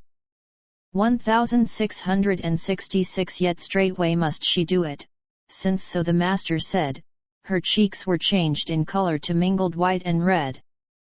Then Dankwart likewise kissed she, and then the minstrel too, by reason of his valour such greeting was his due. 1667 The Margrave's youthful daughter took presently the hand of Giselher, the warrior from the Burgundian land her mother, too, did likewise to Gunther, the brave king. So went they with the heroes in gladness revelling. 1668 The host along with Gernot went into a wide hall, where they were quickly seated, both knights and ladies. All good wine was called for straightway, which to the guests they gave. Surely never heroes could better treatment have. 1669 With many an eager eye glance the men looked lovingly on Ardegger's young daughter, she was so fair to see. In his thoughts embraced her full many a warrior good, and right well she deserved it, but she was proud of mood. 1670 Think might they as it pleased them, such thing could not be done. And to and fro men's glances meanwhile oft lit upon right many a dame and maiden, plenty were seated there. Goodwill the noble minstrel unto the host did bear. 1671 According to the custom they severed then in two, the warriors and the ladies to separate rooms withdrew. In the wide hall the tables in order straight were set, and soon the stranger guest folk with royal service met. 1672 To do her guests more honour the noble Margravine sat down with them at table, her daughter was unseen, left with the younger children, where fittingly she sat. The guests, who missed her presence, were sorely vexed thereat. 1673 When meat and drink abundant had been enjoyed by all the ladies fair were ushered again into the hall. There lacked not mirthful story, nor jesting manifold. Busy of tongue was Folker, a knight of mood right bold. 1674 Thus spake the noble minstrel, aloud that all might heed. Most rich and noble Margrave, God hath with you indeed dealt graciously, in granting so fair a dame for wife, and likewise in bestowing on you a joyous life. 1675 If haply, said the minstrel, I were a prince of blood, and wore the crown of kingship, surely for wife I would make choice of your fair daughter, for her my heart doth woo. Lovesome she is to look on, and good and noble too. 1676 Then said to him the Margrave, how could it ever be, that any king should ask for my daughter dear of me? We are but stranger people, my wife as well as I. What boots it that the damsel so fair is bodily? 1677 To him made answer Gernot, that man of breeding high, if I would have a sweetheart, my heart to satisfy, so would I such a woman be ever glad to wed. Then Hagen put his word in, with kindly speech, and said 1678 'Tis still to be remembered Lord Giselher should wed of ancestry so noble the Margravine is bred, that I and all his liegemen would serve her willingly, if with a crown upon her she came to Burgundy. 1679 To Ardegger this counsel in every way seemed good, as likewise to Gotland both were glad of mood. And soon the chiefs so ordered that she was bride beloved of Giselher the noble, as well a king behoved. 1680 When aught is bound to happen, who may the same gainsay? Forthwith they bade the damsel to court to take her way. They took an oath to give him the winsome maid to wife, and he, on his side, promised to love her as his life. 1681 They gave the maiden warrant for castles and for land, the noble king confirmed it by oath in his right hand, as likewise did Lord Gernot, that thus it should be done. Then spake to them the Margrave, though castles I have none, 1682 Yet you will I at all times in faithful friendship hold. I give unto my daughter of silver and of gold as much as 50 horses may carry at their best, that so well pleased, in honour, the hero's kin may rest. 1683 The pair were thereon bidden within a ring to stand, according to the custom. Of many youths a band, in mood for merry making, stood opposite the twain, and thought what they were minded, as youngsters still are fain. 1684 When they began to question, and asked the winsome maid if she would have the warrior, she was a whit dismayed and yet she still was minded to take the goodly wight, she blushed but at the question, as any maiden might. 1685 Then Ardegger her father bade her to answer yet, that she would gladly take him. Whereon, without delay, his white hands stretched towards her to fold her lovingly, young Giselle her came forward short though their joy must be. 1686 Ye noble kings and mighty, thereon the Margrave spake, when home again your journey to Burgundy ye take, then I as is the custom will give my child to you, that ye may take her with you. That they engaged to do. 1687 Noisy as were the revels, at last they had an end. The damsels to their chambers were bidden then to wend, in sleep the guests, too, rested till daybreak did appear, then victuals were made ready, for all the host took care. 1688 When they their fast had broken fain would they forward go towards the Hunnish country. I pray you, do not so, besought their host right noble, a while ye yet must stay, since I no guests so welcome have seen for many a day. 1689 To this made Dankwart answer that surely will not do. Whence will you get the victuals, the bread, and wine thereto, which for so many warriors you needs must have this day? The host, on hearing, answered it boots no more to say. 1690 My well ifd lords, so please yet, I will not be denied, for a fortnight will I the meat and drink provide for you and all the people that hither you have brought, for never hath King Etzel from me yet taken aught.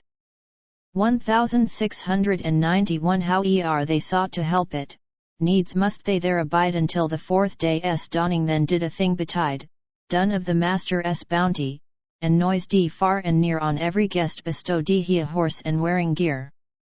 1692 This could not last much longer thence must they forward fare. But Ardegger the valiant could not withhold or spare to testify his bounty what any fane would take, that was denied to no one, all happy would he make. 1693 Then forth before the gateway their noble equerries led out the saddled horses. In readiness for these the throng of foreign warriors came out, their shields in hand they bore, for they were eager to ride to Etzel's land. 1694 Thereon the master offered his gifts to one and all, ere yet the royal strangers were come without the hall. With bounty and great honour he knew the way to live, and even his fair daughter to Giselle her would give. 1695 Anon he gave to Gunther, that hero of great fame, what he, the mighty monarch, might well wear without shame though gifts he took but seldom a coat of mail, to wit. Ardegger's hand did Gunther bow low in thanks for it. 1696 Then gave he unto Gernot a sword, a good one too, which afterwards in battle right gallantly he drew that such a gift he gave him well pleased the Margrave's wife.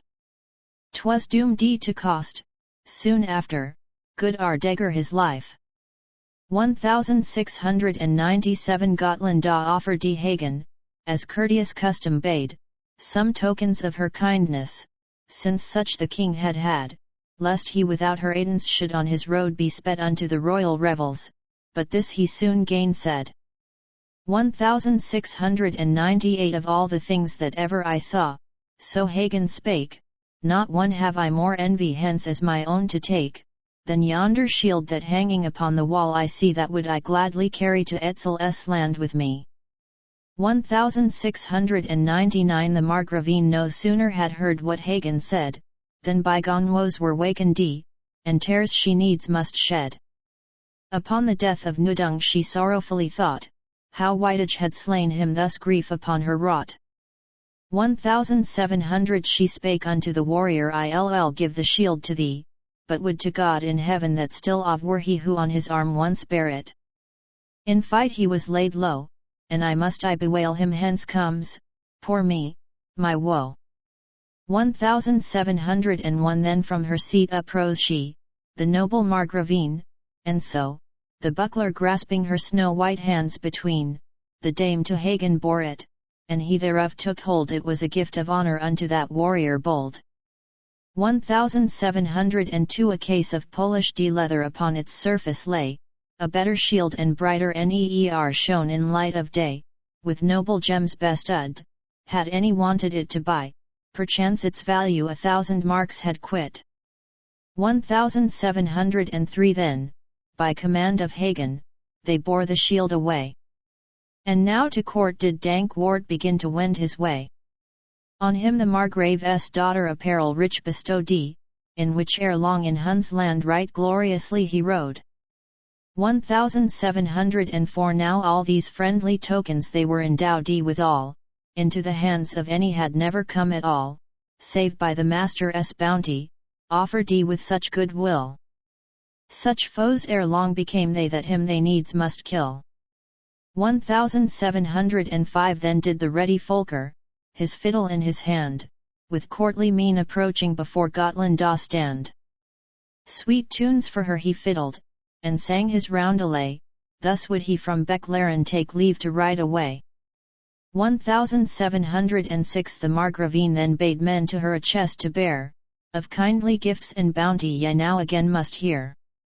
Therefrom she took 12 armlets and put them o'er his hand. These must you carry with you away to Etzel's land. 1707 And for my sake must wear them when you go to court, that when you come back hither I may have good report how you have done me service at that great festival. As the lady bade him he well accomplished all. 1708 The host said to the strangers, Ye will the better fare if I myself shall lead you, and bid you how beware lest anyone should do you a hurt upon the road. Then of his sumpter horses each quickly had its load. 1709 There stood the host all ready, and eke 500 men with horses and apparel. These led he with him then unto the royal wedding, a joyous merry train, alive to Bechlaren not one came back again. 1710 With many loving kisses the host his farewells said, as Giselle her did also, by honour ever led. The women fair they fondled with arms around them thrown, for which would many a damsel be weeping soon, alone. 1711 On all sides were the windows thrown open to the air. The host with his retainers to mount all eager were. I ween their hearts foreboded the mighty ills to be, for many dames were weeping and maidens fair to see. 1712 For dear friends left behind them, plenty at heart were sore, whom they at Bechlaren would look on nevermore, yet gaily rode they onwards, and down across the sand along the Danube river, unto the Hunnish land. 1713 Then Ardegger the noble, well versed in chivalry, spake unto the Burgundians, We ought not, verily, to hide that we are coming unto the Hunfolk near, such good news hath King Etzel Neer had the chance to hear. 1714 Down through the Austrian kingdom the messenger rode fast, soon to the folk on all sides from mouth to mouth it passed, that coming were the heroes from Worms beyond the Rhine. No tidings the king's lieges could more to joy incline. 1715 The messengers sped forwards, and now the tidings bear of how the Nibelung warriors within the Huns' land were. Thou shouldst right well receive them, Kriemhilde, lady mine, to thee come in great honour these brothers dear of thine.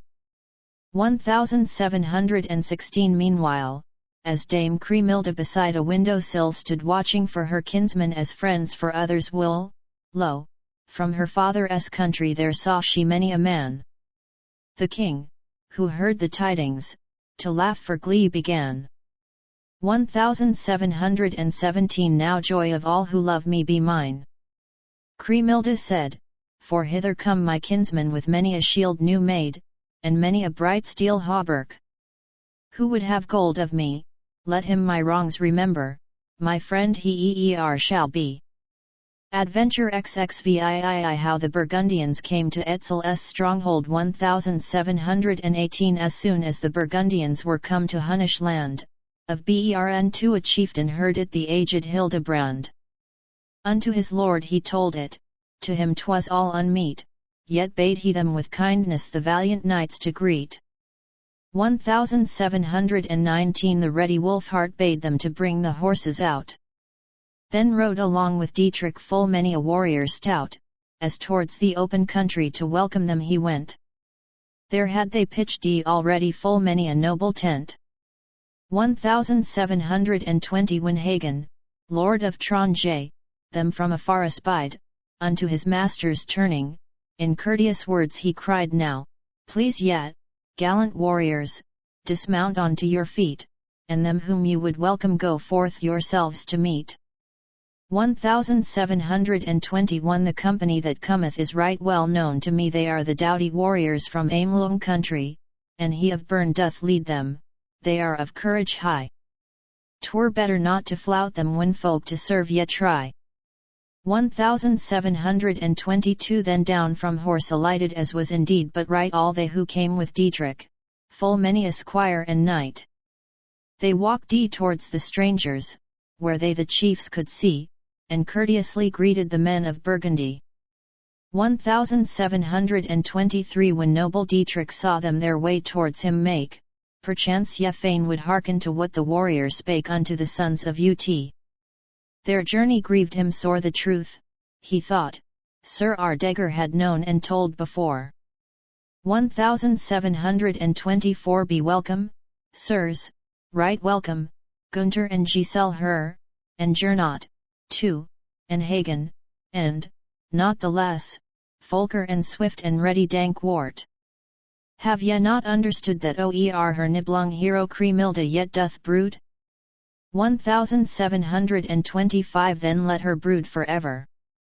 Hagen in answer said, For many a long year is it since he was stricken dead. To love the king of Hun's land is now her duty plain, Siegfried hath long been buried, he comes not back again. 1726 Now let us, an it please you, leave Siegfried's wounds alone, whilst Dame Kriemhilde liveth evil may still be done. So did the noble Dietrich, the knight of Bern, declare. Thou mainstay of the Nibelungs, to guard thyself beware. 1727 And wherefore should I guard me? The high-born king replied, Tidings we had from Etzel, what should I ask beside? That, came we hither riding, 'twould give him much content. My sister Kriemhild, likewise, hath many a message sent. 1728 If I may give you counsel, so Hagen to them spake, beg that the noble Dietrich and his good warriors make some better declaration of what they have in mind, and tell us to what humour Dame Kriemhild is inclined. 1729 Then the three mighty chieftains to speak apart withdrew, Gunther to wit, and Gernot, and the Lord Dietrich, too. Now, knight of Bern, pray tell us, thou noble warrior good, what of the queen thou knowest, and what may be her mood. 1730 The knight of Bern made answer, What can I tell you more? I hear her every morning weeping and wailing sore, this wedded wife of Etzel, in manner piteous, to the great God of heaven, for stalwart Siegfried's loss. 1731 It may not be averted, that boldest man declared, Folker, the fiddle player, the doom whereof we've heard, to court we rebound to journey, therefore ourselves to see what fate for us good warriors among the Huns shall be. 1732 So hence the bold Burgundians to court rode on their way after their country's fashion, in glorious array. And many a bold man marvelled among the Hunfolk there at Hagen, lord of Tronje, what kind of man he were. 1733 For since was told the story, that was enough alone, how he the Netherlander Siegfried to death had done, the stoutest of all warriors, the husband of Kriemhild. With questions about Hagen the court was well nigh filled. 1734 Of goodly growth and presence the hero was, no doubt, broad-shouldered and deep-chested, his hair was flecked about with streaks of grisly colour, long in the shank was he, and stony was his visage, he walked right royally. 1735 Then quarters were appointed for the Burgundian men. The whole of Gunther's followers were sunder from him then. This by the queen was compassed with hatred for him filled hence all the yeomen, later, were in their hostile killed 1736 Since Dankwart, Hagen's brother, the marshal had been made, the king with zeal commended the men to him, and bade that he would seek their comfort and let them have their fill. This chief of the Burgundians bore all of them goodwill. 1737 And now came Queen Kriemhilda with all her company that she might greet the Nibelungs with feigned courtesy. But Giselle her brother, she kissed and took his hand. This Hagen saw, and tighter he laced his helmet's band. 1738 In view of such a greeting, thus Hagen blurted out, a prompt and ready warrior may well have some misdoubt. To kings and to their vassals greetings unlike befall we made no lucky journey to this high festival. 1739 To those who fain would see thee, said she, now welcome be thou shalt not have a greeting for friendship's sake from me. Say what it is thou bringest from Worms beyond the Rhine, that thou so great a welcome shouldst have from me and mine.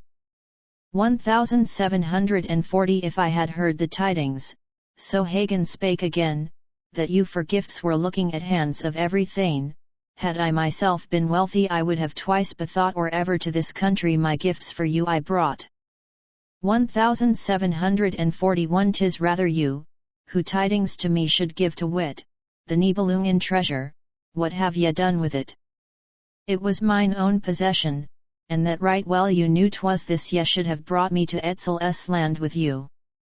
1742 I faith, my lady Kriemhild, 'tis now full many a day since when at my disposal the Nibelung treasure lay, at bidding of my masters 'twas sunk in the Rhine tide there till the day of judgment, in sooth, it may abide.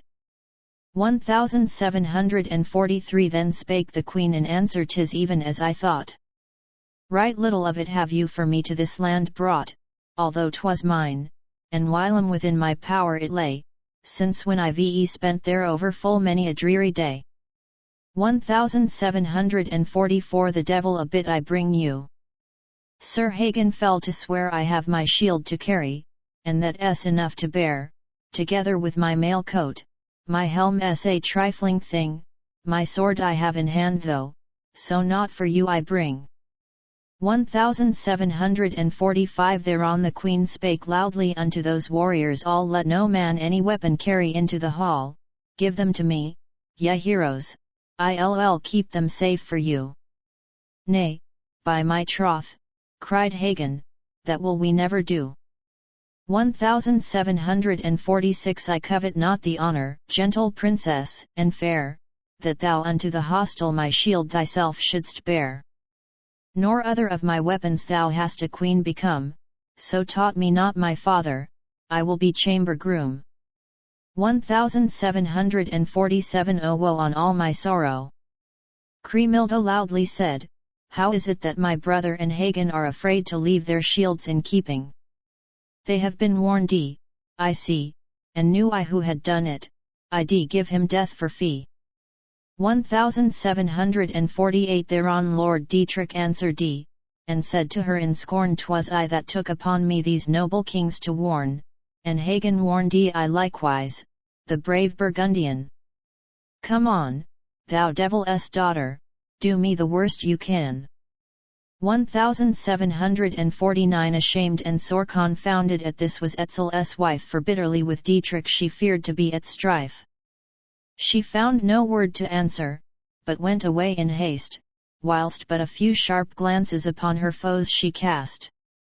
1750 Then hand by hand two warriors took each of other hold, the one was noble Dietrich, the other Hagen bold. Then spake in courtly manner, that knight of spirit high, your coming to the hunfolk doth grieve me, verily. 1751 Seeing the queen hath spoken such words to you but now. Then Hagen spake, of Tronje 'twill matter not, I trow. In such wise with each other, parleyed the two brave men. Meanwhile King Etzel saw them, and fell to questioning then. 1752 I would that someone told me, the mighty sovereign said, who is that warrior yonder, to whom Sir Dietrich bade so heartily a welcome. Of courage high is he, whoever were his father, a hero must he be. 1753 Then one of Kriemhild's liegemen to answer him began, he is by birth of Tronje, his sire was Aldrian. How blithe soe'er he bears him, he hath a spirit grim. You shall yourself discover, I tell no lies of him. 1754 How shall I have occasion to know he is so stern? The many sly devices as yet he had to learn, wherewith, to catch her kinsmen, the queen sought to contrive that none of them from Hun's land again might come alive. 1755 Well knew I that same Aldrian, a liegeman of mine own, and here with me he won him much honour and renown. 'Twas I a knight who dubbed him, and gave him of my gold, my faithful Helga bore him much kindness, too, of old. 1756 In all, by that same token, of Hagen know I well. Into my hands for hostage two goodly children fell, he and the Spanish Walter, who being to manhood bred, I sent back Hagen, Walter with Hildegunda fled. 1757 He thought of the old stories and all that happed of yore, his olden friend of Tronje he gladly saw once more, who in his youth good service to him ne'er failed to lend. Soon he in age repaid him by death of many a friend. Adventure XXIX How he stood not up before her. 1758 This famous pair of warriors asunder then withdrew, Hagen, the lord of Tronje, and noble Dietrich, too. Whereon across his shoulder looked Gunther's man around in hope to see a comrade, whom in a trice he found. 1759 For there Sir Folker standing by Giselle her he saw, he begged that cunning minstrel aside with him to draw, for well was he acquainted with his unyielding mood. In sooth, he was in all points a warrior bold and good. 1760 They left the lords together standing in the courtyard. 'Twas seen how they twain only, and not another, fared across the court wide stretching before a palace great, those chosen men of valour had fear of no man's hate. 1761 They sat upon a settle against the palace front, hard by a hall which Kriemhild herself to use was wont. Brightly upon their bodies their noble raiment shone, and plenty who beheld them would gladly them have known. 1762 Like wild beasts of the forest those haughty heroes then were gaped upon and gazed at by all the Hunnish men. The wife of Etzel spied them athwart a window pane whereby the fair Kriemhilda was sorely grieved again. 1763 It brought to mind her sorrow, she fell to weeping then, whereat was mickle marvel among King Etzel's men what could have thus so quickly troubled their lady's mood. She answered that hath Hagen, ye heroes bold and good. 1764 They spake unto the lady How can this thing have been when we ourselves but lately have you so happy seen? None can have been so hardy such evil to have wrought else bid us to avenge it, his life shall go for naught. 1765 Forever would I serve him who would my wrongs repay, to give him all he asked for I would be ready Upon my knees I beg you, so spake the royal wife, avenge me now on Hagen, that he may lose his life. 1766 Then 60 gallant warriors girded their armour on, who, for the love of Kriemhild, were keen to set upon and make an end of Hagen the ever valiant one and likewise of the minstrel. 'Twas all with forethought done. 1767 But when the queen beheld them, how small a band they made, in grim and gloomy humour she to the heroes said Ye must leave unaccomplished what ye would take in hand never against Hagen so few will dare to stand. 1768 How strong and bold soever Hagen of Tronje be, the man who sits beside him is stronger far than he, Folker, the fiddler, namely, he is an evil wight. These heroes to encounter ye will not find so light. 1769 When they had heard this warning still more took heart of grace 400 gallant warriors. That queen of noble race had set her heart upon it to do her foes despite whence soon was mickle sorrow made ready for each knight. 1770 Now when she saw her liegemen with arms and armour clad, unto the ready warriors the noble lady bade abide ye here a little, stand ye quiet so, I mean to put my crown on, and to my foemen go. 1771 And hark while I upbraid him for what he did to me, this Hagen, Lord of Tronje, King Gunther's knight in fee.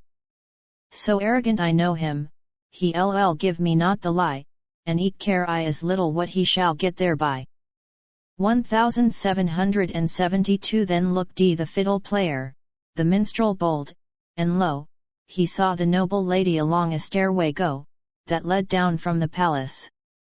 And when he that espied, the ever valiant Folker unto his comrade cried 1773 Now look ye there, friend Hagen, how yonder cometh nigh she who into this country hath lured us faithlessly. With King's wife saw I never so many men around, bearing in hand their weapons, as for a battle bound. 1774 Knowest thou, friend Hagen, whether they hatred to thee bear? If so, I fain would counsel that thou the better care shouldst take of life and honour that, methinks, were good. Unless I am mistaken, they are in wrathful mood.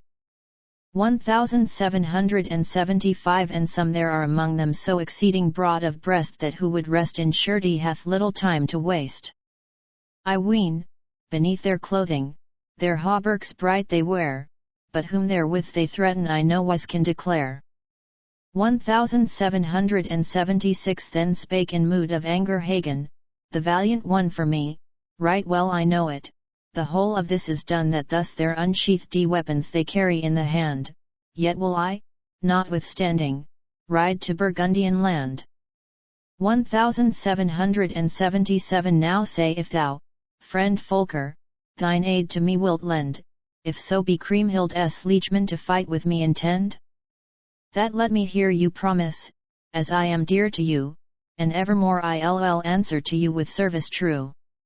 1778 Surely will I help thee, the gallant minstrel spake saw I a king come hither, attack on us to make with all his warriors round him, so long as I should live I would not fail to help thee, and not a foot would give. 1779 Thy service, noble Folker, may God in heaven requite. What further can I ask for, if thou by me wilt fight? Since thou art fain to aid me, as I am glad to hear, these blades may come and welcome with all their warlike gear. 1780 Now from the seat upstand we, then said the man of song she is a sovereign lady, and let her pass along.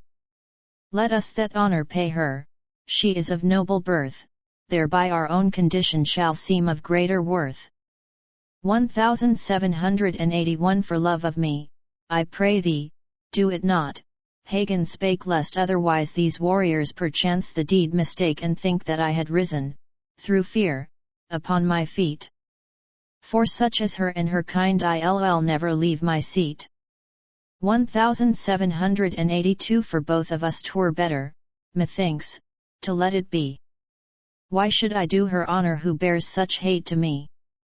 Nay, that will I do never as long as I have life, nor care I for the hatred of royal Etzel's wife. 1783 The overweening Hagen across his knees laid down a bare and shining weapon, upon whose pommel shone a very brilliant jasper, greener than any sword. Kriemhilda well remembered that it was Siegfried's sword. 1784 When she that sword remembered a grief it needs must be, the hilt of it was golden, its sheath red broidery. It brought to mind her sorrow, her tears began to fall, I ween the hardy Hagen had therefore done it all. 1785 Upon the bench towards him the valiant Folker drew a fiddle bow, a strong one, and long and mighty, too, which to a sword had likeness, right keen and broad of blade. The pair of doughty heroes thus sat there undismayed. 1786 The valiant twain so lordly seemed, in their own conceit, they did not deem it fitting to stand up from their seat for fear of man or woman. Whereon, with foe-like mien, nigh to their feet, to greet them, came up the noble queen. 1787 She spake, Now tell me, Hagen, who sent to bid you here, that riding in our country thou darest to appear? Thou, too, who so well knowest what thou hast done to me. Hadst thou been well advised, thou best hadst let it be. 1788 No one hath sent to fetch me, Hagen in answer said, but hither to this country 3 warriors you bade, my masters they are called, to them I service so. On any royal journey I scarce could fail to go. 1789 Said she, Now tell me further, how was it thou didst that for which thou hast deserved my everlasting hate? Thou was it who didst Siegfried, my well-loved husband, slay, whom I must mourn for ever until my dying day. 1790 He spake, What boots that further? Of talk we have no need. I am that self-same Hagen who did to death Siegfried, the mighty-handed hero. How dearly he repaid the flouts which Dame Kriemhilda on fair Brunhilde laid. 1791 It is not to be doubted, O great and mighty Queen, of all your baleful sorrows that I have guilty been. Now be it man or woman, let them avenge who will, though I should then gainsay you, I've done you grievous ill. 1792 Said she, Now hark yet, warriors, he doth not e'en deny that he hath worked my sorrow. What may befall thereby to him, ye men of Etzel, of no account I hold. Then looked on one another those haughty thanes and bold. 1793 It doubtless had befallen, whichever had begun the strife, that these 2 comrades the honour would have won, seeing how oft in battle they gallantly had fought. In dread the others shrank from the deed they had in thought. 1794 Then spake one of the warriors, Why look ye so on me? From what I erewhile promised I would that I were free. For sake of no one's largess would I forego my life. To our ruin go we, led by King Etzel's wife. 1795 Whereafter spake another, To that same thought I hold, were any one to give me whole towers of good red gold, I care not to contend with that fiddler willingly, for dread of the swift glances that in his eyes I see. 1796 Hagen have I known also, and from his early youth thus little can be told me about that knight, forsooth. In 22 battles I've seen him, in the strife, whereby hath heartfelt sorrow befallen many a wife. 1797 On many a foray went they, he and the Spaniard, when they were here with Etzel, oft times a battle hard they fought for the king's honour, and many such befell, whereof one must of Hagen much to his honour tell. 1798 At that time this same warrior was but a child in years. They who were then but youngsters, how grey are now their hairs! Now he is come to wisdom, a man of ruth is he. And eke he wieldeth bombing, won by foul treachery.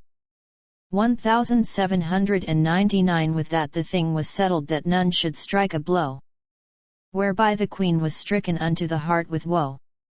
The heroes all disbanded, fearful lest death indeed be dealt them by the fiddler. In sooth they had good need. 1800 Then spake anon the fiddler, We have right plainly seen that foemen here beset us, as we forewarned have been. Now to the court return we, and seek the sovereigns there, that no one, then, our masters to meet in strife may dare. 1801 How oft a man, faint-hearted, will let a chance slip by, when if a friend beside him upheld him cheerfully and with good understanding, he would not do the same. Right many a man by forethought is saved from loss and shame. 1802 Where you go I will follow, Hagen was quick to say, then back into the courtyard forthwith they took their way, where still in grand assembly waited the knightly crowd. And then the valiant Folker began to speak aloud 1803 and say unto his masters, how long here will ye stay to let yourselves be crowded? To court ye should away, and from the king discover what he in mind may have. Then might one see forgather the heroes good and brave. 1804 The Prince of Bern, Sir Dietrich, took hold of by the hand Gunther, the mighty ruler of the Burgundian land. Ehrenfried was fain with Gernot, that right bold man, to fare, and Ardegger went walking to court with Giselle her. 1805 How are the rest companion D, and so to court passed D on, betwixt Folker and Hagen of parting there was none, save only in one struggle, which ended their 2 lives, and caused D sad weeping later to many noble wives. 1806 Upon the king's attending one saw to court go then their nobly born retainers, 1,000 gallant men, and 60 warriors also along with them had come, the same that valiant Hagen had brought with him from home.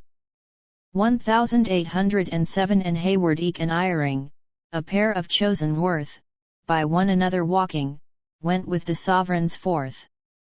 Dankwart and also Wolfhart, a thane of courage rare, these well before the others upheld their honour there. 1808 When came the lord of Rhineland within the palace door, Etzel, the mighty monarch refrained himself no more, but from his seat up sprang he, seeing him entering, a better greeting never was given by a king. 1809 Be welcome, my lord Gunther, and you, Lord Gernot, too, and Giselle her, your brother. My zealous service true, I have already sent you to Worms beyond the Rhine. And all your followers also shall welcome be as mine. 1810 I bid a hearty welcome to you, ye knightly pair, to Folker the right valiant and eke to Hagen there, from me and from my lady, unto this land of mine. She messengers in plenty hath sent yet to the Rhine. 1811 Hagen of Tronje answered, so heard I, more than once. And had I for my masters not come unto the Huns, yet would I you to honour have ridden to this land. The noble host then kindly his guests took by the hand, 1812 and to the seat he brought them where he himself had sat, then to the guests they offered they busily did that, in wide-mouthed golden goblets, wine, mead, and mulberry, and bade to the newcomers a welcome heartily. 1813 Then spake the royal Etzel, I will to you confess naught in this world could give me a greater happiness than ye have given me, heroes, in coming thus to me, whereby the queen is also from mickle grief set free. 1814 And oft times have I marvelled what was the fault in me, so many guests right noble have I been wont to see that yet unto my country to come did never deign. But now that I have seen you to joy is turned my pain. 1815 Said Ardegger in answer, a knight of noble mood, well may you see them gladly, their faith indeed is good, and all my lady's kinsfolk the same can well uphold, they bring unto your palace full many a warrior bold. 1816 The even of midsummer, at mighty Etzel's court these princes made their entry, and seldom hath report told of such royal welcome as on these chiefs he spent. Now was it time for eating, and all to table went. 1817 Amidst his guests more nobly a host Neer took his seat. For them there was abundance whereof to drink and eat, and everything they wanted it was already made, for truly of these heroes great marvels had been said. Adventure XXX How they kept watch and ward. 1818 Now was the daylight ended and night began to close. Amid the wayworn warriors disquietude arose, for when they were to rest them and to their beds begone. This mooted was by Hagen, and soon it was made known. 1819 Unto the host spake Gunther, God grant you long to live. We now would hence to slumber, we pray thee leave to give. We'll come tomorrow morning if thou dost order so. Right pleasantly agreed he, and bade his guests to go. 1821 saw the people crowding the guests on every side. Then Folker the undaunted unto the hunfolk cried, how dare ye get in front of the warriors' very feet? If ye will not give over, with trouble ye will meet. 1821 A fiddle stroke so heavy on one of you Ill lay, that, hath he a well-wisher, that same may rue the day. Give place there to us warriors. 'Twill be the best for you. Folk call ye knights, but little ye have akin thereto. 1822 Whilst spake the fiddle player so wrathfully his mind, the valiant Hagen turned him, and gave a glance behind. Said he, the gallant minstrel hath warned you properly, ye heroes of Cremilda, back to your homes go yet. 1823 The plan ye are devising will not come off, I trow. Come back tomorrow morning if ye have aught to do, and leave us weary strangers this night to rest in peace. I ween that heroes ever so do in such like case. 1824 Anon the guests were taken into a roomy hall, which found they well provided, to suit the warriors all, with richly furnished bedsteads, that were both wide and long. The while Dame Kriemhild plotted to do them grievous wrong. 1825 Right goodly mats from Arras all round about were spread, of bright-hued wool stuffs woven, and many a cover bed wrought of Arabian samite, the finest that might be, whereon were borders broidered that shone right gloriously. 1826 The coverlets of ermine did many a man espy, and others of black sable, whereunder they might lie and pass the night in comfort until the dawn of day. A king and all his courtiers so softly never lay. 1827 Oh woe, for this night's sojourn! So spake young Giselle her, and woe for all my comrades who hither with us fare.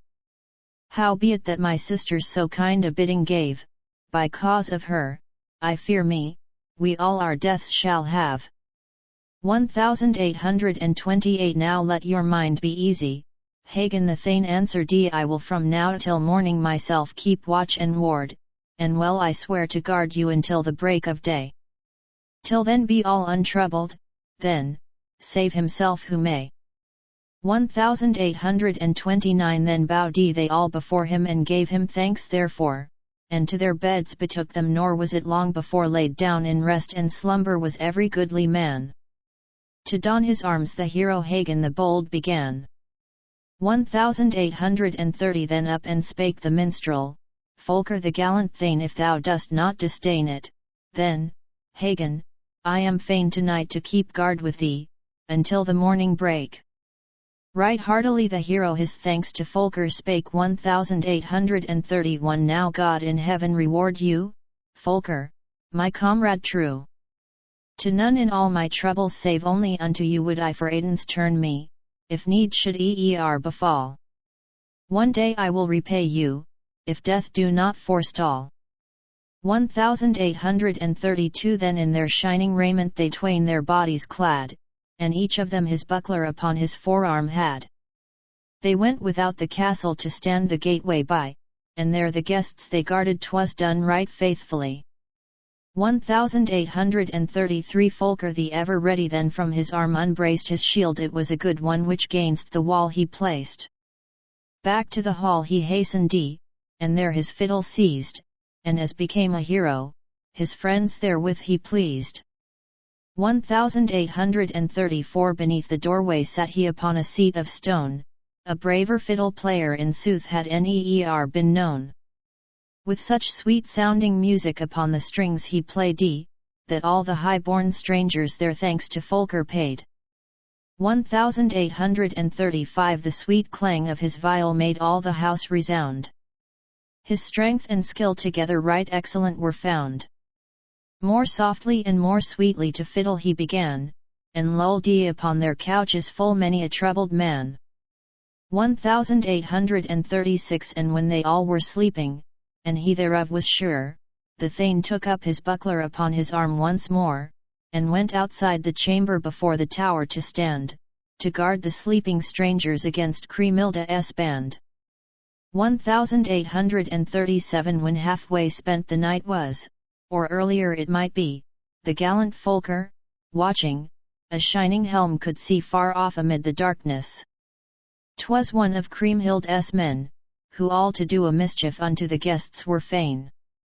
1838. Then spake the fiddle player, my friend, Sir Hagen, there, together it is fitting that we this trouble share. I've seen some folk in armour before the house but now, else I am much mistaken, they'll set on us, I trow. 1839. Then hold thy peace, quoth Hagen, and let them nearer come. Or ever they can see us, our swords will have struck home and split their helmets for them, with double-handed might. We'll send them back to Kriemhild, methinks, in sorry plight. 1841. Of the Hunnish warriors had soon enough espied that guarded was the doorway, how suddenly he cried, the matter we intended, in sooth will not go well. I see the fiddle player standing as sentinel. 1841. A brightly polished D helmet upon his head hath he of pure, hard temper D metal, and strong, and blemish free. His hauberk's rings are glowing as fiery embers wood. By him stands also Hagen, the guests have watchmen good. 1842. Forthwith they turned them backwards. When Folker that espied again to his companion in wrathful voice, he cried, now let me from the palace after the warriors go, of Dame Kriemhilde's liegemen somewhat I fain would know. 1843. Nay, do it not, said Hagen, I pray you by my love. These ever-ready warriors, if from the house you move, would with their swords, I doubt not, bring you such straits to face, that I should have to help you, were 't death to all my race.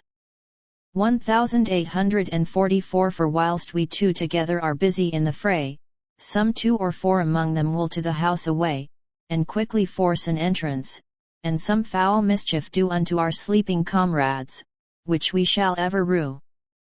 1845. Then Folker spake in answer, let it be settled so, but that I've seen them coming at least we'll let them know, so Kriemhild's men hereafter shall never dare deny that they would fain against us have wrought vile treachery.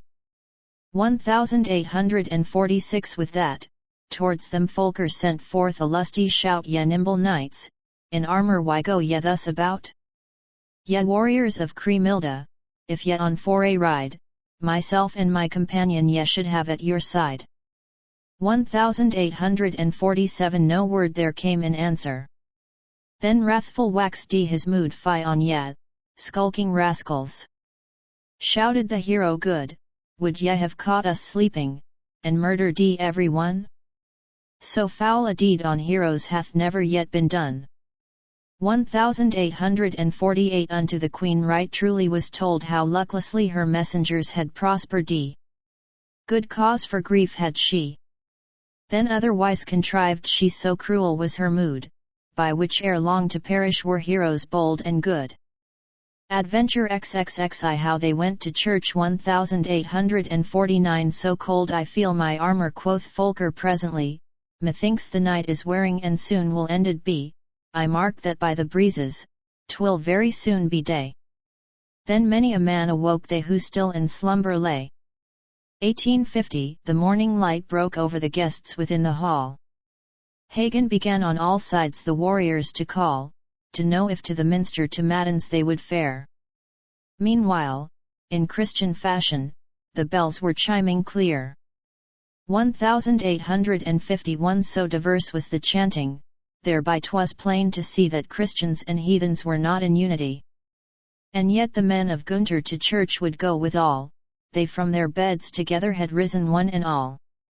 1852. The warriors then arrayed them in clothes so finely wrought, that better raiment never by heroes had been brought to any king's dominions. Ill did it Hagen please, said he, now should yet, heroes, don other suits than these. 1853 Enough about the matter, ye surely understand, ye should, instead of roses, bear weapons in the hand. For caps beset with jewels take shining helms and good, since we are well advised of wicked Kriemhild's mood. 1854 This day must we do battle, I will to you declare, instead of silken doublets, ye should your hauberks wear, and in the place of mantles take bucklers good and wide, that if they seek a quarrel, the brunt ye may abide.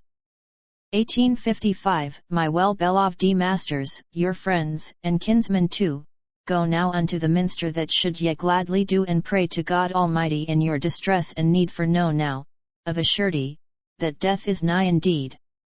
1856 c. 2, that ye forget not aught ill that ye have done, and with true zeal and duty stand ye before God's throne. Of this, right noble warriors, I warn ye well afore, save God in heaven may grant it, ye hear no masses more.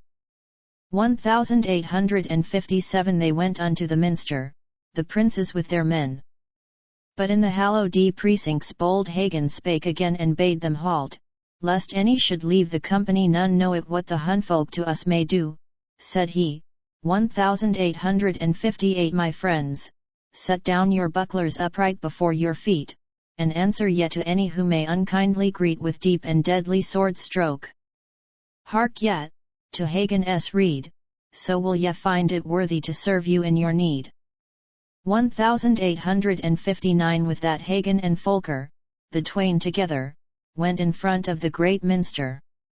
'Twas done with this intent, that they might make it certain that the king's wife would need to crowd them as she entered. Their mien was grim indeed. 1860 Then came the land south upholder, and eke his lady fair. And decked about the body with raiment rich and rare. One saw the doughty warriors along with them go by, the dust aloft was whirling from Kriemhild's chivalry. 1861 Now when the mighty ruler in armor saw arrayed the kings and their companions, how quickly then he said, Why thus my friends, behold I marching with helmets on. 'Twould grieve me, on my honor, had aught to them been done. 1862 I'll gladly make atonement, however they think good, if any here have vexed them in either heart or mood, I give them full assurance that sorely vexed am I, and whatsoe'er they bid me I'll do it readily. 1863 To this made answer Hagen, By none have we been harmed. It is my master's custom to go thus fully armed to every courtly meeting until 3 days have run. To Etzel we will tell it if aught to us be done.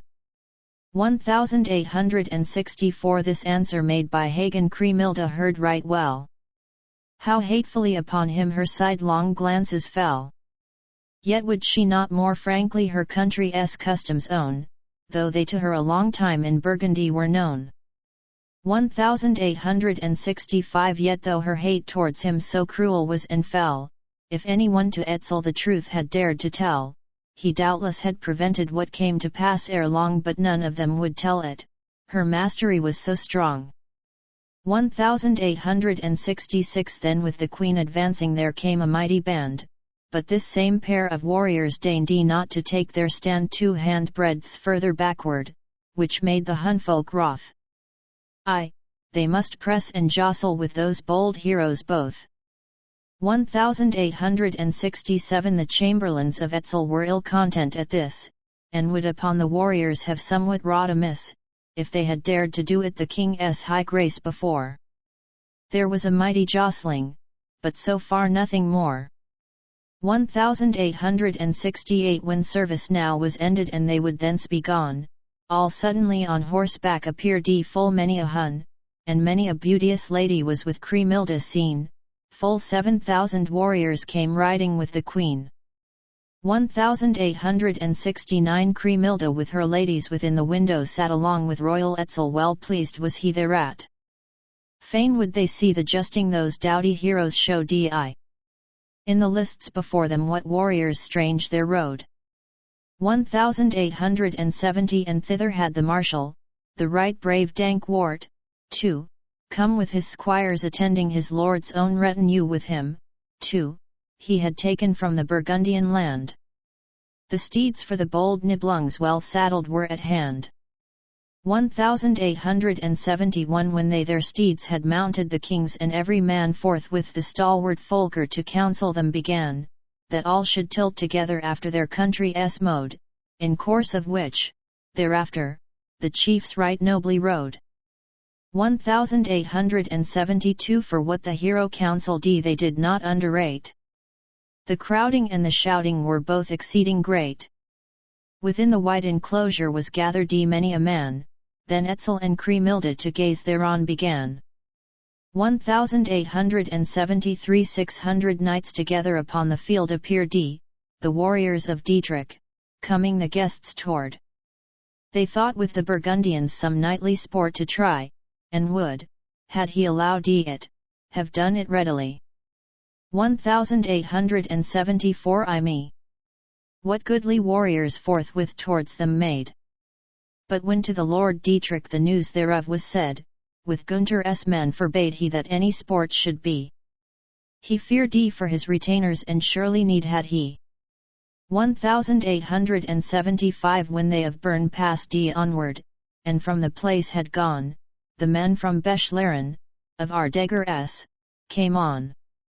Before the hall 500 with shield on arm rode, they well pleased had been the Margrave could they have kept away. 1876 Then wisely, as behoved him, he rode the host throughout, and said unto his warriors, they could no longer doubt but that the men of Gunther ill will towards them had. If they would leave the combat he would in truth be glad. 1877 When these now had passed onward, high-mettled heroes bold came horsemen from Thuringia, as hath to us been told, and then the knights of Denmark, 1,000 gallant men, one saw right many a lance shaft fly in the onset then. 1878 Then Hayward came and Ehrenfried unto the tournament. The Rhinelanders a challenge to them had proudly sent. The warriors of Thuringia were offered many a joust, in many a noble buckler were lances deeply thrust. 1879 There, too, the lordly Blidlin came with his thousands three. By Etzel and Kriemhilde right closely watched was he, for all the knightly justing was held within their sight. The queen rejoiced to see it for Burgundy's despite. 1880 And Giebeck and Scruton unto the melee rode, with Hornboge and Raymung, all in the Hunnish mode. They held the lists, withstanding the chiefs of Burgundy, and over the king's palace the shafts went whirling high. 1881 What was done by any was nothing else but sound. Loud was the din that echoed palace and hall around, from clash of shields and bucklers, by Gunther's liegemen made, whence praises and great honour unto his folk were paid. 1882 The ardour of their pastime so mighty was and great, that from the goodly horses whereon the heroes sate the snow-white foam was soaking through the caparisons. In every courtly fashion they sought to meet the Huns. 1883 Then up and spake the minstrel, Folker the fiddle player, I trow that to withstand us these warriors will not dare. I've ever heard it said that they hate us verily, now is the time to show it, a better neer will be. 1884 Straightway unto the stables, so Folker loudly cried, we'll have the horses taken, till towards the eventide we'll ride some further courses, if there be time enow. What if to us Burgundians the Queen some praise allow? 1885 Then saw they some one coming, with stately mien rode he, such that no other huntsman with him compared could be. Belike in some high lattice a sweetheart there he had, no knightly bride was ever than he more fairly clad. 1886 Then Folker said, how can I pass over such a chance? Yon darling of the ladies must feel a thrust of lance, there's not a man could help it. 'Twill stand him in his life, I care not though I anger thereby King Etzel's wife. 1887 For love of me, forbear yet. King Gunther quickly spake, these people will upbraid us if we the onset make, let ye the Huns begin it, more seemly 'twere, I ween. Now all this time King Etzel was sitting by the Queen.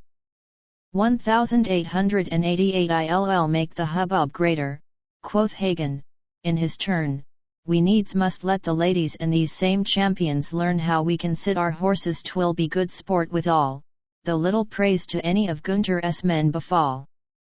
1889 Then rode the ready Folker into the fray again, whereby had many a woman, ere long, right grievous pain. The noble Hunsman's body transfixed he with his spear, which soon both wife and maiden bewailed with many a tear. 1890 With hurtling speed did Hagen rush forward with his men, his 60 chosen warriors, and quickly rode he then upon the fiddler's footsteps, to where the joust was held. Both Etzel and Kriemhilde plainly the whole beheld. 1891 The kings were all unwilling their minstrel brave to leave amid the foemen fighting, and succor none to give. 1,000 heroes therefore towards him deftly rode in high accomplished fashion, they did what they would. 1892 When that the noble Hunsman in death was stricken low, one heard among his kinsmen complaints and cries of woe. And all the folk were asking, who can this deed have done? Folker, the fearless minstrel, yon fiddler is the one. 1893 For swords and bucklers called they, and held them soon in hand, the kinsmen of this Margrave of the Hungarian land. They would have set on Folker, and slain him where he stood. The host ran from his window with all the haste he could. 1894 Then rose a mighty tumult among the people all. The kings and their attendants dismounted at the hall, behind the throng his chargers sent each Burgundian. King Etzel came to sever the nobles, he began.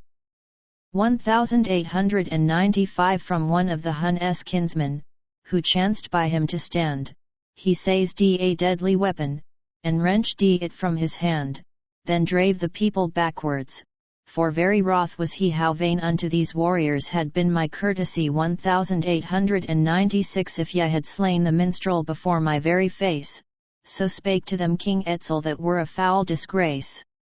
For well I marked him riding, what time he pierced the Hun, and through no fault on his part, but by a slip, 'twas done. 1897 To leave my guests in freedom, I charge ye to take heed.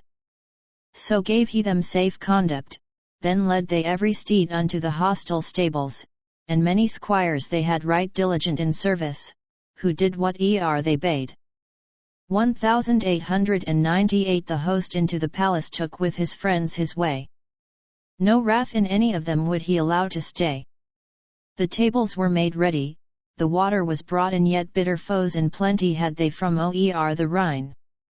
1899 Ere all the lords were seated a good long time was spent, whilst tortured was Kriemhilde by cares within her pent. She said, I seek thy counsel, O Prince of Bern, thy grace, and aid, in sooth my business is now in evil case. 1900 Then Hildebrand made answer, a worthy warrior he, whoever slays the Nibelungs shall have no help from me, nay, not for any treasure. Thereby he grief may get, these knights of ready courage have ne'er been conquered yet. 1901 And, in his courtly fashion, thereto Sir Dietrich spake, O mighty queen, I pray thee, thy purpose to forsake. To me thy kinsmen never have done such injury, that I the gallant warriors in combat would defy. 1902 The wish doth ill beseem thee, most noble prince's wife, that thou anent thy kinsfolk wouldst plot against their life. Trusting unto thy favour they came unto this land, Siegfried is not avenged by aid of Dietrich's hand. 1903 When she could find no falseness the knight of Bern within, then on the spot she promised to give to Blodolin a far extending marchland, which Nudung owned of yore. As Dankwart shortly slew him, he thought of it no more. 1904 Quoth she, thou oughtest to aid me, my good Sir Blodolin, for in this very palace are now these foes of mine who slew my husband Siegfried, so well beloved of me. To him who helps avenge him, I ever bound shall be. 1905 To her then answered die Blodel lady, be sure of this, to them, for fear of Etzel, I dare do not amiss, since he thy kinsman happy is ever fain to see. And did I aught to hurt them, he neer would pardon me. 1906 Nay, rather, my lord Blodel, your friend I'll ever be. Guerdon of gold and silver I will bestow on thee, and eke a lovely damsel Nibelungen's betrothed bride whom thou mayst love and cherish right gladly at thy side. 1907 The land too, and the castles, all unto thee I give, so, noble knight, thou mayest in gladness ever live, if thou but win st the earldom which Nibelung held in fee. What today I promise, in truth I'll give to thee. 1908 When now the noble Blodel the Guerdon heard her tell, and seeing that the damsel in beauty pleased him well, by means of strife he purposed to earn this lovely wife, but for that cause the warrior was doomed to lose his life. 1909 Unto the queen then spake he within the hall, go back ere any guess my purpose, an uproar I will make. Hagen will have to answer for what to you he wrought, King Gunther's man, I warrant, shall bound to you be brought. 1910 Now arm yourselves, cried Blodel, my gallant liegemen all. We will upon the foemen within the hostel fall, I may not be acquitted of this by Etzel's wife. On this must every hero among us stake his life. 1911 When the queen found that Blodel was on the fray intent, she tarried there no longer, but back to table went and sat beside King Etzel, and with his men as well she for the guest's undoing had taken counsel fell. 1912 Since means there were not elsewise to cause the strife to start, Kriemhilde's olden sorrow lay graven in her heart, she bade them bring to table King Etzel's little son. How could a vengeful woman more cruelly have done? 1913 Then went that self same minute of Etzel's liegemen four, and thither from his chamber the young King Ortlieb bore unto the prince's table, where Hagen also sate.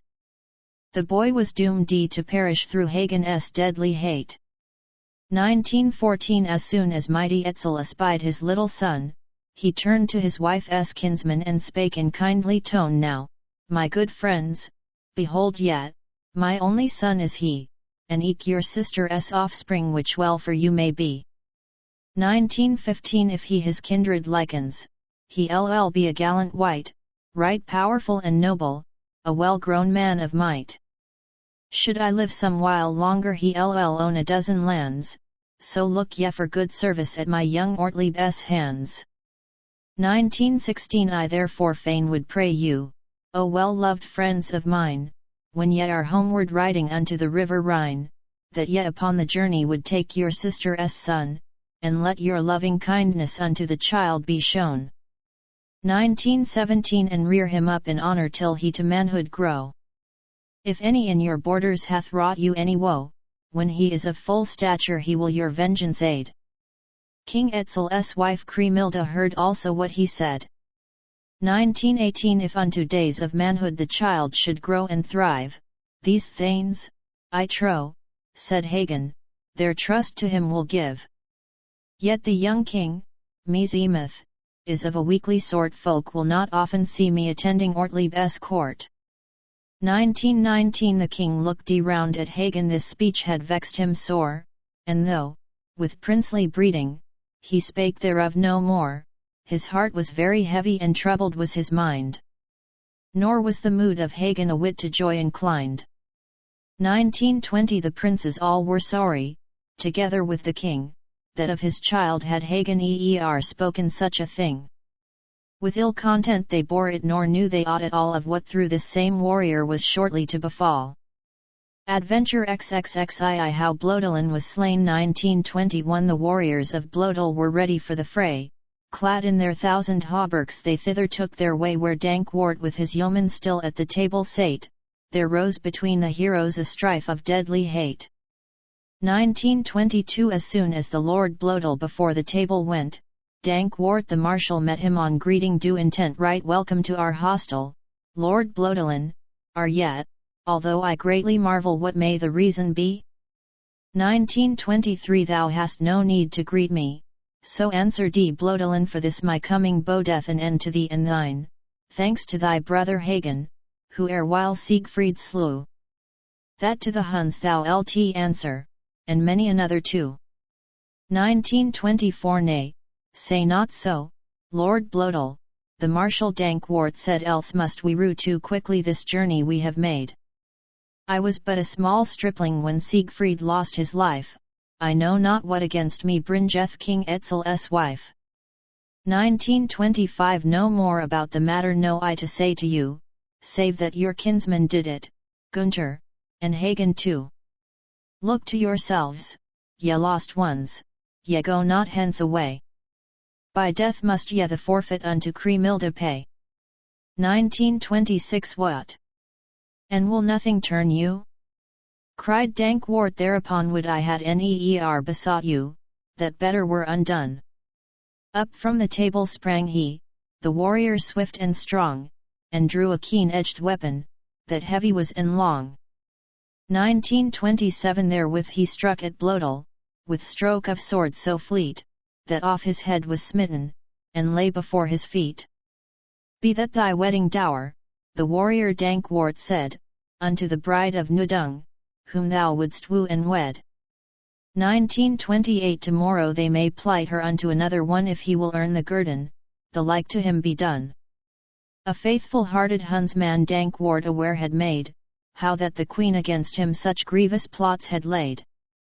1929 When now the men of Blodel saw how their lord lay slain, then from the guests no longer their hands could they restrain. With broadswords high uplifted they sprang in deadly mood upon the youthful warriors which ere long many rued. 1930 Then loudly shouted Dankwart unto his followers, all well see yet, noble yeomen, how things are like to fall. Ye hapless ones, be wary, in sooth there is need to be, albeit noble Kriemhild bade us right lovingly. 1931 They to whom swords were lacking, reached down before each seat, and many a long stool lifted from underneath their feet. Then the Burgundian yeomen no longer would forbear, and heavy stools made bruises through many a helmet there. 1932 How grimly thus the strangers essayed their lives to save. And so the armed assailants from out the house they drave, yet left they dead within it 500 men or more, and all of the defenders were red and wet with gore. 1933 These tidings of disaster were carried presently unto the knights of Etzel, which grieved them bitterly how Blodel and his liegemen had all to death been brought, which deed had Hagen's brother with his retainers wrought. 1934 Ere yet the king had heard it urged by the hate they bore, the Hunfolk donned their armour, 2,000 men or more, and marched against the yeomen. What else was to be done? And out of all the people they left alive not one. 1935 Before the house the traitors had led a mighty host, on guard the foreign yeomen stood bravely at their post. But what availed their valour? They all were doomed to die, and presently arose there a gruesome butchery. 1936 And here ye must a marvel of monstrous import, here 9,000 yeomen lying all done to death there were, a dozen knights moreover of Dankwart's own command. One saw him all forsaken amidst the foemen stand. 1937 The uproar was abated, the clash of arms was o'er. Then looked athwart his shoulder Dankwart the warrior, he spake, woe for the comrades who from my side are gone. Alas, that midst the foemen I now must stand alone. 1938 Upon his body showered the sword strokes keen and rife, ere long to be bewailed by many a hero's wife. His shield aloft he lifted, and held the arm brace low, and drenched full many a hauberk with life-blood's crimson flow. 1939 Then cried the son of Aldrian, woe for the ills I bear. Make way, ye Hunnish warriors, and let me to the air, that the wind's breath may cool me, a battle-weary wight. Right royally he bore him in all the people's sight. 1940 But when the strife-worn hero outside the hostel sprang, what fresh swords on his helmet again and ever rang! They who had not yet witnessed what wonders wrought his hand, now rush D to meet the warrior from the Burgundian land. 1941 Now would to God, cried Dankwart, I had a messenger to seek my brother Hagen, and make him well aware how I amid these warriors so sorely am bested. Hence surely would he help me, or lie beside me dead. 1942 Then spake the Hunnish warriors that herald must thou be, when we before thy brother a course shall carry thee. So first shall Gunther's henchman what sorrow is betaught thou hast unto King Etzel such grievous damage wrought. 1943 Said he now stint your threatenings, and further backwards get, or verily I'll drench you some other hauberks yet. I will myself the story before the court lay bare, and eke unto my masters my grievance great declare. 1944 He laid on Etzel's liegemen so heavily his hand, that not a man amongst them durst him with sword withstand. Yet in his shield their lances so quickly did they aim, that he was fain to drop it, so heavy it became. 1945 Him, now no longer shielded, they thought to overwhelm, but what deadly gashes he cut right through the helm. Until before him staggered full many a valiant one whereby much praise and honour the gallant Dankwart won. 1946 From one side and the other, upon him hurtled they, some of them too quickly had come into the fray.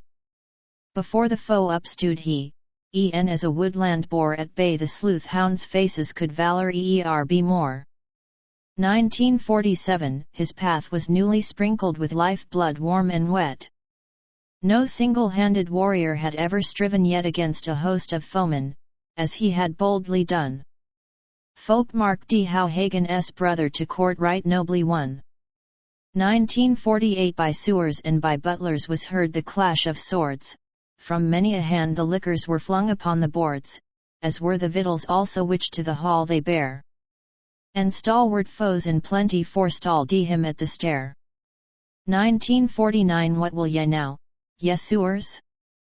The weary warrior cried in sooth for all the strangers, good cheer ye should provide, and to the nobles ought ye good victuals to convey, and to my well-loved masters let me my tidings say. 1950 Who by force before him upon the stairway sprang, on each of them so sorely his heavy sword he swung, in very dread their safety further aloof they sought, and so his strength of body right mickle marvels wrought. Adventure XXXII How the Burgundians fought with the Huns 1951 Within the door an entrance thus gallant Dankwart made, the household folk of Etzel to stand aside he bade. The whole of his apparel bespattered was with gore, a mighty naked weapon within his hand he bore. 1952 Then loudly Dankwart shouted before the assembled throng Bestir thee, brother Hagen, thou sittest all too long. To thee and God in heaven appeal I in our need yeomen and knights together lie in the hostile dead. 1953 And he cried back in answer and who hath done it then? Quoth Dankwart the Lord Blodel, together with his men. But dearly hath he paid it, that would I have you know. I smote his head from off him, mine own hand gave the blow. 1954 'Tis but a little grievance, quoth Hagen of Tronje, when one has occasion of anything to say, that he by hands of warrior was of his life fordone, so much the less fair women for him have need to moan. 1955 Now tell me, brother Dankwart, why all so red ye be? Methinks that thou art wounded and sufferest grievously. If in the land he liveth who this on thee hath done, except the foul fiend save him, his life's as good as gone. 1956 You see me whole and hearty, with blood my clothes are red, but from the wounds of others it thus hath happened and they have been so many that I have slain today. That verily their number on oath I could not say. 1957 He answered brother Dankwart, see to the door do thou, and let not of the huntsmen a single man come through. I'll reckon with these warriors, as need we have, in faith. Our men at arms are lying in undeserved death. 1958 If chamberlain I must be, the gallant man replied, to serve such mighty rulers, I am well satisfied. I'll answer for the stairway, as honor is dear to me. Unto Kriemhilde's warriors naught could more direful be. 1959 It is to me a marvel, Hagen thereafter spake, what meaneth all the fluster these Hunnish warriors make? They think they well could spare him, who yonder door doth hold, and hath these high concernments to the Burgundians told. 1960 Long time about Kriemhilde have I been wont to hear, that she her bitter sorrow was not content to bear. Now drink we to her darling, for royal wine we call. The princeling of the Hunfolk shall be the first of all. 1961 Then the child Ortlieb slew he, Hagen, that warrior good, so that from sword blade downward flowed his hands the blood, the infant's head was severed and on the queen's lap fell. Then rose amongst the warriors a slaughter horrible. 1962 With double-handed sword stroke he dealt a blow at large against the man of learning, who had the child in charge. His head all in a moment before the table lay, in good sooth for the teacher it was but sorry pay. 1963 He saw by Etzel's table a certain minstrelman, and Hagen in his fury to fall on him began, his left hand on the fiddle he lopped off suddenly, there as somewhat thou canst carry for news to Burgundy. 1964 Woe for my hand! Cried Wurble the minstrel, wilt thou say what evil I have done thee, Lord Hagen of Tronje? In all good faith I journeyed unto your master's land, the notes how can I finger since I have lost my hand? 1965 But little heeded Hagen, though he fiddled more. He wreaked within the palace a vengeance grim and sore upon the knights of Etzel, of whom a host he slew. Death dealt he in the palace to people not a few. 1966 The ever-ready Folker up from the table sprang, and in his hand right loudly his fiddle bow outrang. Right fearsome was the music that Gunther's minstrel played mid the gallant Hunsmen what enemies he made. 1967 Up sprang, too, from the table, the noble rulers three, they gladly would have stayed it, ere mischief worse should be. But all their wit availed not the rising storm to quell, when Folker joining Hagen to such wild raving fell. 1968 When saw the Lord of Rhineland the fight could not be stayed, the prince himself fought also, and many a wide wound made upon his foemen's bodies, their shining mail coats through. A hand-strong hero was he, as now all grimly knew. 1969 The stalwart Gernot likewise was forward in the strife, he among the Hunsmen took many a hero's life, a keen-edged weapon wielding by our dagger 'twas given. By him were Etzel's warriors right grievously bedriven. 1970 The young son of Dame Ut into the fight now dashed and gloriously his broadsword right through the helmets crashed to grief of Etzel's warriors of the Hungarian land. There wrought were many marvels by gallant Giselher's hand.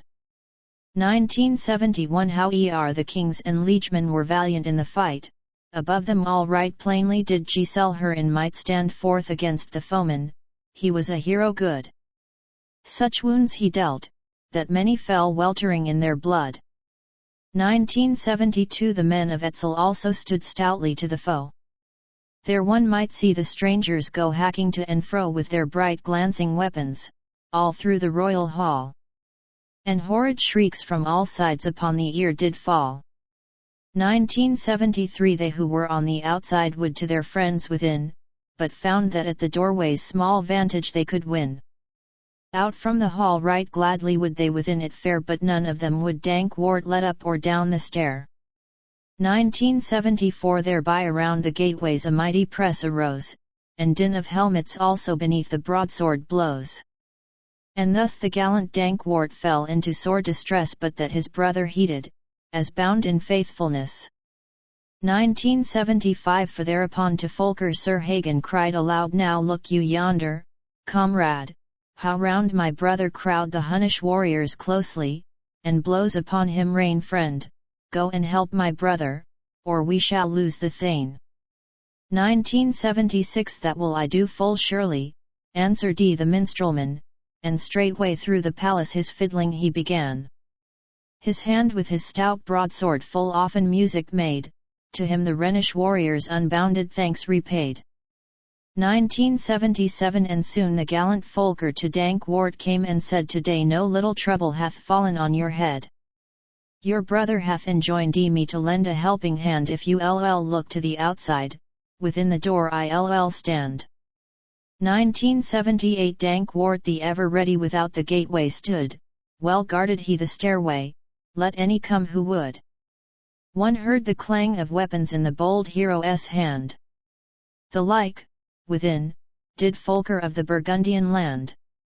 1979 Loudly the valiant minstrel shouted across the throng, The hall is closed, friend Hagen, with bolt and barrier strong. The door of Etzel's chamber is safely barred, as well 2 heroes' hands that hold it 1,000 bolts excel. 1980 When Hagen, Lord of Tronje, knew that the door was fast, his shield back on his shoulders the goodly chieftain cast. First fell he to avenging the ills upon him wrought, of longer life his foeman had then but little thought. 1981 The Prince of Bern no sooner had seen how matters went, and how the mighty Hagen so many helmets rent, than sprang the Amelung ruler upon a bench. Quoth he, The liquor Hagen giveth is vile as drink can be. 1982 The host was full of sorrow, good cause had he to rue what friends of him beloved before his eyes they slew. And hardly from his foeman unscathed himself came he, in grief he sat, what profit was it a king to be? 1983 The mighty Queen Kriemhilde to Dietrich called and said, With all your manhood give me, O noble knight, your aid, by all those princes' merits erewhile of Amelung land should Hagen once have reached me, my death were close at hand. 1984 And how am I to help you? Lord Dietrich answering said, Great Queen, when I have reason myself to be afraid. These followers of Gunther with wrath so sorely burn, that I with no one's safety can now myself concern. 1985 Nay, say not so, Lord Dietrich, thou noble knight and good, this day make plain to all men thy kind and virtuous mood, in that thou hence wilt help me or I am like to die. Her fears had brought Kriemhilde to sore anxiety. 1986 Can I do aught to help you? I verily will try, since never have I witnessed for many years gone by, to such deep wrath enkindled so many a warrior good. Through the riven helmets I see the surging blood. 1987 This thane of proven valor with power began to shout, like unto horn of bison his voice rang loudly out, until its strength re-echoed the wide-walled stronghold round. The mightiness of Dietrich was great beyond all bound. 1988 When Gunther heard the clamour proceeding from this man above the noise of battle, to hearken he began. Said he, The voice of Dietrich is to my hearing plain, I trow that our retainers some friend of his have slain. 1989 I see him on the table, he beckons with his hand. Ye friends of mine and kinsfolk from the Burgundian land, cease fighting for a season, and let one hear and see what to the thane hath happened through them who follow me. 1990 And when the royal Gunther besought and gave command, they, in the stress of battle, halted with sword in hand. So great the power he wielded, not one durst strike a blow whilst him of Bern he challenged, with readiness enow. 1991 Said he, Most noble Dietrich, what hath to you been done by any of my people? I am willing, be it known, amends and satisfaction right readily to give. Were any man to wrong you, right deeply should I grieve. 1992 Then answered the Lord Dietrich, Naught hath been done to me, but let me leave the palace with your safe conduct free, and get with my retainers from this fell strife away, for that I owe you service assuredly for I. 1993 Then unto him spake Wolfhart, Why ask ye grace so soon? That door, I trow, the fiddler hath not so closely done, but we can force it open enough to get away. Now hold thy peace, cried Dietrich, the devil thou dost play. 1994 Then spake the royal Gunther, That will I let you do. Out of this place depart yet, many be yet or few, but not a single foeman here stay they everyone. They have anent these Huns folk so basely to me done. 1995 When Dietrich heard that saying, he took beneath his arm the noble queen, sore stricken with sorrow and alarm. Upon his other arm he took Etzel with him then, there also went with Dietrich 600 goodly men. 1996 Then up and spake the Margrave, the noble Ardegger, if any from the palace be yet allowed to fare, who still are fain to serve you, to us let it be known, for thus may peace enduring betwixt good friends be sown. 1997 Whereto made answer Geisel her, of the Burgundian land to you shall peace and pardon be granted at our hand, since you and your retainers were of faithful heart. You all shall, unmolested, hence with your friends depart. 1998 When Ardegger the Margrave departed from the hall, 500 men went with him or more, belike, in all, who came from Bechlaren, liegemen, and friends as well, by whom unto King Gunther great mischief soon befell. 1999 Meanwhile a Hunnish warrior, who saw how Etzel went by Dietrich's side, to profit thereby was all intent, but with his sword the minstrel fetched at him such a slice, that at the feet of Etzel his head lay in a trice. 2000 When that the country's ruler had got outside the place, he stopped and looked behind him towards where Folker was. Woe-s me for this dread stranger, a cruel destiny it is that all my warriors must dead before him lie. 2001 And woe upon this feasting, the noble sovereign cried, for one, by name of Folker, is fighting there inside like to a savage boar, and yet a minstrel he. I thank my Lord and Saviour I am from that devil free. 2002 Right evil sound his measures, his strokes are bloody red, and his tunes have smitten full many a hero dead. I know not what against us this minstrel doth attest, for never have I harboured so downright ill a guest. 2003 They let from out the palace as many as they chose, then from the folk within it a fearful din arose.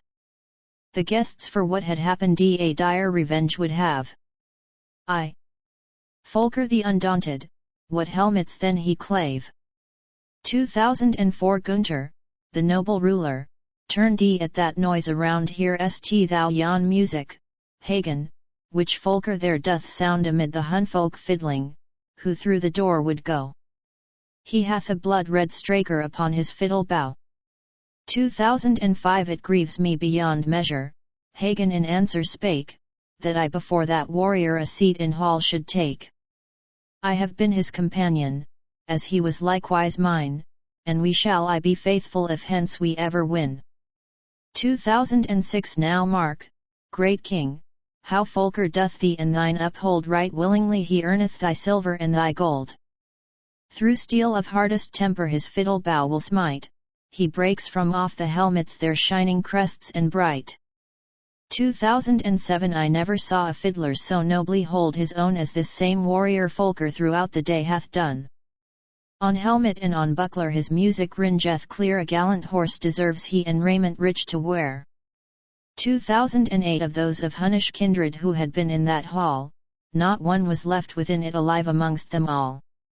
Now silenced was the uproar, for none there were to fight, aside was laid the weapon of every gallant knight. Adventure XXXIV How they cast forth the dead. 2009 Down sat the knights and nobles, by all their labours spent, before the hall together Folker and Hagen went. These warriors over weary leaned on their shields for rest, the while betwixt the couple passed many a ready jest. 2010 Then Giselle her, the warrior from Burgundy, outspake, dear friends, ye must in no wise seek yet your rest to take, the dead folk must ye carry straight from the house away. There lol be another onset, that can I surely say. 2011 Beneath our feet 'tis needful they should no longer lie. And ere by storm the Hunsmen undo us utterly, some wounds we yet will give them, e'en as I love to do, for firmly am I minded, said Giselle her, thereto. 2012 Well s me for such a master, said Hagen, thereunto, from none such rede were likely, save from a warrior true, as we from my young master this very day have had. I trow all ye Burgundians may therefore be right glad. 2013 Then followed they his counsel, and carried through the door dead warriors 7,000 and cast them there before. At foot of the hall stairway they fell upon the ground, then rose a doleful wailing from all their kinsmen round. 2014 Some few there were among them whose wounds were not so bad but that with gentler usage they yet might life have had, who from that height down falling in death must needs lie low, for this their friends were wailing and grievous was their woe. 2015 Then spake the fiddler Folker, a goodly hero he now witness I the truth of what hath been told to me. Base cowards are these Hunsmen, they wail like womankind. These sorely wounded bodies they ought to tend and bind. 2016 Then deemed a certain Margrave he spake with purpose good. He saw one of his kinsmen who lay amid the blood, and clasped his arms about him and sought to drag him thence, then shot the ruthless minstrel and slew him with a lance. 2017 And when the others saw it, a panic seized the crowd, they all against the minstrel began to curse aloud. Then plucked he up a javelin, that temper was and keen, which by some Hun or other aimed at himself had been. 2018 This, right across the fortress, he cast with might and main far o'er the crowd of people, and there by Etzel's men he warned to take their station more distant from the hall. The folk his mighty prowess now dreaded above all. 2019 Yet still before the palace stood many 1,000 men. Sir Folker and Sir Hagen began to parley then, and unto the King Etzel all in their minds to tell whence grievous ills thereafter those heroes bold befell. 2020 To give the people courage, quoth Hagen, 'tis but right that ever should the nobles be foremost in the fight, not otherwise my masters have here been seen to do. They hew right through the helmets, blood flows at every blow. 2021 So valiant was Etzel, he straightway gripped his shield. Now prithee be thou wary, said to him Dame Kriemhild, offer unto thy warriors gold overflowingly. If Hagen yonder reach thee, death will be nigh to thee. 2022 So bold a man the king was, he was not to be stayed, the like of such great princes can seldom now be said.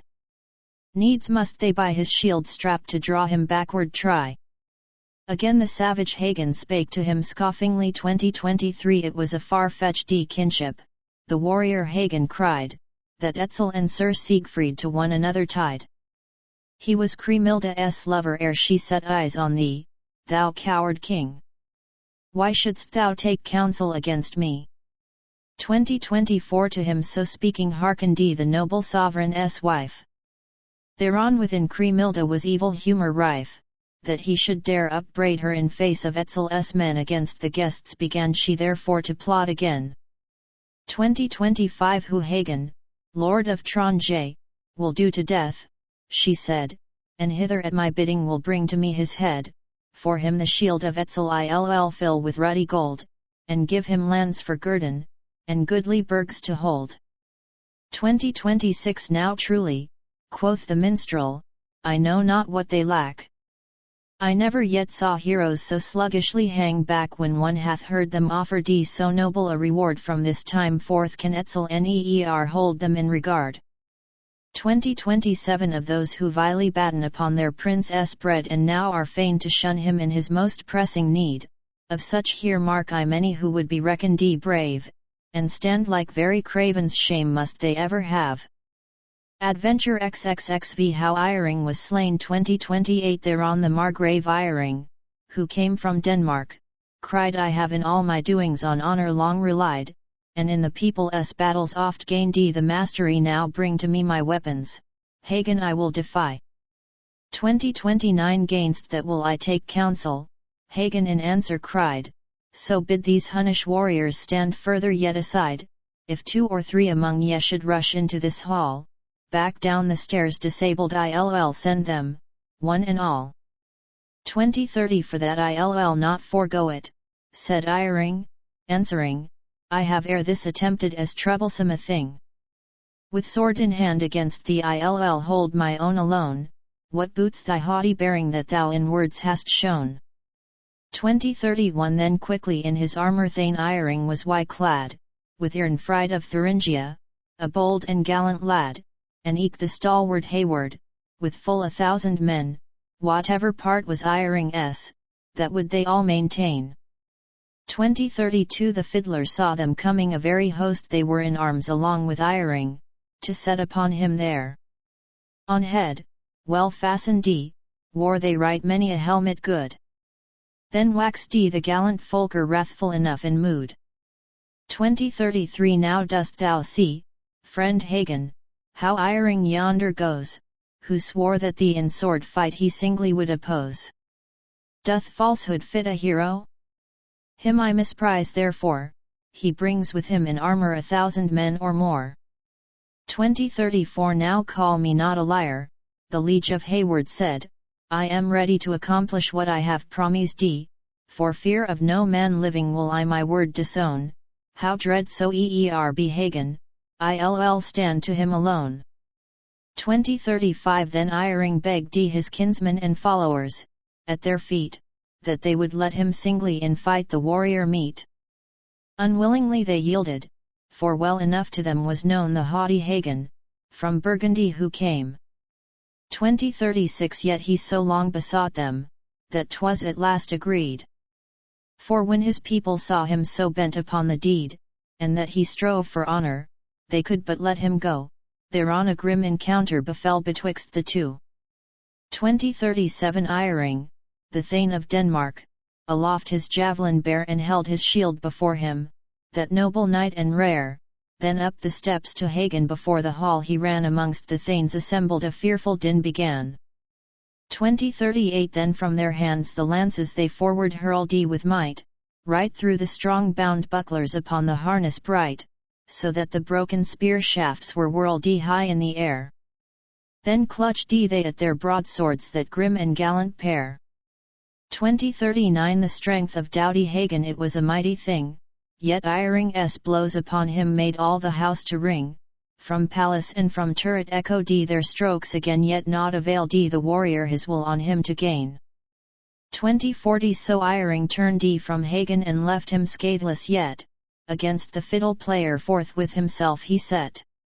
Him, with his sturdy sword strokes he thought he might compel, but these the well-skilled chieftain knew how to parry well. 2041 Then smote the fiddler sorely, till the buckler's side by Folker's hand the plating was scattered far and wide, so was he fain to leave him, a gruesome man was he. Then Iring rushed on Gunther, the lord of Burgundy. 2042 And stout enough for combat was either of them made. Howe'er on one another Gunther and Iring laid, neither could wound the other to draw a drop of blood, from that their armour saved them, so strong it was and good. 2043 Gunther left he standing and on to Gernot ran, and smote till from his hauberk the sparks to fly began, and yet the sturdy Gernot, the knight of Burgundy, so dealt on gallant Iring that he was like to die. 2044 Then from this prince he hurried swift-footed was he 2 and 4 of the Burgundians the hero quickly slew, all noble court retainers from Worms on Rhine they were. Then wrath could ne'er be greater than that of Giselher. 2045 Now, by the Lord, Sir Iring, cried Giselher the lad, for these thou needs must pay me who lie before thee dead by thee this moment slaughtered then ran on him straightway and smote the knight of Denmark so that he needs must stay. 2046 Beneath his hands succumbing down fell he in the blood, and all were well persuaded that now the hero good ne'er more would wield a weapon in battle anywhere yet Iring lay unwounded in front of Giselher. 2047 From blows upon the helmet and clashing of the sword his wits were sorely stricken and scattered all abroad, so that the gallant warrior of life took no more thought this by his strength of body bold Giselher had wrought. 2048 When from his head the numbness at last began to go, which had erstwhile come on him from that o'erwhelming blow, thought he I still am living, nor wounded anywhere, now know I for the first time the strength of Giselher.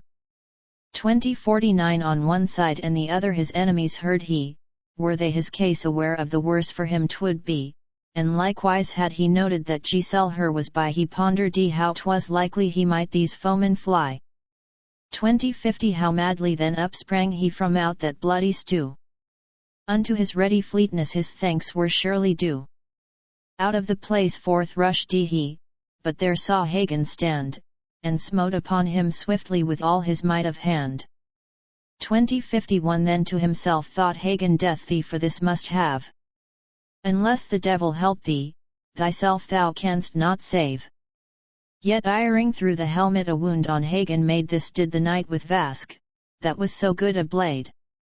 2052 No sooner felt Sir Hagen the smarting of the wound than terribly his weapon he whirled in hand around. Forthwith must Hayward's liegeman for safety flee again, and Hagen down the stairway to follow him was fain.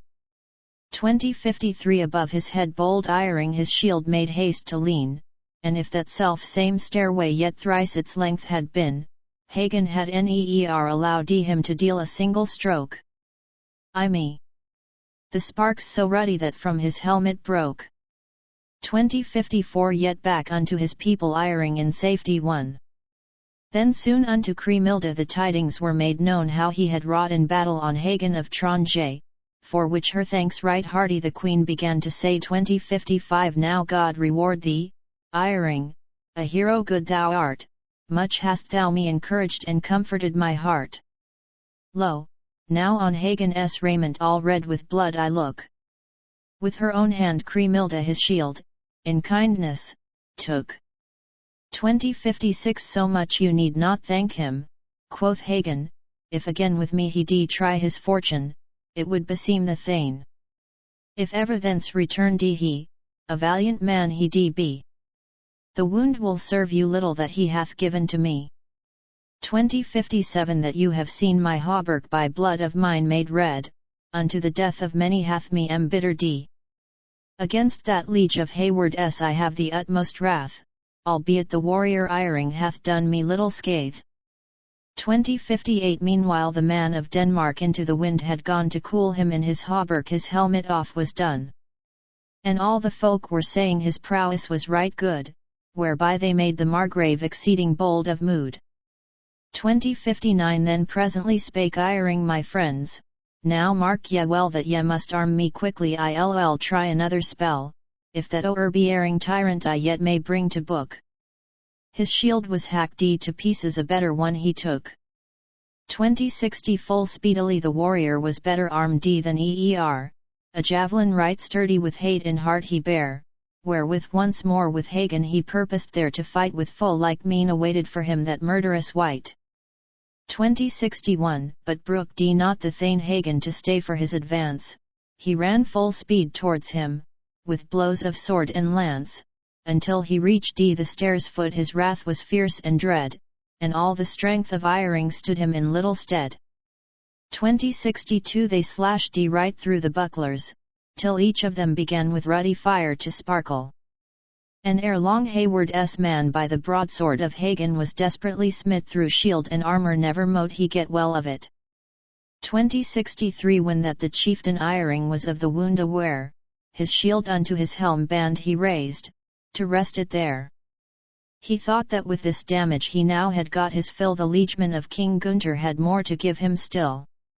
2064 Before his feet did Hagen a javelin espy, and with it straight at iring, the Danish chief, let fly so well, that from his forehead the shaft thereof stuck out. For him the warrior Hagen a cruel end had wrought. 2065 Iring must needs betake him the Danish folk unto, but ere they loosed the helmet from off the chief, they drew out from his head the lance shaft, then death to him came nigh. His kinsfolk all were wailing, well might they, verily.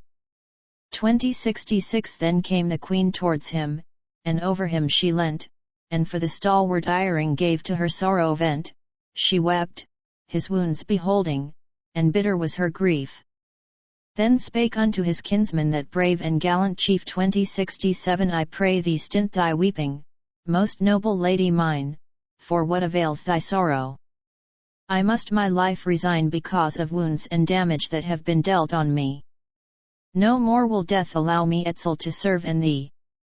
2068 Then unto the Thuringians and to the Danes he spake the gifts that ye were promised, no hand of yours shall take from yonder royal lady her ruddy gold so bright.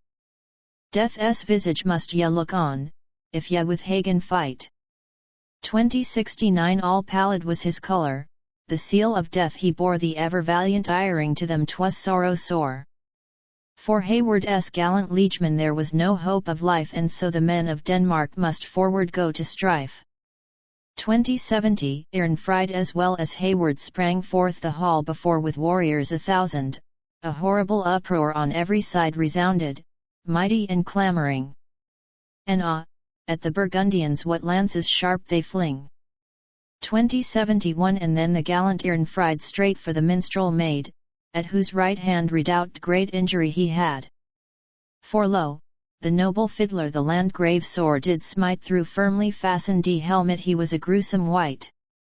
2072 And thereupon Sir Earnfried the valiant minstrel smote till rents perforce were riven across his ring-wrought coat, and all his breastplate quivered with sparks of fiery red, albeit fell the Landgrave before the fiddler dead. 2073 Anon were met together Hayward and Hagen bold, I wot that whoso saw them a marvel might behold. From hand of either hero the sword strokes followed free, foredoomed to die was Hayward by him of Burgundy. 2074 When Danesmen and Thuringians their leaders saw in death, then rose a frightful struggle the palace walls beneath, or ever they the gateway by might and main had won, full many a shield and helmet were shattered and fordone. 2075 Give way! Then shouted Folker, and let them all come through, what they would fain accomplish they can in no wise do. In but a short time after they rebound to die within, and what the Queen hath promised by dying they can win.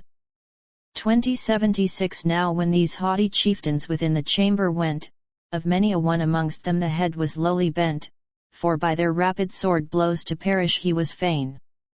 Well fought the gallant Gernot, and Giselle her the Thane. 2077 There got within the palace 1,000 men, and one saw their flashing falchions as through the air they tore. Of all who came within it soon every warrior fell. One might of the Burgundians full many a marvel tell. 2078 Thereafter was a silence, and all the uproar died. While, out of hole and crevice, blood flowed on every side and ran into the gutters from all the corpses there.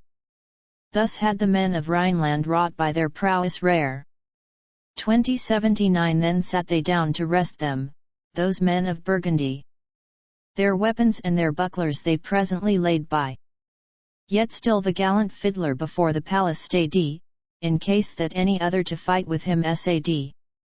2080 The king lamented sorely, as likewise did his wife and maids and matrons also a weary were of life. I ween that death had taken an oath to do them ill, whence, by the guests to perish were many warriors still. Adventure XXXVI How the queen bade that the hall be set on fire. 2081 Now do ye off your helmets, quoth Hagen, the bold knight, for I and my companion will guard ye all aright. And should the men of Etzel a fresh attack essay, so will I warn my masters with all the speed I may. 2082 The head was then uncovered of many a warrior good, they sat upon the fallen, who lay there steeped in blood, and had to death been smitten so lately by their hand. By many evil glances the noble guests were scanned. 2083 Before the fall of evening the king his measures took, the queen thereto assenting that with some better luck the Hunnish knights might venture. Full 20,000 men were seen before him standing to battle must they, then. 2084 Thereon with furious onslaught the strangers were attacked. And Dankwart, Hagen's brother, a man right swift to act, sprang from his lords, the foeman before the door to rout. It seemed that he must perish, but safely gat he out. 2085 The deadly struggle lasted till stayed. It was by night. As well became good heroes, the guests maintained the fight against the men of Etzel one whole long summer day. And what gallant warriors about them dying lay! 2086 'Twas at the summer solstice this slaughter great befell, whereby the Dame Cremilda avenged her heartache well upon her nearest kinsfolk and many another wight. From that time royal Etzel knew never more delight. 2087 The day for them was ended in great anxiety. It seemed to them 'twere better a speedy death to die, than linger there, awaiting some dread, unheard of pain. Therefore the haughty warriors to beg a truce were fain. 2088 The king, by word, besought they to come unto them there. These heroes, blood bespatter and soiled with armor wear, from out the palace followed the noble kings all three, they knew not to what hearer to plead their misery. 2089 Both Etzel and Cremilda came thither them before. The land was their possession, their host grew more and more. The king spake to the strangers, say, what will ye of me? A truce ye would be granted? Such thing can hardly be. 2090 After such insult grievous as ye on me have cast, nor shall ye profit by it if life for me should last, my child, that ye have slain me, and many of my kin. Peace and atonement, surely, ye cannot hope to win. 2091 Whereto made answer Gunther, by dire need we were led. My people all were lying before thy heroes dead within the hostel yonder. What pretext did I lend? To thee in good faith came I thought thou wert my friend.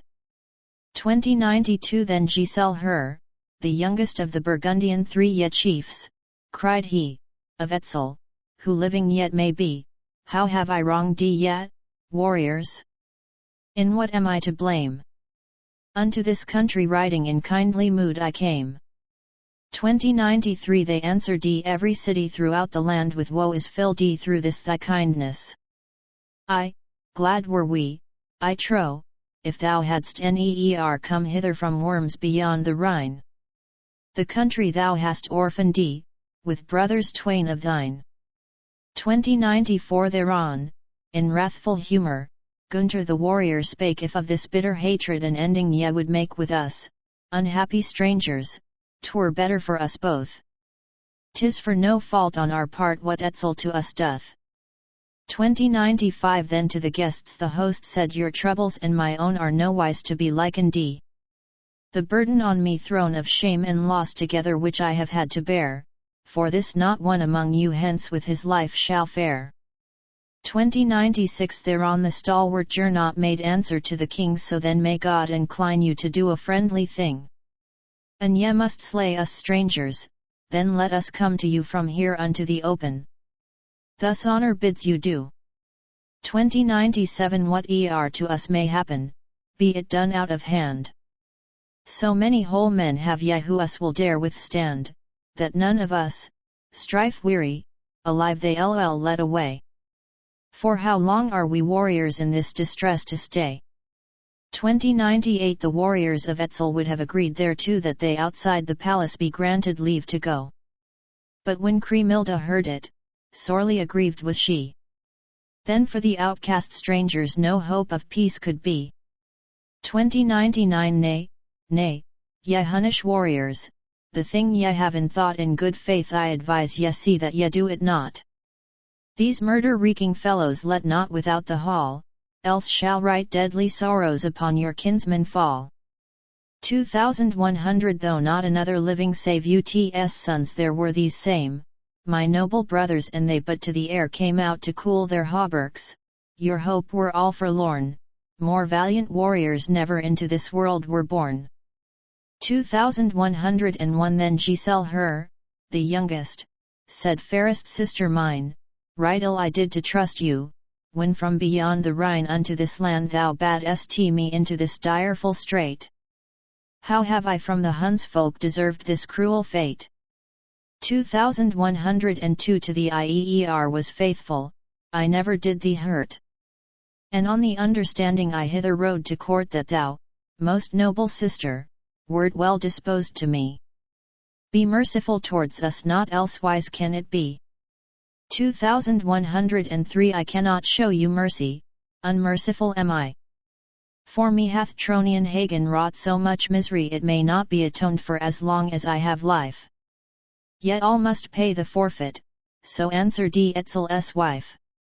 2104 Yet will ye Hagen only to me as hostage give, I will not say for certain I may not let you live seeing ye are my brothers and of one mother bred, then with these chiefs assembled I may of pardon read. 2105 Now God in heaven forfend it. Gernot in answer said were there 1,000 of us, we sooner all were dead though of thy kith and kindred ere we gave up to thee a single man as hostage nay, that can never be. 2106 Then are we doomed to perish. Made answer Giselle her, yet no one shall deprive us of any knightly gear. Here, as before, abide we, would any us assail, for neer to any comrade did I in fealty fail. 2107 Then spake the gallant Dankwart by him 'twas meetly done in sooth my brother Hagen standeth not yet alone. They who a truce deny us may yet have cause to rue, of that we make you certain take ye my word as true. 2108 The queen spake to her warriors ye men of courage high, go closer to the stairway, avenge mine injury. Then will I be your debtor, as I by all means should. I would requite on Hagen his overweening mood. 2109 Let no man leave the palace, I charge ye above all, I will, at the four corners, have fire set to the hall so all the wrongs I've suffered right well avenged shall be. The warriors of Etzel were ready speedily. 2110 Those that without were standing they drave the hall within by smiting and by shooting, and fearful was the din. Yet never would the princes their faithful men forsake, their fealty to each other could neither of them break. 2111 Then Etzel's wife gave bidding to set alight the hall. And so with fire were tortured those warriors' bodies all. Caught by the wind, the palace was presently aflame, I ween that people never to such dire anguish came.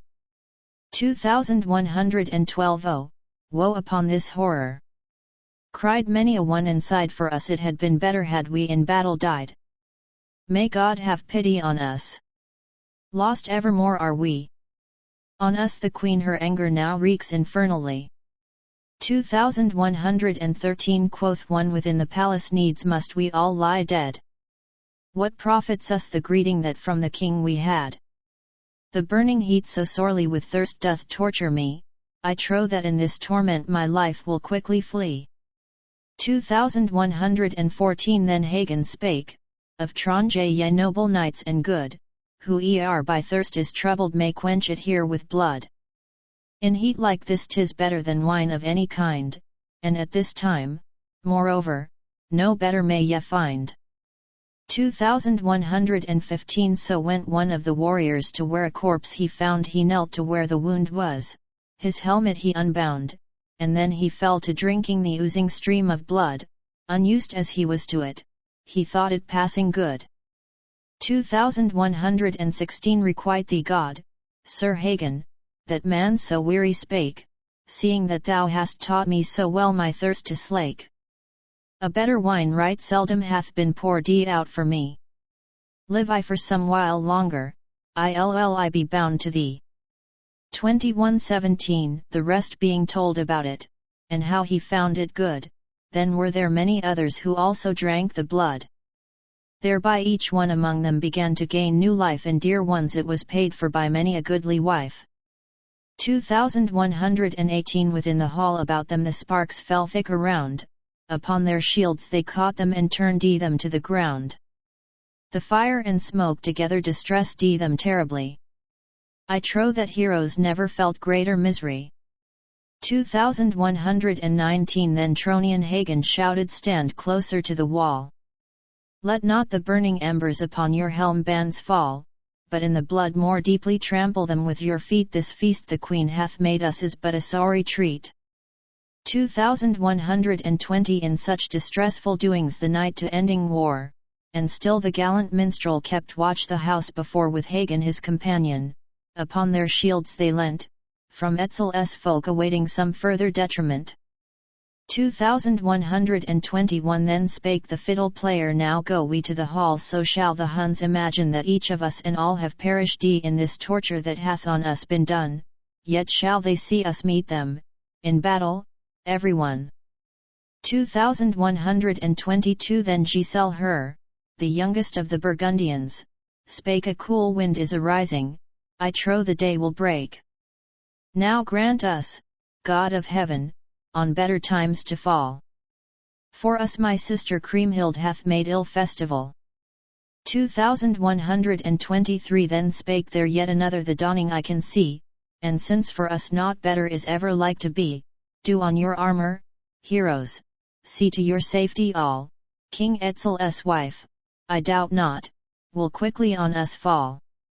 2124 The host might well imagine that all the guests were slain by dint of all their labours, or by the fiery pain, yet still of them were living 600 gallant wights, than whom no king whatever had any better knights. 2125 They who the strangers guarded had failed not to espy that still the guests were living, in spite of injury and pains that had befallen the lords and liegemen too. Quite sound they saw them pacing the chamber to and fro. 2126 'Twas told unto Kriemhilde that they were safe and well. Whereto the queen made answer, it ne'er were possible that through the fiery torment any of them have stayed. I'd rather take for granted that all of them lie dead. 2127 The princes and their liegemen were fain enough to live, had anyone been willing mercy to them to give. None could they find of any within the Hunnish land. So to avenge their dying they sought with willing hand. 2128 Towards the dawn of morning, they had, for greeting fair, a dire assault of battle in straits the heroes were. Though thickly all amongst them stout javelins were thrown, the brave and noble warriors like true knights held their own. 2129 The zeal of Etzel's people was quickened by desire, that they from Queen Kriemhilde might earn the promised hire, moreover they were eager to do the king's command. And so no few among them found speedy death at hand. 2130 Of promising and giving might wondrous tales be told. She bade her folk on bucklers to bring the ruddy gold, she gave to all who craved it and would accept her fee. Ne'er was greater guerdon spent for an enemy. 2131 A mighty force of warriors came in their panoply. To them cried gallant Folker, here waiting still are we. Ne'er saw knights more gladly go forth to face the foe than these who the king's bounty have taken, for our woe. 2132 Then many of them shouted, come nigh, ye heroes, pray, that we may have our ending, come without delay. Here none there are remaining but have been doomed to die. With shafts one saw their bucklers all bristling speedily. 2133 What have I more to tell you? A good 1200 men made onset sore upon them, again and yet again. The strangers cooled their fury by wounding many a one, no truce could be between them. One saw the life blood run 2134 from wounds of deadly deepness, and many were there slain, and every man among them one heard for friends complain. The mighty king and noble lost all his bravest there, for whom their loving kinsfolk sore sorrow had to bear. Adventure XXXVII How the Margrave Ardegger was slain 2135 The strangers, until morning, right gallantly had done. By then Gotland's husband unto the court had gone, and, looking round on all sides, he saw such horrors there as moved to inward weeping true-hearted Ardegger. 2136 Woe-es me, then said the warrior, that I saw the day. To think that none availeth this misery to stay. Though peace would I make gladly, the king will ne'er agree, for more and more he dwelleth upon his injury. 2137 Good Ardegger inquiring straightway to Dietrich sent, if they might make between them the noble king relent. But he of Bern made answer, who could avail thereto? King Etzel wills that no one should come betwixt the two. 2138 Now by a Hunnish warrior Sir Ardegir was seen with eyes bedimmed with weeping, as they for long had been. Unto the queen then spake he, Now look how standeth he the man who hath with Etzel the most authority, 2139 and who hath at his service the people and the land. How many a castle is there in Ardegir's command, of which, through the king's bounty, so many he may own. Yet he throughout this struggle no worthy stroke hath done. 2140 Methinks he little recketh if things go well or ill, as long as he hath all things according to his will. 'Tis said that he is braver than other men mote be, but that, in all this trouble, hath been full hard to see. 2141 The warrior true-hearted, with downcast mood and grim, gave heed unto the speaker. The hero looked on him, and thought, This shalt thou pay for. Thou sayest I am afraid? Thou hast at court thy story somewhat too loudly said. 2142 His fists to clench began he, and at him straight he ran, and smote to such good purpose upon that Hunnish man that lifeless on the instant him at his feet he laid. But thus King Etzel's troubles were all the greater made. 2143 Away with thee, base scoundrel! Thereon said Ardegir, Of trouble and of sorrow I have enough to bear. If I refrain from fighting, why tauntest me for that? In sooth I have good reason to bear the stranger's hate. 2144 And all that strength availed me I had against them wrought, were 't not that I the warriors myself have hither brought. 'Twas I, in sooth, who led them into my master's land. I cannot raise against them, therefore, my luckless hand. 2145 Then answered to the Margrave the great King Etzel made, O Ardegir most noble, how hast thou lent us aid? So many dead already we in the land must own, no more of them were needed. Much evil hast thou done. 2146 The noble knight made answer, The fellow made me wroth by casting up against me the wealth and honour both that by thy hands so freely have been bestowed on me. The liar got his guerdon a whit unluckily. 2147 Now came the queen unto them, who eke had plainly seen what, through the hero's anger, the Hun's reward had been. Beyond all bounds complained she, tears from her eyes she shed. To Ardegir thus spake she, How have we merited 2148 that you the king's misfortune and mine make all the more? At all times, noble Ardegir, you promised heretofore that you would in our service risk honour and eke life. I've heard the knights award you the meed in many a strife. 2149 The goodwill that you pledged me to you I will recall when me you urged on Etzel, O knight excelling all, to wit, that you would serve me till one of us was dead, and neer had I, poor woman, thereof such desperate need. 2150 In that thou speakest not falsely, I pledged thee, noble dame, that I for thee would venture my life and my fair fame. To lose my soul, however, that swear I not at all. I brought these high-born princes unto this festival. 2151 O Ardegir, she answered thy steadfast loyalty and eke thine oath forget not, that thou mine injury wouldst cease not to avenge me, and all my trouble sore. Then said to her the Margrave, I neer have failed before. 2152 Then likewise mighty Etzel to supplicate began, and on their knees before him they too besought the man. Then seemed the noble Margrave sorely discomfited. The ever-faithful warrior right sorrowfully said 2153 Now God have pity on me, that I have lived for this.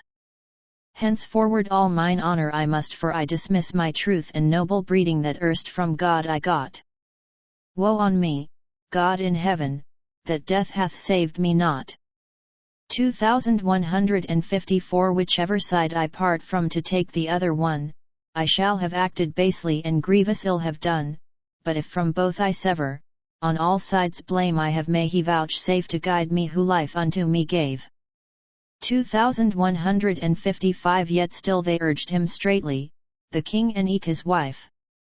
Thence came it many a warrior ere long must lose his life by Ardegir's achieving, till eke that hero fell.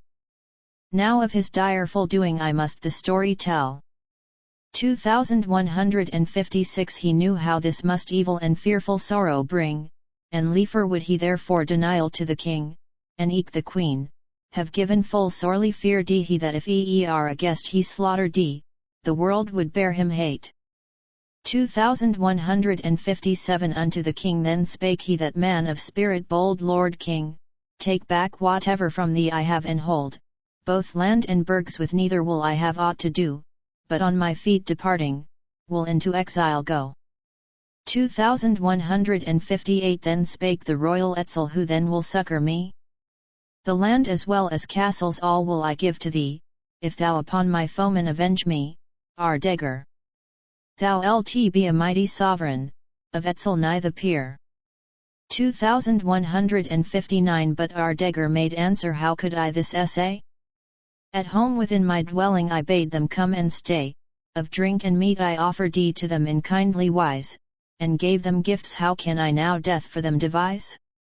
2160 The folk belike are thinking that I am cowardly.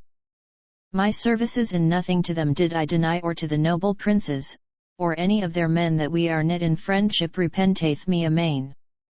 2161 I gave away my daughter to Giselle her the Thane, in all the world she could not have looked for better gain in honour or good breeding, in truth, or worldly gear, I saw prince so youthful and virtuous mind his peer. 2162 But yet again spake Kriemhild, right noble Ardegir, now let our grievous trouble for both your pity stir, for me and the king also, and bear ye well in mind that never host was fated such baleful guests to find. 2163 Then to the noble lady the Margrave answer made, today, with life, must ransom by Ardegir be paid for what to me of kindness thou and my lord have shown, for that cause I must perish and it must now be done. 2164 This very day, well know I, my castles and my land must, ownerless, fall to you, through what ye now command. My wife and child commend I unto your gracious care, and eke the hapless people that at Beclaren are. 2165 Now Ardegir, God bless thee. The king in answer said, he and the queen together exceeding glad were made right well unto thy people our care we both will give, though if good luck be with me I trust thou yet mayst live. 2166 And so upon the venture body and soul he cast, whereon the wife of Etzel began to weep at last. Said he, what I have promised I must to you fulfill, woe for my friends, whose foeman I am against my will. 2167 Then from the king one saw him depart in mournful mood. And to his warriors turning, who close beside him stood, he spake to don your armour, 'tis time, my liegemen all, on yonder brave Burgundians, alas! I needs must fall. 2168 They bade their folk then hasten to where their arms were found, haply it were a helmet, or else a buckler round, whatever it was they wanted, their servants brought the same ere long the baleful tidings to the proud exiles came.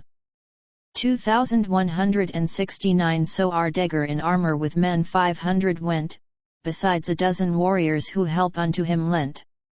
These would the meed of valour win in the stormy fray, they had but little warning that death so near them lay. 2170 Then Ardegir in helmet one saw march on before, keen-edged were all the weapons the Margrave's liegemen bore, and broad the shining bucklers upon their arms as well. 'Twas all seen by the fiddler, sore ruth upon him fell. 2171 Young Giselle her beheld, too, the father of his bride with fast bound helmet marching. That this could aught betide save what was good and friendly, how could he then forebode? The noble prince was therefore exceeding glad of mood. 2172 Now such like friends be welcome, said Giselle her the Thane, which we upon our journey have had the luck to gain. Of my betrothed lady we profit here right well, I am glad, upon my honor, this plighting befell. 2173 I know not what doth cheer you, the minstrel answer made when saw you for friendship so many knights arrayed, with fastened helmets marching, and bearing sword in hand? By us will our dagger pay for his castles and his land. 2174 En as the fiddle player of speaking made an end, one saw the noble Ardegger before the palace wend. His goodly shield he lowered and set before his feet he could not offer service, his friends he might not greet. 2175 Then cried the noble Margrave to those within the hall, be on your guard, I warn you, ye valiant Nibelungs all. Ye should have had my succor, now must ye ransom me, once were we friends, now will I be from the troth pledge free. 2176 They shuddered at these tidings, those sorely troubled men, for them but little comfort there was therefrom to gain, since he would fight against them whom they had held so dear. From foes they had already had mickle ills to bear. 2177 Now grant it, God in heaven, the warrior Gunther said, that you will let your pity be moved to our aid, and that abounding honor which hope unto us gave, much liefer would I trust you thus never to behave. 2178 I can in no wise help it, the brave man said thereto, in battle I must meet you, since so I swore to do. Now guard yourselves, bold heroes, as ye your lives hold dear, from me the wife of Etzel would no refusal hear. 2179 Too late dost thou forswear us, the great king answer made, thou, Ardegger most noble, by God shalt be repaid for all the love and fealty that thou to us hast shown, if thou wilt in thy kindness still to the end go on. 2180 And will be I beholden, for all that thou didst give, myself and eke my kinsfolk, if thou but let us live, those precious gifts thou gavest, what time, in good faith, here to Etzel's land thou ledst us think of it, Ardegger. 2181 How gladly would I do it, said Ardegger the Thane, as willingly at this time as ever I was fain my gifts in full abundance upon you to bestow, no blame should I thereover need to undergo. 2182 Then have thy way, said Gernot, O noble Ardegger. For never yet to strangers a welcome kindlier by any host was bidden than thou to us didst give, of that thou hast the profit if we should longer live. 2183 Would God, most noble Gernot, said Ardegger again, that ye were back in Rhineland, and I myself were slain with some degree of honor, since I with you must fight. From friends have heroes never suffered such foul despite. 2184 Now God reward thee, Ardegger, spake Gernot in reply, for those rich gifts thou gavest I grieve that thou shouldst die. If with thee there must perish a mind so virtuous too, here carry I the weapon thou gavest me, hero true. 2185 And never hath it failed me in all this struggle dread, and many a knight hath fallen, beneath its edges, dead. Strong is it and well tempered, a good and handsome blade, I ween a gift so worthy by knight will never be made. 2186 And should we not persuade thee to come unto our side, if friends of mine thou slayest who still within abide, with thine own sword I'll smite thee and take away thy life, thee, Ardegger, I pity, and eke thy noble wife. 2187 Now would to God, Sir Gernot, that thus it might be, that all your will and purpose might be fulfilled on me, whereby your kinsmen longer might yet enjoy their life. Gladly would I trust you with daughter and with wife. 2188 Then spake the young Burgundian, the child of Ut fair, why do you thus, Sir Ardegger? All these who with me are to you are well disposed, an evil course you take, your daughter fair too early a widow you will make. 2189 If you and your retainers in strife contend with me, how grievously unfriendly will that appear to be. In that beyond all others my faith in you I laid in such wise that your daughter my wife I would have made. 2190 Unto your pledge be faithful, O Prince of noble race, said Ardegir, if haply God send you from this place, suffer not that the maiden for me atonement make, be pitiful towards her, for your own virtue's sake. 2191 That would I do right gladly, young Giselle her replied, but these my high-born kinsmen who still are here inside, if they at your hands perish, the friendship firmly knit with you and eke your daughter by me must be acquit. 2192 Then God have mercy on us. The gallant warrior spake. Thereon they raised their bucklers, as though a way to make, by force, unto the strangers within Cremilda's hall. Then loudly from the stairway was Hagen heard to call 2193 Now for a while yet tarry, most noble Ardegir, such were the words of Hagen, we would again confer myself and eke my masters forced by necessity. How will it profit Etzel if we poor exiles die? 2194 I am in grievous trouble, yet Hagen said, the shield that Lady Gotlinda gave me is mine to wield, the Huns for me have battered and hacked it out of hand, in friendliness I brought it unto King Etzel's land. 2195 If so be God in heaven would grant me of his grace to hold as good a buckler once more before my face, as that which thou dost handle, right noble Ardegir, no longer in the combat need I a hauberk wear. 2196 Right gladly would I serve thee as touching this my shield, durst I make thee the offer in spite of Dame Kriemhild. But do thou take it, Hagen, and bear it on thine hand, I. What if thou shouldst bring it to thy Burgundian land? 2197 When he to give the bucklers so readily agreed, then were their eyes in plenty that with hot tears were red. Of gifts it was the latest that unto warrior Eer by Ardegir was given, the lord of Becheler. 2198 How fierce soe'er was Hagen, however hard in mood, yet sturdy that gift his pity, with which the warrior good, so nigh to his last moments, had freely him endowed, and with him fell to weeping full many a chieftain proud. 2199 Now God in heaven reward thee, most noble Ardegir, the like of thee will never be met with anywhere, who unto exiled warriors so royally dost give. God grant that all thy virtue for evermore may live.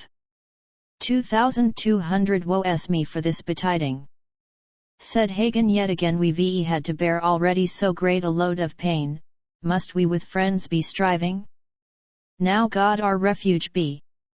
Then made the Margrave answer, it grieves me bitterly. 2201 Your gift I'll now requite you, most noble Ardegir. How are these high-born warriors themselves towards you bear, to wit that here in battle uneer shall feel my hand, though all by you should perish of the Burgundian land. 2202 In courtly wise he bent him, the worthy Ardegir, on all sides they were weeping that such heart sorrows were by no one to be mended, a dread necessity. The father of all virtues in Ardegir would die.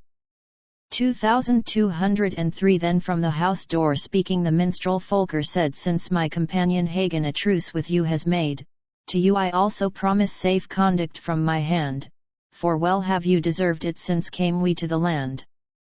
2204 You must, most noble Margrave, be messenger of mine. These ruddy golden armlets gave me the Margravine, that I should surely wear them here at the revelry. You must yourself behold them and witness bear for me. 2205 Would God in heaven allow it, then answered Ardegir, the Margravine should give you still more of such to wear.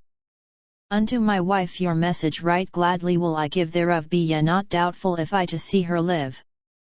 2206 And even whilst he promised, his buckler Ardegir raised and in mood of madness no longer could forbear, but rushed upon the strangers a very warrior now, and fast the mighty Margrave dealt round him many a blow.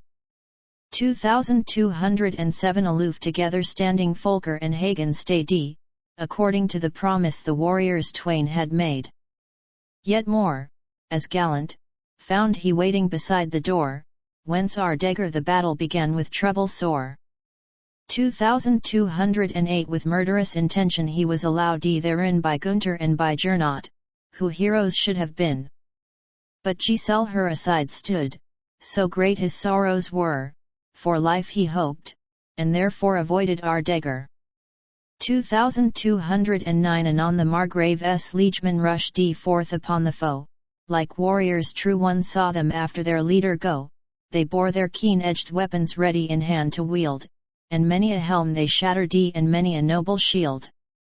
2210 Many the swift strokes also the weary warriors spent on him of Bechlaren, that straight and surely went right through the bright mail armor, nigh to the very life, and glorious deeds of daring achieved they in that strife.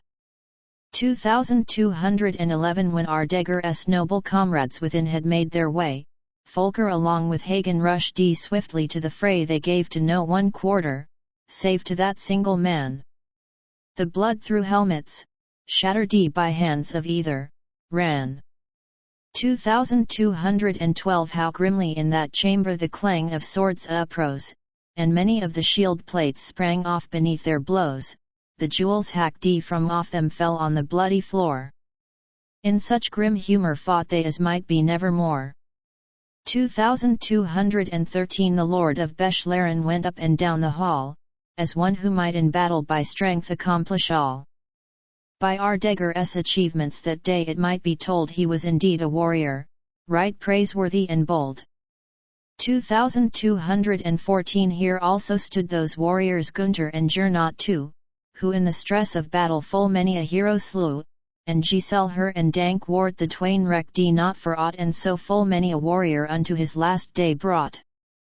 2215 Well Ardegger bore witness that he was strong enow, and brave, with proven armour, what heroes laid he low. 'Twas seen by a Burgundian wrath strove within him deep.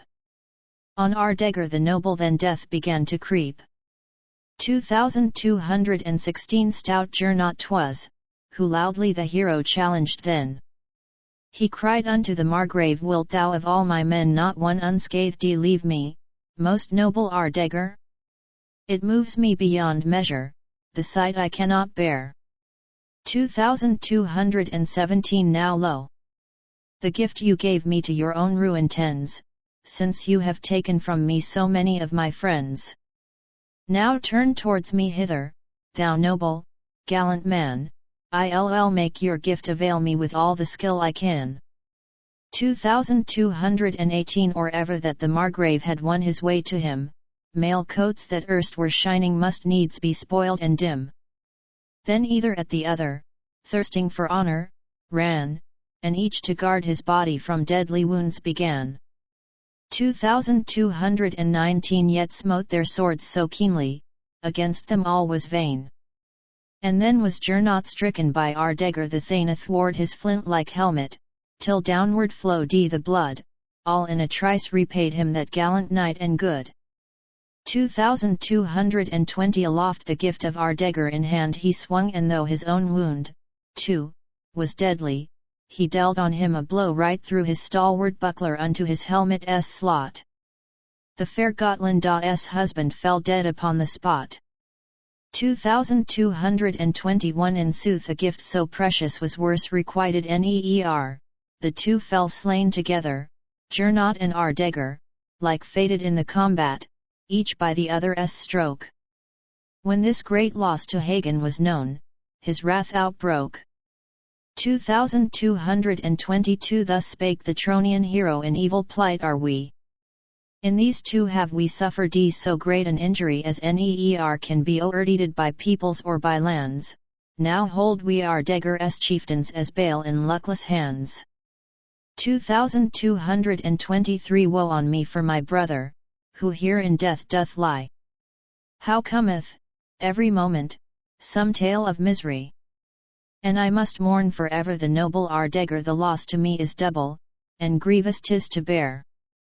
2224 So Giselle her, beholding his lady's father dead, and they who still were living a grievous reckoning paid, death fell upon them sorely seeking to take his own, of them from Bechlaren there lived ere long not one. 2225 Now Giselher and Gunther and with them Hagen too, Dankwart and Folker also all warriors good and true came forward all together, to where the twain were laid then was there by the heroes great lamentation made. 2226 Death sorely us despoileth, spake the lad Giselher but make an end of weeping, and get we to the air to cool our mail-clad bodies, worn as we are with strife, here God, I ween, will grant us but scanty spell of life.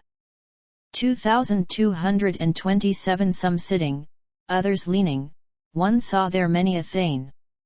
They once again were idle and round about them, slain, lay Ardeger's companions. The uproar all was laid. So long the silence lasted, that Etzel grew afraid. 2228 Woe on me for such service! Then spake the royal wife, these folk are not so trusty that on our foeman's life shall vengeance do be taken by Ardeger's command. He means to take them safely back to Burgundian land. 2229 What boots it us, King Etzel, that we with him and his have shared what he wanted? The chief hath done amiss, he who should wreak our vengeance, doth wish a peace to gain. Thereunto answer D. Folker, the all-accomplished D. Thane. 2230 Not so, alas! The story, most noble queen, I read, and, dare I charge with falsehood a dame so nobly bred, the devilishly lying of Ardeger, I heard, for he and his companions from peace have sorely erred. 2231 That which the king commanded he did so zealously, that he and all his people dead in yon chamber lie. Now cast about, Cremilda, on errands whom to send. For Ardeger the hero hath served thee to the end. 2232 And wilt thou not believe me, see it thou shalt anon. And to her heartfelt sorrow so was it straightway done, they bore the mangled hero before the king and queen. The thanes of Etzel never so sad a sight had seen. 2233 When they beheld the Margrave thus borne before them dead, no penman could have written, nor elsewise could be said, how manifold the mourning of women and of men, who one and all bore witness unto their heartfelt pain. 2234 The sorrowing of Etzel so great was, that the noise was even as a lioness. The mighty king his voice so lifted in his anguish, eke mourned his wife no less. Good Ardeger bewailed they with utmost bitterness. Adventure XXXVII How Lord Dietrich's warriors all were slain. 2235 So great a sound of mourning on every side was heard, from palace walls and turrets the echoes all were stirred. By one of Dietrich's liegemen of Bern 'twas heard as well, how swiftly then he started the direful news to tell. 2236 Unto the prince then spake he, Hearken, my lord Dietrich, as long as I've been living, never have I heard the like of such unearthly wailing as I have heard, but now some harm unto King Etzel himself hath come, I trow. 2237 How else would all the people be in distress so dread? The king, or maybe Kriemhild, must one of them be dead, slain by those daring strangers, who bore them enmity, and many goodly warriors are wailing bitterly. 2238 Then spake of Bern the hero, my trusty lieges dear, now be ye not too hasty. What hath befallen here was wrought by homeless warriors, by dire distresses driven, and let them use the freedom that I to them have given. 2239 Then spake the gallant Wolfhart, I will myself be gone and ask about the matter, what 'tis that they have done. And then I will report it to you, my master dear, when yonder I discover what mean the cries we hear. 2240 Thereon Lord Dietrich answered, when one has wrath to face, full oft, at ill-timed questions, 'tis found to be the case that warriors too swiftly are apt offence to take. In truth I will not, Wolfhart, that you the quest should make. 2241 Thereon he summoned Helfrich right speedily to go, and from the men of Etzel he bade him get to know, or even from the strangers, what doings there had been, for neer such great lamenting of people was there seen. 2242 The envoy made inquiry, what hath there here been done? Then answered one among them, now is for ever gone all that we had of pleasure in this Hungarian land. Here our dagger lies slaughtered by the Burgundians' hand. 2243 Of those who entered with him not one came out again.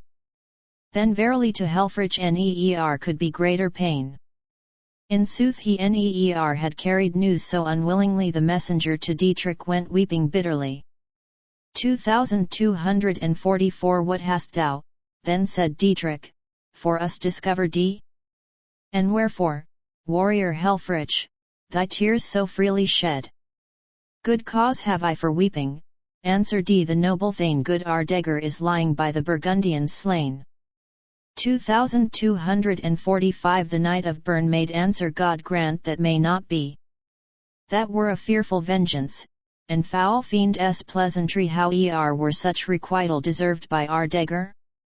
For well am I persuaded he held the strangers dear. 2246 Thereto made Wolfhart answer, if they this deed have done, it verily shall cost them the life of everyone. To us 'twould be disgraceful if this we were to stand, for our dagger has served us right often with his hand. 2247 But Amelung's chieftain bade them better inform to be.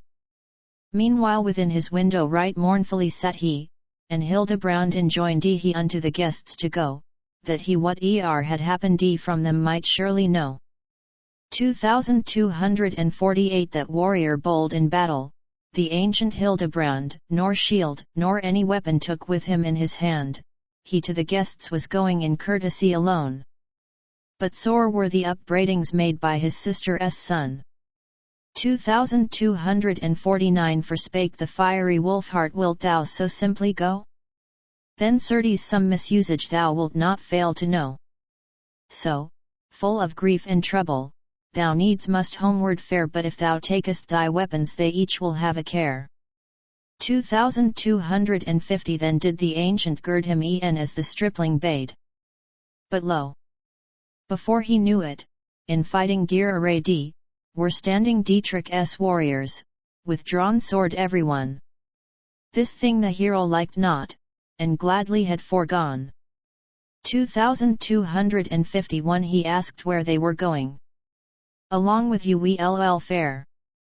Perchance Hagen of Tronje so much the less may dare with mocking speech to meet you, which well he knows to use. When that he heard, the warrior no longer could refuse. 2252 The gallant Folker saw them in armour fully dight, those knights of Bern come marching, all Dietrich's men of might, their swords were girt upon them, they carried shield in hand. Unto his lords he told it of the Burgundian land. 2253 Then spake the fiddle player, yonder I see them go, the followers of Dietrich in semblance of a foe, with weapons, and in helmets us mean they to withstand.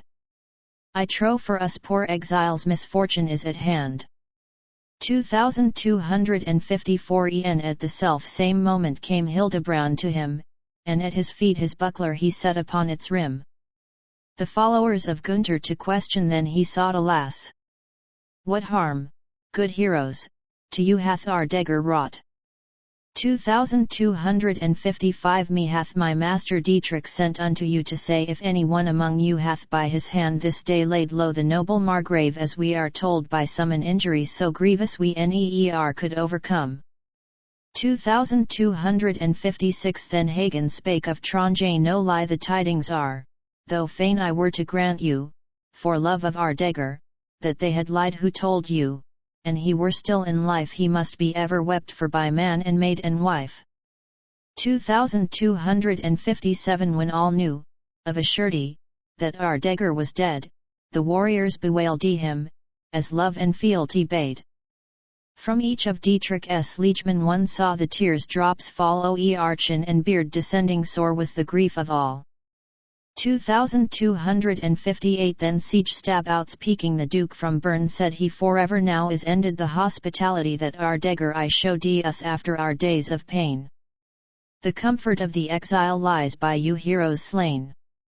2259 Then from among the Amelungs, the warrior Wulfwin said, were I this day before me to see my father dead, neer could I feel more sorrow than at this stricken life, alas! Who now will comfort the worthy Margrave's wife? 2260 Thereon in mood of anger the Thane Sir Wulfhart cried, who on so many a foray shall now the warriors guide, as heretofore the Margrave hath times right often done? Alas, most noble Ardegger, that thou from us art gone. 2261 There Helfarich and Wulfbrand and Helmut also were, with all their friends, bewailing the death of Ardegger, and Hildebrand for sobbing could ask no more of aught. He spake, now do yet, warriors, that which my lord hath sought. 2262 Give Ardegger's dead body to us from out the hall, with whom, in very sorrow, our joys are ended all, and let us now requite him for all that he hath done for us, in faithful friendship, and many another one. 2263 We also here are strangers, like the Thane Ardegger, why do ye keep us waiting? Let us his body bear away, to him our service and after death to give, far rather had we done it, whilst he were yet alive.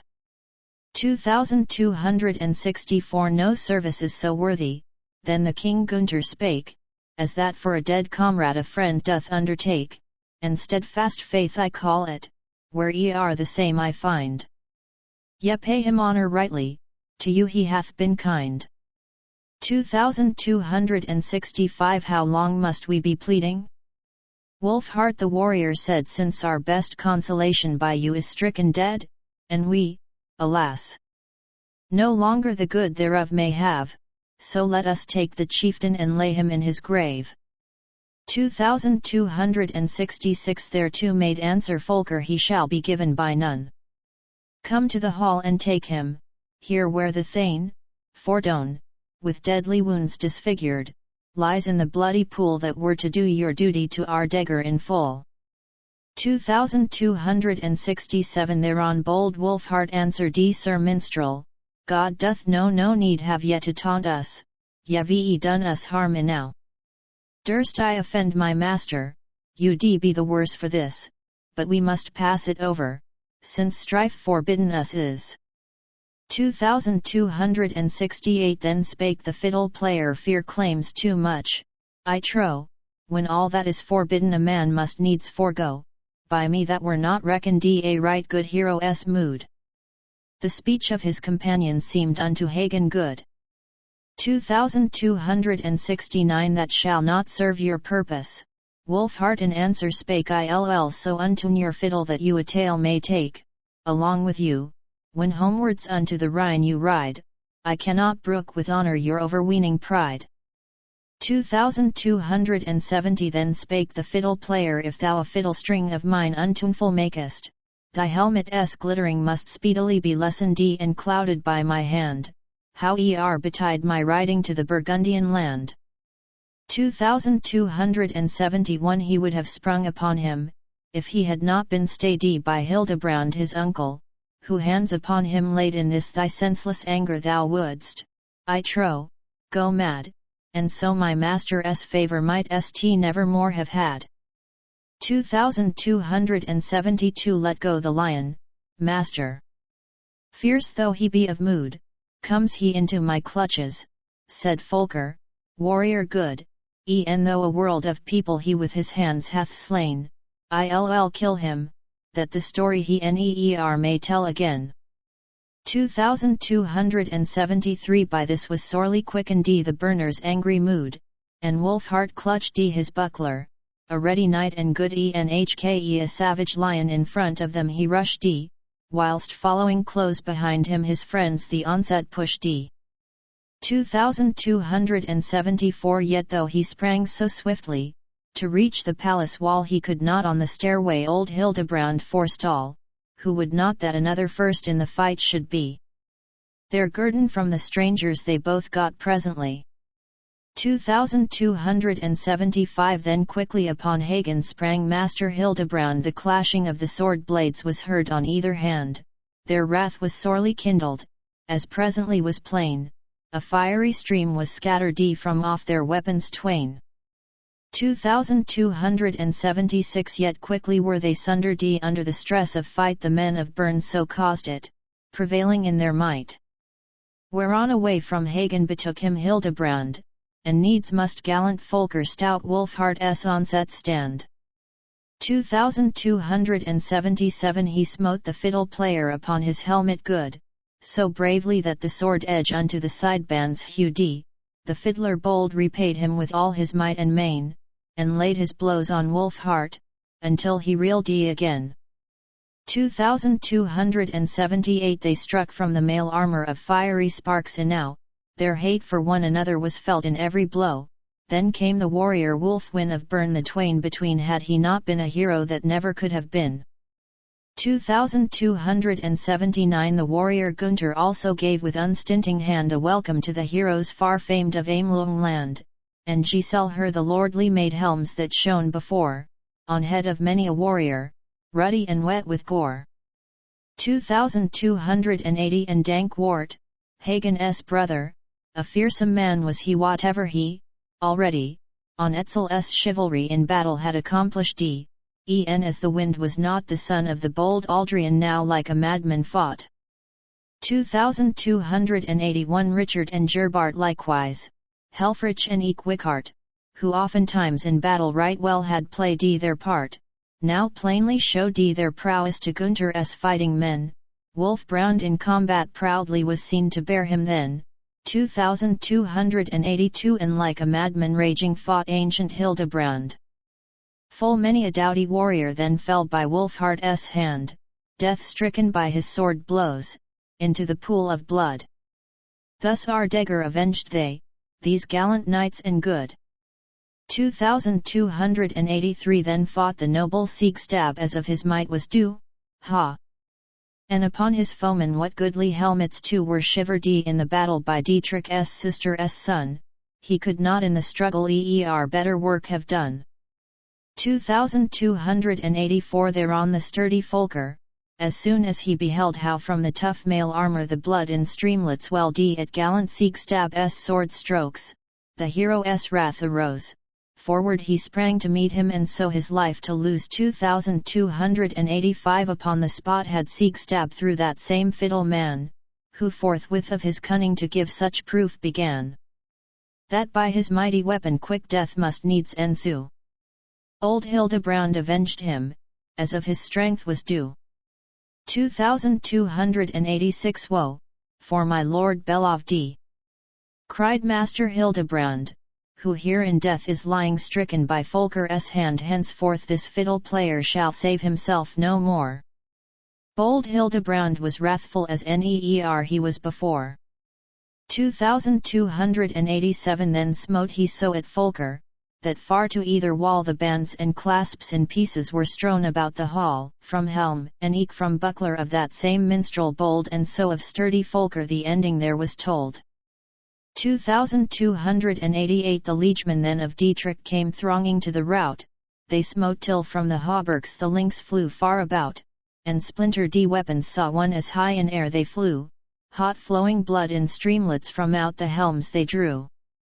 2289 When Hagen, lord of Tronje, saw Folker lying slain, more grievous was his sorrow than all the other pain that in this high foregathering he had for man or kin. What vengeance for the hero did Hagen then begin? 2290 It shall not long advantage the old man Hildebrand that yonder lies my helpmate slain by the hero's hand, the veriest good comrade that ever yet I had. He raised his shield, and forward he rushed with hewing blade. 2291 Meanwhile the stalwart Helfrich had stricken Dankwart low. To Giselle her and Gunther grievous it was enow when in the stress of battle they saw him fall beneath with his own hands. Already he had avenged his death. 2292 Now all this while did Wolfhart stride up and down again, and with his sword unresting he hewed at Gunther's men. A third time he the journey had made along the hall, and many were the warriors doomed by his hand to fall. 2293 Then Giselher the lordly to Wolfhart loudly spake, Woe! That so fierce a foeman 'twas my luck to make. O noble knight and gallant, now turn thyself to me, I'll do my best to end it may no longer be. 2294 To Giselher, in fighting, then Wolfhart turned him round, and each upon the other made many a gaping wound with such a mighty onset against the king he dashed the blood beneath his footsteps above his head was splashed 2295 With swift and deadly sword strokes the son of Ut fair gave greeting unto Wolfhart, the gallant hero, there. How strong the thane soever, he was not to be saved, so young a king could never more boldly have behaved. 2296 He struck a blow at Wolfhart, cleaving the hauberk good, and over him and downwards, gushed from the wound the blood unto the death he wounded that man of Dietrich's own, none but a very warrior to do the like had known. 2297 As soon as gallant Wolfhart was of the wound aware, he let his shield slip downwards, but higher in the air a weapon strong he wielded, it was a keen one too, wherewith through helm and hauberk the hero Giselher slew. 2298 So had they one another to cruel death foredone, and then of Dietrich's lieges there lived but one alone. When Hildebrand the ancient beheld how Wolfhart fell, I trow, until his ending, such grief he ne'er could tell. 2299 The men at arms of Gunther were dead now everyone, as likewise those of Dietrich, and Hildebrand had gone unto the place where Wolfhart was lying in the blood within his arms he folded that warrior brave and good. 2300 Fain would he from the chamber have borne him bodily, but he was all too weighty, he must let him lie. The dying man uplifted his eyes amid the blood, and saw well that his kinsman would help him if he could. 2301 My well-beloved uncle, the dying one then said, at this time it avails not to give me any aid. Now ware you well of Hagen. I, take my words for good, for in his heart he nurses an ever-cruel mood. 2302 If after death my kinsfolk for me should mourning be, unto my next and dearest I bid you say for me that they for me must weep not need, for it is there none, here lie I slain in honour, by kingly hands fordone. 2303 So throughly here, moreover, have I avenged my life, that cause indeed for wailing hath many a good knight's wife. If any one should ask you so may you answer plain, a good 50 are lying whom I myself have slain. 2304 Meanwhile had Hagen likewise upon the minstrel thought, whom Hildebrand the valiant unto his end had brought. Then spake he to the warrior, my loss thou shalt requite, for here thou hast bereft us of many a goodly knight. 2305 He struck a blow at Hildebrand, such that one might have told the hissing sound of bombing, the sword that Hagen bold from Siegfried's self had taken when he that hero slew, the blow the old man parried he was valiant too. 2306 The warrior of Dietrich against the Tronian knight his weapon brought uplifted, that keenly too could smite. To wound the man of Gunther yet might he not prevail. Then once again smote Hagen through well-wrought coat of mail. 2307 Now when the old Sir Hildebrand was of the wound aware, more evil yet he dreaded from Hagen's hand to bear. His shield the man of Dietrich threw back behind his head, and, desperately wounded, the chief from Hagen fled. 2308 Of all the knightly warriors remained there but a pair, save Gunther's self and Hagen none others living were. Old Hildebrand all bleeding in flight had safety sought, and when he came to Dietrich a woeful tale he brought. 2309 He saw his master sitting with visage woe-begone. The prince was yet more sorry when he his tale had done, upon the bloody hauberk of Hildebrand looked he, and sought of him his tidings in all anxiety. 2310 Now tell me, Master Hildebrand, why are ye in this state, and reeking with your life blood? Or who hath done you that?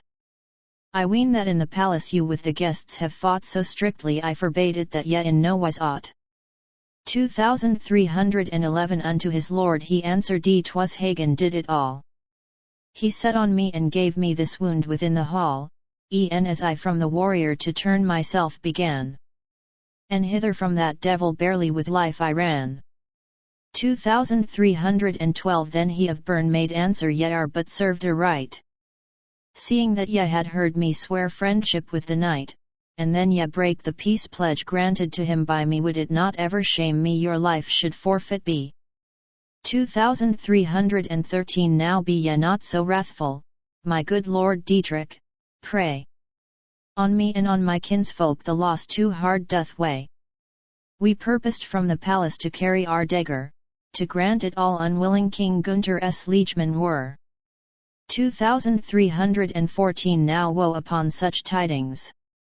Is our dagger then dead? This is the greatest sorrow that I suffer d. The noble Gotlanda is child of aunt of mine.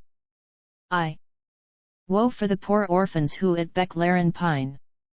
2315 His death weighed sorely on him, with ruth and sorrow great.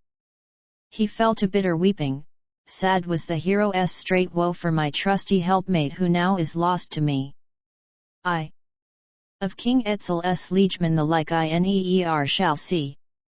2316 Now must yet, Master Hildebrand, tell me the story true. Which of the warriors was it who him so foully slew? That did the stalwart Gernot by strength of arm, he said, by our dagger's hand the hero is also lying dead. 2317 To Hildebrand then spake he, Now let my liegemen know that they must straightway arm them, for thither will I go, and bid them bring me hither my shirt of shining mail. From the Burgundian heroes myself I'll have the tale. 2318 Then Hildebrand made answer, Who shall now go with thee? None others hast thou living but what thou here dost see. I am thine only liegeman, the others all are dead.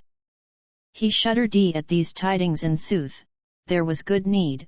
2319 For never such great sorrow he in this world had known. He spake, and if my liegemen are truly dead and gone, then am I God forsaken, I, Dietrich, wretched wight. Erewhile a noble sovereign and full of power and might. 2320 How could such thing have happened? Spake Dietrich once again, these far-renowned heroes that all of them are slain by men with fighting weary, in sore necessity. But for mine evil fortune, death still afar would be. 2321 Seeing my doom avails not to ward from me this ill, now tell me, of the guest folk are any living still? Then Master Hildebrand answered, God know it, only twain Hagen to wit, and Gunther the noble king remain. 2322 Dear wolf heart, woe betide me! If thou from me art torn, too quickly may I rue me that ever I was born. And siege stab and wolf win, and none the less wolf brand. Who now shall help my journey back to the Amelungsland? 2323 Helfrich the ever gallant, and have they laid him low? And Gearbart and Wickard how weep for them enow? Of all my joy and pleasure the ending is this day, fain would I die for sorrow, alas that no man may. Adventure XXXIX How Gunther and Hagen and Kriemhilde were slain. 2324 Then for himself Lord Dietrich sought out a suit to wear, and Master Hildebrand helped him to don his fighting gear. So sore was the lamenting made by the stalwart man, that all the house to echo with his loud voice began. 2325 But quickly he recovered a fitting hero's mood, and grimly was his armor donned by that warrior good. A shield compact right firmly he carried in his hand, then straightway forth he sallied with Master Hildebrand. 2326 Spake Hagen, Lord of Tronje, I see there, drawing nigh, the noble warrior Dietrich, for that great injury that here hath him befallen, he will upon us set. This day 'twill be discovered who doth the honours get. 2327 I. To himself Lord Dietrich of Bern doth think that neer his like, so strong of body and terrible there were. And should he for our doings a reckoning demand, so Hagen spake against him I dare right well to stand. 2328 They heard the words of Hagen Dietrich and Hildebrand. He came to where the warriors had taken both their stand without the house, together, leaning against the hall. His goodly shield had Dietrich upon its rim let fall. 2329 Then Dietrich spake in answer, grievously sorrowing, why hast thou done in this wise, O Gunther, mighty king, to me who am a stranger? To thee what had I done? All comfort that was left me is now for ever gone. 2330 With that great deed of vengeance ye were not yet content when Ardegger the hero to bloody death you sent, now have ye taken from me my liegemen every one. Ah! Never to your heroes would I such scathe have done. 2331 Now of yourselves be mindful, and of your own distress, the death of friends and kinsfolk, your toil and weariness, doth it not weigh upon you, good warriors, heavily? Alas, the death of Ardegger is bitterness to me. 2332 In this world never happened such woe to anyone. Yet took but ill account of my sorrow and your own, by you of all its pleasures my life henceforth is shorn, in truth I cannot ever my kinsfolk cease to mourn. 2333 In sooth, then answered Hagen, so guilty are we not, for verily your heroes came marching to this spot well armed, for some set purpose, in such large company to you methinks the story was not told truthfully. 2334 What else should I believe then? 'Twas said by Hildebrand that when my knights besought you the men of Nibelungenland that you would give them Ardegger from out the palace hall, naught else but gibes you offered to these bold heroes all. 2335 Then spake the king of Rhineland, they did their wish avow hence Ardegger to carry, that would I not allow, to do despite to Etzel, and not to cross your men till Wolfhart words unhandsome began to utter then. 2336 Then answered him the hero of Bern, so let it be. Yet Gunther, noble sovereign, now of thy courtesy repay me for the sorrow that of thy doing came, and make, bold knight, atonement, that I confirm the same. 2337 Give up thyself as hostage, thou and thy liegemen there, then I myself will guard ye with all my greatest care, lest any of the Hunfolk should do ye aught of ill, in me thou shalt find nothing save faith and all goodwill.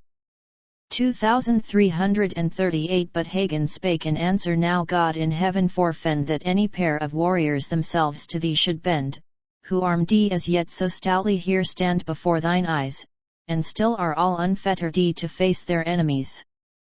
2339 Beware, Gunther and Hagen, then Dietrich answer made, how ye refuse my offer. Yet twain on me have laid so sore a load of sorrow on heart and spirit too, if ye amends will make me, that may ye cheaply do. 2340 I give you my true promise, and pledge it with my hand, that I myself will with you ride home unto your land, I'll guide you in all honor, or will myself be slain, and will, the while I serve you, forget my bitter pain.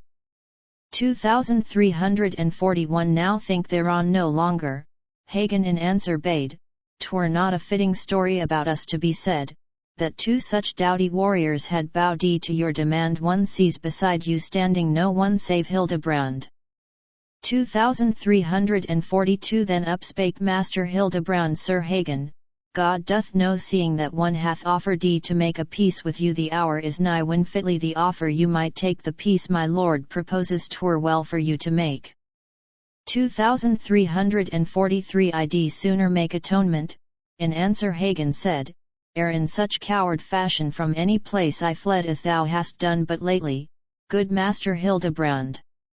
Methought against a foeman thou couldst more boldly stand.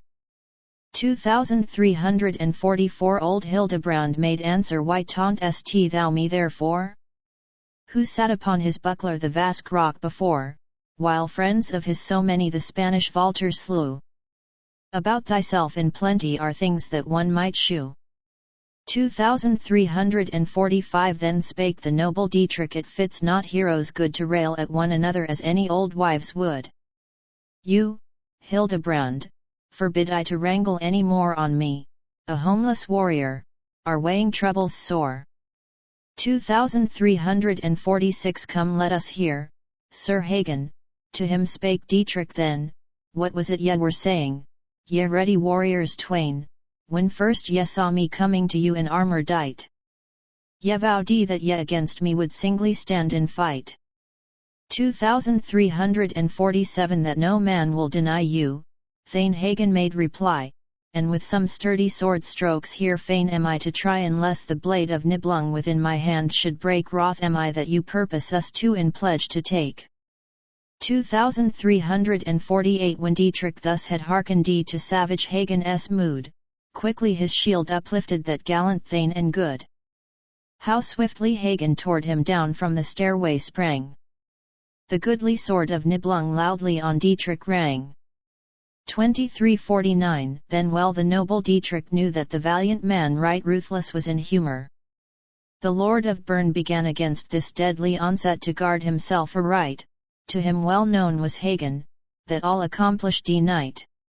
2350 Dread, too, had he of Bombung, a potent sword enow. From time to time yet Dietrich gave back a wily blow, until at last, in fighting, Hagen o'ermastered he a single wound he dealt him, 'twas deep and long to see. 2351 Bethought him then, Lord Dietrich, thou art weakened by the strife, I should have little honour were I to take thy life. Sooner will I make trial, if I may thee compel to be to me a hostage. With trouble this befell. 2352 He let his shield fall downwards, great was his strength of limb, and Tronian Hagen clasped he close in his arms to him. And thus was captive taken by him that gallant man, whereat the noble Gunther sorely to grieve began. 2353 Then Dietrich led forth Hagen, fast bound, to where her stand the noble queen had taken, and gave into her hand the boldest of all warriors that ever weapon bare, then had she joy in plenty for all her bitter care. 2354 For thanks the wife of Etzel unto the Thane bent low in heart and eke in body, for ever blessed be thou. Now hast thou well repaid me for my unhappy lot, for this I'll ever serve thee if death prevent me not. 2355 Then answered the Lord Dietrich, his life thou must spare, O noble queen. Then haply thou mayst become aware how well he will atone for all he hath done to thee. He must no whit be worsened that him in bonds ye see. 2356 She bade them carry Hagen to Durance-Vile away, and there imprisoned straightly unseen of men he lay. Gunther the noble sovereign aloud began to cry, where went that chief of Bern? He hath done me injury. 2357 Then presently to meet him the noble Dietrich came. Great was the might of Gunther, and well 'twas known to fame. Nor did he tarry longer, before the hall he ran. From their two weapons meeting a dreadful din began. 2358 Albeit that Lord Dietrich great fame long time had, so sore was Gunther's anger he raved like one gone mad, for deadly foe he held him, so bitter was his pain 'tis reckoned still a marvel that Dietrich was not slain. 2359 So strong and full of valour was either of the twain, the palace walls and turrets rang with their blows again. While on the goodly helmets with swords they hacked and hewed. Then, verily, King Gunther, a royal courage shewed. 2360 Yet he of Bern o'ercame him, as likewise he had done to Hagen, through the hauberk the hero's blood to run was seen, from that sharp weapon wherewith Sir Dietrich clove. Yet, weary as was Gunther, he valiantly strove. 2361 bound was the noble chieftain by Dietrich's hand alone, although a king should never such bonds have undergone. He thought if he should leave them, the king and vassal, free, that all on whom they lighted by them fordone must be. 2362 Dietrich of Bern then took him a captive, closely bound, and by the hand he led him where he Kriemhilde found. At sight of his affliction her sorrows greatly waned, she spake, "Be welcome, Gunther, of the Burgundian land." 2363 He spake, "I needs must thank thee, most noble sister mine, though I would fain a greeting more gracious have than thine. O Queen, well do I know thee, how wrathful is thy mood, and that for me and Hagen thou hast no greeting good." 2364 Of Bern then spake the hero, "Never, most noble Queen, knights of such fair demeanour, your hostages have been as these, most gracious lady, whom now to you I give, see that ye let the strangers for my sake safely live." 2365 She vowed to do it gladly, so the Lord Dietrich came his eyes with tears o'erflowing from those two chiefs of fame. Soon vengeance sore upon them was wreaked by Etzel's wife. Of both these chosen warriors she took away the life. 2366 Her evil mood obeying, apart she made them lie, that neither on the other from that time forth set eye, until in front of Hagen her brother's head she laid. On both of them Kriemhilde her vengeance well repaid.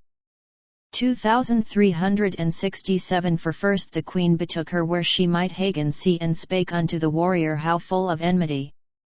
What thou from me hast taken if thou again wilt give, then home thou yet mayst journey to Burgundy alive." 2368 But Hagen grim made answer, "You throw your words away, most noble queen, for truly I've sworn, and now I say the treasure I will show not, so long as either one be living of my masters, I'll yield it up to none." 2369 Then will I end the matter. So spake the noble wife, and forthwith bade her liegemen to take her brother's life. They struck his head from off him, which by the hair she bore before the Tronian hero, then was his grief full sore. 2370 For when, with sorrow stricken, he saw his master's head, thereon unto Kriemhilde the warrior spake and said, "E'en as thou saidst, the matter thou hast to ending brought, and likewise all hath happened as I beforehand thought." 2371 And now the noble sovereign of Burgundy is not, nor Giselle her the stripling, and eke the Lord Gernot, none know it of the treasure save God and me alone, and unto thee, she devil, it never shall be known. 2372 Said she, "An evil guerdon dost thou to me award, yet in mine own possession I will have Siegfried's sword, which my beloved husband, when last I saw him, bare that day when, by your doing, began my heartfelt care." 2373 She drew it from the scabbard, he could not hinder her, and of his life bethought her to rid that warrior. With both her hands she swung it, and smote his head right off. King Etzel saw her do it, his grief was sore enough. 2374 The prince cried, "Woe betide me, lo! Now, how here is slain, and by a woman's doing, the very noblest thane that ever came to battle, or ever buckler bore. Albeit I was his foeman I could not sorrow more." 2375 Old Hildebrand cried, "Truly she shall no gainer be that she hath dared to slay him. What befalleth me, although myself but lately to direst straits he brought, for this brave Tronian's murder I'll yet have vengeance wrought." 2376 Then Hildebrand right wrathful upon Kriemhilde leapt, and at the queen with broadsword a heavy stroke he swept. Hildebrand she dreaded with sore anxiety. But what could it avail her to shriek thus horribly? 2377 The bodies of the slaughtered were lying all around, and there the noble lady lay mangled on the ground. Dietrich along with Etzel fell bitterly to weep, for kinsmen and for lieges they mourned in sorrow deep. 2378 Their mickle pride and honor in death dishonor delay. The people all were stricken with pity and dismay. In sorrowing was ended the king's high festival, as loving ever endeth in sorrow after all. 2379 I cannot tell you plainly what later may have been, save that in bitter weeping were knights and ladies seen, and noble liegemen also for friends beloved laid low. The story now is ended. This is the Nibelungswoe. Endnotes the hood of darkness or invisibility. I.e. Verona. Colophon. The Nibelungenlied was written around 1200. It was translated from Middle High German in 1898 by Alice Horton. This ebook was produced for Standard eBooks by Emma Sweeney, and is based on digital scans from the Internet Archive. The cover page is adapted from Valkyrie, a painting completed in 1865 by Peter Nikolai Arbo. The cover and title pages feature the League Spartan and Sorts Mill Gaudi typefaces created in 2014 and 2009 by the League of Movable Type. This edition was released on June 16, 2022, 9:31 p.m. and is based on revision C19999. The first edition of this ebook was released on April 2, 2021, 10:44 p.m. You can check for updates to this ebook, view its revision history, or download it for different e-reading systems at standardebooks.org. eBooks Anonymous. The Nibelungenlied. Alice Horton. The volunteer-driven Standard eBooks project relies on readers like you to submit typos, corrections, and other improvements. Anyone can contribute at standardebooks.org. Uncopyright. May you do good and not evil. May you find forgiveness for yourself and forgive others. May you share freely, never taking more than you give. Copyright pages exist to tell you can do something. Unlike them, this uncopyright page exists to tell you that the writing and artwork in this ebook are believed to be in the United States public domain, that is, they are believed to be free of copyright restrictions in the United States. The United States public domain represents our collective cultural heritage, and items in it are free for anyone in the United States to do almost anything at all with, without having to get permission.